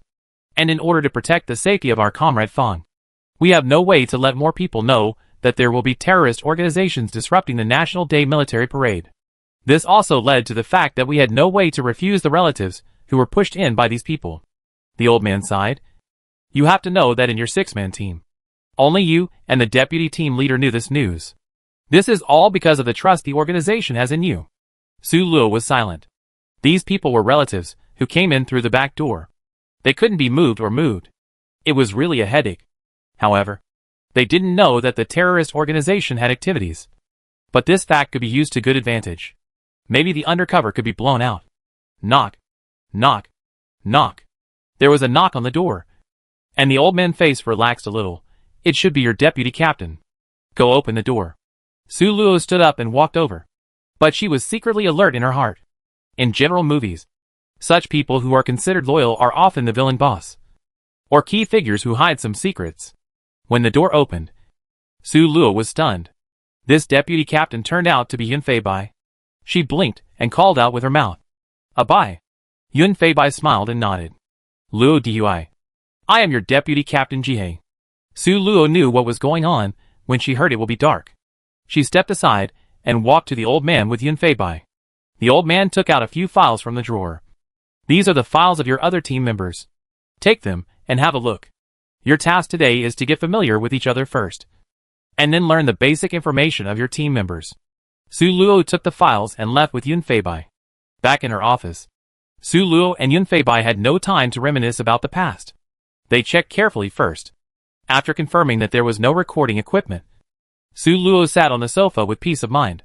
"It's great that we are both in the same promotion dungeon this time." Yun Feibai agreed, "Yes. This will undoubtedly make it much easier." He made his dungeon information public. And Su Luo nodded after reading it. "Ours are exactly the same." Yun Feibai said, "I should have come in later than you. And I didn't get any information just now." Su Luo told Yun Feibai what the old man had told her just now. And Yun Feibai asked in surprise, "Undercover? There is such a person in our team?" Su Luo nodded helplessly. "I guess this is the difficulty of this dungeon."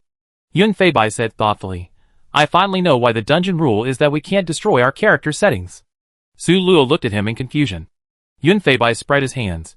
"If there is no such rule, I will rely on my innate skills to kill these team members directly. Wouldn't it be great to solve the problem once and for all?" Su Luo nodded in sudden realization. "Yes. With this rule, we can't cause trouble to the government. This should be the purpose of this dungeon rule." Seeing that there was nothing to discuss, the two took out the file given by the old man and began to study it. These team members will accompany them through the entire dungeon, so it is important to understand them. What's more, there is an undercover of a terrorist organization among these people, which can threaten their completion of this mission. So they have to pay attention to it. The team member in the first file is a man who looks very young. The military uniform made him look heroic and righteous. This man was called Yin Ziming. The file recorded all the commendations, achievements, and military career of this 24-year-old man. In general, he had some achievements. Nothing unusual. Of course, for a man of this age, it was absolutely amazing to have such achievements. He was indeed a man with a background. Su Luo shook her head with emotion, closed his file, and opened the next person. After reading all of them, Su Luo finally had a preliminary understanding of these team members. The remaining 3 team members were named Lin Qingyun, Zhao Jingwen, and Sun Nan. There were 6 people in the team, and there were 2 girls including her. These people were not too old, and the oldest was only the 28-year-old Sun Nan. All 4 of them were children of high-ranking officials. They came to protect the safety of the military parade this time. In fact, to gild themselves. Although there was an undercover among these people. Just looking at these files, they were absolutely clean and innocent. Seeing that nothing could be found in the file, Su Luo closed the file helplessly and discussed with Yun Feibai. Although one of the 4 people is an undercover, one of our tasks should be to find this undercover. But our current priority is to ensure the safety of the building. Yun Feibai nodded, "Yes. We must first make a comprehensive security measure, and it is best to block the area around the building." Su Luo shook her head. "This is definitely not possible. If this can be done, the government will do it directly. So why would we be needed?" "Yes. The National Day Military Parade is a big stage for a country to show its prosperity and strength. How can it be cancelled so easily?" Yun Feibai lowered his head helplessly. "But if that's the case, what should we do? I think we should first think about how the other party will disrupt it. Will they blow up the venue? Or a surprise attack?" Su Luo nodded. "That makes sense. After our meeting tomorrow, let's go and ask the boss how the news that the terrorist organization will attack the building came about. See if we can get some more information out of it. Because we need to protect the military parade. The entire Su Luo team will have to live in the office building these days. After separating from Yun Feibai, Su Luo slept in the lounge. The next morning, Su Luo got up early and came to the meeting place agreed yesterday. It was called a meeting, but it was just a meeting. Even the location was in a conference room. Chapter 178. Soon, Yun Feibai also arrived. As the captain and vice captain, they must come earlier. Otherwise they will be in a passive situation. If they really have more power, like the bosses in a general company, they can be the last to arrive, calling it the last to appear. But in fact, they are just putting on airs. But the problem is that they are just team leaders, and their power is not that great. What's more, these team members all have backers, and their backgrounds are bigger than each other, so they can't put on airs. After a while, several people came into the meeting room one after another. They seemed to be the team members. As soon as they came in, they were attracted by the presence of Su Luo and Yun Feibai. Su Luo observed them with interest. Their first reaction was very important information for her, which helped her judge the character and psychology of these people. The first person to come in was a boy.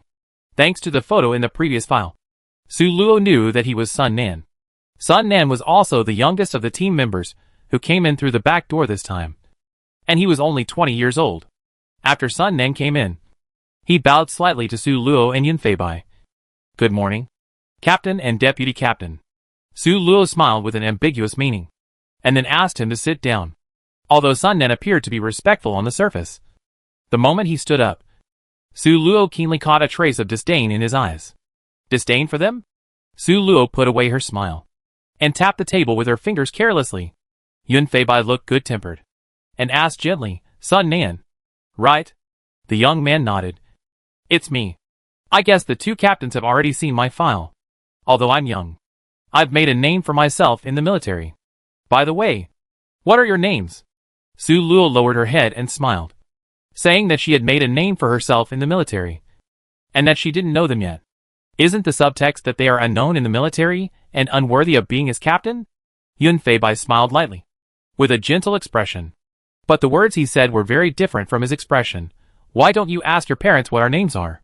Or did your parents not give you our information? Sun Nan's face suddenly darkened. Of course, he knew the names of these two people. Before coming here this time, his father had emphasized the matter of these two captains several times. But who is he? The youngest second lieutenant in recent years. Although he also knew that his rapid promotion must have a lot to do with his family background. But being born into a good family is also a skill. Besides, he is not one of those playboys who only rely on his family to get promoted and do nothing. He is a real talent, isn't he? He has been the leader of the younger generation since he was a child. And he is very dissatisfied with these two captains who suddenly appeared above him. And he has never even heard of them. Originally, he wanted to quietly show his power to these two people, so that they would know who was the boss here, in his territory. Even a dragon would lie down before him. And even a tiger would lie down before him. However, Yun Feibai kept saying, parents and your parents. These words treated him like a child. And the seniority was different. This made Sun Nan hate him. But the other party was his boss in public after all. In addition, before coming here, his father repeatedly told him not to cause trouble. Sun Nan had no choice but to swallow his anger and accept the loss. At this time, another person came in. It was Yen Ziming. Yen Ziming was wearing a military uniform and saluted Su Luo and the others with a serious face. Falling team. That is, the Black Deputy team. Su Luo and Yun Feibai also stood up and saluted. And then the three of them sat down together. Su Luo nodded secretly. This Yen Ziming looked a little bit like a real soldier. She didn't say anything. Just picked up the teacup in front of her and blew it. Then took a sip of tea. At present, neither of them has revealed any flaws. Sun Nan looks like a spoiled brat at home. Innocent, but pretending to be smart. Of course, this does not rule out that he pretended to be so in order to confuse them. As for Yen Ziming, there is nothing unusual about him. Just like a regular soldier. But when Su Luo thought that he actually came in from the back, she couldn't help but think that he looked very cunning. The next person to come was Lin Qingyun, who looked very casual. Unlike the previous two people, Yen Ziming is not to be mentioned. Although Sun Nan intended to show off his power right from the start. That was also a manifestation of his emphasis on this political achievement. And this Lin Qingyun, contrary to his name, seemed not to want to rise to prominence. He walked in saunteringly, and after frivolously greeting the two captains, he directly found a chair to sit on, and then fell asleep on the table. Troublemaker. Su Luo and Yun Feibai looked at each other. This is another troublemaker. But he is a completely different type of troublemaker from Sun Nan. In comparison, Sun Nan is probably easier to deal with, because Sun Nan really wants to increase his political achievements and make his resume look more brilliant through the protection of the National Day military parade. With this need, it is equivalent to his weakness. Su Luo and Yun Feibai only need to firmly grasp his weakness, and there is no need to worry that this thorn will not be soft. But Lin Qingyun seems to be indifferent to this matter. You know, no desire makes you strong. If Lin Qingyun doesn't care, he may not complete their task seriously, which will cause them a lot of trouble. But it seems that Su Luo stared at the three people with different expressions on the field thoughtfully, and had some guesses about the future. When she first advanced to the dungeon, she found that the advancement of the dungeon actually revealed news about the world or future dungeons to them. In this dungeon, they obviously need to lead these four people, which has never happened in previous dungeons. You know, in previous dungeons, they were either opponents with NPCs or had a non-interference relationship with each other. Even if they occasionally work together, they must be very obedient. NPCs never deliberately make trouble. They do whatever they say. This time, the dungeon began to test their leadership ability. They even sent a few troublemakers to make trouble, making this dungeon more difficult. Su Luo had to speculate that in future dungeons, they would need to lead more and more content. And this other person could be an NPC or a player. Su Luo sighed with a headache and stopped thinking about it. The dungeon had just started, so there was no point in thinking about it. Duh. As the sound of high heels hitting the ground in the corridor rang out, the last person came in late. Zhao Jingwen, the only girl among the four NPCs, was also the youngest of the four people. Su Luo was very interested in her. The girl who came in was a petite girl. She was wearing a smart little suit, tight jeans, and 20-centimeter high heels. She looked like a senior executive of a company. She was only 21 years old. But for some reason, Su Luo saw a sense of vicissitudes in her eyes. This is a woman with a story, Su Luo concluded in her heart. Su Luo quickly scanned the girl and found something obviously wrong. This girl was wearing pink nail polish. It is normal to see pink nail polish on a girl. But the problem is, judging from Zhao Jingwen's current performance, she is obviously a capable and calm girl. This nail polish obviously doesn't match her temperament. Could it be that she deliberately showed them how capable she was? But in fact she was very girly at heart. This was the only explanation Su Luo could think of at the moment. But this explanation was obviously inconsistent with reality. Apart from anything else, judging from the vicissitudes Zhao Jingwen inadvertently revealed just now, she was definitely not someone who was so girly that she could paint pink nail polish. There was something strange. Su Luo keenly felt it. Zhao Jingwen greeted Su Luo and the others neatly, and then sat at the end. Seeing that everyone was present, Su Luo stood up and introduced herself. Hello everyone. I am your captain, Lost, and this is your deputy captain, Jihei. In the next few days, we will work together to prepare for the National Day military parade for the 200th anniversary of the founding of the Lime Empire. Our goal is to protect the safety of this grand event. During this period, I hope you can efficiently and neatly complete the tasks assigned by me and your deputy captain, and complete this mission perfectly together. Her eyes swept the four NPCs present and warned, I don't want to know how you got here, and I don't care about your attitude. But if anyone messes up during this process and doesn't do their job well, then don't blame me for being rude. After showing off her power, Su Luo gave Yun Feibai a look and then sat down calmly. She had finished playing the villain, and now it was Yun Feibai's turn to play the hero. Yun Feibai stood up with a smile on his face. This event is actually not too difficult. We have passed so many military parades before, so there will be no problem this time. So, you won't have too many tasks here, and as long as you complete them successfully, you can add a brilliant chapter to your resume.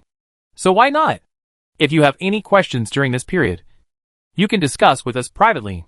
We have always been open to reasonable suggestions and requests. If there is something that cannot be solved, we can also solve it after this parade. Anyway, we are here. We can't run away. Right? Chapter 179.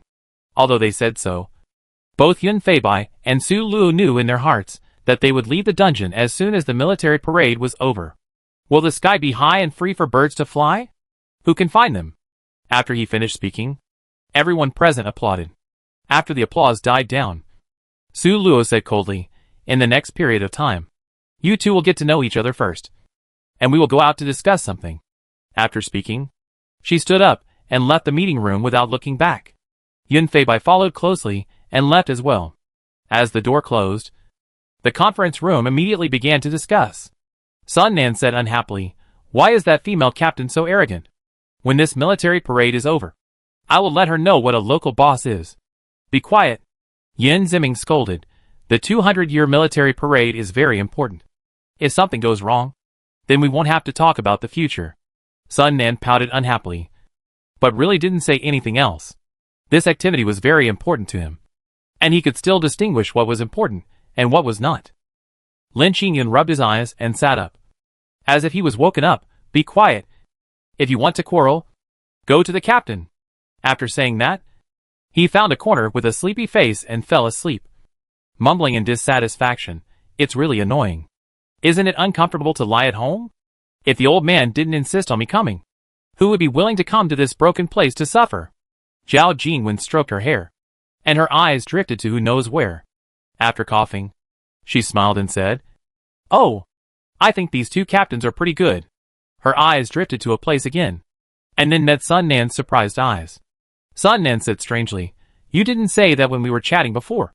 You? Before he finished speaking, Zhao Jinwen quickly interrupted him. Isn't it true that I have seen that you have come to your senses? Let's not talk about the previous things anymore. Then, she changed the subject. By the way, did you notice? I think the captain and the deputy captain seem to be in a boyfriend-girlfriend relationship. Sun Nan shook his head and said with some surprise, ah, I didn't see it at all. Are they boyfriend-girlfriend? When he said this, for some reason, Sun Nan's eyes softened a little. Then, they are both quite amazing, serving the country together as a couple. At the same time, Yun Feibai and Su Luo outside the door were also discussing their meeting just now. When discussing Zhao Jinwen, Su Luo told Yun Feibai about her discovery. Yun Feibai thought for a moment. I didn't pay attention to the clothing.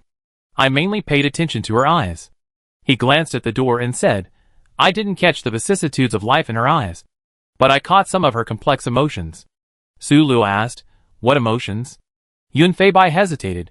The moment Zhao Jinwen saw the two of us, her eyes were very complicated. It was admiration and hatred? It seemed to be mixed with pride, fear, etc. Anyway, it was a very complicated look. I don't know if I'm overthinking it. Although Yun Feibai was always very accurate in judging people, this was the first time he had seen such a magical look. Plus, it was just a look. So Yun Feibai was very uncertain. And, Yun Feibai added, when you said I would make him look good, I saw Zhao Jinwen shudder slightly. Shrink? Su Luo frowned. If the previous look could be said to be admiration and jealousy, they were in high positions at such a young age. But this shrinking is really inexplicable. Normal people wouldn't be scared by a normal warning from a stranger. Right? There must be something wrong with Zhao Jinwen. But there is too little information at present, and they can't sentence her to death based on a few glances. Su Luo glanced meaningfully at the next room. Let's go and listen to what they are saying. Yun Feibai smiled and nodded, turning on the computer beside him. That's right. Su Luo and Yun Feibai had already installed a bug in this conference room before they arrived, just to listen to what they were saying and whether they wanted to cause trouble. The eavesdropping device has a recording function, so they started listening when they left the meeting room. After listening to the conversation between the four people inside, Su Luo said to Yun Feibai in surprise, I didn't expect that Zhao Jinwen had a good impression of us. Yun Feibai shook his head. It's not right. I always feel that it's a bit deliberate. Besides, when have we ever shown that we are a couple? How did she find out that we are a couple? Su Luo was also skeptical about this. She said hesitantly, maybe it was the tacit understanding that we inadvertently revealed, or the look in our eyes. That made her think that we might have an affair? She thought about it carefully. Actually, it seems that the four of them are quite normal, which is also more in line with their current personalities. Yun Feibai turned off the computer. Let's go back first. Let's see the truth in the facts. And don't waste time on testing. Su Luo nodded, and the two of them walked back together. The moment the door opened, it seemed as if the mute button was pressed inside, and there was complete silence. Su Luo was a little amused and suddenly recalled the scene when the teacher entered the classroom when he was in school. The students did the same, packing up everything in the second before the teacher opened the door. Without saying a word, Yun Feibai clapped his hands to attract everyone's attention. In the next few days, we need to monitor the entire central street of the military parade. Make sure to have no blind spots in all directions, and not let go of any suspicious elements. Everyone nodded. This was a job they were familiar with. Apart from being energy-consuming, it was not too difficult. At this time, a sudden knock on the door interrupted Yun Feibai's next arrangement. Su Luo opened the door and found a little guard. The guard saw Su Luo open the door and immediately said quickly, "Report. The chief has something urgent to do with your captain and deputy captain, and needs them to go to the chief's office." Su Luo nodded. "I am the captain. We will go there immediately." The guard brought the message and turned around and left without delay. Su Luo and Yun Feibai looked at each other, arranged for them to work on their own, and then hurried to the chief's office. After entering the door, they found that the old man who looked at them kindly yesterday had a gloomy face today. With a sinking heart, Su Luo asked in confusion, "Chief, what's wrong?" The old man said in a heavy tone, "I have some very bad news to tell you. Today, our undercover agent in the terrorist organization was discovered." Su Luo's face froze, and she finally understood why the chief called him over. "It's not an emergency. It's just to call them to justice, isn't it? I just told them yesterday that there was an undercover agent in the terrorist organization. And today the undercover agent was exposed. Aren't they the biggest suspects?" Seeing the old man scrutinizing eyes on them, Su Luo straightened her face and defended herself and Yun Feibai with a righteous face. "From yesterday to now, we have been in this building, and we haven't made any phone calls. We have no ability to pass on information." Yun Feibai immediately followed Su Luo to explain, "That's right. And we are not stupid. We just got the news yesterday, and we went to catch the person today. Isn't that deliberately selling ourselves out?" The old man's expression suddenly eased, and he even said cheerfully, "I don't doubt you.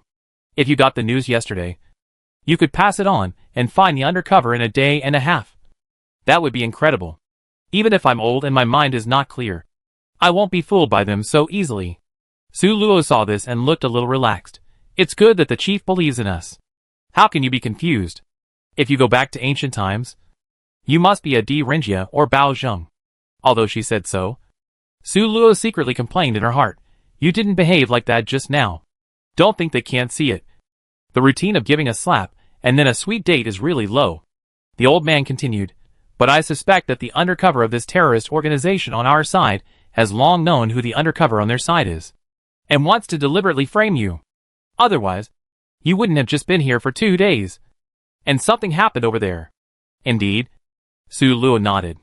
"The terrorist organization should have known about this undercover long ago, and waited until today to capture him, and put the blame on the two of them. In that case, the information obtained from the undercover agent before is questionable.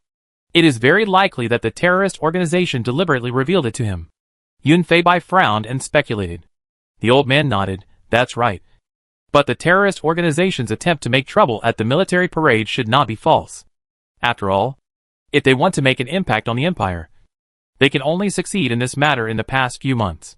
During our centenary celebration, only the military parade ceremony is broadcast live to the people of the whole country. If there is any trouble during the military parade, it will be a loss of face for the empire." He said majestically, "So, your primary task during this period is to ensure the smooth progress of the military parade. If you have any questions, you can tell us, and if you have any requests, you can also tell us. As long as it is reasonable, we will try our best to meet your needs." Su Luo and Yun Feibai wanted to ask the terrorist organization yesterday what methods they would use to cause trouble. But looking at the current situation, even if they have the answer, they dare not believe it. After all, who knows whether this news was deliberately leaked to the undercover by the terrorist organization to disrupt their vision and hearing. Chapter 180. Make a request. Make a request. Su Luo cleared her throat. "I think we can block the entire parade street during this period and not let anyone approach. This will make our work much easier and make it more difficult to move. The leader frowned, but if this is the case, the shops on this street will be greatly affected. This period is their peak traffic period. If they leave, their revenue will inevitably drop significantly. Su Luo said, everything is for the 200th anniversary. The chief said, if we force them to leave, how to appease these people will be a big problem. If they are not appeased well, it may damage the government's prestige. Su Luo said, everything is for the 200th anniversary. The chief, After a long silence, the chief waved his hand helplessly. I will go and discuss with those people. You go out first. I will tell you the result. Su Luo nodded in satisfaction. Then, I wish the leader a smooth negotiation. We will leave first. The leader waved his hand again with a headache. Hurry up. The two little bastards will make demands. Yun Feibai looked at Su Luo helplessly and amusedly. He hadn't said anything yet. So why did he suddenly carry the reputation of little bastard? Su Luo smiled and pushed Yun Feibai's back. Let's go. There are a few real little bastards waiting for us to deal with. The two walked back quickly and continued to arrange the work. The technology in this world is similar to their original world. So there is nothing unfamiliar in the arrangement. Because the undercover has been exposed, there is no need for them to hide the danger hidden in this National Day military parade. That is, the matter of the terrorist organization. The four people who got the cause and effect from Su Luo had different reactions. Sun Nan was stunned for a moment. And then he was angry. How dare they mess up the centennial celebration? He looked indignant. Then I was right to be dragged to this event by the old man. I must make these ignorant bastards pay the price. Yin Ziming still looked taciturn on the surface. But if you look closely, you can see the enthusiasm in his eyes. Lin Xingyun looked like he was in trouble again, and looked quite helpless. Ah, you didn't say anything like this before? Can I withdraw temporarily? Su Luo shook her head. No. You can't quit after joining this event. If you want to force yourself to quit, then I think your future may not be easy. Lin Xingyun sighed. Okay. I know. I won't quit halfway. He looked very world-weary now. And he was still mumbling. I said I wouldn't come, but you insisted that I come. Now something went wrong. It's troublesome. And I can't return it. With good hearing, Su Luo and Yun Feibai both heard his ridiculous remarks. They looked at each other and saw the smile in each other's eyes. Among the four people, Xiao Jingwen's performance seemed the most normal. She looked worried. Ah, there is such a thing? Then, have we got much information about the terrorist organization? When it comes to the key issue, Su Luo said vaguely, we don't know much about this either. Anyway, you just need to follow our arrangements for now. After that, she disbanded the team and let everyone go about their own business. The place where the Centennial Military Parade can be held must be very prosperous, and it is also a mixed bag. Su Luo arranged for the guards to patrol at any time, hoping to make others feel a little worried. After all, this time it was a promotion dungeon, and Su Luo had to doubt the terrorist organization's way of making trouble. If it was conventional, it would probably be a hidden bomb. Anyway, that's how it's played in the movies. But this is too conventional. There is no challenge. And it shouldn't be so easy to promote the dungeon. So Su Luo boldly guessed that the terrorist organization must have a backup plan. After thinking about it, let's solve the problem at hand first. Su Luo applied to the organization for a bomb-detecting radar, and then planned to take a good walk around the street in the next few days. The next morning, the two of them were called to the chief's office again. The old man looked at them, and after careful consideration, he said, after many consultations, we can try to block the street 5 days before the parade. Su Luo nodded to show that she understood. This result was actually within her expectations. 5 days was enough for her to check everything thoroughly. After leaving the office, Su Luo and Yun Feibai came to the central street that was destined to have a bad fate. The news that the National Day military parade would be held here had long been known to everyone. So it was also very lively here as the National Day approached. If I were a member of a terrorist organization, where would I place the bomb? Where would be more suitable to install the bomb? As they walked, they came to the department store on the corner. Yun Feibai actually followed Su Luo's steps. But gradually, he frowned and felt that something was wrong. Why are you walking here? He suddenly asked. Su Luo was stunned for a moment when she heard Yun Feibai's question. She had just walked here casually based on her mood. But when Yun Feibai asked her, Su Luo suddenly doubted whether she really walked to the department store for no reason. To be honest, if she was a thick-skinned person, she might really think that she just walked here casually. But Su Luo's nerves were so sensitive. She thought about it carefully, and then shook her head in confusion. I don't know. I just have a hunch. Anyway, I feel like something is going to happen here. So I subconsciously want to go this way. Yun Feibai looked a little strange. I have the same feeling. I feel like we should go here. Because I have been following you along the way. I suddenly feel something is wrong. Why do we both want to go in the same direction? Could it be that something is controlling or influencing our thinking? Guiding us here? Su Luo guessed. But she quickly denied herself. But it's not right. This copy, whether it's the copy background or the copy mission, is obviously a modern copy. How could such a fantasy thing appear? Yun Feibai pondered. If there really is a copy with such supernatural content, then we shouldn't have received any news until now. You know, it's already the third day of the copy. Su Luo rubbed his eyebrows, then looked up at the building in front of him. And his eyes were firm. Our intuition is related to this building. Whether there is someone behind the scenes, there must be something strange in this building. Yun Feibai nodded. Yes. There are either clues or dangers in this building. But no matter which one it is, I am confident that we can deal with it. At worst, we can use all our skills to run away. Anyway, our lives are safe. Su Luo laughed. If there is really any danger, you can activate your second talent skill. And then I will use the talent skill to teleport you out first. And then teleport myself out. It should be foolproof. If this life-saving skill is not enough for us to pass through this building safely, then I think we really need to practice more.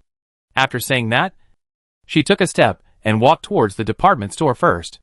The mall looked ordinary, but it was bustling with people coming and going, because the National Day was coming soon. A big reward event was held here as an exception. Su Luo and Yun Feibai each held a radar in their hands and searched around in this large mall. Since they were here, they might as well make the best of it. Anyway, they would come to this large mall sooner or later, so they could take this opportunity to see if there were any bombs here. In fact, it would have been faster to search in two groups. But because there might be unknown dangers here, Su Luo and Yun Feibai did not separate for safety. Ding ding ding. A long series of alarms made Su Luo and Yun Feibai alert instantly. This is the sound that will be heard after the radar detects a bomb. There is a bomb here. Su Luo and Yun Feibai immediately called a professional mine clearance team to deal with the bomb here, and quickly contacted the manager in charge.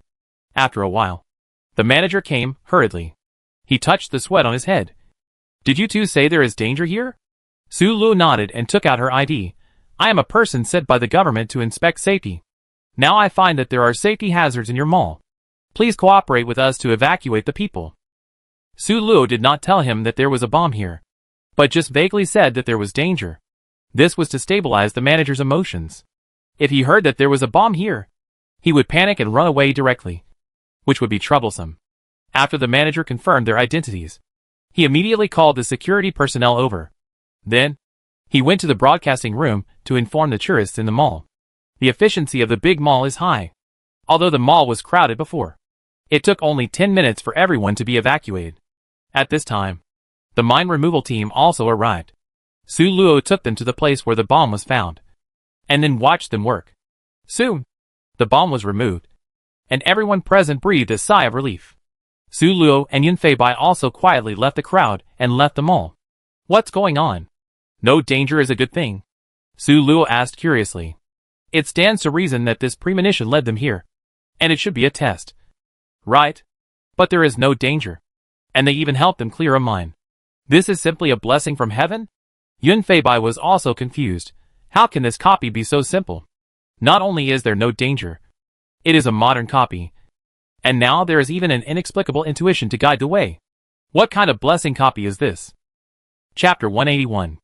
The smoother things go, the more anxious Su Luo and Yun Feibai become.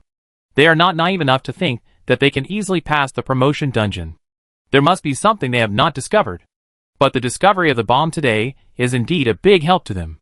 As long as they can find out who installed the bomb according to the surveillance, they can catch the terrorist organization behind it. This kind of thing must be done immediately.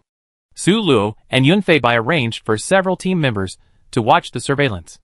As soon as they finished arranging the task and left, Sun Nan couldn't help but say, these two captains are really good. They found the bomb on such a big street so quickly. Since he knew that Su Luo and Yun Fei Bai were a couple, he has been in a state of not being convinced, but also having a good impression of them. Now seeing that these two people have made meritorious deeds so quickly, he still admires them a little, and the unconvinced feeling has also been reduced a lot. If Su Luo and Yun Fei Bai knew his psychological activities, they would probably understand what was going on. In fact, since they got the couple halo, they have been testing the power of this halo. They gradually found that although all NPCs will be affected by this halo, and their favorability towards them will increase, the NPCs who are more loyal to their feelings will obviously increase a little more. It can be seen that Sun Nan, the middle school boy who looks cool and domineering on the surface, is actually a pure boy in essence. Yin Ziming still looks calm and composed. But what he said is a bit harsh. I think they just happened to catch up with the blind cat. I don't know why. But since I got the news that the bomb was found, Zhao Jinwen has been looking a little uneasy. She frowned, not knowing what she was thinking about. Although she was thinking, she was the first to react when she heard Yin Ziming's words, and said righteously, Brother Yin, don't say that. I think the captain and the deputy captain must have found the bomb by strength. Not by any strength. Yin Ziming sneered, hee hee. Tell me how to rely on strength for such a thing? Rely on strength to sense the bomb? They just happened to walk there. And then the alarm in their hands went off. It was all luck. Because he was assigned work. Lin Qingyan did not sleep at this time. He looked at Zhao Jinwen thoughtfully, and then said to Yin Ziming lightly, but luck is also a part of strength. Whether it was because of luck or strength, Lin Qingyan knew clearly that the stronger the two captains were, the less he had to do. That was why he came to speak for the two captains, to save himself some trouble. But that was all. After Lin Qingyan expressed his opinion, he buried his head in the surveillance. He looked like he didn't care about anything outside, which made Yin Ziming feel itchy. He participated in this mission to make his resume look better. Now that this mission has been upgraded, if it can be completed, it will definitely be a great achievement. So in his eyes, Su Luo and Yun Fei Bai's behavior is to steal his credit. So Yin Ziming naturally doesn't like them. He said sourly, I think I can do it if it's me. They are taking advantage of me. Lin Qingyan could smell the sour taste from him even though they were sitting across from him. He moved his chair away from Yin Ziming calmly, then leaned over the computer, pretending to be taking a break and not letting anyone disturb him, clearly not wanting to talk to Yin Ziming. At this time, Peacemaker Zhao Jinwen started to smooth things over again. She rolled her eyes and said with a smile, don't say anything. No matter if it was a matter of luck or not. The credit went to the captain and the vice captain in the end. And we can't argue with them. So there's no need to discuss it. After she finished speaking, Lin Qingyan suddenly opened his eyes, which had just been closed for rest. After a long while, he slowly closed them. However, all this was blocked by his computer, and no one noticed his actions. After hearing her words, Yin Ziming kicked the table, cursed, and left the office directly. Sun Nan was afraid that he would go to the captain to make trouble. So he asked hurriedly, what are you going to do? Do you want me to follow you? Yin Ziming said unhappily, I'm going to the toilet. What? Can you follow me and help me hold it? Sun Nan felt relieved when he heard that he was still being mean to him, and stopped trying to stop him, because the matter was of great importance. The government was very efficient. Also, although the team members came in through the back door, they were all genuine. So the next afternoon, they found the middle-aged man who installed the bomb through surveillance, and found a small rental house through him. That was where he lived.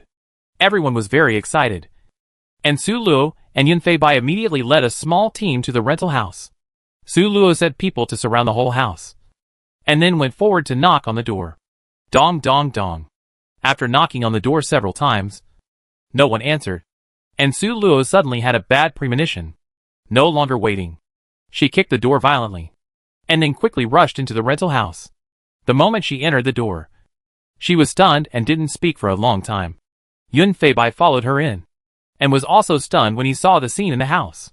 The middle-aged man in the surveillance video hanged himself in this small house, and he was facing this door. The scene looked very scary. After a moment of silence, Su Luo waved her hand and asked the people outside to come in to investigate and collect evidence. At the same time, she and Yun Fei Bai also walked around in this small rental house. This rental house has only one room. There is an iron bed against the wall. In front of the bed is a small wooden table. On the table is a bowl of instant noodles that has been eaten clean. What attracted Su Luo's attention was that next to the instant noodles box, there was an old black mobile phone. The phone was turned off. She picked it up and saw that the phone card had been taken out and disappeared. There was nothing else in the room. According to the surveillance records, the man had never left the house since he came back from installing the bomb. So the only way for him to contact the terrorist organization should be this phone. Su Luo handed the phone to the inspector beside her, and then left the rental house with Yun Feibai. On the morning of the 5th day of the copy, the situation in the rental house had been completely investigated. Su Luo held a dozen photos in her hand, which were the clues to the rental house. Yesterday, they left in a hurry because they had to report on the situation. This led to them not noticing that there was a note under the instant noodles. Fortunately, the inspectors who stayed at the scene were very capable and found the note. The note had to be taken for testing. So what was left in Su Luo's hand was a photo of the note. There were only 4 big red words on the note. Didn't expect it. At the end, there was a provocative smiley face, as if it was blatantly slapping them in the face. The clues you found with so much difficulty are actually completely useless. Just a waste of your time. Su Luo put the photo of the note on the table and asked the inspector waiting on the side, "Are the test results of the body out? I want to know how and when he died. It would be best if I could have an exact time." The prosecutor said helplessly, "It will take another day. We will probably get the result tomorrow." However, according to the forensic on-site inference, he should be a suicide. Su Luo nodded and reminded, "And don't forget to check the phone to see if you can find out who made the last call." The inspector said with some embarrassment, "The phone card is gone. This matter is really difficult to deal with. But don't worry. We will do our best to repair it." This was the only way now. Su Luo waved her hand, signaling him to leave. After the prosecutor left, Su Luo said helplessly to Yun Feibai, "The middle-aged man is dead. And the clues are broken again." Yun Feibai said, "Actually, it's not completely broken. At least we still have the phone, the body and the note. These 2 things can always help us figure out something." Su Luo sighed, "Well, that's what I said. But there is still less clear evidence. I hope we can find out the time of the middle-aged man's death tomorrow, so that we can analyze whether it was the information sent by the undercover." Yun Feibai said in a deep voice, "I think this matter must be related to the undercover. No matter what, we have to go there to talk first." Su Luo immediately called all the members together and held a small meeting. "I believe you have already known that the clues we have finally found are broken again. The middle-aged man who installed the bomb died in his own rental house." Lin Qingyun said listlessly, "Oh?" Then continued to watch the surveillance. Su Luo looked at him speechlessly and said sarcastically, "You can tell the chief about your idea, saying that something happened over there. But you plan to do nothing and continue to watch the surveillance. Maybe the chief will suddenly show mercy and agree to your plan?" Lin Qingyun naturally didn't dare to say such nonsense to the chief. He touched his nose and silently closed his mouth. Zhao Jingwen suddenly spoke up, "I think there must be an undercover agent among our government's internal personnel. Otherwise, how could that man die just when you went to catch him?" Su Luo looked at Zhao Jingwen meaningfully, without saying anything, but nodded silently. Her nod directly confirmed Zhao Jingwen's guess in everyone's mind. Chapter 182. Sun Nan, who was standing beside him, was shocked. He slammed the table and stood up, saying angrily, "What? We actually have an undercover here? Who is it? Is Guijia not good to you? Why did you betray Guijia?" A trace of regret flashed in Yin Ziming's eyes, and he said in a deep voice, "Well, I actually thought of this just now. If no one leaked the secret, how could that person hang himself just before you arrived?" Su Luo smiled, first asked Sun Nan to sit down, and then said loudly, "There is indeed an undercover agent of a terrorist organization in the government. And there is confirmed news that this undercover is among the 4 of you." As soon as Su Luo said this, a thunderclap suddenly sounded, shocking everyone. The 4 people looked at each other. All of them were a little bit unbelievable. Su Luo observed their appearance. They were all veteran actors, and no one showed any flaws. Sun Nan was the first to question, "How is it possible? We have known each other since childhood, and none of us is a member of that terrorist organization. Did you make a mistake?" Lin Qingyun was rarely sober, and was obviously shocked by the news. He didn't know what he thought of, and whispered thoughtfully, "Among us, Yin Ziming suddenly asked, "Why are there 4 of us? And not 6 people including you? Why are you 2 not in trouble? Think about it carefully. You knew all the news first. So you are the most suspicious. Right?" Before Su Luo could speak, Zhao Jingwen responded quickly, "How can you say that? How can the captain and the deputy captain be undercover? They are sent by the higher-ups. So there will be no problem." Sun Nan immediately responded, "That's right. And they were the ones who discovered the bomb before. And they were the ones who led the arrest. I believe them." Su Luo ignored Sun Nan, who was not very smart, and looked at Zhao Jingwen meaningfully again. Zhao Jingwen's reaction just now was very wrong. Even if it was them. They only knew that the middle-aged man died before they came to arrest him. But they didn't know the exact time. So there are actually 2 results for this matter. One is that the middle-aged man committed suicide after installing the bomb. The other is what Zhao Jingwen said. That he committed suicide before they caught him. Although there was some evidence at the scene, it was not enough to prove that he died later. And the evidence at the scene had not been circulated. It was reasonable that Zhao Jingwen could not get any information. But just now, Zhao Jingwen insisted that the middle-aged man committed suicide before they came, which seemed very suspicious. Of course, it is also possible that Zhao Jingwen was in a hurry and did not think of the other side. So Su Luo and Yun Feibai did not alarm the enemy at that time. And what she said just now, Su Luo could clearly smell a strong tea flavor, with a top-grade green tea by her side. Su Luo was very sensitive to this kind of looming tea flavor, especially with the comparison of Sun Nan. Her tea flavor was even more fragrant.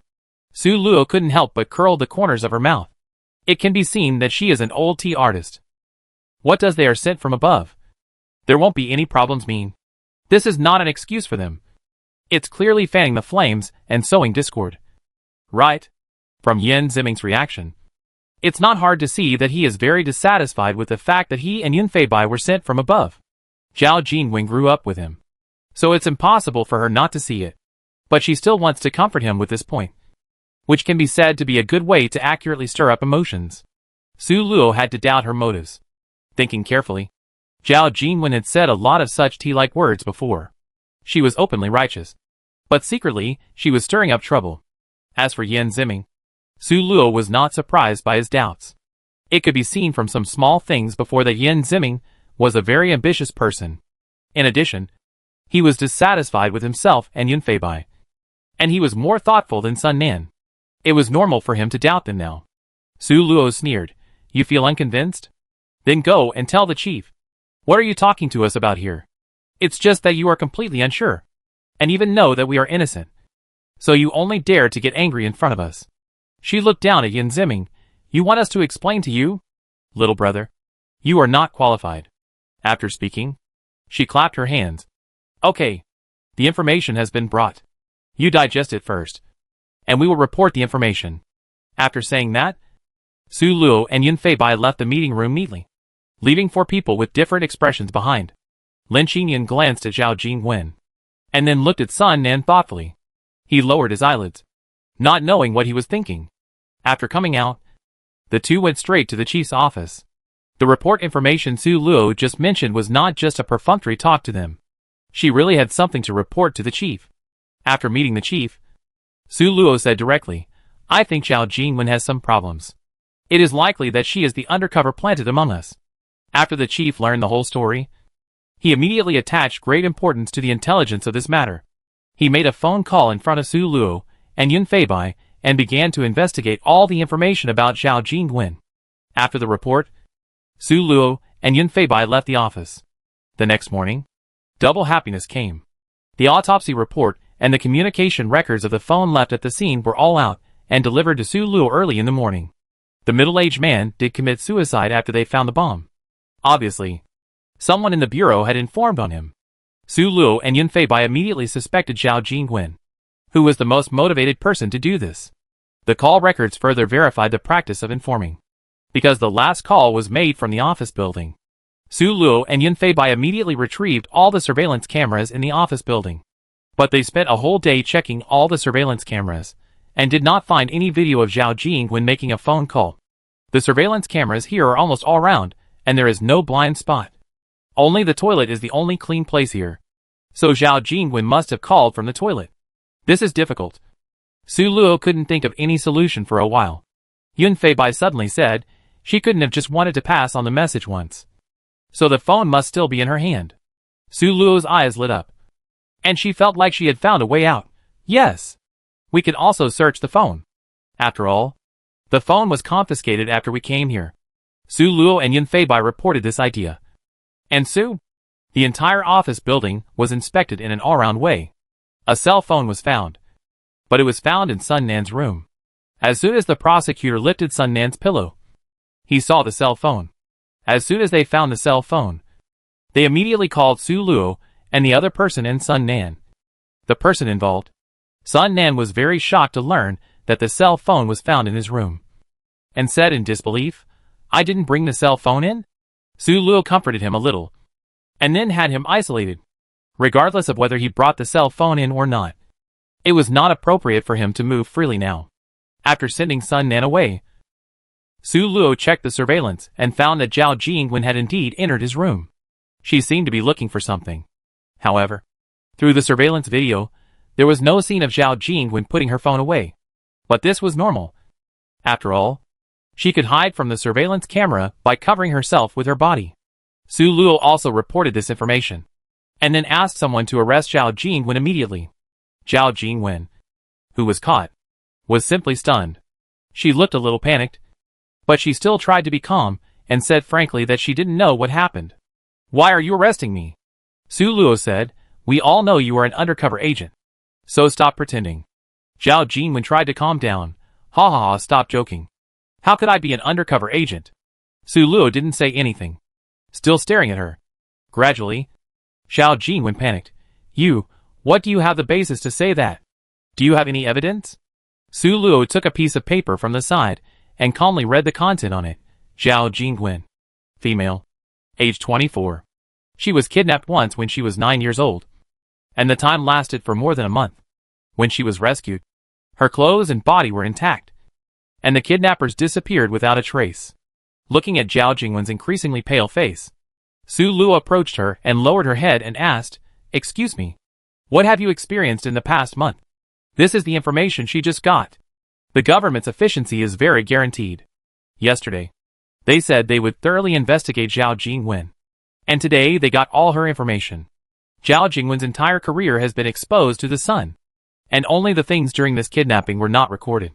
So Su Luo deliberately used this matter to test her. Now seeing Zhao Jingwen's reaction, Su Luo was sure that her rebellion should have started from this kidnapping. Zhao Jingwen couldn't help but step back a few steps, and then pretended to be angry and said, "I was kidnapped." "So what?" "Those kidnappers wanted to get the ransom, so they didn't make things difficult for me." Su Luo said slowly, "Then how do you explain their disappearance without a trace?" "Logically speaking, they could disappear before the police came, so they must have received the news in advance. But if that's the case, they could just take you to another place, or at worst torture you or even kill you.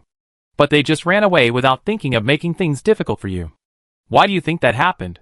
Zhao Jingwen said calmly, "I'm not a kidnapper. How can I know what they're thinking? Maybe they have something urgent to do, but I haven't done anything here." Chapter 183. Speaking of this, she became complacent again. "You can't arrest me based on a guess. I'm innocent. I want to see my father. I want to hire a lawyer." Su Luo was stunned for a moment. What does that mean? It wasn't her? Or did Zhao Jingwen think she hid it well, and no one else could find it? "Don't lie.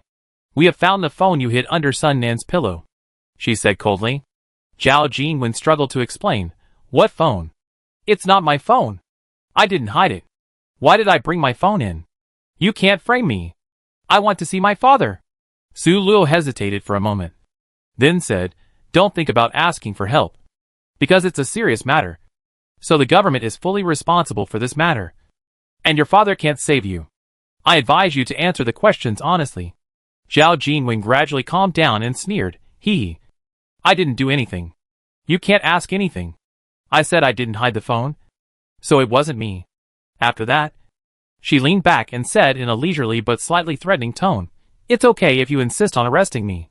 But after this National Day, I hope you can give me and my family an explanation." Su Luo felt a little strange. Zhao Jingwen looked like she was really free of trouble. She pretended to be angry and said, You still don't admit it? It's okay for you to hide the phone as an undercover. But you dare to kill people? Our cameras have captured you. Are you too mad? Zhao Jingwen's relaxed body suddenly stood up. And she said in shock, I didn't. Someone must have framed me. I was an undercover agent. Why would I kill people? As soon as she said this, Su Luo's angry expression immediately disappeared. Just admit it. Miss Undercover. Now we have definite evidence. Take him into custody. Zhao Jingwen reacted immediately after blurting out.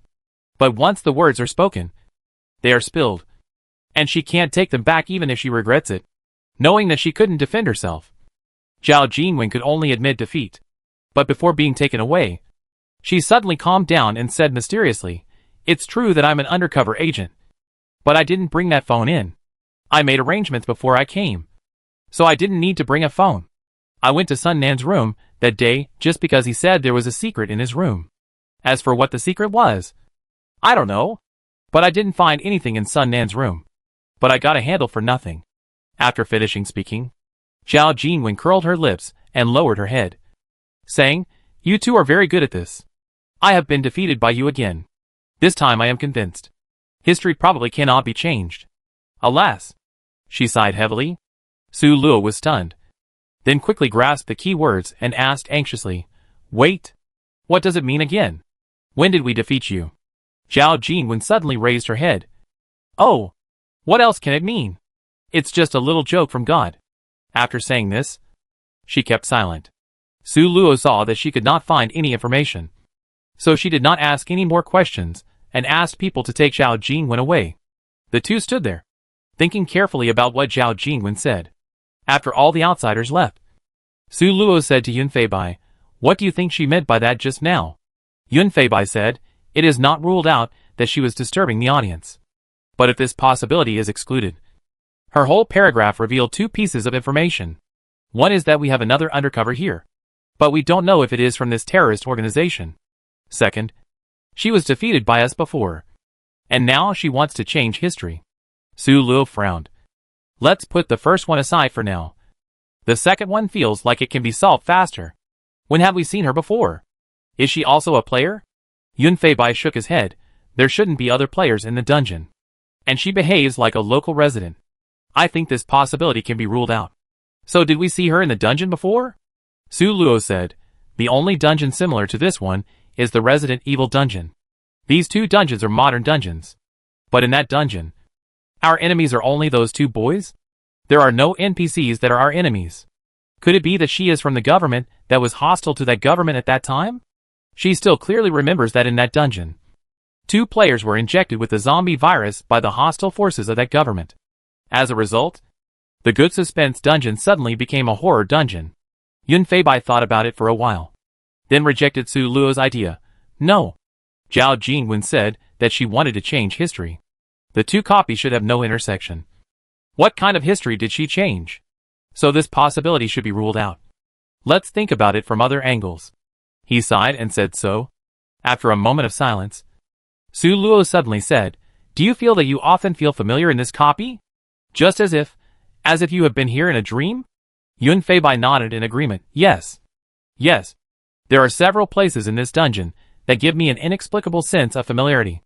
Thinking about it this way, the previous time we went to the mall was also due to this sense of familiarity. Su Luo nodded. If you feel the same way, then I am more certain of my guess. We have been to this dungeon before. In other words, this dungeon itself has been there twice, awakening the dreamer with a word. Yun Feibai clapped his hands. No wonder I have this strange feeling. You know, the system can make us lose our memories. Just like the first assessment copy. We may have experienced it once, and now we just lost our memories and returned to the beginning of the time node. Su Luo speculated. Then Zhao Jingwen was defeated by us when we came to this copy last time. But now it seems that she is the only one who has the memory of the last copy. So she should be. Yun Feibai and Su Luo said in unison, Reborn. The truth gradually came to light as the 2 of them unraveled the mystery. After knowing the answer, recalling Zhao Jingwen's previous actions, the strange things finally found the answer. I was able to guess that Yun Feibai and I were a couple so quickly because they had said so before. I spoke well of them in the conference room because I knew there was a bug there.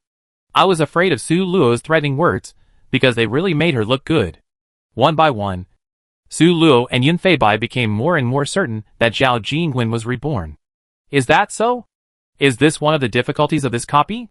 Fortunately, Zhao Jingwen is still young, and she has been brainwashed all the time. So she is not very smart. Otherwise, just based on her experience of rebirth, Su Luo felt that it would take a lot of effort for Yun Feibai and she to find her. After solving this matter, the rest is the matter of the other undercover. Among the 4 small people, 2 of them are undercovers. Su Luo is also very impressed. But the question is, who is the other undercover? The 2 decided to conduct 1v1 questioning and defeat them one by one. In the next few days, they will start to arrange defensive measures. If there is still an undercover in the team, then these defensive measures are useless. Su Luo and Yun Feibai first found Yan Ziming and Lin Qingyun respectively. As for Sun Nan, because of Zhao Jingwen's words, they unanimously decided to find him last. In the small dark room, under the dim light, Su Luo's face seemed to be covered with a mysterious veil. She asked tentatively, Lin Qingyun, have you noticed any unusual behavior from Zhao Jingwen before? Across the table, Lin Qingyun hesitated for a moment, then nodded, a little bit. She said several times before. It seemed like she was trying to help you out. But in fact, she was fanning the flames. Su Luo looked at him in surprise, not expecting him to see this. Then why didn't you tell us before? Lin Qingyun scratched his head. This is too troublesome. If I guessed wrong, Zhao Jingwen would have to make trouble with me. It's unnecessary. Su Luo held her forehead with one hand. You are too lazy. Aren't you? Have you found anything wrong? Tell the truth now. If it is true, I will give you a day off later. If it is not true, I promise that we will never tell others that it was you who said it. When he heard about the holiday, Lin Qingyun's eyes lit up immediately. He said uncertainly, Sun Nan seems to often speak after Zhao Jingwen is finished speaking. Although he is always righteous, it feels a bit weird. Just after saying this, he immediately added with a desire to survive. I just said it casually. It may be an illusion. If it is not right, don't blame me. Sun Nan again? Su Luo narrowed her eyes. According to Zhao Jingwen's confession, she actually felt that something was wrong with Sun Nan. The phone was found under Sun Nan's pillow, but it was so obvious that they all thought it was intentional at first. Zhao Jingwen deliberately hid it there to slander Sun Nan. But Zhao Jingwen said that Sun Nan once told her that there was a secret in his room. Isn't this deliberately luring others to his room? Besides, even if Zhao Jingwen wanted to slander Sun Nan, she couldn't do it so obviously. Putting the phone in such a conspicuous place would definitely be found. The 2 are linked together, and it is more like a counterfraud. Sun Nan framing Zhao Jingwen. But there are 2 problems that have not been solved yet. First, Sun Nan knew that we would search very carefully, so he didn't need to put the phone so obviously, which would be a big flaw. Second, if Sun Nan is an undercover, then after he handed over the phone, wouldn't he be unable to pass on information to the outside world? Unless... Chapter 184. Su Luo suddenly raised her head. He had 2 mobile phones. This made sense. Putting the mobile phone in a conspicuous place was actually to attract their attention. Sun Nan took advantage of an inertia psychology and successfully misled them, because he and everyone else subconsciously thought there was only one mobile phone. They stopped searching after finding it, and did not continue searching. Sun Nan took advantage of their psychology and hid another mobile phone. After finding the mobile phone, Sun Nan was locked in a room and could not go back at all. So, if the guess is correct, then the other phone should still be in Sun Nan's room. Su Luo immediately stood up, called the search team over, and carefully searched Sun Nan's room again. But the result was unexpected. There was no other phone in the room. Did she guess wrong? Su Luo fell into confusion. She called Yun Feibai, who was questioning Yan Ziming, and told him what happened just now. Yun Feibai pondered for a moment, and then said, Is it possible that the phone is hidden on Sun Nan? Yes. Su Luo and Yun Feibai immediately led people to the room where Sun Nan was imprisoned, and then set people to search Sun Nan in all directions. Sun Nan did not seem to be panicked at all, and asked curiously, What's wrong? Why do you want to search here? Has the undercover not been found yet? I'm not an undercover. Su Luo ignored him, and continued to calmly direct the man to search. Sun Nan had nothing on him. Su Luo paused for a second, and then asked the agent to search the room again. Sun Nan was a little panicked. What happened? I really don't have anything here. Didn't you search once? Here is a mobile phone. An agent took out a super mini mobile phone from under the bed.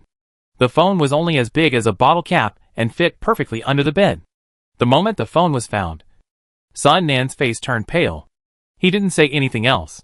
In this situation, it was useless to say anything. The evidence is irrefutable. After Su Luo locked him up, she was completely relieved. She began to prepare for defense.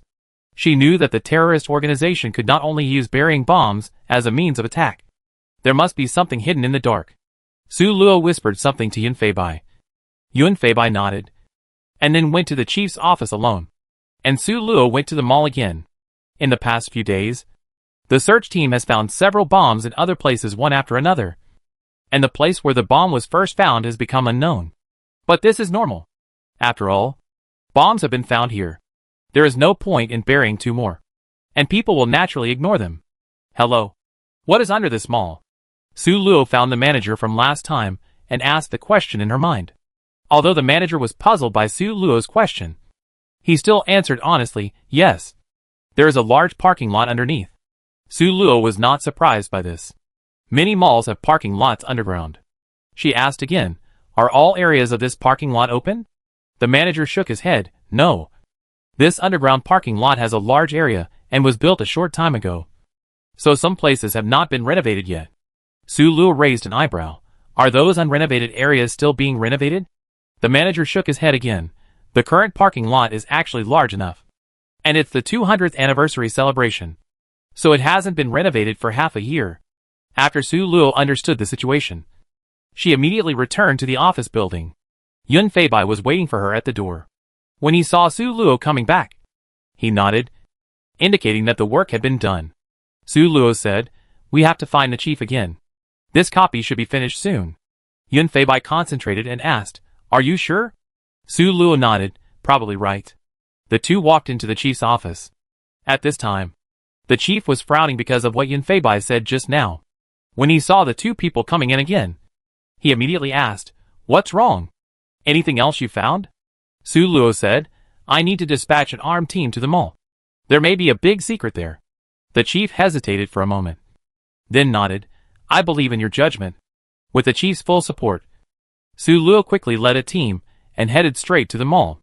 When they arrived at the mall, Su Luo asked the manager to take them to the undecorated parking lot. The manager was very terrified when he saw so many armed police with guns. He dared not say anything else, and took Su Luo there immediately. After arriving at the place, Su Luo asked the manager to leave first, so as not to accidentally hurt him. Yun Feibai pushed the door open lightly, and flashed to the side of the door the moment it opened. Bang! Bang! Bang! The sudden burst of machine gun fire startled everyone except Su Luo and Yun Feibai. If there were people standing at the door at that time, even if they were wearing bulletproof vests, they would have been turned into a sieve now, because the scene was a bit shocking. No one noticed Yun Feibai's teleportation at this time. Even if some people noticed it, their brains would automatically make excuses for Yun Feibai, saying that this person's strength was off the charts and his speed was too fast. Su Luo immediately commanded everyone to go in under the firepower. Yun Feibai originally wanted to flash in with his second skill, and then use his first skill to kill them one by one. You know, they are just ordinary people here. Their health points should be the 15 points that ordinary players start with. So with Yun Feibai's attack, he could kill them instantly. But when they wanted to release the first skill to try it out, they found that it was banned. Su Luo tried her second skill again, but it was not usable either. Yun Feibai's first and third skills were also unusable, but his second skill was usable. This made Su Luo and Yun Feibai guess that skills that could cause damage could not be used in this copy. This also led to the fact that now they could only rely on the government's armed forces to subdue them. Fortunately, the people arranged by the government are very reliable and experienced in dealing with such things. Although there was plenty of firepower inside, after a hard fight, they were all caught in one fell swoop. After it was completely safe inside, Su Luo and Yun Feibai walked in. There was actually a plane parked in the middle of this large open space. Su Luo and Yun Feibai smiled at each other. As expected, they were not surprised by this result. after knowing that they had already performed this copy once. Su Luo and Yun Fei Bai understood that those inexplicable familiarity and intuition were all caused by finding it before. But the question is, there is obviously more than one place to hide the bomb. But why did their intuition only lead them to the mall? It must be because there is something here that impressed me the first time I played this dungeon. Sun Nan's routine gave Su Luo inspiration before. Sun Nan deliberately put a cover in an obvious place to hide what he really wanted to hide. So will there be the same operation here? The bomb is just to hide something more important? Thinking about what they have deduced since the beginning of the dungeon, the terrorist organization's disruptive actions cannot be limited to burying bombs. So what is hidden here is likely to be their real killer. Sure enough, these people were so bold as to hide a plane right under the nose of the government. Su Luo could imagine that when the live broadcast was broadcast, the plane would soar into the sky and then crash into the government building in a suicide attempt, dealing a devastating blow to the government's prestige. After dealing with this big killer, the remaining means of the terrorist organization could only be described as a drizzle. Su Luo and Yun Fei Bai began to cooperate with the government to complete another task, an internal investigation. This was also what Yun Fei Bai had discussed before when he went to the chief's office alone. 2 of the 4 people who were stuffed in were undercover agents. Such a high probability makes people have to suspect that there is a big problem within the government. The discovery of the plane in the underground parking lot this time further proves this fact. Although this parking lot has indeed been abandoned for half a year, Su Luo absolutely does not believe that there was no one from above to help move the plane in under the nose of the government and maintain the plane. This chief has great power, which can be seen from the fact that he is the immediate superior of Su Luo and the others. This time, the chief was obviously stimulated by the 2 undercovers. Under his leadership, a vigorous investigation campaign began. But in fact, this matter had nothing to do with Su Luo and the others. It was not only irrelevant to their mission, but also an internal affair of the empire. But for some reason, the chief still asked them to help. Of course, they were only responsible for leading the team to arrest people. At the same time, the government also began to clear out the remaining terrorist organizations in the city.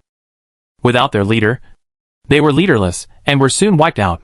Yes, after the encirclement of the underground parking lot, there were still a few surviving members of the terrorist organization. After some interrogation, they learned that most of the top leaders of the terrorist organization were hiding there. Now that these top leaders are gone, the others are naturally not to be feared. On the eve of National Day, Su Luo and Yun Fei Bai were summoned by the leader again. I know you are leaving soon, so relax tomorrow. Did they really know? Su Luo was silent for a moment, then said, Lin Qingyun is very good. He can be trained well. Yin Ziming's character is not good. He needs more experience. During the Grand National Day ceremony the next day, Su Luo and Yun Fei Bai watched the country wantonly display its prosperity and strength. But they were thinking of their own motherland. Amidst the laughter and joy, they received the system prompt as promised. Ding! The copy is over. Chapter 185. Congratulations to player Lost completed the promotion dungeon and successfully advanced to the master rank. Please check the master dungeon status yourself. Rewards for this dungeon. 1. Successful clearance. Get points plus 100. Attribute points plus 5. Life value plus points x2. 2. Perfect clearance. Get attribute points plus 9. Please check the remaining rewards yourself. 3. Government assistant. Get attribute points plus 2. A total of 16 attribute points were obtained. Plus the life value was directly doubled. So this time, the reward is not small. Su Luo finally understood why some people said that players in the Master Dungeon and the Elite Dungeon had divine punishment. The reward for this dungeon upgrade alone could completely widen the gap. As for the hidden mission of the government assistant, Su Luo guessed that it should be the reward they got for arresting the government's undercover. After thinking for a while, Su Luo said, add 10 attribute points to spirit and 6 attribute points to speed. Open the attribute panel, life, 27, plus 168, strength, 9. Speed, 14, plus 22, spirit, 16, plus 35, stamina, 12. Charm, 14. Points, 650. Talent skill, God's Redemption, legendary teleport a person with full health to any place where the skill owner has passed. It can only be used once in a dungeon. Clown's candy jar, Master the Clown has a treasured candy jar, which contains a lot of candies. However, Even the clown himself doesn't know what flavor the next candy he will take out will be. Skill 1. Healing Bullet. Increase, reduce, friendly, enemy, spirit value x 100% of HP CD. 5 seconds. Skill 2. Holy Light Array. Create a magic array with a diameter of 5 meters, which increases, reduces, all attributes of the friendly, enemy, 10%. Lasting 10 seconds. CD. 30 seconds. Skill 3. Holy Imprisonment. After releasing the skill, you can imprison enemy players within the range for 5 seconds. CD. 20 seconds. Skill 4. Holy Radiance. Use the skill to be immune to all negative effects. For every 10 points of spirit, you can use skills for 1 hour. And you can interrupt the skills in the middle. CD. 24 hours. The doubling of health not only makes Su Luo a qualified tank, but also prevents people from being killed directly due to excessive attack. Su Luo keenly noticed that such high health gives players more strategic choices when attacking. Instead of releasing several skills in a set like before, it's either you or me. Now this health value is more conducive to players' skill matching. And the role of attack skills has also been weakened, because no matter how high the attack is, it is difficult to kill someone instantly. In this case, the subsequent endurance becomes particularly important.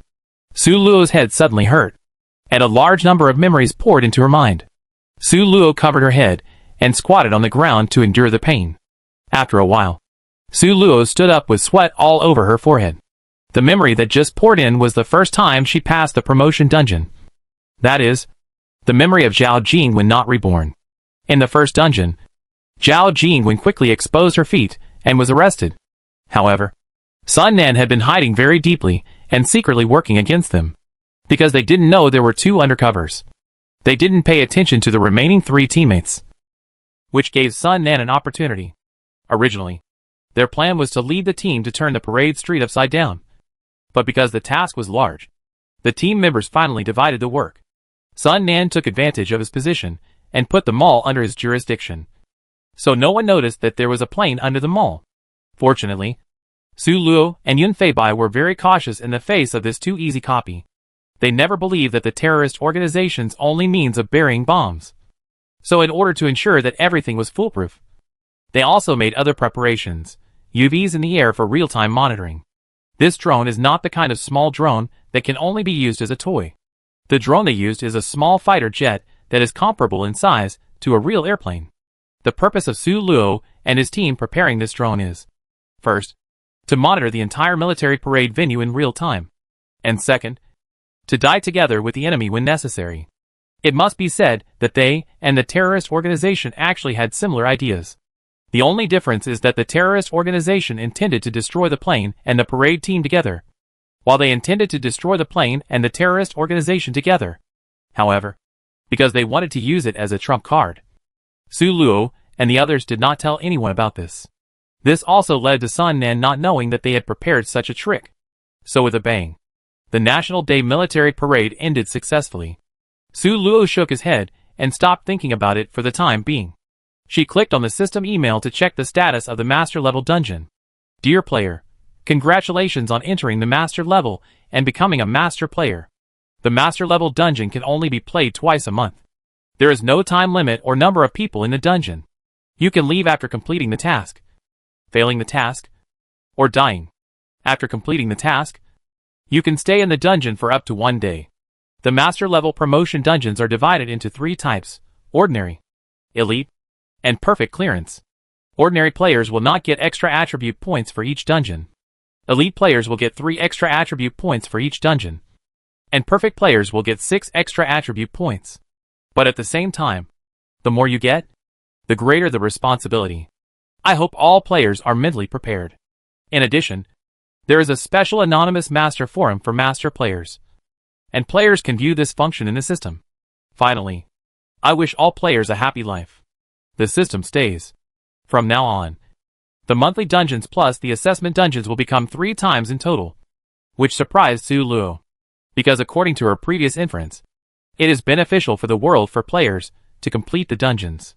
So Su Luo suspected that either the difficulty coefficient of the master level dungeon was too high, and the system needed to give players more time to cultivate, or the number of master level dungeons was not as many as that of ordinary and elite level dungeons.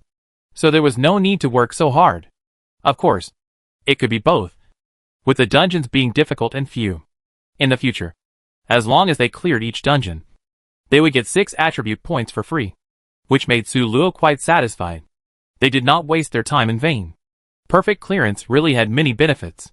Is there a special forum for the master level dungeon? Su Luo searched the system interface and found a small speaker logo in the lower left corner. Clicking it led to a forum. The forum has 2 major areas: the trading area and the communication area. There are 2 posts at the top of the communication area. One is forum rules and the other is advancement dungeon rant conference. Although Su Luo was very interested in this advancement dungeon rant conference, she still patiently clicked into forum rules first. The rules of this forum are as follows. 1. Players can post on their own, but if reported, they will be banned, and the ban period depends on the situation. 2. After being banned, you are not allowed to post or reply, but you can still browse the forum. 3. The poster can set the limit on posting by himself, such as paying for posting. 4. This forum prohibits rumors and insults. Players can report such players to have their accounts banned. It's a very normal rule, but the rule that can limit posting is a little interesting. Su Luo guessed that some experienced posts and the like should be charged. After reading this post, Su Luo immediately opened the Advancement Dungeon Rant Conference. OP, the Advancement Dungeon is too bad. There are even reborn villains. Fortunately, although I didn't find anything wrong with that girl from beginning to end, I accidentally found the plane in the underground parking lot. First floor, ? What kind of European emperor is the OP reincarnation? I envy him. I passed the promotion dungeon 3 times, and finally succeeded in the last chance in half a year. I used my body to block the plane. Second floor, ? First floor. Please tell your story. Third floor, it's a good dog. It's really barely passed. Fourth floor, to be honest, the girl is still quite obvious. After finding out that she is a reborn undercover, the rest is easy. But you may not know that the difficulty of this dungeon has a lot to do with your performance before the undercover rebirth. Fifth floor, the boss is here. Squat. Sixth floor, squat.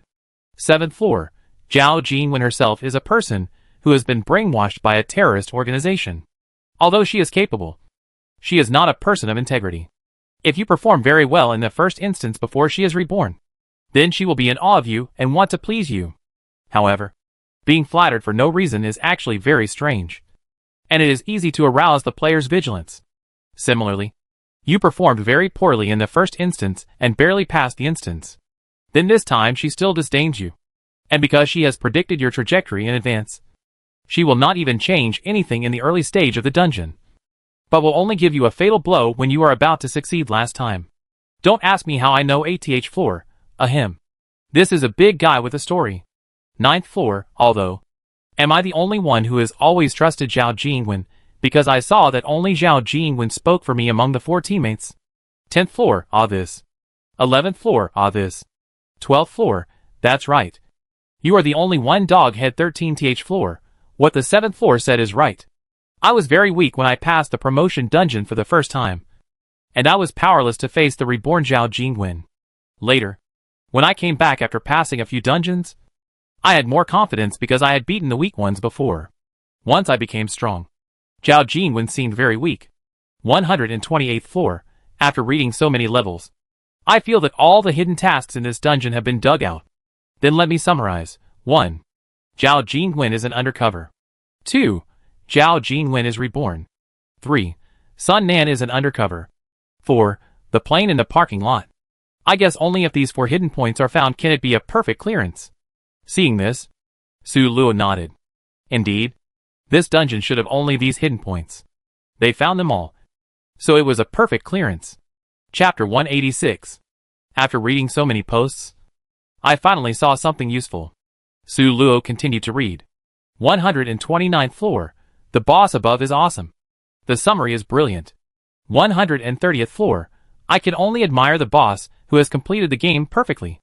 I didn't find any of these hidden points, but fortunately, I still completed the dungeon. 131st floor. Indeed, after I knew they were undercover agents, I didn't tell them anything important, and only assigned them some seemingly important, but actually useless tasks. Then I secretly made all the preparations and successfully passed the level. 132F. I have a friend who thought similarly to the above. But she was more extreme, and did not assign any work to those 4 people. As a result, the 4 of them protested, united the forces behind them, and directly got my friend out of office. 133F. I have a friend series. 134F. Are those 4 people so capable? They can even get the tasker out of office? 135th floor. I am not. It is really just a friend of mine. She has not yet successfully cleared the dungeon. Because every time she enters the dungeon, the memory of the previous dungeon will be erased. So her subconscious mind has always let her take the power. And she is always driven out of power. 136th floor. That is not me. After all, the above has already cleared the dungeon. 137th floor. Tell me how those 4 NPCs drove people out of power. I am really curious. 138th floor. I am curious as well. 139th floor. Curious +1. 140th floor. Curious plus 10,086. 141th floor. I am back. I will tell you in detail. This is also the result I came up with later. The families of these 4 people asked them to come here just to get credit. If you don't let them do anything, their families will be the first to be unwilling. The chief has great power, but the chief can't handle the 4 families practicing. In addition, Zhao Jingwen and Yin Ziming are trying to sow discord. So, 142F. That Yin Ziming is so annoying. 143F. Yin Ziming is really utilitarian. In my copy, Zhao Jingwen actually formed an alliance with Yin Ziming. Su Luo, who was still climbing the stairs seriously, became more energetic again. Can the 2 of them form an alliance? Can they form an alliance to destroy the players? That's nothing. Soon, someone below expressed the same doubt as Su Luo. 146th floor. Ha ha. Are they destroying the players together? 147th floor. Ha ha ha. The players are really miserable. 148th floor. No. You are still too shallow. This time, you are at the first level, and they are already in the atmosphere. They plan to destroy the entire empire. 149th floor. Question mark. 150th floor. Question mark. 160th floor. Question mark. 161st floor. Tell us about the process. Don't disappear. 162F. This hook is really making me anxious. 163F. Where is the person? Didn't he disappear? 164F. Looks like he is a liar. How can Zhao Jingwen and Yin Ziming have that ability? 165F. The liar will die a horrible death. 166F. Where is the person? 167F. Not a liar. Just typing. They really did it. Because I have a prop that can make an NPC have a very high favorability towards me. I thought, isn't the chief the biggest boss in this dungeon? So I gave this item to the chief. Then, like the friend of the previous layer master, I took over the power, which caused dissatisfaction among the 4 major families. But the chief has a high favorability towards me. This also led to the fact that when the 4 major families put pressure on the chief insisted on letting me take charge despite the opposition. Then Zhao Jingwen saw an opportunity in the dissatisfaction of the crowd. She knew that Yin Ziming was ambitious. So after some psychological hints, she told Yin Ziming her identity. Then they tempted Yin Ziming to join them in destroying the empire and take the throne. After Yin Ziming was convinced, he discussed it with the family behind him. Then, there was another political struggle, and the situation was turbulent. Then, 15 days just passed in vain. 168th floor. This. 169th floor. Strong. I really didn't realize Zhao Jingwen was so strong. 170th floor. Is the above person stupid? How could the OP know so much? It's obvious that it's made up. Right? 171F. +1 for making it up. 172F. Plus 10,086 for making it up. 173F. The 2 above seem familiar. 174F. Ha ha. This lie is too clumsy. 175F. Reported for lying. 176F. Reported. 177F. What a lie. I'm not afraid to tell you that my talent skill is review. I can see the contents of the entire dungeon clearly after leaving the dungeon. I was confused by the subsequent direction, and used my talent skill as soon as I left the dungeon. Then 178th floor, godly talent and skills. The floor master is really miserable. 179th floor, 666666. Su Luo laughed while reading the experience of this unlucky player. This can be regarded as being too smart for one's own good. And it is also a talent to make a good copy like this. Yin Ziming can actually see that he really wants to get promoted. Su Luo can understand that he took the bait as soon as Xiao Jingwen tempted him. 244th floor. So in summary, the masters have their own ways to pass the level.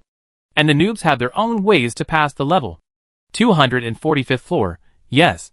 If you focus on clearing this promotion dungeon and don't think about anything else, you can actually clear it. Just be fully prepared on the day of the military parade. 246th floor. That's why there are different levels of clearance. And masters always have to be treated as masters. After scrolling through hundreds of floors, Su Luo finally closed this post that left people wanting more.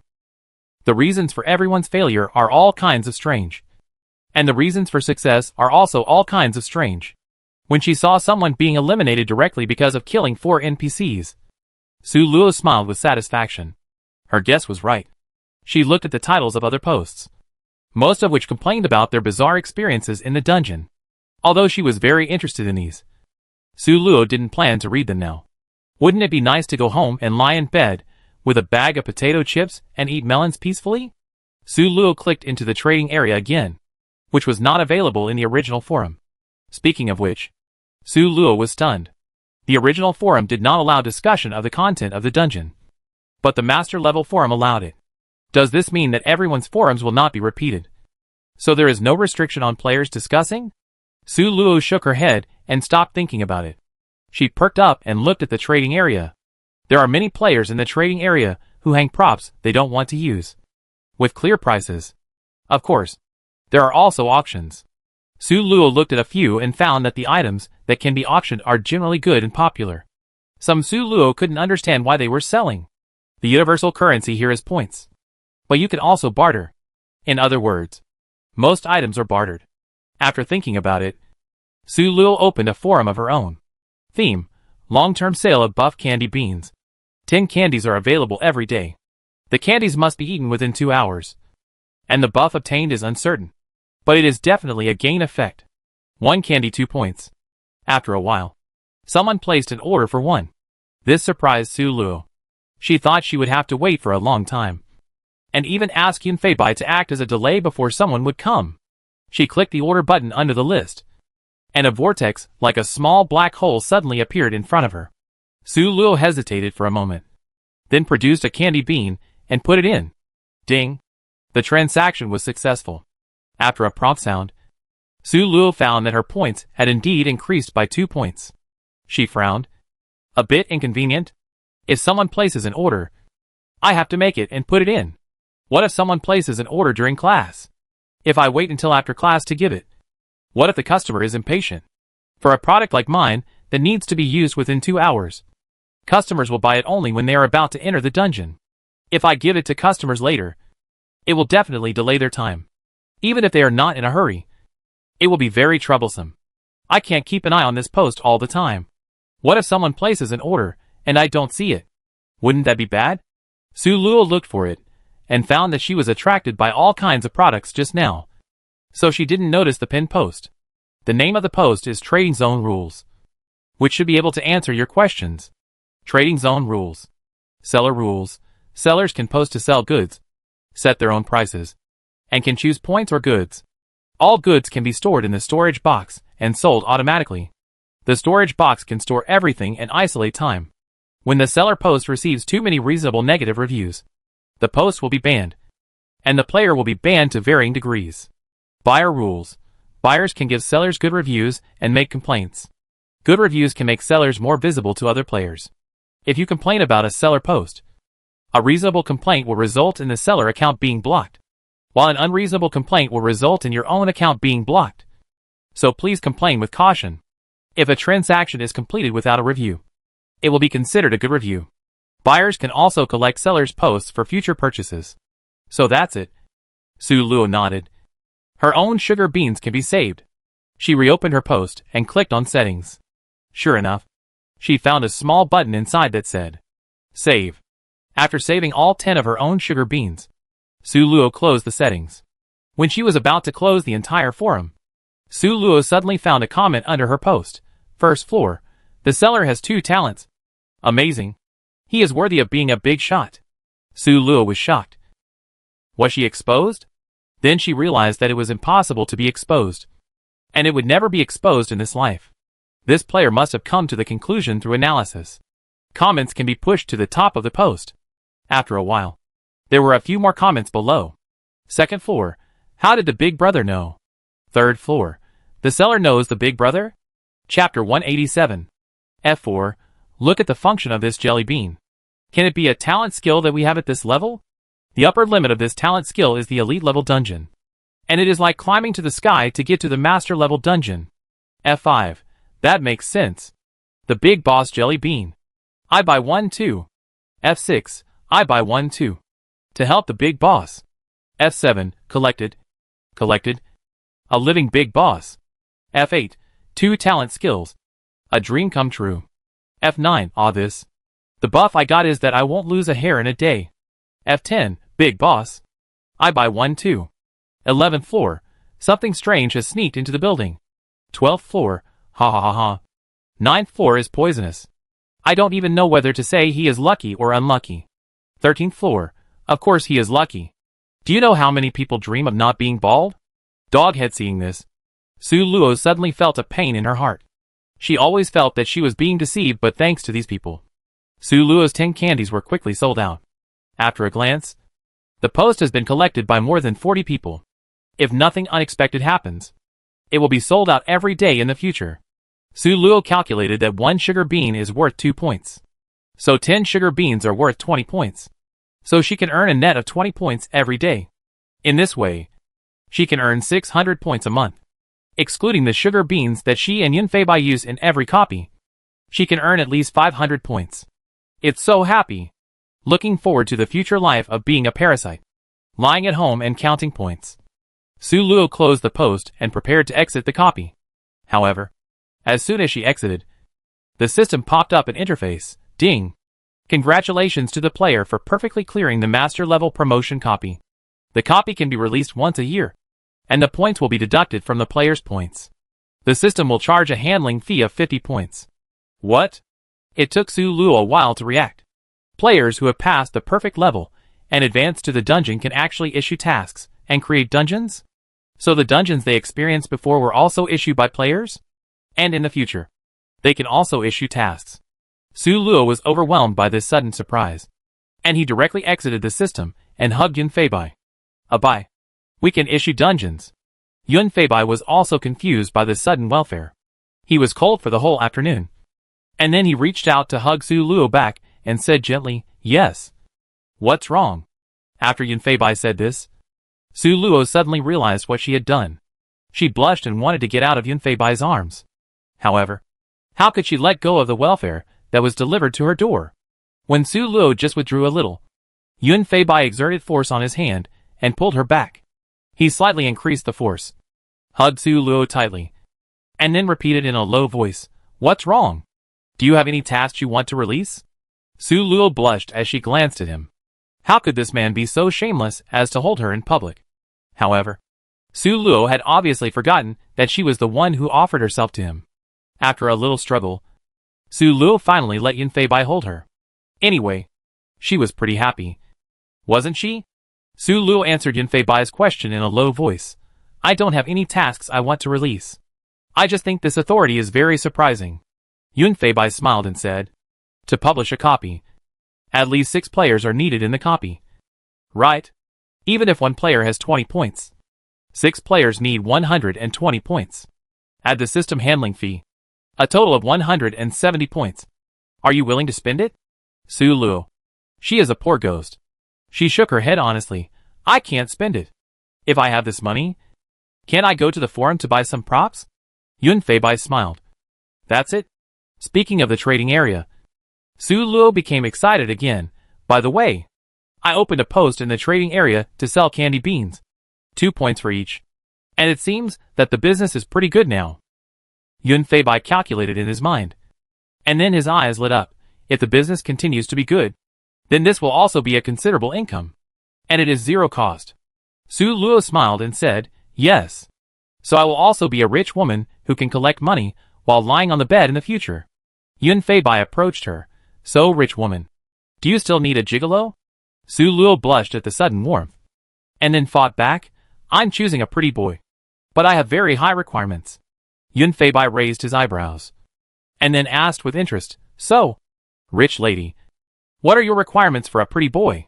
Su Luo pretended to think for a while. Then said with a smile, he must be handsome, tall, and have 8-pack abs. Yun Fei Bai pretended to be humble and said, 8-pack abs is a bit difficult.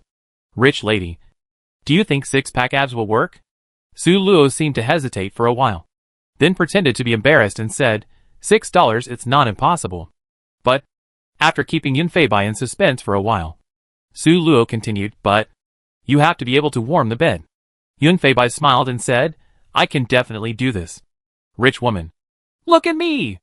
Su Luo nodded reluctantly, okay. Since you are so sincere, I will be merciful and support you. Yun Fei Bai laughed and rubbed Su Luo's hair. Okay. Okay. Go to class quickly. And have dinner together tonight? Su Luo nodded with a smile and made an appointment with Yun Fei Bai.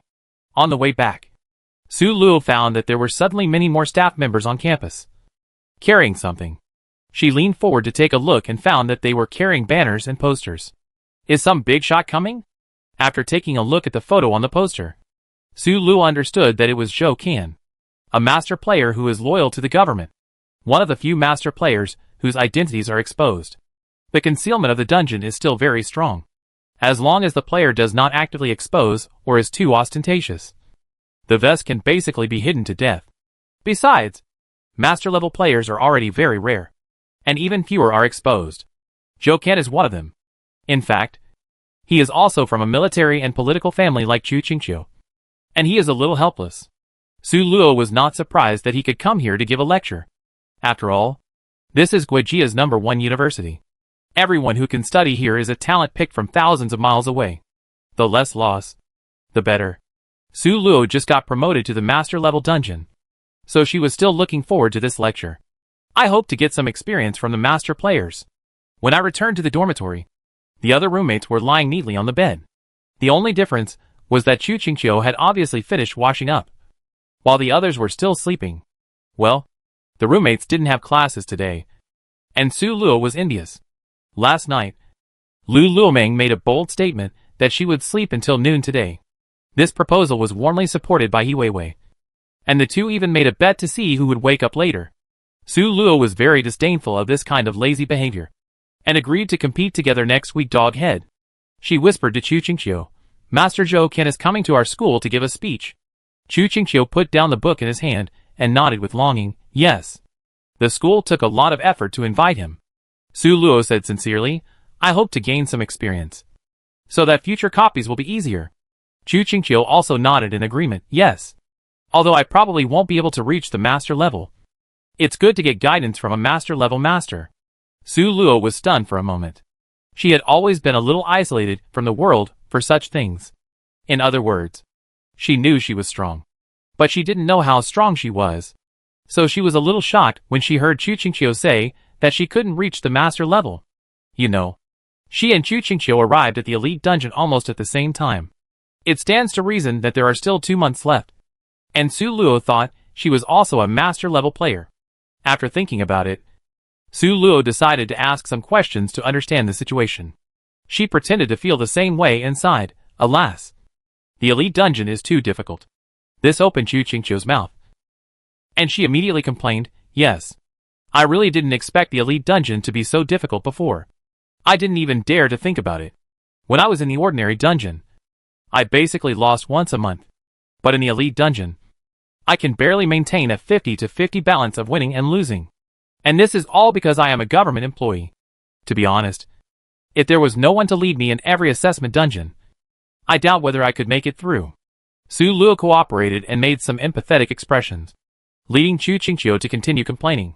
Since I reached the elite dungeon, whether I can pass it is another matter. Not to mention the attribute points. I am not afraid of you laughing at me. Since I reached the elite dungeon, the growth of attribute points has almost stagnated. not counting the gains from the assessment dungeon. I have only gained 5 attribute points in total after so many elite dungeons. Chu Qingqiu was also considered an upper-middle-class player. If the elite dungeon was so difficult for her, Su Luo would know the situation for others. She comforted him. How could I laugh at you? Elite dungeons are difficult to begin with. You are already very good. Chu Qingqiu restrained his emotions for a moment, and then said sincerely, Luo Luo, you are really good. I have someone to help me. You can survive the elite dungeon without anyone's help. That's really strong. Su Luo smiled and didn't explain. It was good to let Chu Qingqiu think she was still in the elite dungeon. Not only did it save trouble, but it also concealed her strength. At this time, Lu Luomeng's bed moved, and she poked her head out from the quilt. What? You two are already elite players? Chapter 188. Su Luo was not surprised to see Lu Luo wake up from her dream. They still had to get along for another 4 years. And Su Luo didn't think she could live as an ordinary player forever. So it was good for her to think she was an elite player now. She nodded yes. We met in the elite assessment dungeon. Chu Qingqiu nodded. And she didn't intend to hide it from the other 2 roommates. Lu Luo dreamed that both of them nodded. And she felt that her worldview had collapsed. She has completed so many dungeons. And apart from the rewards from the assessment dungeons, she has only obtained 2 attribute points in total. In her eyes, it is already difficult to pass the dungeons at ordinary times. And it is wishful thinking to want to get attribute points. In fact, she is a bit like Chu Qingqiu now. Both of them have a 50-50 chance of winning or losing in dungeons. And attribute points are basically unavailable. But no matter what, elite players are big shots compared to ordinary players. On this continent, although it looks the same as the original continent on the surface. In fact, there is a subtle level division. The government does not allow obvious discrimination. But where there are differences there are classes. And there are many cases of overt and covert praise for the high and trampling on the low. For example, in recruitment, some companies do not restrict the player level of the recruiters due to the ban. But secretly, they only recruit elite players. It can be said that if you are an elite player, then even if you have no academic qualifications, you can still be a bodyguard captain or something like that, and make money lying down. Lu Luo was a little jealous. I didn't expect you two to be so powerful. She really didn't expect that there would be such a big shot around her. Su Luo wanted to be humble, and comfort Lu Luoming. But Lu Luoming followed up with another sentence. It's really a blessing to often meet big guys in the dungeon. Su Luo, isn't this just implying that they got to the top by hugging thighs? Su Luo was not polite, and immediately replied, It's quite happy. After all, not only my grades are better than yours, but my player level is also higher than yours. What's even more fortunate is that I can beat 10 of you by myself now. Lu Luoming, She immediately closed her chattering mouth and was as quiet as a chicken. After a while of silence, He Weiwei woke up at some point. She glanced at Su Luo and Chu Qingqiu dimly, and then said calmly, I'm probably going to the elite dungeon soon. Lu Luoming, ? She asked in disbelief, You're almost there too? Also? He Weiwei nodded and smiled at her kindly. Lu Luoming got out of bed and sat up. So I'm the only one in our dormitory who can only go to the ordinary dungeon. Su Luo nodded seriously. Yes. You are the only one. Lu Luoming's heart choked by Su Luo's serious attitude. And then he got up and put on his clothes. Chu Qingqiu asked in confusion, Meng, where are you going? Lu Luoming paused, then said, Go out and play. Relax. After Lu Luoming left the dormitory, He Weiwei said confidently, She went to the library. Puff. Su Luo couldn't help laughing. He Weiwei really understood Lu Luoming's hypocritical personality. Just now, she knew that they were all going to become elite players. So she took action immediately. If she couldn't beat them in the dungeon, she would crush them in learning. She is really worthy of being Ming, Su Luo said with admiration. She actually admired Lu Luoming's magical character that could work very hard for face. She never complained about herself. She cursed, but she worked hard to catch up with the gap. Such people are much better than those who know the gap, but do not make progress, and only complain about the world. Oh, that's right. Su Luo told He Weiwei about the lecture that Zhou Qin was coming to the school. And He Weiwei immediately became excited. You know, if the elite level is a big boss compared to the ordinary level, then the master level is a punishment from heaven compared to the elite level, and a legendary existence compared to the ordinary level. Those who came from the original continent are fine. But the people of this continent really treat the master players as gods. Even the players from the original continent all regard the master players as their idols. A big shot like Jokin is a household name. And even the content of the textbooks will be tested. So when she heard that Jokin was going to give a speech at the school, He Weiwei eyes lit up. Really? Luo. How did you know? Su Luo said, the school has started to post posters and banners. You can see them as soon as you go out. He Weiwei nodded and said expectantly, that's great. I can see Big Boss Joe in person.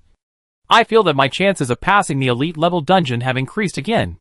She asked again, did you see when the boss gave a speech? Su Luo shook her head. The workers were busy over there. I was embarrassed to go up and watch. So I just watched it roughly. He Weiwei nodded. For such a big event, I think the school will have to publicize it at least a week in advance. And try to let all students know about it. Su Luo nodded in agreement.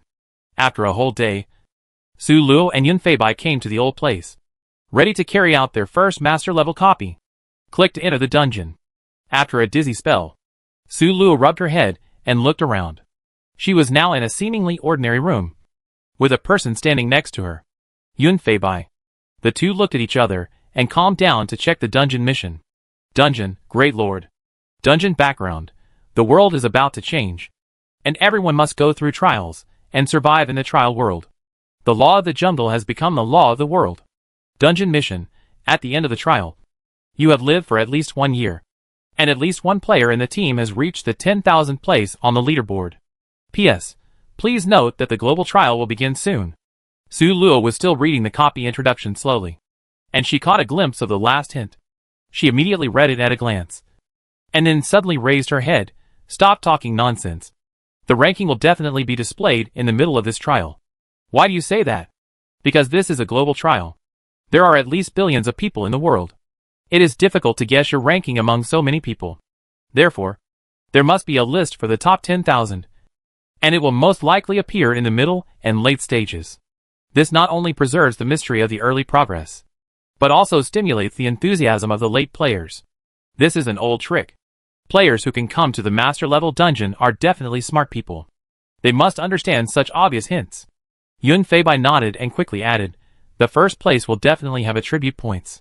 Given that this is a global trial, I suspect that the top 10 should all have attribute point rewards. Before they could say the next sentence, a voice rang in their minds at the same time. The global trial will start in 2 minutes. Please be prepared. There are still 2 minutes left. Su Luo breathed a sigh of relief, and her tone slowed down. There is still time. So don't be so anxious. I just found that our space was forcibly closed. It seems that we can't bring supplies from reality. Yun Feibai nodded and said, this is normal. If our system space can still be used, it will be a big bug, and this copy will become very simple all of a sudden. Su Luo said, although there is no space, we still have to go all out in this trial. The name of the dungeon is Great Lord, which shows that the trial is to make us become lords. Yun Feibai nodded. I hope we have a territory and people at the beginning. Otherwise it will be very troublesome. I don't know if there are other players in this dungeon, and the system doesn't show it. Su Luo said helplessly, we still haven't experienced the master level dungeon, and we have too little experience. I am sure that the system still hides a lot of things, and we have to slowly explore them ourselves. Yun Feibai said, go back and study the forum carefully to see if there are any posts like new player guides. We are completely in the dark. Huh? Su Luo suddenly opened her eyes wide. Doesn't this mean we have to act alone in this dungeon? Yun Feibai slapped his forehead. Really? I didn't even think of this just now. Su Luo frowned. It's worthy of being a master level dungeon. It gave us a warning the first time, and directly separated the two of us. Yun Feibai was also a little unhappy. I always feel that this instance will not be very short. When I think about being apart for such a long time, He looked at Su Luo with hesitation. And finally 1,000 words turned into a sigh. Alas! While the two of them were talking, different voices appeared all over the world. Many netizens posted on the internet to discuss this matter. In a group of thousands of people, many people were actively speaking. Tian, did you hear that voice? I am an old newbie. I am not the only one who heard it. This world is so mysterious. What trial is about to start? Why am I so nervous? It feels like the world is going to change. See me scolding you. No way. No way. Are there really still people who don't believe in materialism these days? Sweet and sweet. Then tell me if that voice just now is materialistic. This world is so mysterious. That's right. Just hold on to your materialism. See me scolding you. I think it might be some evil scientist who has mastered brain waves and then sent this brain wave to the group. As for the trial, I think it must be a lie. Deliberately causing panic. Sleepy eyes. I think what Brotherkin said is right. It makes sense. Brain waves and the like. It sounds very materialistic. Smiling eyes. Husband. Don't get involved. We will know the result in 2 minutes. What's the point of discussing it now? When the 2 minutes were up, Su Luo's eyes suddenly went dark. When she opened her eyes again, she found herself in a gray-white space. Chapter 189. There is a high-tech product suspended in front of the space, which is a layout similar to an iPad. Su Luo, who is used to the system attribute panel, is not unfamiliar with it and walked over calmly. There are several modules on the panel, namely, Human Resources Module, Material Module, Props Module. Su Luo clicked on Human Resources Module first. After clicking in, a line of big red words appeared first. You can bring 100 people into the trial. Su Luo took a look. These people were ordinary humans such as farmers, woodcutters, fishermen, and hunters, and extraordinary humans such as magicians and knights. Ordinary humans only took up 1 unit, but extraordinary humans took up 2 units. In other words, if 50 magicians were selected, the number of people that could be brought into the trial would be full. After thinking for a while, Su Luo suddenly asked, "Can I know the terrain of the trial?" After a second of silence, a mechanical female voice suddenly responded, "No. But everyone's terrain is the same." Su Luo nodded. This answer was enough. If everyone's terrain is the same, then obviously there will be no fancy operations such as all high mountains in his terrain. After thinking about it, Su Luo selected 40 farmers, 5 hunters, 20 woodcutters, and 5 fishermen from ordinary humans. From the extraordinary humans, he selected 10 magicians and 5 knights. She knew herself well, and the powerful ones must be more troublesome. The trial site might be very poor, and she might not be able to support so many extraordinary humans. She didn't know how long she would stay in the trial site, but Su Luo still thought there should be more farmers. If she didn't stay long, she would let the hunters hunt for a living. After clicking OK, Su Luo clicked into the Supply Module. The Supply Module contained a wide variety of crops and magical animals, none of which seemed to exist in Su Luo's world. The rule of this section is that each person can only take away seeds of 2 crops, 1 common animal and 1 combat animal. When Su Luo saw this section, he understood that the duration of this trial would definitely not be short. If the time was short, how could they be given crops to plant? Su Luo decided to choose crops first. First of all, staple food, which must be available. Among these 100 crops, there are only 8 staple foods. They are Demon Spirit Rice, Rootless Wheat, Immortal Valley, and 5 other plants. Why only mention these 3 names? Because there are only these 3. Just by looking at the names, Su Luo knows how to eat and cook them. So, Su Luo also decided to look for them from these 3. As a northerner, Su Luo has been eating rice since she was a child. So naturally, she chose Demon Spirit Rice. The name of this crop is very domineering, which suits her taste very well, bushy. The next crop, Su Luo chose Hell Flame Berry. This strawberry looks like it is bathed in fire. The flame is purple on the outside, but the core is red, which makes the Hell Flame Berry more mysterious and attractive. Why choose this crop? Because Su Luo found an interesting phenomenon among the fighting animals and these strange crops. Only 2 things are red. One is the Hellfire Berry that Su Luo chose, and the other is the Red Flame Eagle Rider that Su Luo is about to choose. This bird also emits flames all over its body, looking mighty and domineering. Among all the items, only these 2 things are red. Su Luo felt that they might have some connection, and she also liked red, so she decided to choose these 2. As for the last common animal, Su Luo chose the cow. Cows can plow the land, eat meat and produce milk. There are 3 uses for a cow, and are a must for the working people. As for the last prop module, Su Luo found that it was exactly the weapons of those superhumans, such as staffs, swords, shields, etc., all with some magical properties. After thinking about it, Su Luo chose the flame staff. The knights are strong and can attack even without weapons, and deal good damage. But the mages are different. Without staffs, they are no different from ordinary people. In addition, the food and animals she chose also have fire attributes. So Su Luo chose the flame staff. After making the selection, Su Luo clicked to start the trial. Suddenly, there was a flash in front of her eyes, and she found herself standing in an open space. The open space was quite large, with a small forest in front. Su Luo turned around and saw that there were 100 villagers who were at a loss behind her. There was also a large box next to it, 5 cows tied to a tree, and a cage with 5 red flame eagle riders. Without thinking, Su Luo immediately said in a loud voice, "Farmers, fishermen and woodcutters stand on the left. Mages and knights stand on the right, and hunters stand in the middle." After they all stood, Su Luo did not arrange them directly, but opened the treasure chest first. There were 5 red staffs and 2 bags of seeds in the treasure chest, and the bags were marked with the names of the seeds inside. Su Luo took out the staffs and gave them to the 5 mages, and then gave the seeds to a slightly older farmer. She walked up to a mage and asked, "What's your name?" The mage was flattered and replied, "My lord, my name is Renaud." Su Luo then asked, "Are there any restrictions on your spellcasting?" Renaud answered honestly, "We have a mana value, and we can't use magic after it is used up." Su Luo nodded. No wonder these people are called magicians instead of mages. Su Luo is a mage. She doesn't need mana, and there is no limit to the skills she releases. Then how do you recover mana? Su Luo asked curiously. Renaud said, "Through meditation. We close our eyes, and our thoughts enter a vacuum state, and then we can automatically recover." So, Su Luo understood.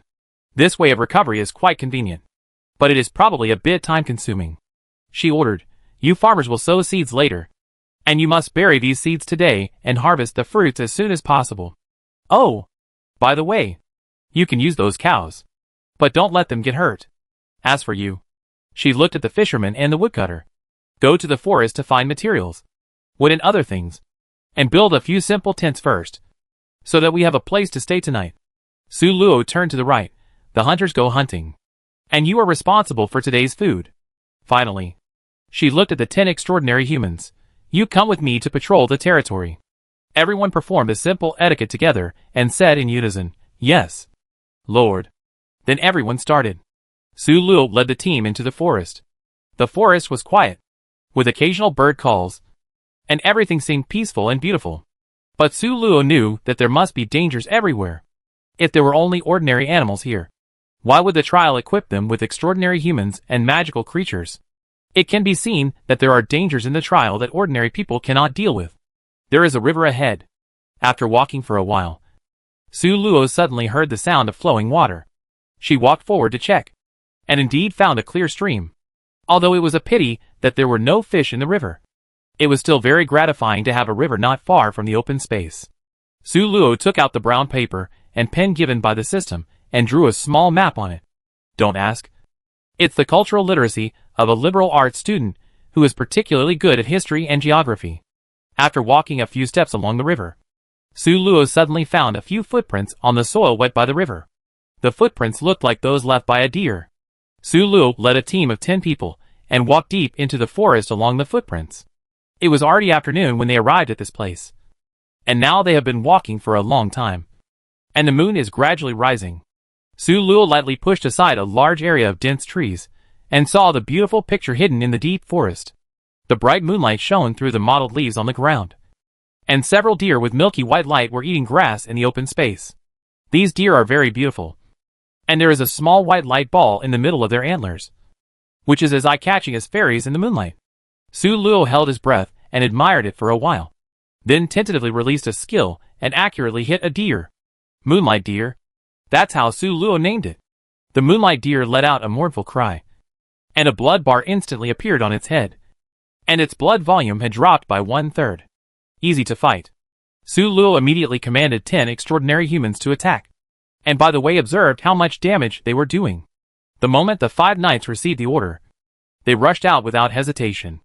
The moonlight deer was just frightened by Su Luo, and now seeing 5 big men jumping out of the bushes, it immediately wanted to run back. But fortunately, The knights were obviously faster, and they caught up with the moonlight deer in an instant and fought with them. The magicians also waved their staffs to attack. After observing for a while, Su Luo had a general understanding of their combat power. The attack of each knight was about a quarter of Su Luo's, while the magicians with staffs had a higher attack power, 1/3 of Su Luo's. Seeing that they couldn't escape, the moonlight deer immediately started to fight back. They first tried to kick the knights with their hooves, but the experienced knights easily dodged them. Then the white light ball on the moonlight deer's head suddenly became powerful, turning into a laser and hitting the knight, instantly reducing the knight's health bar by half. As the laser was released, the light ball dimmed. It seems that this skill has a long CD. Or, Su Luo glanced at the bright moon. This skill should need moonlight to charge. Why do you guess so? Because the light ball on the moonlight deer's head looks very much like the moon.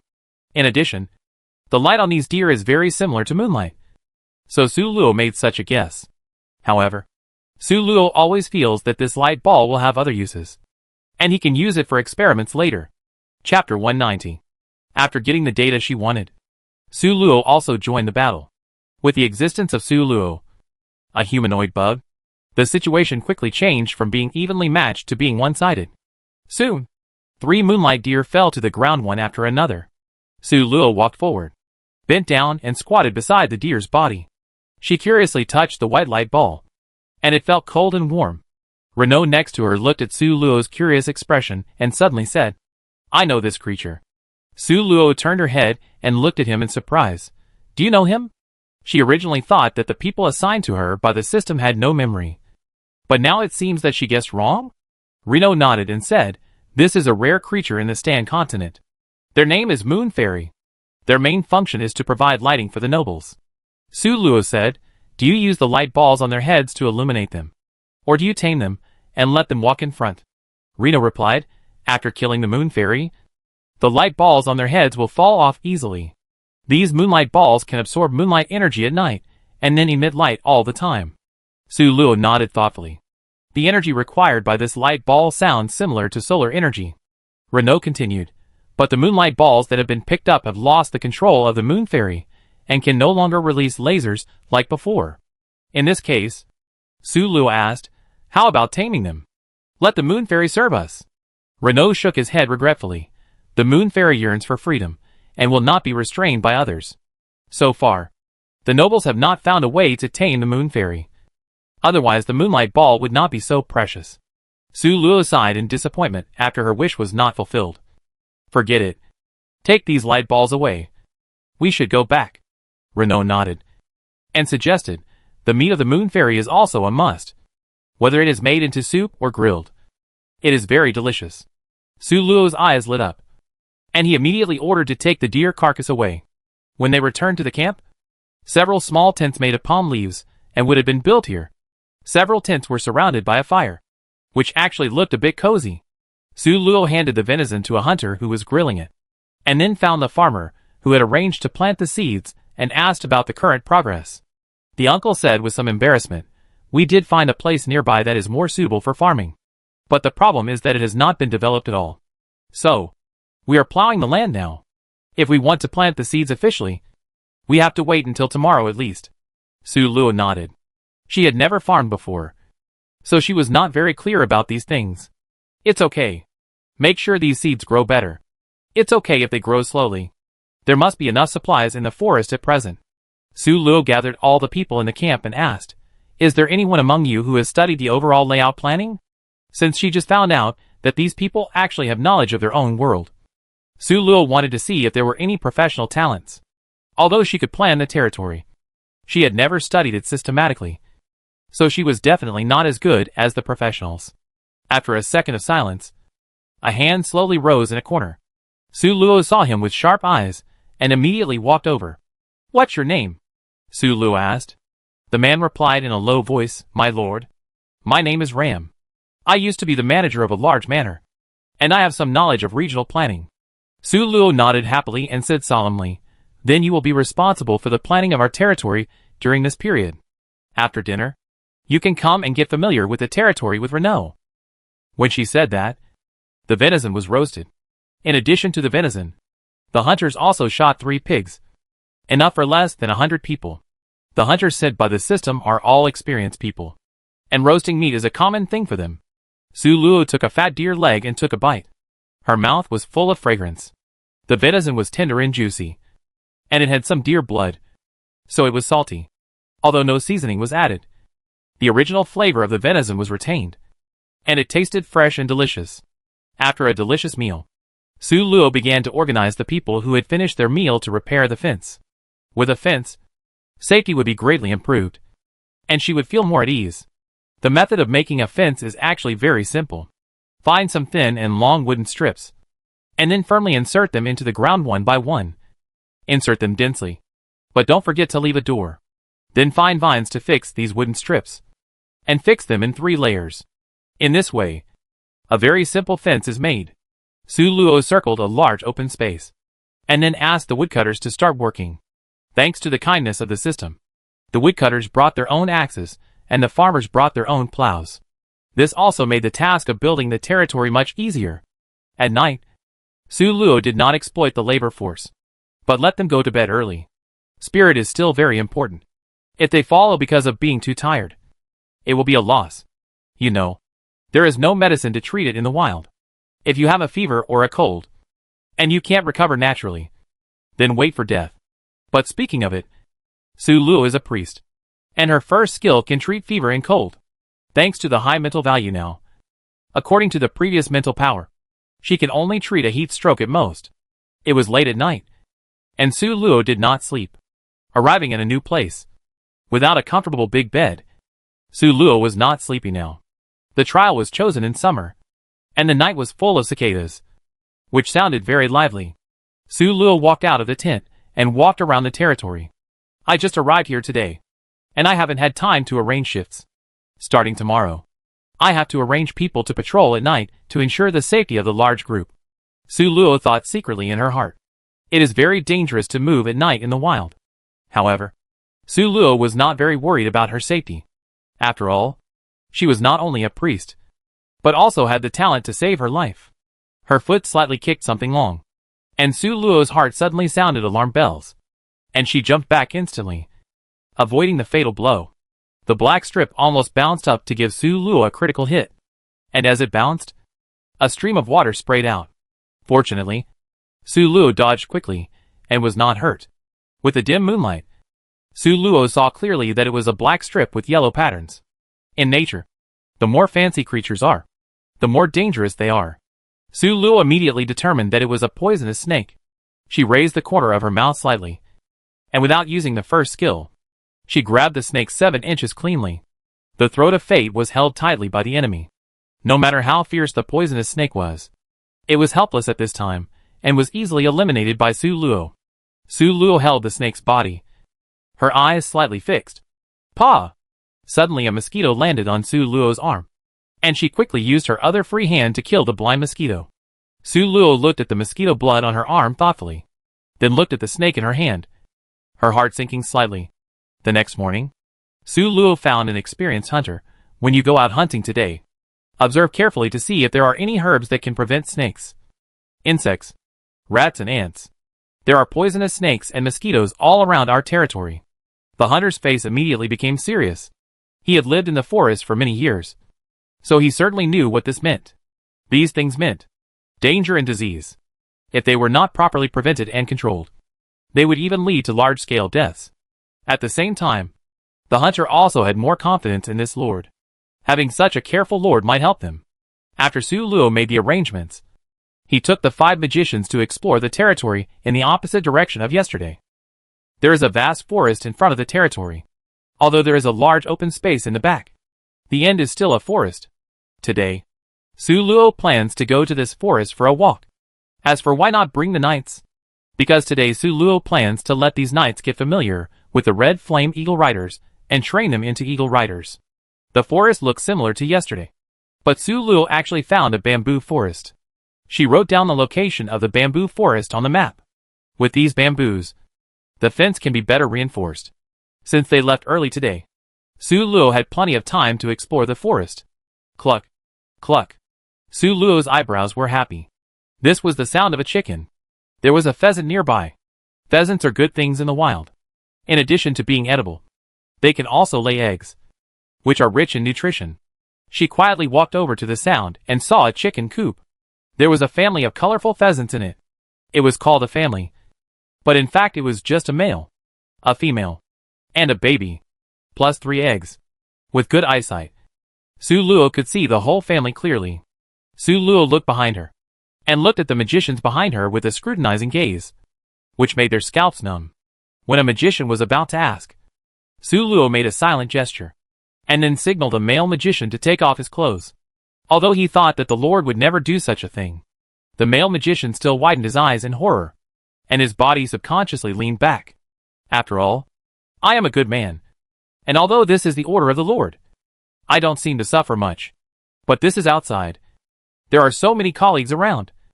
How can the Lord be so excessive? Su Luo knew he was thinking wrongly when she saw his expression. She rolled her eyes at him helplessly and mouthed, "Lend me your clothes." Fortunately, the magician understood Su Luo's words this time, and he breathed a sigh of relief, not knowing whether he was happy or disappointed. At the same time, he was also a little embarrassed about his self-conceit just now. He took off his clothes neatly, and then shut himself up. Chapter 191. Su Luo took his clothes, and then unexpectedly used the third skill on the chicken coop, successfully controlling them. The next second, Su Luo opened her clothes and pounced on them instantly.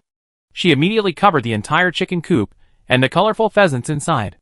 The male magician stared in amazement at his only clothes being ruined, and felt a pain in his heart. Fortunately, he harvested several chickens, so it was not a loss. And it was summer now, except that it damaged his image a little. It was nothing to not wear a shirt. Su Luo happily trapped the chicken coop, and after the effect of the third skill ended, she vigorously wrapped the entire chicken coop with clothes, and walked back with the clothes bag. After returning to the team, Su Luo handed the packed chicken coop to a mage, and asked him to go back to the camp and arrange the chickens properly. Be sure to enclose a piece of land to raise chickens. After watching the mage disappear in the forest, Su Luo and the remaining 4-member team continued to move forward. They needed to see if there were any dangers around to facilitate the work of the next pioneering team. "Lord, look what this is!" a magician suddenly shouted excitedly. Su Luo hurried over and carefully identified the plant the magician pointed out. After a while, she said uncertainly, "Is this ginseng?" The magician's eyes lit up. "Yes. Yes. Yes. I think it's ginseng too. I've seen one before, and it looks like this. But it's not, right?" Su Luo frowned. She looked up at the sky. This place was a rare place without shade, and was directly exposed to the sun. But the problem is that the structure of ginseng leaves has all the characteristics of a negative plant. It cannot tolerate strong direct sunlight, and prefers scattered light. Not to mention that the environment here is not suitable for the growth of wild ginseng. Summer is not the season for wild ginseng to mature. Ginseng likes shade and requires gentle temperature changes. The temperature has a great impact on the growth and occurrence of diseases of ginseng. But now it must be at least 27 or 28 degrees, which is not suitable for ginseng to grow. But looking at this wild ginseng, Su Luo pulled it out and looked it up and down. It was clearly a mature wild ginseng. Could it be that the growth of plants in the trial is different from that in the outside world? Su Luo held the wild ginseng uncertainly, and after hesitating for a while, he handed it to the magician behind him to take back to the territory. Then Su Luo looked around again, but did not find other wild ginseng. Could it be a random resource? Su Luo scratched his head in surprise. After a whole day, Su Luo took the exhausted team back to the territory after dealing with all the dangerous things within a kilometer of the territory. After a whole day, the territory has actually taken shape. After all, it was originally starting from scratch, and there was a lot of work to be done. At this time, under Ram's planning, the territory has been preliminarily divided into residential areas, planting areas and breeding areas. In the next few days, Su Luo only sent out the magician team to patrol, and he stayed in the territory to manage affairs. As for the night squad, they are still coordinating with the Red Flame Eagle Riders. Su Luo only asked them to fly at low altitude, and strictly prohibited them from exceeding the height of the forest. She was very sure that there must be some unknown risks hidden in this vast forest. At present, the system has no need to send them extraordinary humans such as magicians and knights, because there is no danger that particularly needs them. So, There must be danger in this trial. And this danger cannot be dealt with by relying on the current configuration alone. Su Luo could initially think of 3 kinds of dangers. One was that there was a powerful local NPC tribe nearby. The second was that other players had also landed nearby, and they would face off in the future. No matter which of these 2 possibilities it was, it would not be a good thing to be exposed too early. So Su Luo needed to hide the Red Flame Eagle Riders. Not only to hide the existence of their territory, but also to keep a trump card. As for the third danger, Su Luo looked at the endless forest with deep eyes. There were many wild beasts in the forest. Su Luo guessed that at some point in time, a beast tide might break out here. She had actually thought a lot in the past 2 days. The trial would definitely not be easy. At least not just like now. Simple survival in the wild. She had to make plans early. Su Luo began to arrange the activities of the Red Flame Eagle Riders. If they could give birth to cubs, that would be great. On the 5th day of the dungeon, the fence with a diameter of 500 meters was finally built. At the moment the door was closed, Su Luo suddenly received a system prompt. Ding! Lord. Lost. Unlock wall. Kit wall blueprint, upgradable. Because the player is the first in the world to unlock the regular wall, the happiness index of the people in the territory is rewarded plus 10. Ding! Because the player has gained happiness, the territory panel and happiness mall are opened in advance. Please check it yourself. Su Luo was shocked when she heard the news suddenly. She always thought this was a survival game in the wild, and she had to do everything by herself. But now it seems that this is a game? There are actually blueprints, happiness points, and shopping malls. Su Luo took out the blueprint that the system had just rewarded and studied it. Fence, primary, upgrade materials, wood plus 500. Rattan plus 240. Upgrade result, fence, advanced. Do I need to prepare the materials myself? Do I need to do the construction work myself? Su Luo was a little confused, but she immediately gave orders and hurried to collect these materials. Happiness index? Su Luo opened the system and found the territory panel. Territory, lost territory, name changeable, Lord lost. Population, 81 persons, happiness index, 13. The current happiness index is 13. And the reward the system gave her just now is happiness index plus 10. In other words, the original happiness index of her residence was only 3, although she didn't want to believe it. The fact was there. Su Luo sighed. Revitalizing the territory is a long and arduous task. She opened the happiness mall and found that the trading currency was happiness points. That is to say, she now has 13 points of happiness points to trade. Su Luo flipped through them. Great Wall Blueprint, 10,000 happiness points random 3-star natural landscape, 1,000 happiness points 5-star city planning blueprint, 10,000 happiness points. Looking at her pitiful 13 points of happiness points, Su Luo, after confirming with her eyes, she was someone who couldn't afford it. Su Luo flipped through these things that were extremely expensive, but very useful with a heartache, and started looking for bargains. Wood plus 100, 1 happiness value, food plus 1,000, 1 happiness value. Seeing this, Su Luo had a preliminary understanding of happiness value. Happiness value is a very precious thing. You know, on average, each of the 81 people can only consume 2 units of food a day. In other words, 1 happiness value can make their entire territory worry-free for 10 days. Of course, unless it is absolutely necessary, Su Luo will not use such precious happiness value to exchange for these basic supplies. She quickly browsed the interface, and finally found something that was suitable for her territory. The loyalty detector. Loyalty detector. The lord who got the detector can check the loyalty of his people anytime and anywhere. Price, 30 happiness points. With this thing, she doesn't have to worry about any rebellion in the territory. And this thing is not very expensive. Su Luo believes that as long as she is given some time, she can buy it. In addition to this, Su Luo also found something she urgently needed. Time Accelerator Primary. Time Accelerator Primary. It can speed up / slow down the flow of time in a circle with a diameter of 50 meters with it as the center by 10%, and has no effect on humans. Price, 45 happiness points. This price is relatively expensive, but its function is very important in the early stage. It can make crops mature as soon as possible and alleviate their food crisis. Su Luo's initial goal is the first loyalty detector, but if possible, she would like to get the second item. After shopping in the mall, Su Luo closed the system. She urgently needed to improve the comfort of the territory. Only in this way could she increase her happiness as soon as possible. Lord. It's bad. There are several people fighting. A little peasant girl came to Su Luo in a panic. This was the 20th day since she came to the trial.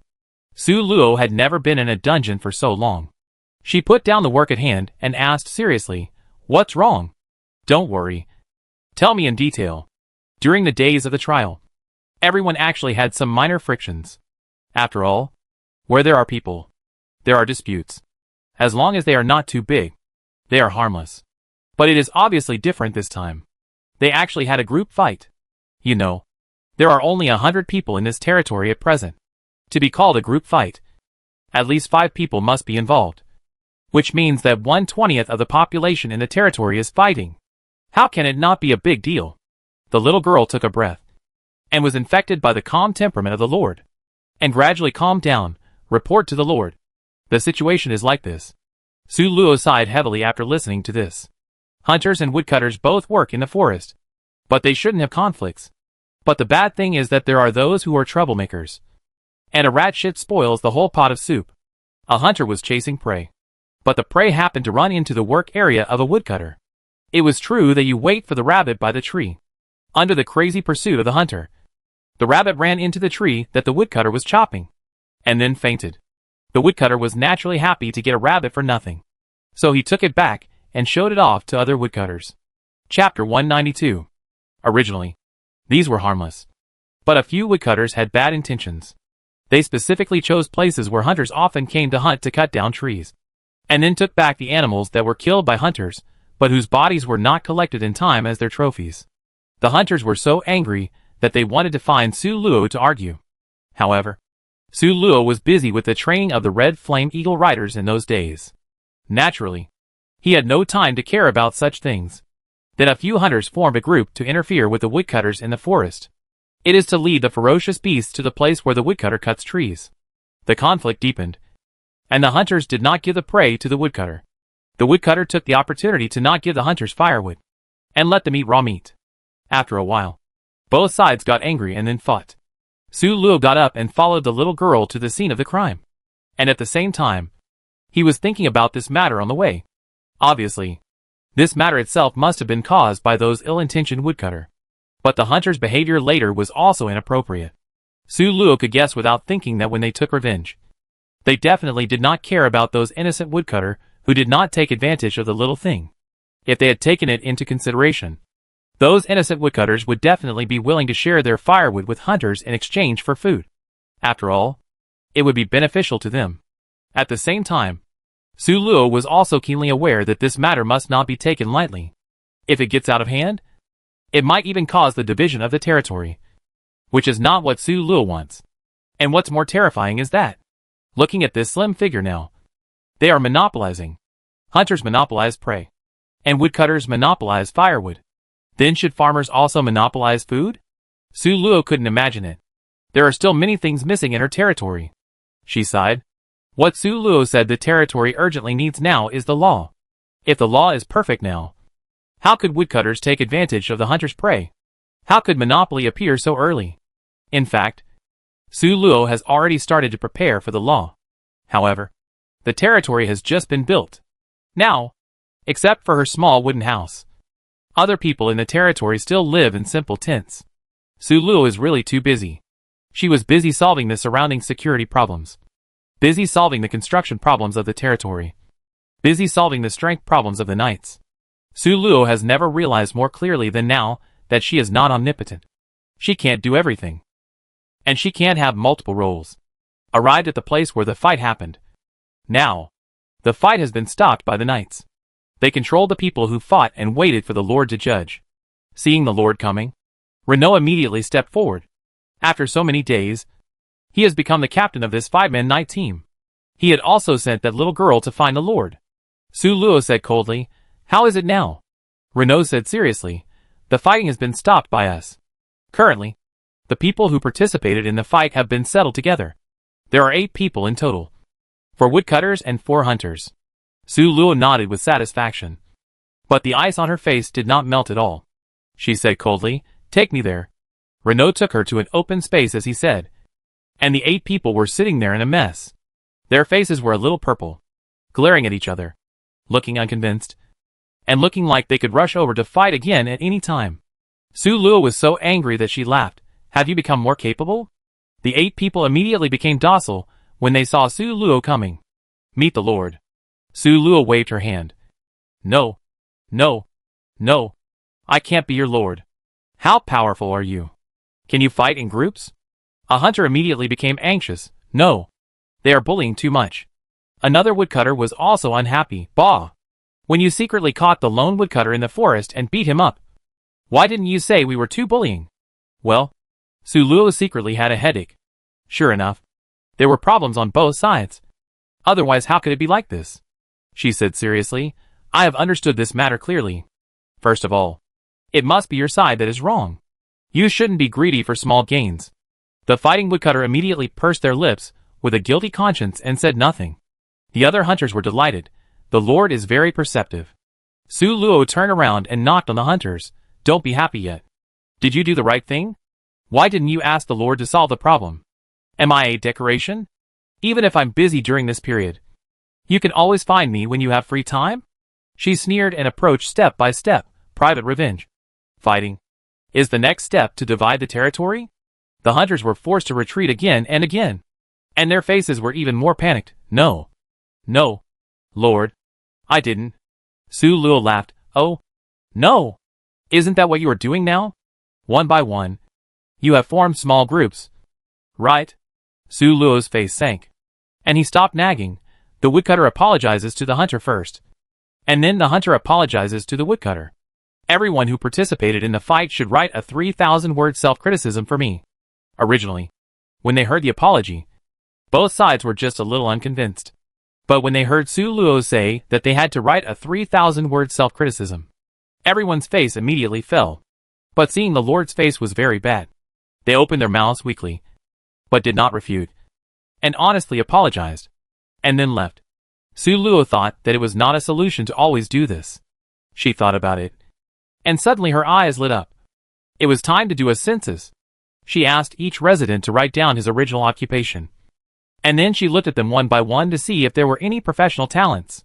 She actually understood a little bit that the so-called woodcutter, fishermen and other occupations they were currently and were all forced by the system to give them full proficiency. In their original world, they actually had other professions. Sure enough, after such a search, Su Luo found a lot of surprises. The first one was this lawyer, who could be said to be a talent that Su Luo needed very much at the moment. Su Luo immediately found him. A female fisherman named Margaret. After asking about her level, Su Luo believed that she could work with him to formulate temporary laws. The two integrated the laws that were more suitable for their territories in their respective worlds, and added some special laws, and finally formed the first generation of the Lost Code. Lost Code. 1. Citizens can obtain corresponding contribution points by submitting their income to the territory. 2. Contribution points can be used to purchase supplies. 3. Fighting is prohibited among citizens. If there is a dispute, a special person in charge can be found to mediate. 4. The territory implements monogamy. 5. Citizens are responsible for their own duties and are not allowed to rob credit without authorization. 6. Killing someone means paying with his life, and debts must be paid with money. This is all they can think of for now, and it is also the law that the territory needs most at present. After finishing all this, Su Luo began to arrange positions. First, the people who would solve disputes would be the captains of various professions for the time being. Margaret would be responsible for the disputes that the captains could not solve. There were 2 farmers in the territory who used to be doctors, which surprised Su Luo. Now the territory only had some herbs found in the forest, but most people didn't know how to use them. So during this period, Su Luo used her skills to treat the minor illnesses and disasters suffered by the people in the territory. But her skills were not originally designed to treat such real-life diseases. So the efficiency was very low, and it was very tiring. That is, there is no war now, and there are fewer people who are sick. Otherwise, if Su Luo was the only one who treated the disease, she would not have to do anything else, and she could just treat the disease all day. Now that there are 2 doctors, Su Luo will not be responsible for the treatment of the people in the territory. It can be said that it saves her a lot of time. Su Luo arranged 2 more people to be responsible for the record and exchange of contribution points, and began to build a territory warehouse to store those supplies. This method of exchanging contribution points for supplies is definitely not the best, but it is the most suitable for my current territory with little land and few people. After announcing the new law, Su Luo opened the territory panel.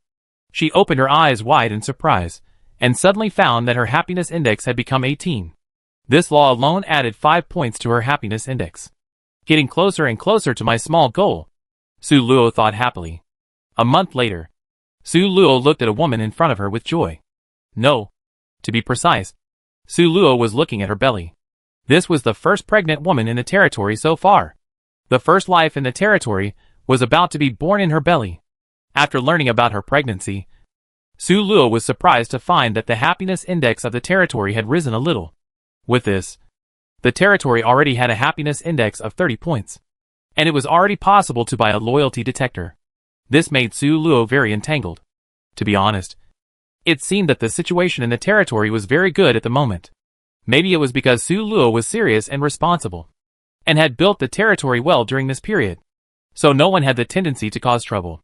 This made Su Luo feel that if she bought the loyalty detector now, it was very likely that she would not be able to find anyone with a tendency to rebel, which would be a bit of a loss. Su Luo drank a sip of milk, ate a bite of the fried egg in front of her, and fell into deep thought. Speaking of milk and eggs, they were all produced by themselves. The cows that were selected and brought to the territory before had bred several calves, but they were all in the growth stage. Among these 5 cows, only 1 is a bull, and the remaining 4 are cows. So the daily milk production is still guaranteed. There happened to be a milker in the territory, so Su Luo can drink milk now. However, for other people in the territory, milk is still a luxury, and 100 milliliters costs 10 contribution points. Chapter 193. As for the source of the eggs, it was even simpler. They were laid by the chickens that Su Luo caught in the forest last time. Chickens reproduce very quickly. Currently, most of the eggs are used to hatch chicks. Su Luo only eats one occasionally to try it out. After hesitating for a long time, Su Luo finally decided to save up and buy a time accelerator. After all, the food problem is bigger now. There is not much food left in the forest around them. But how can I quickly gain happiness? After the fence incident last time, Su Luo has realized that if these things are built first, then they can get extra rewards.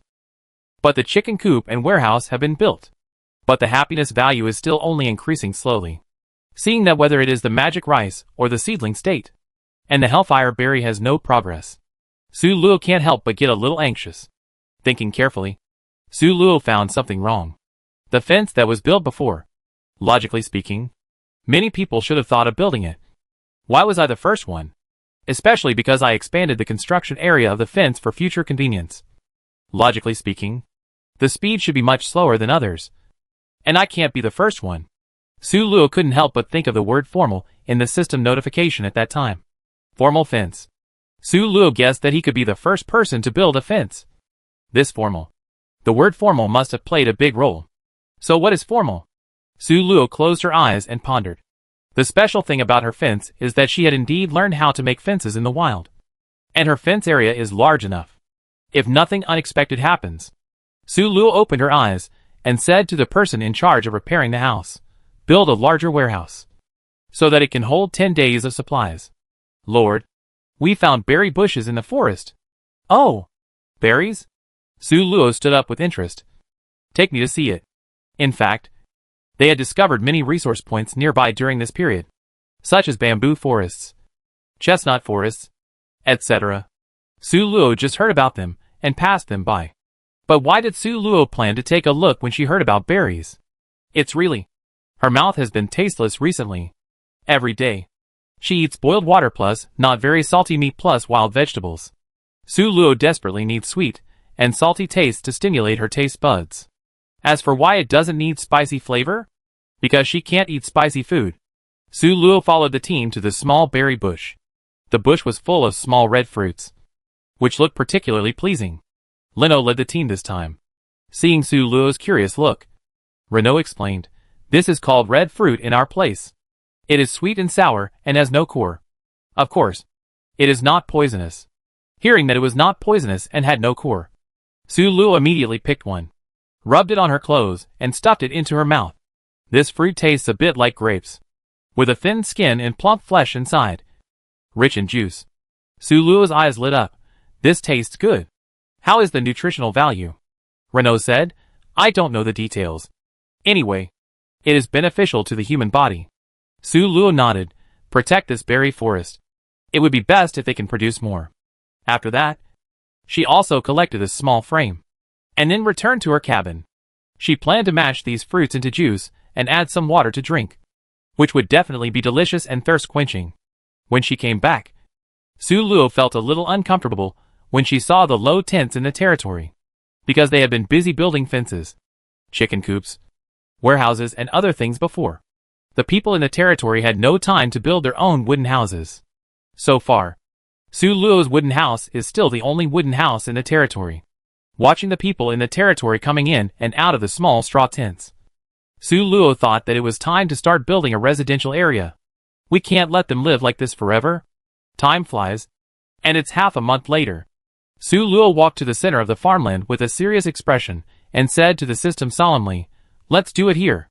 As Su Luo clicked OK, the system prompt sounded, "Ding. Lord. Lost. Place the time accelerator here." That's right. This morning, Su Luo finally accumulated enough happiness index and successfully exchanged for the time accelerator. She couldn't help but thank herself for the decision she made half a month ago to build a wooden house first. To be honest, if she had known that a resident's wooden house would increase his happiness, she would have started building it long ago. Right? What's even more surprising is that, after all the residents in the entire territory had their own wooden houses, the happiness index increased by 5. This resulted in Su Luo still having 10 points of happiness after buying the time accelerator. The seeds given by the system are not many. So although the area covered by the primary time accelerator is very small, it will cover all the planting areas. Su Luo wiped the sweat from her head and was suddenly stunned. Speaking of which, when they came here, it was early summer. That is, May. Now it has been a month and a half, and it is mid-June. But is it so hot in mid-June? Su Luo glanced at the scorching sun above her head with suspicion. She felt something was wrong, thanks to the herbs prepared in advance to prevent insects. Although the number of insects around has obviously increased to an abnormal level due to the continued high temperature, the lives of the people have not been affected much, and no one has fallen ill. But this temperature can't prevent it. Su Luo has sent a team to look for saltpeter mines, but there is no news at present, and she can't make ice in a short time. Su Luo thought about it and decided to make a straw hat. The method of making a straw hat is very simple and very practical. When the farmers go to the fields, almost everyone is one, and its role can be seen. Su Luo gave the method of making straw hats to some women who don't want to go out and the injured people in the territory, and asked them to hurry up and make a batch of straw hats, because the raw materials are easy to find, and it is not very troublesome to make. Su Luo set the price not expensive, 2 contribution points for one. After the straw hat was made, it immediately received a lot of praise. The straw hat can block the scorching sun. Although the temperature will not be reduced a lot, it is enough for people to take a breath under the scorching sun. After a few days, fresh fans were also produced. This was not made by Su Luo, but a citizen came up with it himself, and then made and sold it. When the resident took the fan to the person in charge of the territory warehouse record and wanted to exchange it for contribution points, he was brought to Su Luo by the staff. Lord, this guy made the fan. This was the first time that the resident was so close to the Lord, and his face was very nervous. Although he had seen the Lord planning the territory from a distance many times before, it was too far away. Although he was very nervous, he still stole a glance at the Lord. Is this the Lord? He looks young, but he has a sense of majesty when he frowns. She smiled at herself. Su Luo smiled slightly. You did a great job. The resident was very surprised. Me? He originally thought that the Lord would criticize him for making things without permission, but unexpectedly he was praised. Su Luo said, I encourage innovation, and I also look forward to you coming up with something I didn't think of to benefit the territory. You did a great job. What's your name? The resident was flattered and said, my name is Lord Hakron. Su Luo nodded. Hakron. since you are the first person in the territory to create something by yourself. How about I reward you with 50 contribution points? Su Luo is not stingy to give only 50 contribution points. Contribution points in the territory are very useful. 50 points are enough for him to live for several days without doing anything. Besides, the territory is really poor. Although Su Luo is planning to buy horse bones with a lot of gold, she can't let her territory be too unbalanced because of too many rewards. Su Luo's encouragement of innovation is not just talk. She also puts it into practice. Su Luo added a new rule to the law. Anyone who creates something new that the territory does not have and is of great use to the territory can get 30 contribution points. After issuing this law, Su Luo quietly sent people to spread Hakron's deeds everywhere. As for why Hakron was rewarded 20 points more than the legal reward, this is because Hakron was the first person to try something new. So naturally he should be rewarded more. After this law was passed, the territory began to have more vitality. Daily life is no longer a straight line between work and rest. Many people in the territory have begun to think about innovation. Su Luo also stipulated that only basic materials need to be handed over to the territory. That is, wood, food and the like. Others, such as fans, hats and the like, can be sold by themselves. This can be regarded as giving the people in the territory more autonomy. At the same time, Su Luo also used a piece of land that had been reserved long ago as a trading market, allowing those people with their own skills to trade there. In just half a month, the trading area became the most lively place in the territory. The sounds of hawking and bargaining were endless. The things sold there were also all kinds of strange things. In addition to the straw hats and fans at the beginning, some food was now sold here. It was also because of the appearance of these foods that the trading market was no longer only open during the day, but also became lively at night, even more lively than during the day. In order to make the territory more prosperous, Su Luo also contributed the moonlight beads he had obtained before, just as a lighting for the night market. With the existence of this market, the happiness index of the territory rose rapidly, and Su Luo was smiling for several consecutive days. But the good times did not last long, and the market soon began to have problems. Chapter 194. Su Luo came to the night market that day, wanting to treat herself. You know, because the night market is gradually rising. Su Luo did not come here specially for the establishment of the trading area like before. In addition, she was really busy, so Su Luo had never been to the night market. This time, she was very excited. Take a look. Our roast beef tastes great. Hearing this, Su Luo's mouth was watering, and her steps unconsciously began to move towards the stall. Speaking of roast beef, we have to mention the wild fennel found by the patrol team last time. Wild fennel is the raw material for producing cumin. With it, roast meat is no longer a dream. It's a pity that goats have not been found yet. Otherwise we can eat mutton skewers. Su Luo sighed with regret, and then came to the barbecue stall with great interest. Boss, give me a roast beef. Okay. 5 contribution points for one. Soon, a roast beef with good color, fragrance and taste came to Su Luo's hands. The beef was packed in clean palm leaves, which gave it a special fragrance. Su Luo continued to walk back while eating the barbecue. There were not many people around, so Su Luo did not have to worry about her identity being discovered. Although she was a lord, she had been staying at home recently, busy with territory affairs, or following the expedition team to explore the forest. So not many people remembered her appearance. But speaking of it, Su Luo thought the night market should be crowded. After all, the people in the territory don't have any entertainment activities at all. The night market is their only place to go out for entertainment. Right? Besides, according to the situation in the original world, there are always a lot of people in the night market, and it is always lively. Why is it so deserted here? Is it because there are not many people? While walking around, Su Luo's brows gradually frowned. Something is wrong with this night market. Roast beef. Roast beef. Delicious roast beef. Give me 1 serving of roast beef. You can't buy at a loss. You can't buy to be cheated. Don't miss it if you pass by. Have a portion of freshly roasted beef. Su Luo walked past 4 or 5 stalls in a row, and all she bought was roasted beef. The whole night market seemed to be monopolized by roasted beef. She looked indescribable. Even if the roasted beef was delicious, it shouldn't be like this, right? I don't know how long this phenomenon has lasted. No wonder it looks so deserted here. Anyone who eats the same thing for several days in a row will no longer be interested. Right? Although this place is called a night market, it is actually a roast beef street. Su Luo walked back to the stall where she bought beef just now. Boss, can I ask you something? Because the business was quiet. The boss immediately recognized that this was the customer who bought his beef just now.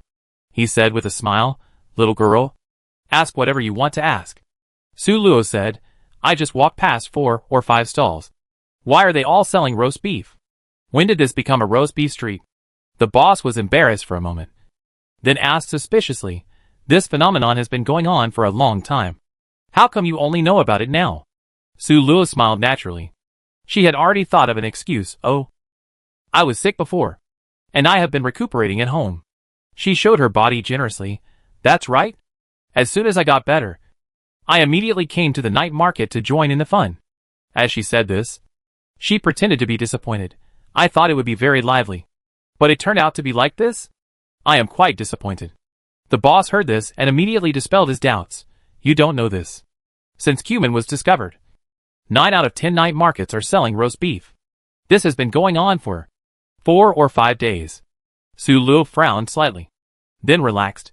"Doesn't that mean the business is evenly divided? And now the flow of people should be less because it's all roast beef? Why don't you sell something else?" The boss smiled bitterly and said, "Little girl, you think too simply. There are few things in the territory now, and there are not many things that can be made." After discovering cumin, a merchant immediately started selling roast beef. Other people in the territory saw that roast beef had huge profits, so they naturally wanted to get a piece of the pie. Su Luo nodded, thanked him, and turned away. This is a problem. The trend of plagiarism is sweeping the night market. This is not only not conducive to economic development, but also will discourage the desire of people in the territory to innovate. After all, innovation will be plagiarized.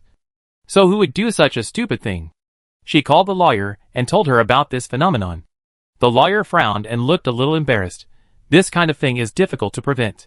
In order to make Su Luo understand, she also gave an example. Look at our original world. Aren't there many people selling lamb skewers in the night market? Why didn't Gujiao ban it? Looking at Su Luo's puzzled eyes, the lawyer sighed and said, "If Gujiao bans it, then the industry will be monopolized, which is not conducive to Gujia's development." "Is that so?" Su Luo nodded, but soon became worried again. But now the whole street is full of roast beef and other things, which is obviously vicious competition. It really delays the development of the territory. The lawyer thought for a while, and then gave advice. If you want to stop this kind of follow-up phenomenon, there are 2 solutions. One is to encourage the development of emerging industries, and the other is to increase the cost of following the trend. She further explained, for the first one, you need to innovate on your own, so that they can sell more things, so that they will not be the same.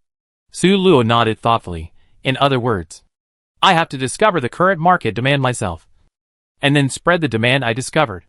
Let them follow suit, so that the traffic can be diverted? The girl nodded with satisfaction. That's it. The Lord is really smart. Su Luo said, what about the second one? What does it mean to increase the cost of following the trend? It means to stop it by legal means. For example, everyone who sells roast beef must pay a certain patent fee to the first person who sells roast beef. In this way, those merchants who cannot make back their investment or whose profits are greatly reduced due to paying patent fees will no longer sell roast beef. Su Luo said, how about a 2-pronged approach? The lawyer nodded slightly. Of course you can. If you use a 2-pronged approach, I suggest you find more business opportunities first, so that the patent fees paid by those people are equivalent to being handed over to the territory. Su Luo naturally understood this principle. After this conversation, she began to prepare for the diversion. 10 days later, Su Luo brought her roasted leeks, red juice, red jam and other products into the market, and issued patent-related laws at the same time. This move made all merchants confused, especially those who sold whatever was popular. Their profits were greatly reduced because of Su Luo's move, and some people complained for a while. But in contrast to them, most merchants and the market atmosphere, the roast beef that dominated the market for many days finally declined, and now can only occupy a corner. The market finally saw a flourishing of all kinds of products. Those people who had stopped visiting the night market because they were tired of eating roast beef also re-entered the market. And Su Luo, the mastermind behind all this, also made a fortune. There will be a steady stream of income to support the development of the territory in the future. In the first 12 days of the third month of the dungeon, according to the observation of the old farmer, the magic rice is about to mature. Su Luo was overjoyed. Recently, the food in the forest near the territory has become less and less, and the people have not eaten staple food for several days. Now that the magic rice is ripe, it can be regarded as a solution to the urgent problem. She couldn't help but thank herself for the decision she made before, to buy the time accelerator first. If it weren't for this decision, the maturity of the magic rice would be delayed by at least 1 month. On the day when the magic rice matured, the people in the whole territory were very excited. Su Luo sent a large number of people to pick rice. Because the system didn't give many seeds at the beginning, there weren't many magic rice picked. Fortunately, the population in the territory was very small. Less than 100 people. The harvest they planted was enough for the 100 people to survive until the next magic spirit rice matured. And next time, they would harvest more magic spirit rice. Su Luo used the freshly baked magic spirit rice to make a bowl of rice to taste. Since she came to this dungeon, she had not eaten rice for nearly 3 months. This made Su Luo, who grew up eating rice, miss it very much. Su Luo preferred soft rice, so she cooked it a little longer. The rice looked fluffy, soft and glutinous, crystal clear, and it made people's appetites open at first sight. Su Luo picked up a piece of rice with wooden chopsticks and put it into her mouth, chewing it slowly. Suddenly, her eyes lit up and she swallowed the rice in her mouth. The rice was fragrant and silky. The rice had a slight sweetness, not produced by white sugar, but the natural sweetness of grains fermented by amylase. Su Luo quickly finished a bowl of rice, and then carefully felt it, but found nothing. Could it be that this magic rice is just delicious? After dinner, she ordered to set aside the magic rice needed by all the people in the territory for 2 months, and the rest was given to the farmers as seeds. While inspecting the warehouse, Su Luo mentioned, "When will the hell flame berry mature?" The old farmer said uncertainly, "Preliminary estimates suggest that we have to wait. However, based on my many years of farming experience, I think the growth of the hell flame berry seems to be missing something, causing it to develop slowly." The old farmer's original profession was also a farmer, so compared with other people in the territory, he has more experience. Su Luo also trusts him very much in this kind of thing. If you don't trust professionals, do you have to force yourself to believe in your own guesses? Hearing the old farmer say this, Su Luo immediately took it seriously. Something is missing? Can you tell what it is? Chapter 195. The old farmer shook his head. "I was just an ordinary farmer. I have never even heard of this plant." But, seeing that he was hesitating, Su Luo immediately said, "Just speak up. I will never blame you even if you are wrong." The old farmer said, "But I think that what this magical plant lacks should also be magical materials. Just like the moonlight bead of the moon fairy." Su Luo nodded thoughtfully. She suddenly remembered her previous premonition that in the preparation stage of the trial, among the materials given by the system, only the Hellfire Berry and the Red Flame Eagle Rider were red. Now it's time to verify my hunch. Su Luo asked the knights to train with the Red Flame Eagle Cavalry near the Hell Flame Berry planting area, trying to get the Red Flame Eagle Cavalry as close to the Hell Flame Berry as possible. After arranging this matter, Su Luo stopped thinking about it. She began to plan a new round of territory construction. First, the fence had to be upgraded. Su Luo found that the upgradable things should be very precious. Not only because the upgradable drawings in the mall were very expensive, but also because of this upgrade. Just open the territory panel, prepare the necessary materials in the warehouse, and click it lightly. The fence will be automatically upgraded, which is very convenient. You can see the benefits of upgradable drawings. The next upgrade requires wood plus 5,000, bamboo plus 1,000, rattan plus 500. Speaking of which, after Su Luo expanded the warehouse, the pattern of the primary warehouse appeared on the territory panel, which also confirmed Su Luo's previous guess that the area is an important indicator for system certification. Look at the interface of my territory again. Territory, lost territory, name changeable, Lord, lost. Population, 81, people, happiness index, 41. Territory buildings, intermediate fence. Primary warehouse. Territory items, magic rice. Red Flame Eagle Rider. Because the fence was upgraded before, The sense of security of the people in the territory has been greatly improved, and the happiness value has also been raised. Adding the previous accumulation, it has gradually become more than 40. Originally, Su Luo could have bought the loyalty detector, but it was almost the 3rd month, and she thought it would be better to keep it for now, because the Hellfire Berry has not been planted yet. It is not displayed in the territory items. Su Luo was stunned and suddenly found that the color of the 2 items in the territory items was purple-black, which was different from the other pure black fonts. The black-purple color itself is very close to black, and if you don't look carefully, you really can't find it. Su Luo hesitated for a moment, and then tentatively clicked on the black-purple Demon Spirit Rice. A small box popped up, which was the introduction of the Demon Spirit Rice. Magical rice, rice that contains spiritual energy. Long-term use can increase the spiritual energy in the human body and increase the possibility of ordinary people becoming extraordinary humans. Extraordinary humans can strengthen their bodies and improve their cultivation by long-term use. So that's it. Su Luo nodded. This magic rice is the staple food. If you want to improve yourself, you have to rely on long-term consumption. She clicked on the introduction of the Red Flame Eagle Rider. Red Flame Eagle Rider, a giant eagle mount with a body bathed in fire, with superb fighting skills, and can spray fireballs to attack the enemy in battle. It is associated with Hellfire Berry. Red Flame Hawk Rider can promote the growth of Hellfire Berry, which is equivalent to the catalyst of Hellfire Berry. Long-term use of Hellfire Berry can transform the flames on Red Flame Hawk Rider into Hellfire, and its power increases dramatically. So that's how it is. Su Luo finally breathed a sigh of relief.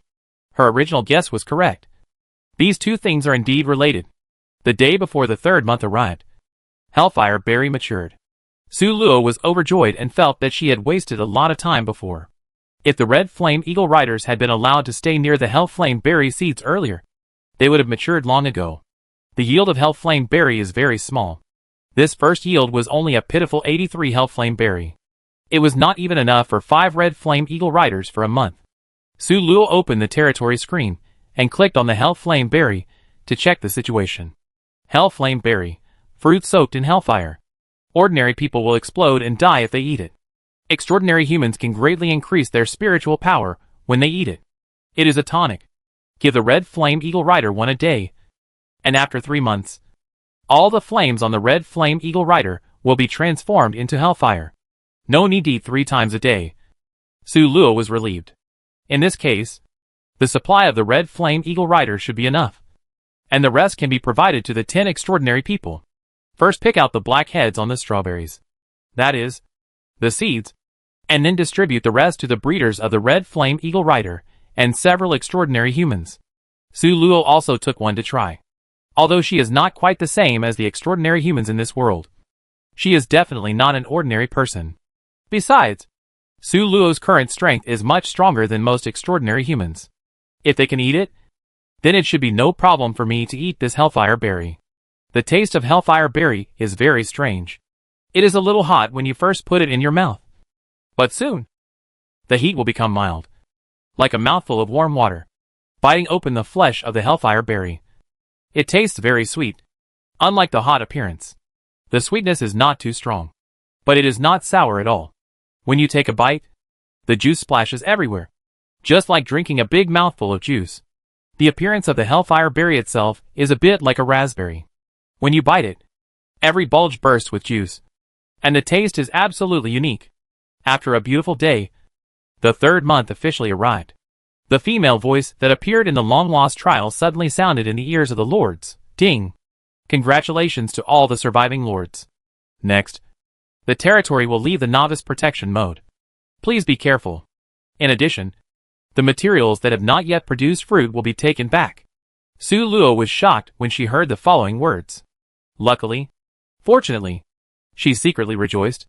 If the Hellfire Berry matured a day later, it would have been recycled by the system now. She would have lost a big trump card, which was really terrible. She couldn't help but thank herself for the decision she made before. If she hadn't bought the time accelerator, neither the Demon Spirit Rice nor the Hellfire Berry would have matured as scheduled. Su Luo was lucky, but at this moment, many lords were complaining. What? Supplies are being taken back? A man shouted in disbelief. He immediately went to the cultivated land he had reclaimed to check the situation. Sure enough, the land that had originally grown seedlings was now completely bare, as if the seedlings had never existed. He knelt down on the messy land in a state of collapse, holding his head helplessly. Why didn't you tell me before? Now I'm running out of supplies, and I'm waiting for these seeds to mature and save my life. Isn't this going to cost me my life? However, no one answered his question. The reckless deforestation and wanton killing and plundering for the sake of seeds finally paid off. What awaited him next was the fate of himself and the entire territory falling together. At this time, Su Luo was organizing the second farming activity. This time there were more seeds, so more labor was needed. And there were less than 100 people in their territory, so almost everyone was farming. After a few busy days, the autumn planting activities finally came to an end, and the territory returned to its previous state. Su Luo tied her ponytail and got ready. In the past few days, many people who went out said that there were more wild animals near the territory. Before, most of the animals near the territory had no attack power. And even if there were, they were gentle animals, like Yuxianzi. But in recent days, wild boars, tigers and other animals have frequently appeared near the territory, and wolves can be heard howling faintly at night. Su Luo's heart sank slightly. The beast tide she had predicted was about to come. She immediately stopped all construction activities in the territory, except for those who were ill. All the people in the territory were sent out to find materials to upgrade the fence. She went out with the extraordinary humans to hunt the beasts that suddenly increased in number. I hope their crazy hunting can reduce the impact of the beast tide. After a hard day, Su Luo returned to the territory exhausted. A cup of honey milk quickly eliminated Su Luo's fatigue. Yes, there are wild honey bees near the territory, and Su Luo and his friends have started beekeeping again. However, the disadvantages of a small population are gradually being exposed. In the early stages of territory construction, supplies were scarce, and a small population allowed them to save some supplies and build the territory more easily. However, as supplies became abundant, especially after the magic rice matured, there was no shortage of food, and a small population became the shortcoming of the territory. There was a shortage of manpower, and the territory construction lacked stamina. A new resource point was found, but there were not enough people to build it, so it could only be left alone. Su Luo couldn't help but sigh. She hoped that there would be activities, like recruiting new people. Otherwise, if she only relied on internal reproduction in the territory, Su Luo felt that if she wanted to expand this territory, she might have to stay here for decades. Su Luo trembled all over when she thought of this possibility. Decades. She, a young girl, had to stay in such a remote place for so long. When she returned to the original continent, whether she could recognize her roommates was another matter. Su Luo could only pray that the trial would not be so perverted. Although the increase in the number of wild animals near the territory is alarming, it is not without benefits. At least, the meat resources in the territory have increased a lot during this period. Seeing that the resources have been collected, Su Luo gathered those people who were unwilling to leave the territory and let them pickle the meat together. If you want to keep the meat longer, smoking and pickling meat are essential storage methods. Looking at the baskets of white salt being brought over, Su Luo fell into memories. Half a month ago. Lord, we found a salt mine outside. A person hurried over and shouted while running. Chapter 196. Salt mine? You're not seeing it wrong. Are you sure it's a salt mine? Su Luo reacted for a moment after hearing the man shout, then immediately stood up and asked with great joy. The man was also excited and blushed, nodding repeatedly. Absolutely right. An old miner in our team said it. And it is said that if nothing unexpected happens, it is a large salt mine. Quick, take me to see it, Su Luo said excitedly. This is really what you need. The territory is not short of food or meat now, and finding salt is an urgent matter. You know, salt is an essential nutrient for the human body. Before, they had been relying on the salt in animal blood and the salt scraped from the stone wall to barely survive. Su Luo felt that her mouth was already dry, and she urgently needed to replenish salt. I didn't expect that the salt mine would surface before I set people to look for it seriously. It's really a case of looking for something without any effort. Su Luo smiled and followed the man to the newly discovered salt mine. There are 3 people guarding the mine. They were originally a 4-person collection team, and they came here to see if there are any materials that can be exchanged for contribution points. There is an old fisherman in the team, and he came out this time to supplement his family income. His original occupation was a miner, and his age above the average determined that he was a very experienced miner. After searching here for a while, the fisherman, with his many years of experience, keenly realized that this might be a salt mine. After suppressing his excitement and inspecting it, the old fisherman confirmed his judgment that this was indeed a salt mine. After reaching this definite conclusion, he immediately sent a young man with strong legs back to report to the Lord, and he took the other 3 people to guard the salt mine. Su Luo arrived at the scene and first looked at the salt mine. The old fisherman introduced Su Luo, a layman, in detail. Look, Lord, the salt layer of this rock salt mine is 80 meters thick. It is a large salt mine. Although Su Luo didn't understand much, she still understood the phrase 80 meters thick salt layer. 80 meters? It's so thick. It's worthy of being a large salt mine. The fisherman probably also understood that Su Luo, a layman, couldn't quite understand the significance of this salt mine. He had to continue in easy-to-understand words. Let's put it this way. Such a salt mine is enough to supply 1 million people with food for a lifetime. Now Su Luo finally had a clear understanding of this large salt mine. She couldn't help but touch the salt wall. With this salt mine, she probably wouldn't lack salt in the entire copy. After reading the salt mine, Su Luo learned the details and began to reward the merits. The greatest credit for this matter must go to the fisherman. After all, he discovered the vein. But the problem is that the fisherman is just an ordinary person, and Su Luo can't reward him with the most precious hellfire berry in the territory. After thinking about it, Su Luo gave him 50 contribution points and promised to reserve a hellfire berry for him, in case his children need it in the future. He can give it to him at any time. Su Luo was not just talking nonsense or making empty promises to bluff him. You know, the function of the magic rice is to make it easier for ordinary people to become extraordinary humans. The fisherman is old, and it may be a bit difficult for him to become an extraordinary human. But his children or relatives, under the influence of the magic rice, are still very likely to become extraordinary humans. Su Luo was also preparing for a rainy day. As for the remaining 3 people, Su Luo gave them 20 contribution points each, which was a reward for their help in conveying the situation and guarding the salt mine. Thinking back to reality, Su Luo also participated in the work of pickling meat. Actually, there were enough people, but Su Luo still wanted to learn more skills. After all, who knows if it will be useful in the future? So she did many things by herself. While pickling meat, Su Luo frowned again. The discovery of the salt mine also led to the problem of sparse population in their territory. Now looking at the entire territory, except for the fisherman before, there is only 1 hunter left who can mine. Now all the salt is collected by several people under the command of these 2 people. Although it was indeed enough, Su Luo still felt a little unhappy about guarding a mountain of gold but not being able to use it.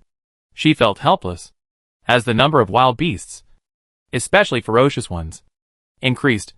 Su Luo gradually reduced the number of people going out, except for the necessary material collection.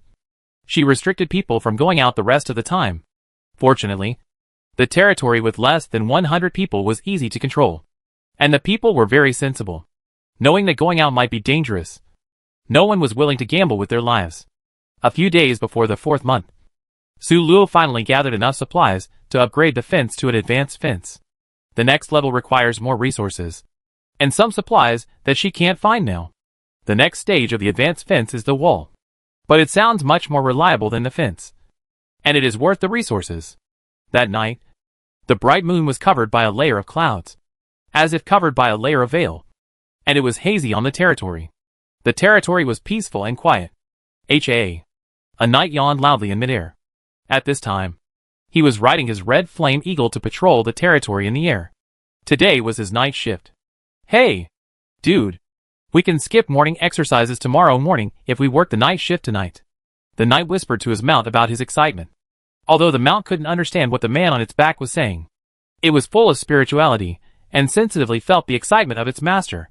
It also exhaled heavily in excitement, then sped up and went up and down for a while. Suddenly, the nose of the red flame eagle rider moved, and it braked suddenly. The knight also keenly felt that the wind was not in the right direction, and he cast his eyes to the southeast corner of the territory. A dark and turbulent dark tide. After a few careful glances, suddenly, The knight widened his eyes, and looked at the gradually rising dust over there. There was ding ding ding ding. Ding ding ding ding. Ding ding ding ding. 3 urgent bells rang throughout the territory. For a moment, the people in the territory were in a panic, and quickly put on their clothes to see what was going on. Su Luo always slept lightly in the dungeon. She opened her eyes sharply the moment the bell rang. After a brief moment of confusion, she was clear-headed in an instant. Su Luo quickly put on her clothes and left the room. This was the bell of the enemy attack. Speaking of this bell, it was the warning bell that Su Luo bought from the Happiness Mall at 10 points of happiness. As the number of wild beasts increased, Su Luo soon predicted that the beast tide was about to begin. She immediately bought this warning bell to prepare for the rainy day, so that all the people in the territory could know the arrival of danger at the first time. As soon as she went out, she looked up to find the resident who was patrolling today. The bell must have been rung by this resident. The knight who was ringing the bell frantically in the air also saw his lord coming out at the first time. He immediately flew down and reported the situation to Su Luo. "Lord, I just found that there seems to be a large group of living creatures coming towards us at high speed in the southeast. I don't know if they are enemies or friends." Su Luo had already guessed in her heart. So she said decisively, "The visit in the middle of the night must be malicious. Everyone be on guard." Soon, most of the people in the territory had dressed and came out.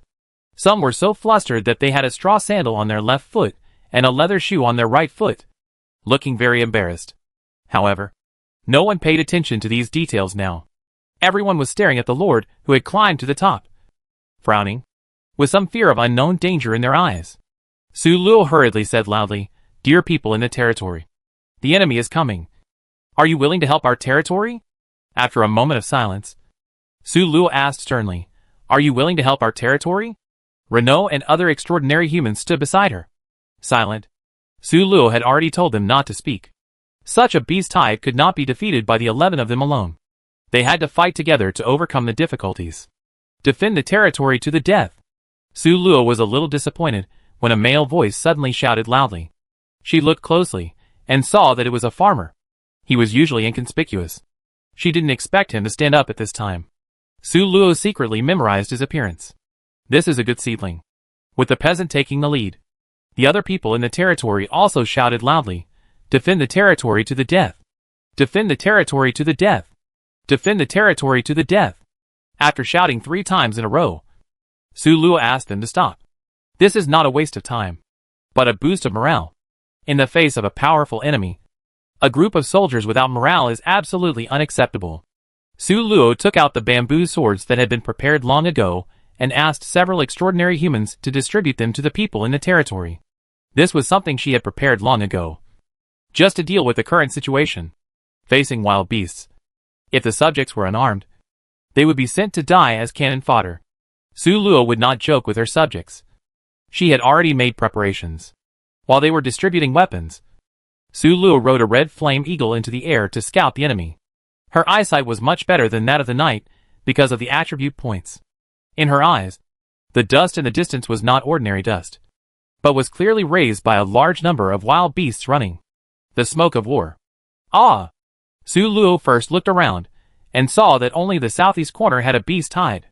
She breathed a sigh of relief and began to observe the number of beasts. There were about 180 beasts, all of which looked ordinary. A superhuman could fight 10 of them without losing. However, Su Luo's heart did not relax because of the easy difficulty. Instead, it sank to the bottom. Chapter 197. The enemy is too weak. This is not good news. Just imagine how the trial could just send such simple enemies to give them practice? If this wave of beasts is very strong, then Su Luo can still think that this beast tide is only this one. But this wave is so simple. Su Luo has to guess that this beast tide is more than this one. When the beasts are completely at the gates of the city, Su Luo immediately takes a few extraordinary humans out to fight. The first wave of beasts was not difficult, and the battle could be ended without the participation of ordinary people. 10 extremely powerful extraordinary humans, who had been trained by Hellfire Berries, came out. Although the production was scarce, only one could be taken every week, and each person had only taken 4 Hellfire Berries so far. However, relying on the powerful effect of Hellfire Berries, these people were still much stronger than their initial strength. According to Renault, he could beat 2 of his former selves now. Although the change was so great because the original extraordinary humans were only of the lowest configuration, the effect of the Hellfire Berry was still evident, because they were just ordinary beasts. Su Luo went out to fight directly instead of being a priest to add blood. Although the beasts were ferocious, they were not good enough to face these extraordinary humans. The beasts quickly surrounded Su Luo and his companions. Staring at them greedily with the eyes, they would look at their prey. Finally, a wolf couldn't help it and pounced on them first. As it took the lead, other beasts also rushed forward ferociously, ready to bite off their necks. Su Luo used her first skill to hit a lion with its mouth wide open. Under the high damage, the blood bar disappeared instantly, and the lion collapsed. It was indeed as easy as pie. Su Luo sighed in her heart, and quickly used her second skill with herself as the center. Then she retreated, and while moving away from the territory, she also distanced herself from the beast. Next came the familiar kite-flying session. Su Luo was fighting leisurely, and taking advantage of the fact that the beasts could not understand human language. She shouted, "Stay away from the territory when fighting. Don't let the innocent people get hurt." If the territory was accidentally affected, Su Luo felt her heart bleeding when she thought about the subsequent maintenance work. She was determined to stop such unnecessary consumption. Upon hearing this, the other people immediately led the beasts away from the territory. Their duty was to protect the territory, so they naturally could not let these beasts get close to the territory. "The Lord is so powerful," said a girl with golden eyes. A boy next to her nodded in admiration. "Yes. You see, the Lord's damage is not weaker than other extraordinary humans, and it even looks more powerful." The old farmer on the other side smiled and said, "Don't just look at the Lord. Look at these extraordinary humans in our territory.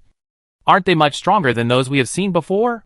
The girl nodded thoughtfully. "Indeed, the extraordinary humans I met before are not only very arrogant, but also not as strong as the adults in our territory. The adults in our territory are very approachable. Look at Lord Renault. Although he often follows the Lord, he always greets us with a smile." Speaking of this, her face turned slightly red, and she added in a low voice, "Lord Renault is such a good person." The old farmer smiled at her young and beautiful appearance, and said nothing more. He cast his eyes towards the battlefield again, and said meaningfully, "We are so blessed." The other people in the territory also nodded in agreement, seeing the powerful appearance of the guardians on the battlefield. It seemed like a powerful shot of confidence that gave the people in the territory enough confidence. Without Su Luo knowing, the happiness index of the territory was rising rapidly. The gap in strength was huge.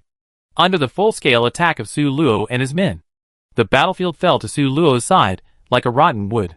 Not long after, hundreds of beasts were wiped out. Su Luo asked the people to carry the bodies of these beasts back for recycling, while he and several extraordinary humans rested and replenished their physical strength.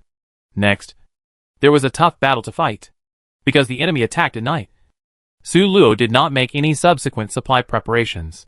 Fortunately, there were a few careful people in the territory who prepared delicious meals, while Su Luo and his friends were fighting the enemy. The meal was not very rich, but because time was urgent, they tried to make the finished product as soon as possible. The staple food was fried rice with egg. Fried colorful eggs with magic rice. Because of the encouragement of innovation, some clever people made ham sausage. There were no pigs in the territory, so chicken sausage was made. Some diced ham sausage was added to the fried rice, which tasted delicious, with a cup of honey milk. Su Luo and the others enjoyed the meal very much. However, Su Luo did not relax her vigilance during the meal. She knew that this peace tide would never end so peacefully. She set a night to eat in the air and observe the surroundings of the territory. Then, Su Luo asked people to prepare a large amount of dry food that could be eaten at any time. Su Luo estimated that all the people in the territory would probably need to participate in the battle next. So she prepared the dry food now, so that they could get down and get food when they were tired later. After finishing her meal quickly, Su Luo leaned back in her chair and closed her eyes to rest. She said she was resting, but in fact, Su Luo had never stopped thinking. She had just seen that the happiness value of the territory had increased slightly, and now it had reached 52 points. Su Luo thought about it for a while, and understood why the happiness index had increased. It must be that the sense of security of the people in the territory had increased, so their sense of happiness had also increased. If I guessed correctly, Su Luo decided to wait until this crisis was over. and the happiness index of the territory would have another small increase.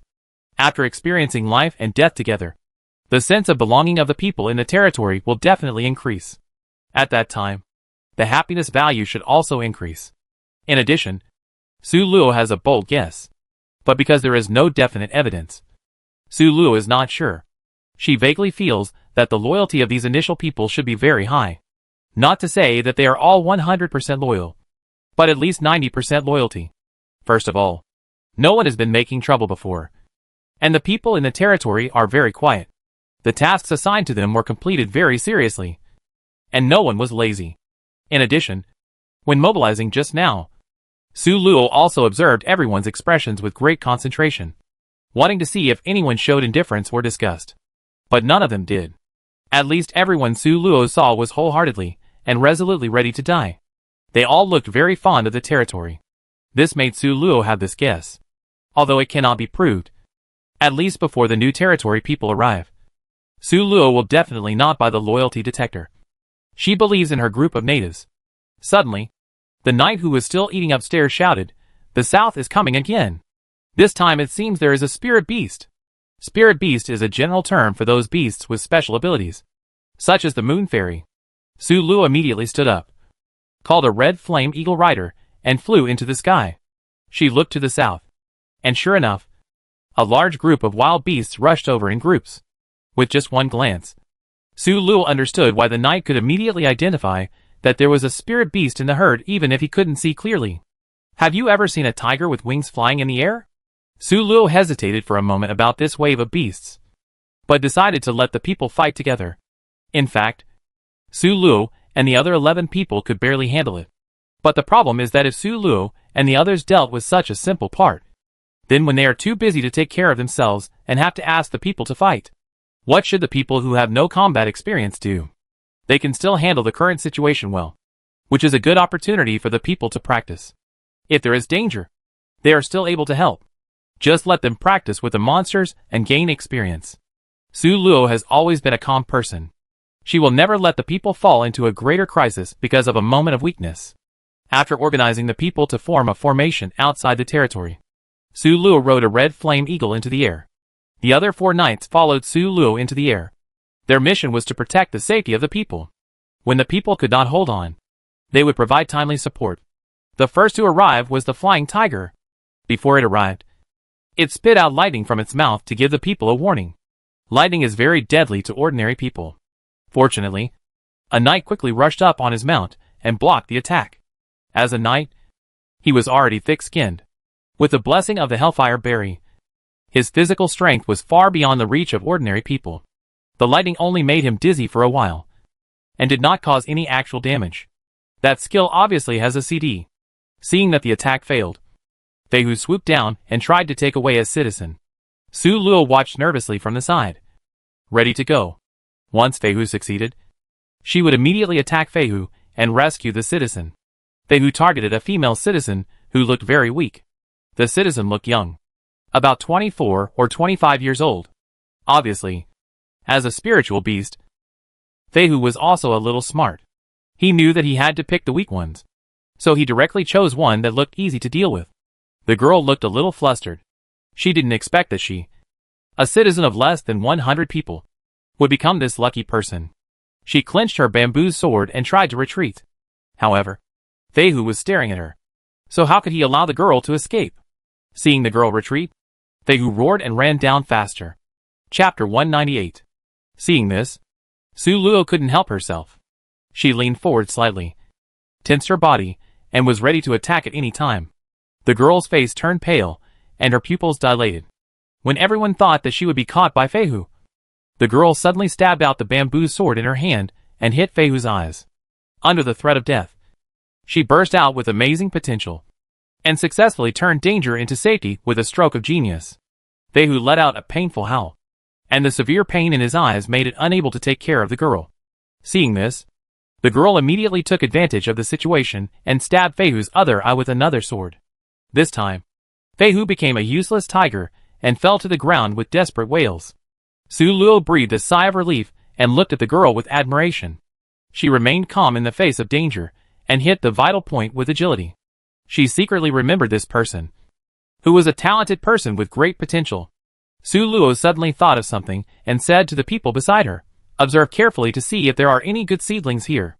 There are too few extraordinary humans in our territory at the beginning, so we still have to rely on ordinary people."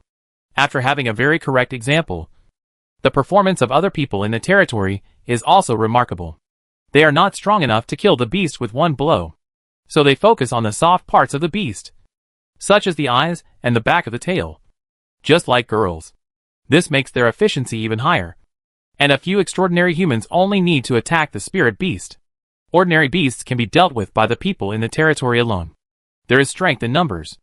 After half an hour of fighting, this wave of beasts was finally successfully overcome. Everyone sat on the ground tiredly.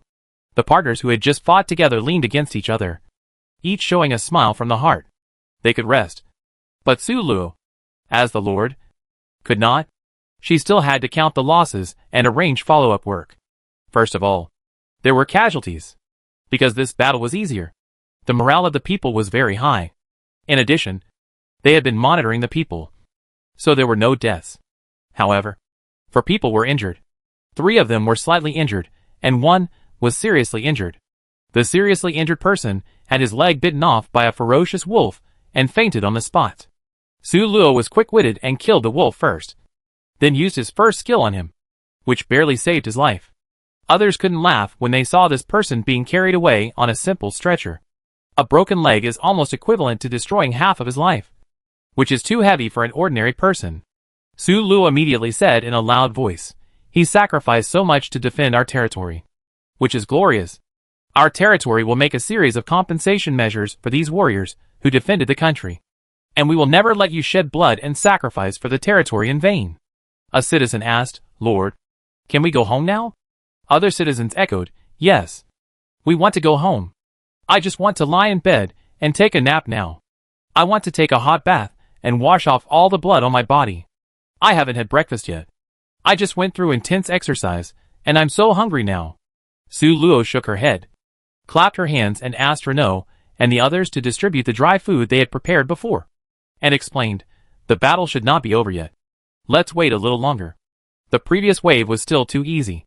Su Luo knew that the defense system must be taken care of, and there might be a third wave later.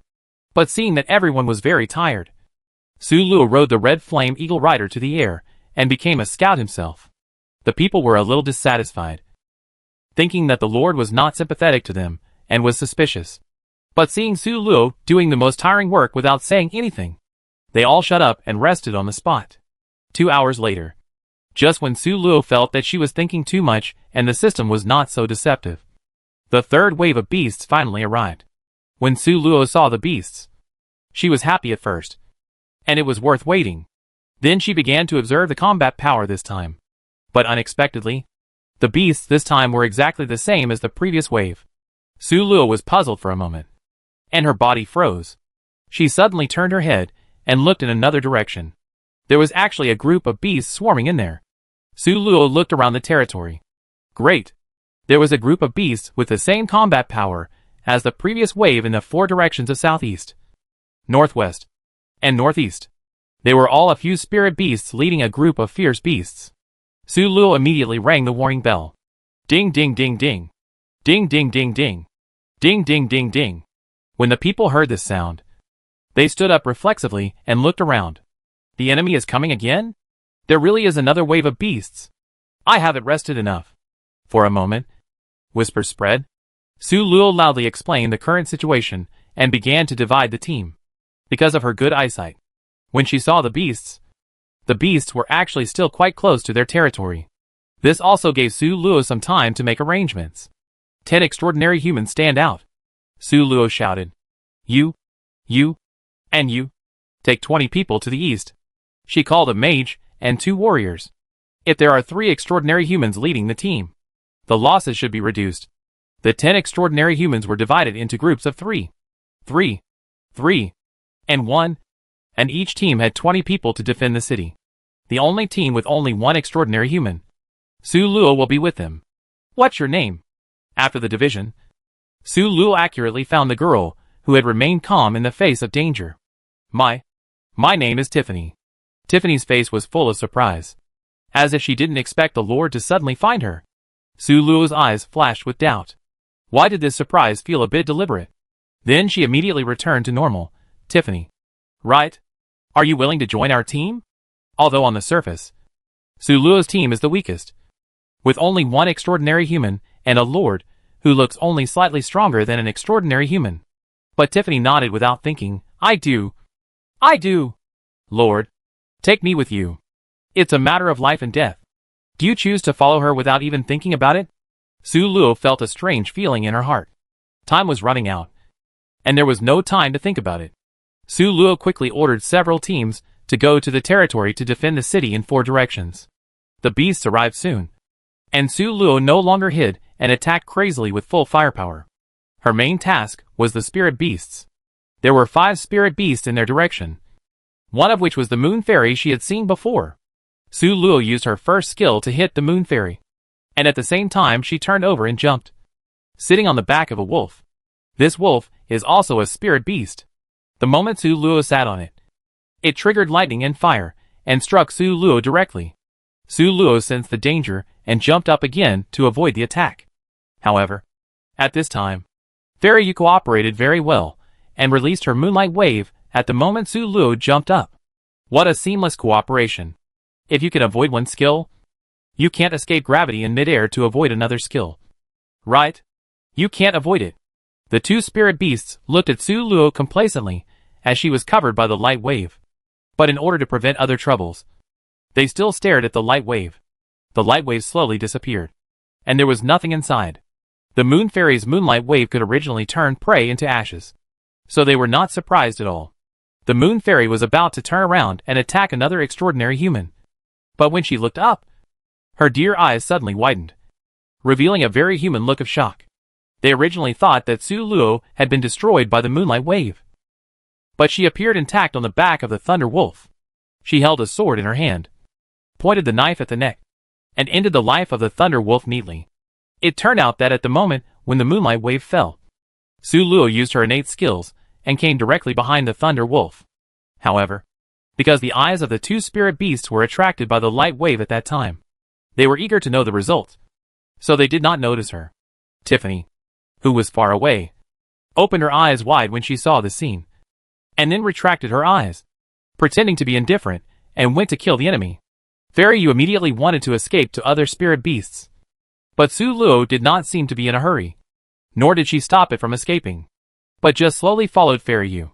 When the moon fairy joined the other 2 spirit beasts, Su Luo immediately used her 3rd skill to trap them together. The knight who was called over by Su Luo with a gesture just now saw that these spirit beasts could not move. After a moment of stunned, he immediately rushed forward to attack in ecstasy. The 2 cooperated tacitly and attacked frantically. When Su Luo's 3rd skill ended, only the moon fairy with low health was left among the 3 spirit beasts.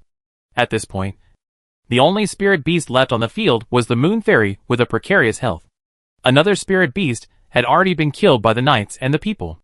Thinking that the moon fairy could not be tamed, Su Luo had to kill her with a heartache, and then led a group of people to support the battlefield in other directions in 4 directions. The situation, which was originally quite tense, immediately became one-sided with the addition of their new force. The beast group had no chance of turning over. After the last beast fell to the ground, Su Luo's ears suddenly rang with the system prompt sound. Ding! Congratulations to the Lord. Lost, successfully led the people to pass the level. The beast tied, and saved the territory. After testing, the number of deaths in this battle is less than 5, and the number of injuries is less than 10, which is a perfect clearance. The player is hereby rewarded to change the initial territory terrain and expand the territory to 20 square kilometers. May I ask the player, Lost, whether to start changing the territory now? Yes or no? Su Luo was a little confused by this news, but fortunately she knew that the beast tide was over. Su Luo chose no. She had to go back and make a long-term plan. The most urgent task now is to let the people return to the territory to rest. Chapter 199. Supporting each other back to the territory. Su Luo and several doctors treated the wounded. Actually, this time was quite lucky, Su Luo thought as he walked. The condition for a perfect clearance is that the death toll is less than 5, and the number of injured is less than 10. It is almost impossible in such a high-intensity battle. Su Luo was able to meet this requirement. Firstly, because the people in the territory had experience in fighting monsters before, so they were not in a hurry during the third wave. Secondly, it was because Su Luo's strategy was not bad, and he quickly eliminated the spirit beasts on their side, which gave them the opportunity to support the battle in other directions. If they hadn't rushed over to help quickly, they could still win, but there would definitely be no way to achieve a perfect evaluation. During the treatment, Su Luo found a lawyer by the way. The lawyer was very smart when fighting, and never confronted head-on. Su Luo saw her quietly finishing off the enemy at least 3 times. Regarding the people who were injured or even died in this battle, how should we compensate them? Su Luo asked in embarrassment. In fact, there is nothing precious in the territory that can be used by everyone, and Su Luo can't think of what to reward them. The lawyer thought for a moment, then said, the rewards for the deceased must be given to their families. I suggest building a martyr's mausoleum so that the people can feel your respect for the martyrs. Su Luo nodded. This is possible. The lawyer continued, as for the rewards, for the living, I suggest arranging a comfortable and sufficient job for them, so that they can have no worries about food and clothing for the rest of their lives. I've thought of this. But what kind of job can meet these conditions? Su Luo said distressedly. She also wanted to refer to the treatment of veterans in reality. But the problem is that her small broken territory does not have those conditions at all. In the original continent, many veterans will enter state-owned enterprises. As we all know, state-owned enterprises are iron rice bowls, which is also a relatively good arrangement. But where is the distinction between state-owned enterprises and private enterprises here in Su Luo? Now everything in the territory requires a large number of people to do, and there is no idle work at all. The lawyer said helplessly, now we can only use contribution points to appease people's hearts, and wait until the territory is more complete, so that these veterans can be properly arranged. It can only be like this. In the end, Su Luo decided to give a large amount of compensation contribution points to the direct relatives of the dead subjects, and give corresponding contribution points to the living subjects according to their injuries and military exploits. After finishing all this, Su Luo began to consider the matter of transforming the territory mentioned by the system. Su Luo's territory is now only 2 square kilometers, and it has suddenly become 20 square kilometers. 20 square kilometers is actually not even as large as the area of a third-tier city in the original continent, and it can only be regarded as a small county at most. But that was far from enough for their 100 people. Su Luo knew that since the territory was expanded, the number of people would increase accordingly. But how it would increase, Su Luo couldn't guess. She opened the system, and the previous question popped up immediately. Su Luo clicked yes, and began to transform the territory. The moment Su Luo clicked yes, her consciousness left her body and flew, until she flew to a place where she could overlook the entire territory. Just when Su Luo was a little flustered, the system interface appeared in front of her again. Do you choose to transform the territory first, or expand the territory first? Expand the territory. Su Luo said so. Of course. You have to expand first, and then transform the terrain. Otherwise, what basis do you have to change? After Su Luo chose to expand the territory, the system interface in front of her turned into a map, except for Su Luo's territory, which was lit up. Other places were foggy. Su Luo put her hand on the panel, and a blue range appeared, which was the range of the territory she could own, because there was a fog all around. It didn't matter where the territory was built. The only difference was where Su Luo's existing territory would be placed in the new territory. Su Luo was planning to make the original territory the capital, so the location of this small territory in the big territory was crucial. After thinking about the locations of the capitals of various countries, Su Luo finally chose to make this small territory west of the center of the big territory. She planned to make the west a safer location. The next step was to choose the terrain. Su Luo originally thought that she could choose which side had the sea, which side had the mountains, etc. But she found that she was overthinking. The system only gave 3 mountains, 3 lakes, and 2 plains, 1 large and 1 small, on the page. Then she was asked to put these things into the territory. And these things were only because Su Luo had passed the level perfectly. Otherwise, there would be a few less mountains and lakes. Su Luo first placed a mountain in the south, west and north of the territory. The 2 mountains on the left and right are placed diagonally, and from above, they look like a trapezoid. surrounded by mountains on 3 sides. The only opening left is not very big, and it is obviously a terrain that is easy to defend but difficult to attack. And this is what Su Luo wants. She wants to protect the safety of the territory to the greatest extent. Next is the plain. Su Luo placed the large plain near the eastern exit. This plain is mainly used to grow magic rice and ordinary items that can be shown to outsiders. As for the small plain, Su Luo placed it at the end of the territory. That is, in the direction of the mountain. She planned to train soldiers and plant hellfire berries on this plain. Whether it is the red flame eagle rider or the hellfire berries, they are like the trump cards of the territory.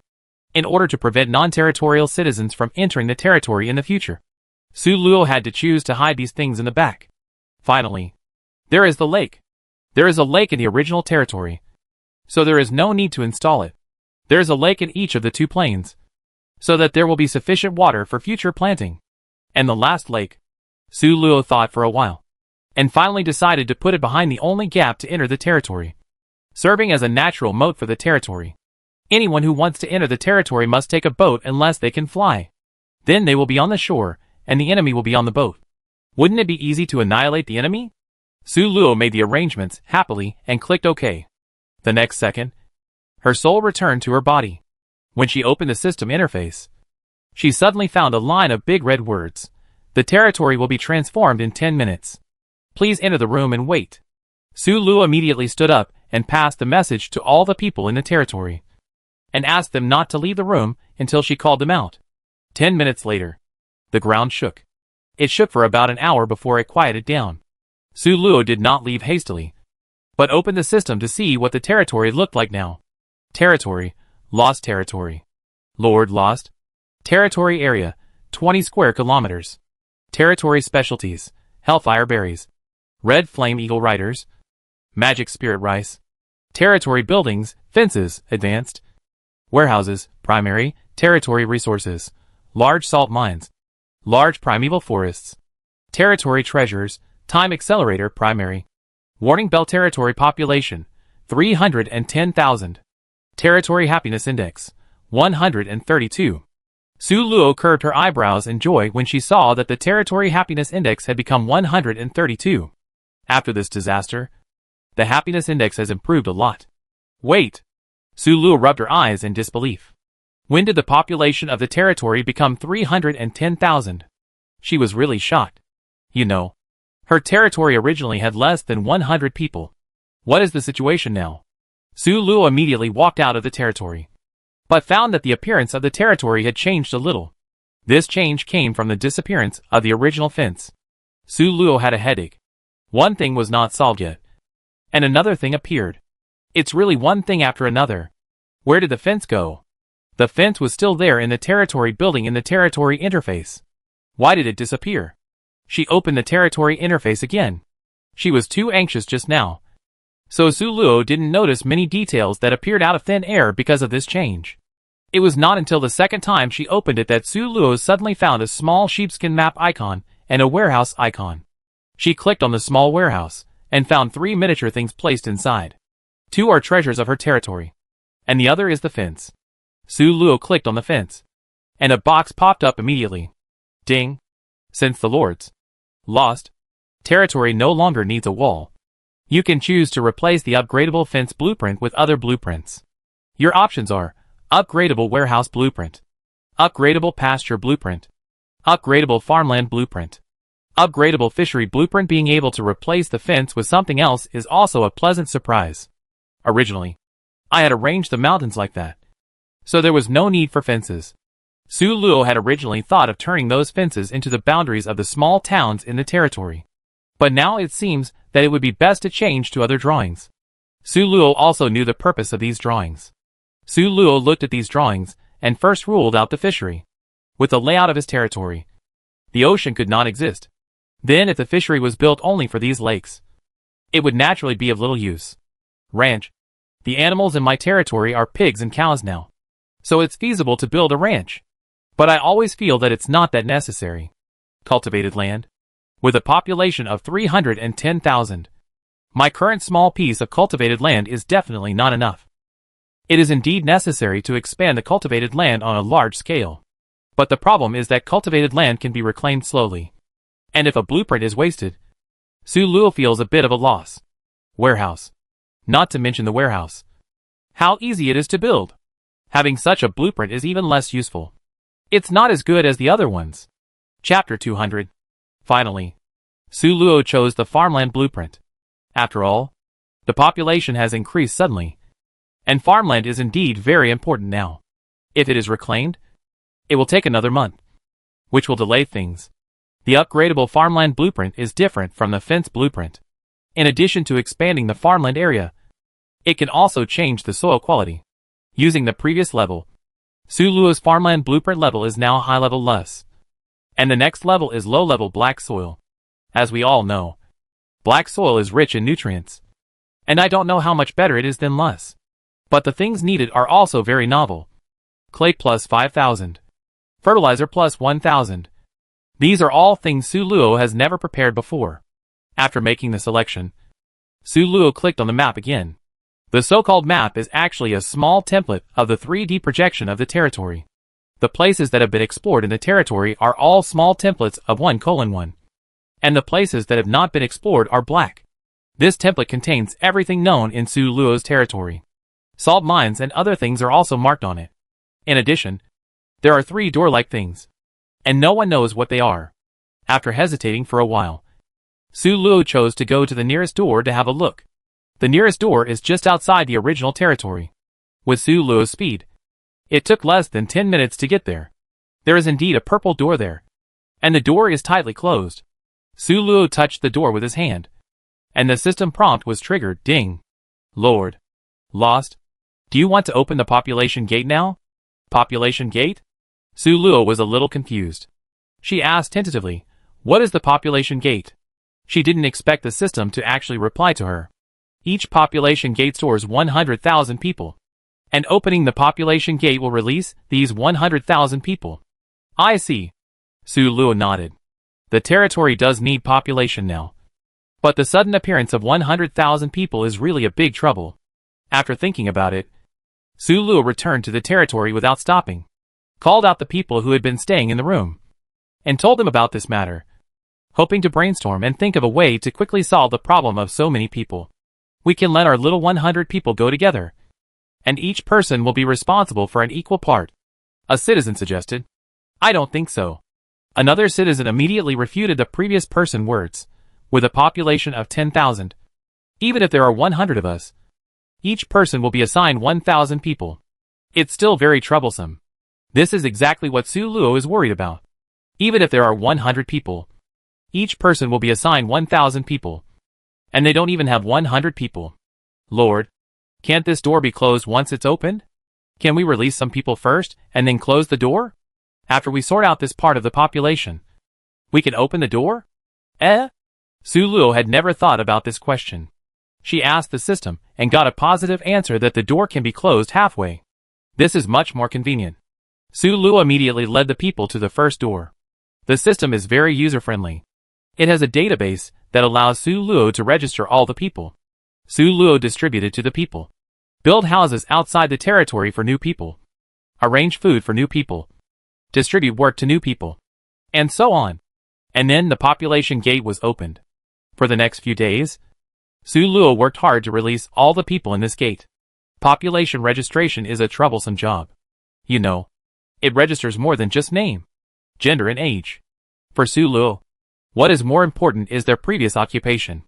Of course, it is also necessary to register whether there are extraordinary humans among these people, which is also very important. Fortunately, after some guidance, the new subjects can also help with the work. Otherwise it may not be possible to end this population war in a month.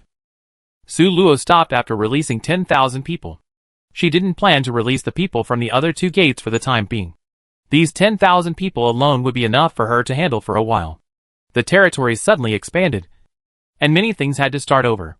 Su Luo first found the people who were farmers, and asked them to plant magic rice under the guidance of the original people. Fortunately, the magic rice of the previous quarter had matured, which slightly alleviated the problem of food shortage. Otherwise Su Luo might have been torn apart now. Speaking of which, these 10,000 people are also full of talents. in addition to more than 200 extraordinary humans. There are also Special Forces soldiers among them? After Su Luo saw this profession, he called the Special Forces soldier over with great interest. I heard that your original profession was a Special Forces soldier? Su Luo asked. The man in front of him had thick eyebrows and big eyes, and looked honest. Hearing Su Luo's question, his eyes flashed with a gleam, and his whole temperament was different. Yes, Lord. I used to be a Special Forces soldier serving the country. Su Luo said. Then can you show me your skills? Just fight with me. I know I can't beat you. I just want to learn so that I can protect myself in the future. Su Luo is not modest. Most of her attribute points are added to her spirit, which is just faster than ordinary people. Although she knows some triangular cat kung fu, it is still far behind the real Special Forces. If she can improve her fighting ability to a higher level in this copy, then even if she loses, she will still gain. She suddenly understood why master players were much stronger than low-level players, to the point where they were incomparable. A dungeon lasted for several months or even years. If you used this time to learn something, you would definitely be better than ordinary people in the long run. The Special Forces soldier hesitated for a moment, then nodded yes. Lord, please. Su Luo wanted to improve, so she didn't hesitate. After putting on airs, she flew up directly. Huh? No more fighting. Su Luo sat on the ground with sweat all over her forehead. In the short half an hour just now, she had fought with the Special Forces soldier 3 times. The first time, the Special Forces soldier only took 10 seconds to subdue Su Luo, because Su Luo's flaws were too big. After some instructions, the second time, the Special Forces soldier took a minute to hit Su Luo. In these 2 fights, the Special Forces soldier also found Su Luo's advantages. First, she was very fast, which led to her quick reaction. Second, Su Luo learns very quickly, probably because of her strong mental strength. Basically, Su Luo will not make the same mistakes as the Special Forces soldier said. Su Luo still has more things to do, and she certainly can't waste too much time on fighting. So after fighting for half an hour, she called a halt. There is nothing in the territory that needs Special Forces soldiers at the moment. So how about appointing you as the Lord's hired bodyguard, plus a personal trainer? The Special Forces soldier nodded, yes, sir. Su Luo then started to laugh. She suddenly remembered something and asked, oh, by the way, I don't know your name yet. The Special Forces soldier said, you can call me Leopard. Su Luo nodded and let him go. Then she looked through the occupations of the people in the territory.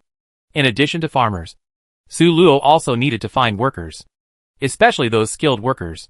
Soon, she found a few workers who could make bricks. Bricks were something that the territory needed very much, so Su Luo immediately found them.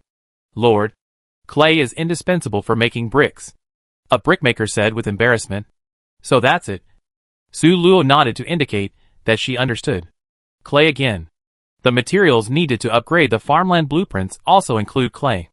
It seems that someone who can find clay is needed. After all the arrangements, it was already midnight. Su Luo stretched and lay down on the bed. She suddenly thought of Yunfei Bai. Speaking of which, this was the longest time they had been apart since they met. I didn't notice it when I was busy before, but now Su Luo suddenly found that she missed him a little. If Yunfei Bai was here, she would definitely not be so busy now. Nor would she be so bored. Maybe she had experienced too many things during the day. So Su Luo was not sleepy at all now. She opened the system interface out of boredom and looked at it casually. The system interface she opened was not the territory interface in the dungeon, but the system interface in reality, the one with her attribute points. Suddenly, Su Luo's eyes narrowed. She seemed to have discovered something incredible. Su Luo, excited, clicked on a very light-colored pattern that looked like a dialog box in the lower left corner of the system. Is it a buy? She typed these words and clicked send. In less than 3 seconds, the other side replied, Luo Luo? Sure enough, this is a chat channel between team players. If nothing unexpected happens, this should be a unique feature of the master level copy. Su Luo typed a line of words in annoyance. Why didn't I notice it before? If I had noticed it earlier, we could have chatted a long time ago. Yunfei Bai chuckled in his room. Luo Luo, do you miss me? Su Luo blushed at this sentence. She touched her cheek and wondered if she was too unrestrained. The next second, Yun Feibai sent another message. I miss you. Su Luo was stunned for a moment. Then smiled. It's great that I'm not the only one who has unrequited love. She hesitated for a moment, but still replied honestly, me too. Without talking about this matter anymore, Su Luo talked about the situation of her territory. She briefly talked about the series of things she had experienced before. Yun Feibai also told Su Luo about his situation. My situation is roughly the same as yours. Based on what you said, I guessed that when choosing supplies at the beginning, things of the same color complement each other. Su Luo was speechless. Because she liked red at the time, she was immediately attracted by two red resources, namely, Hellfire Berry and Red Flame Eagle Rider. In addition, time was urgent, so she did not notice whether other things had the same color.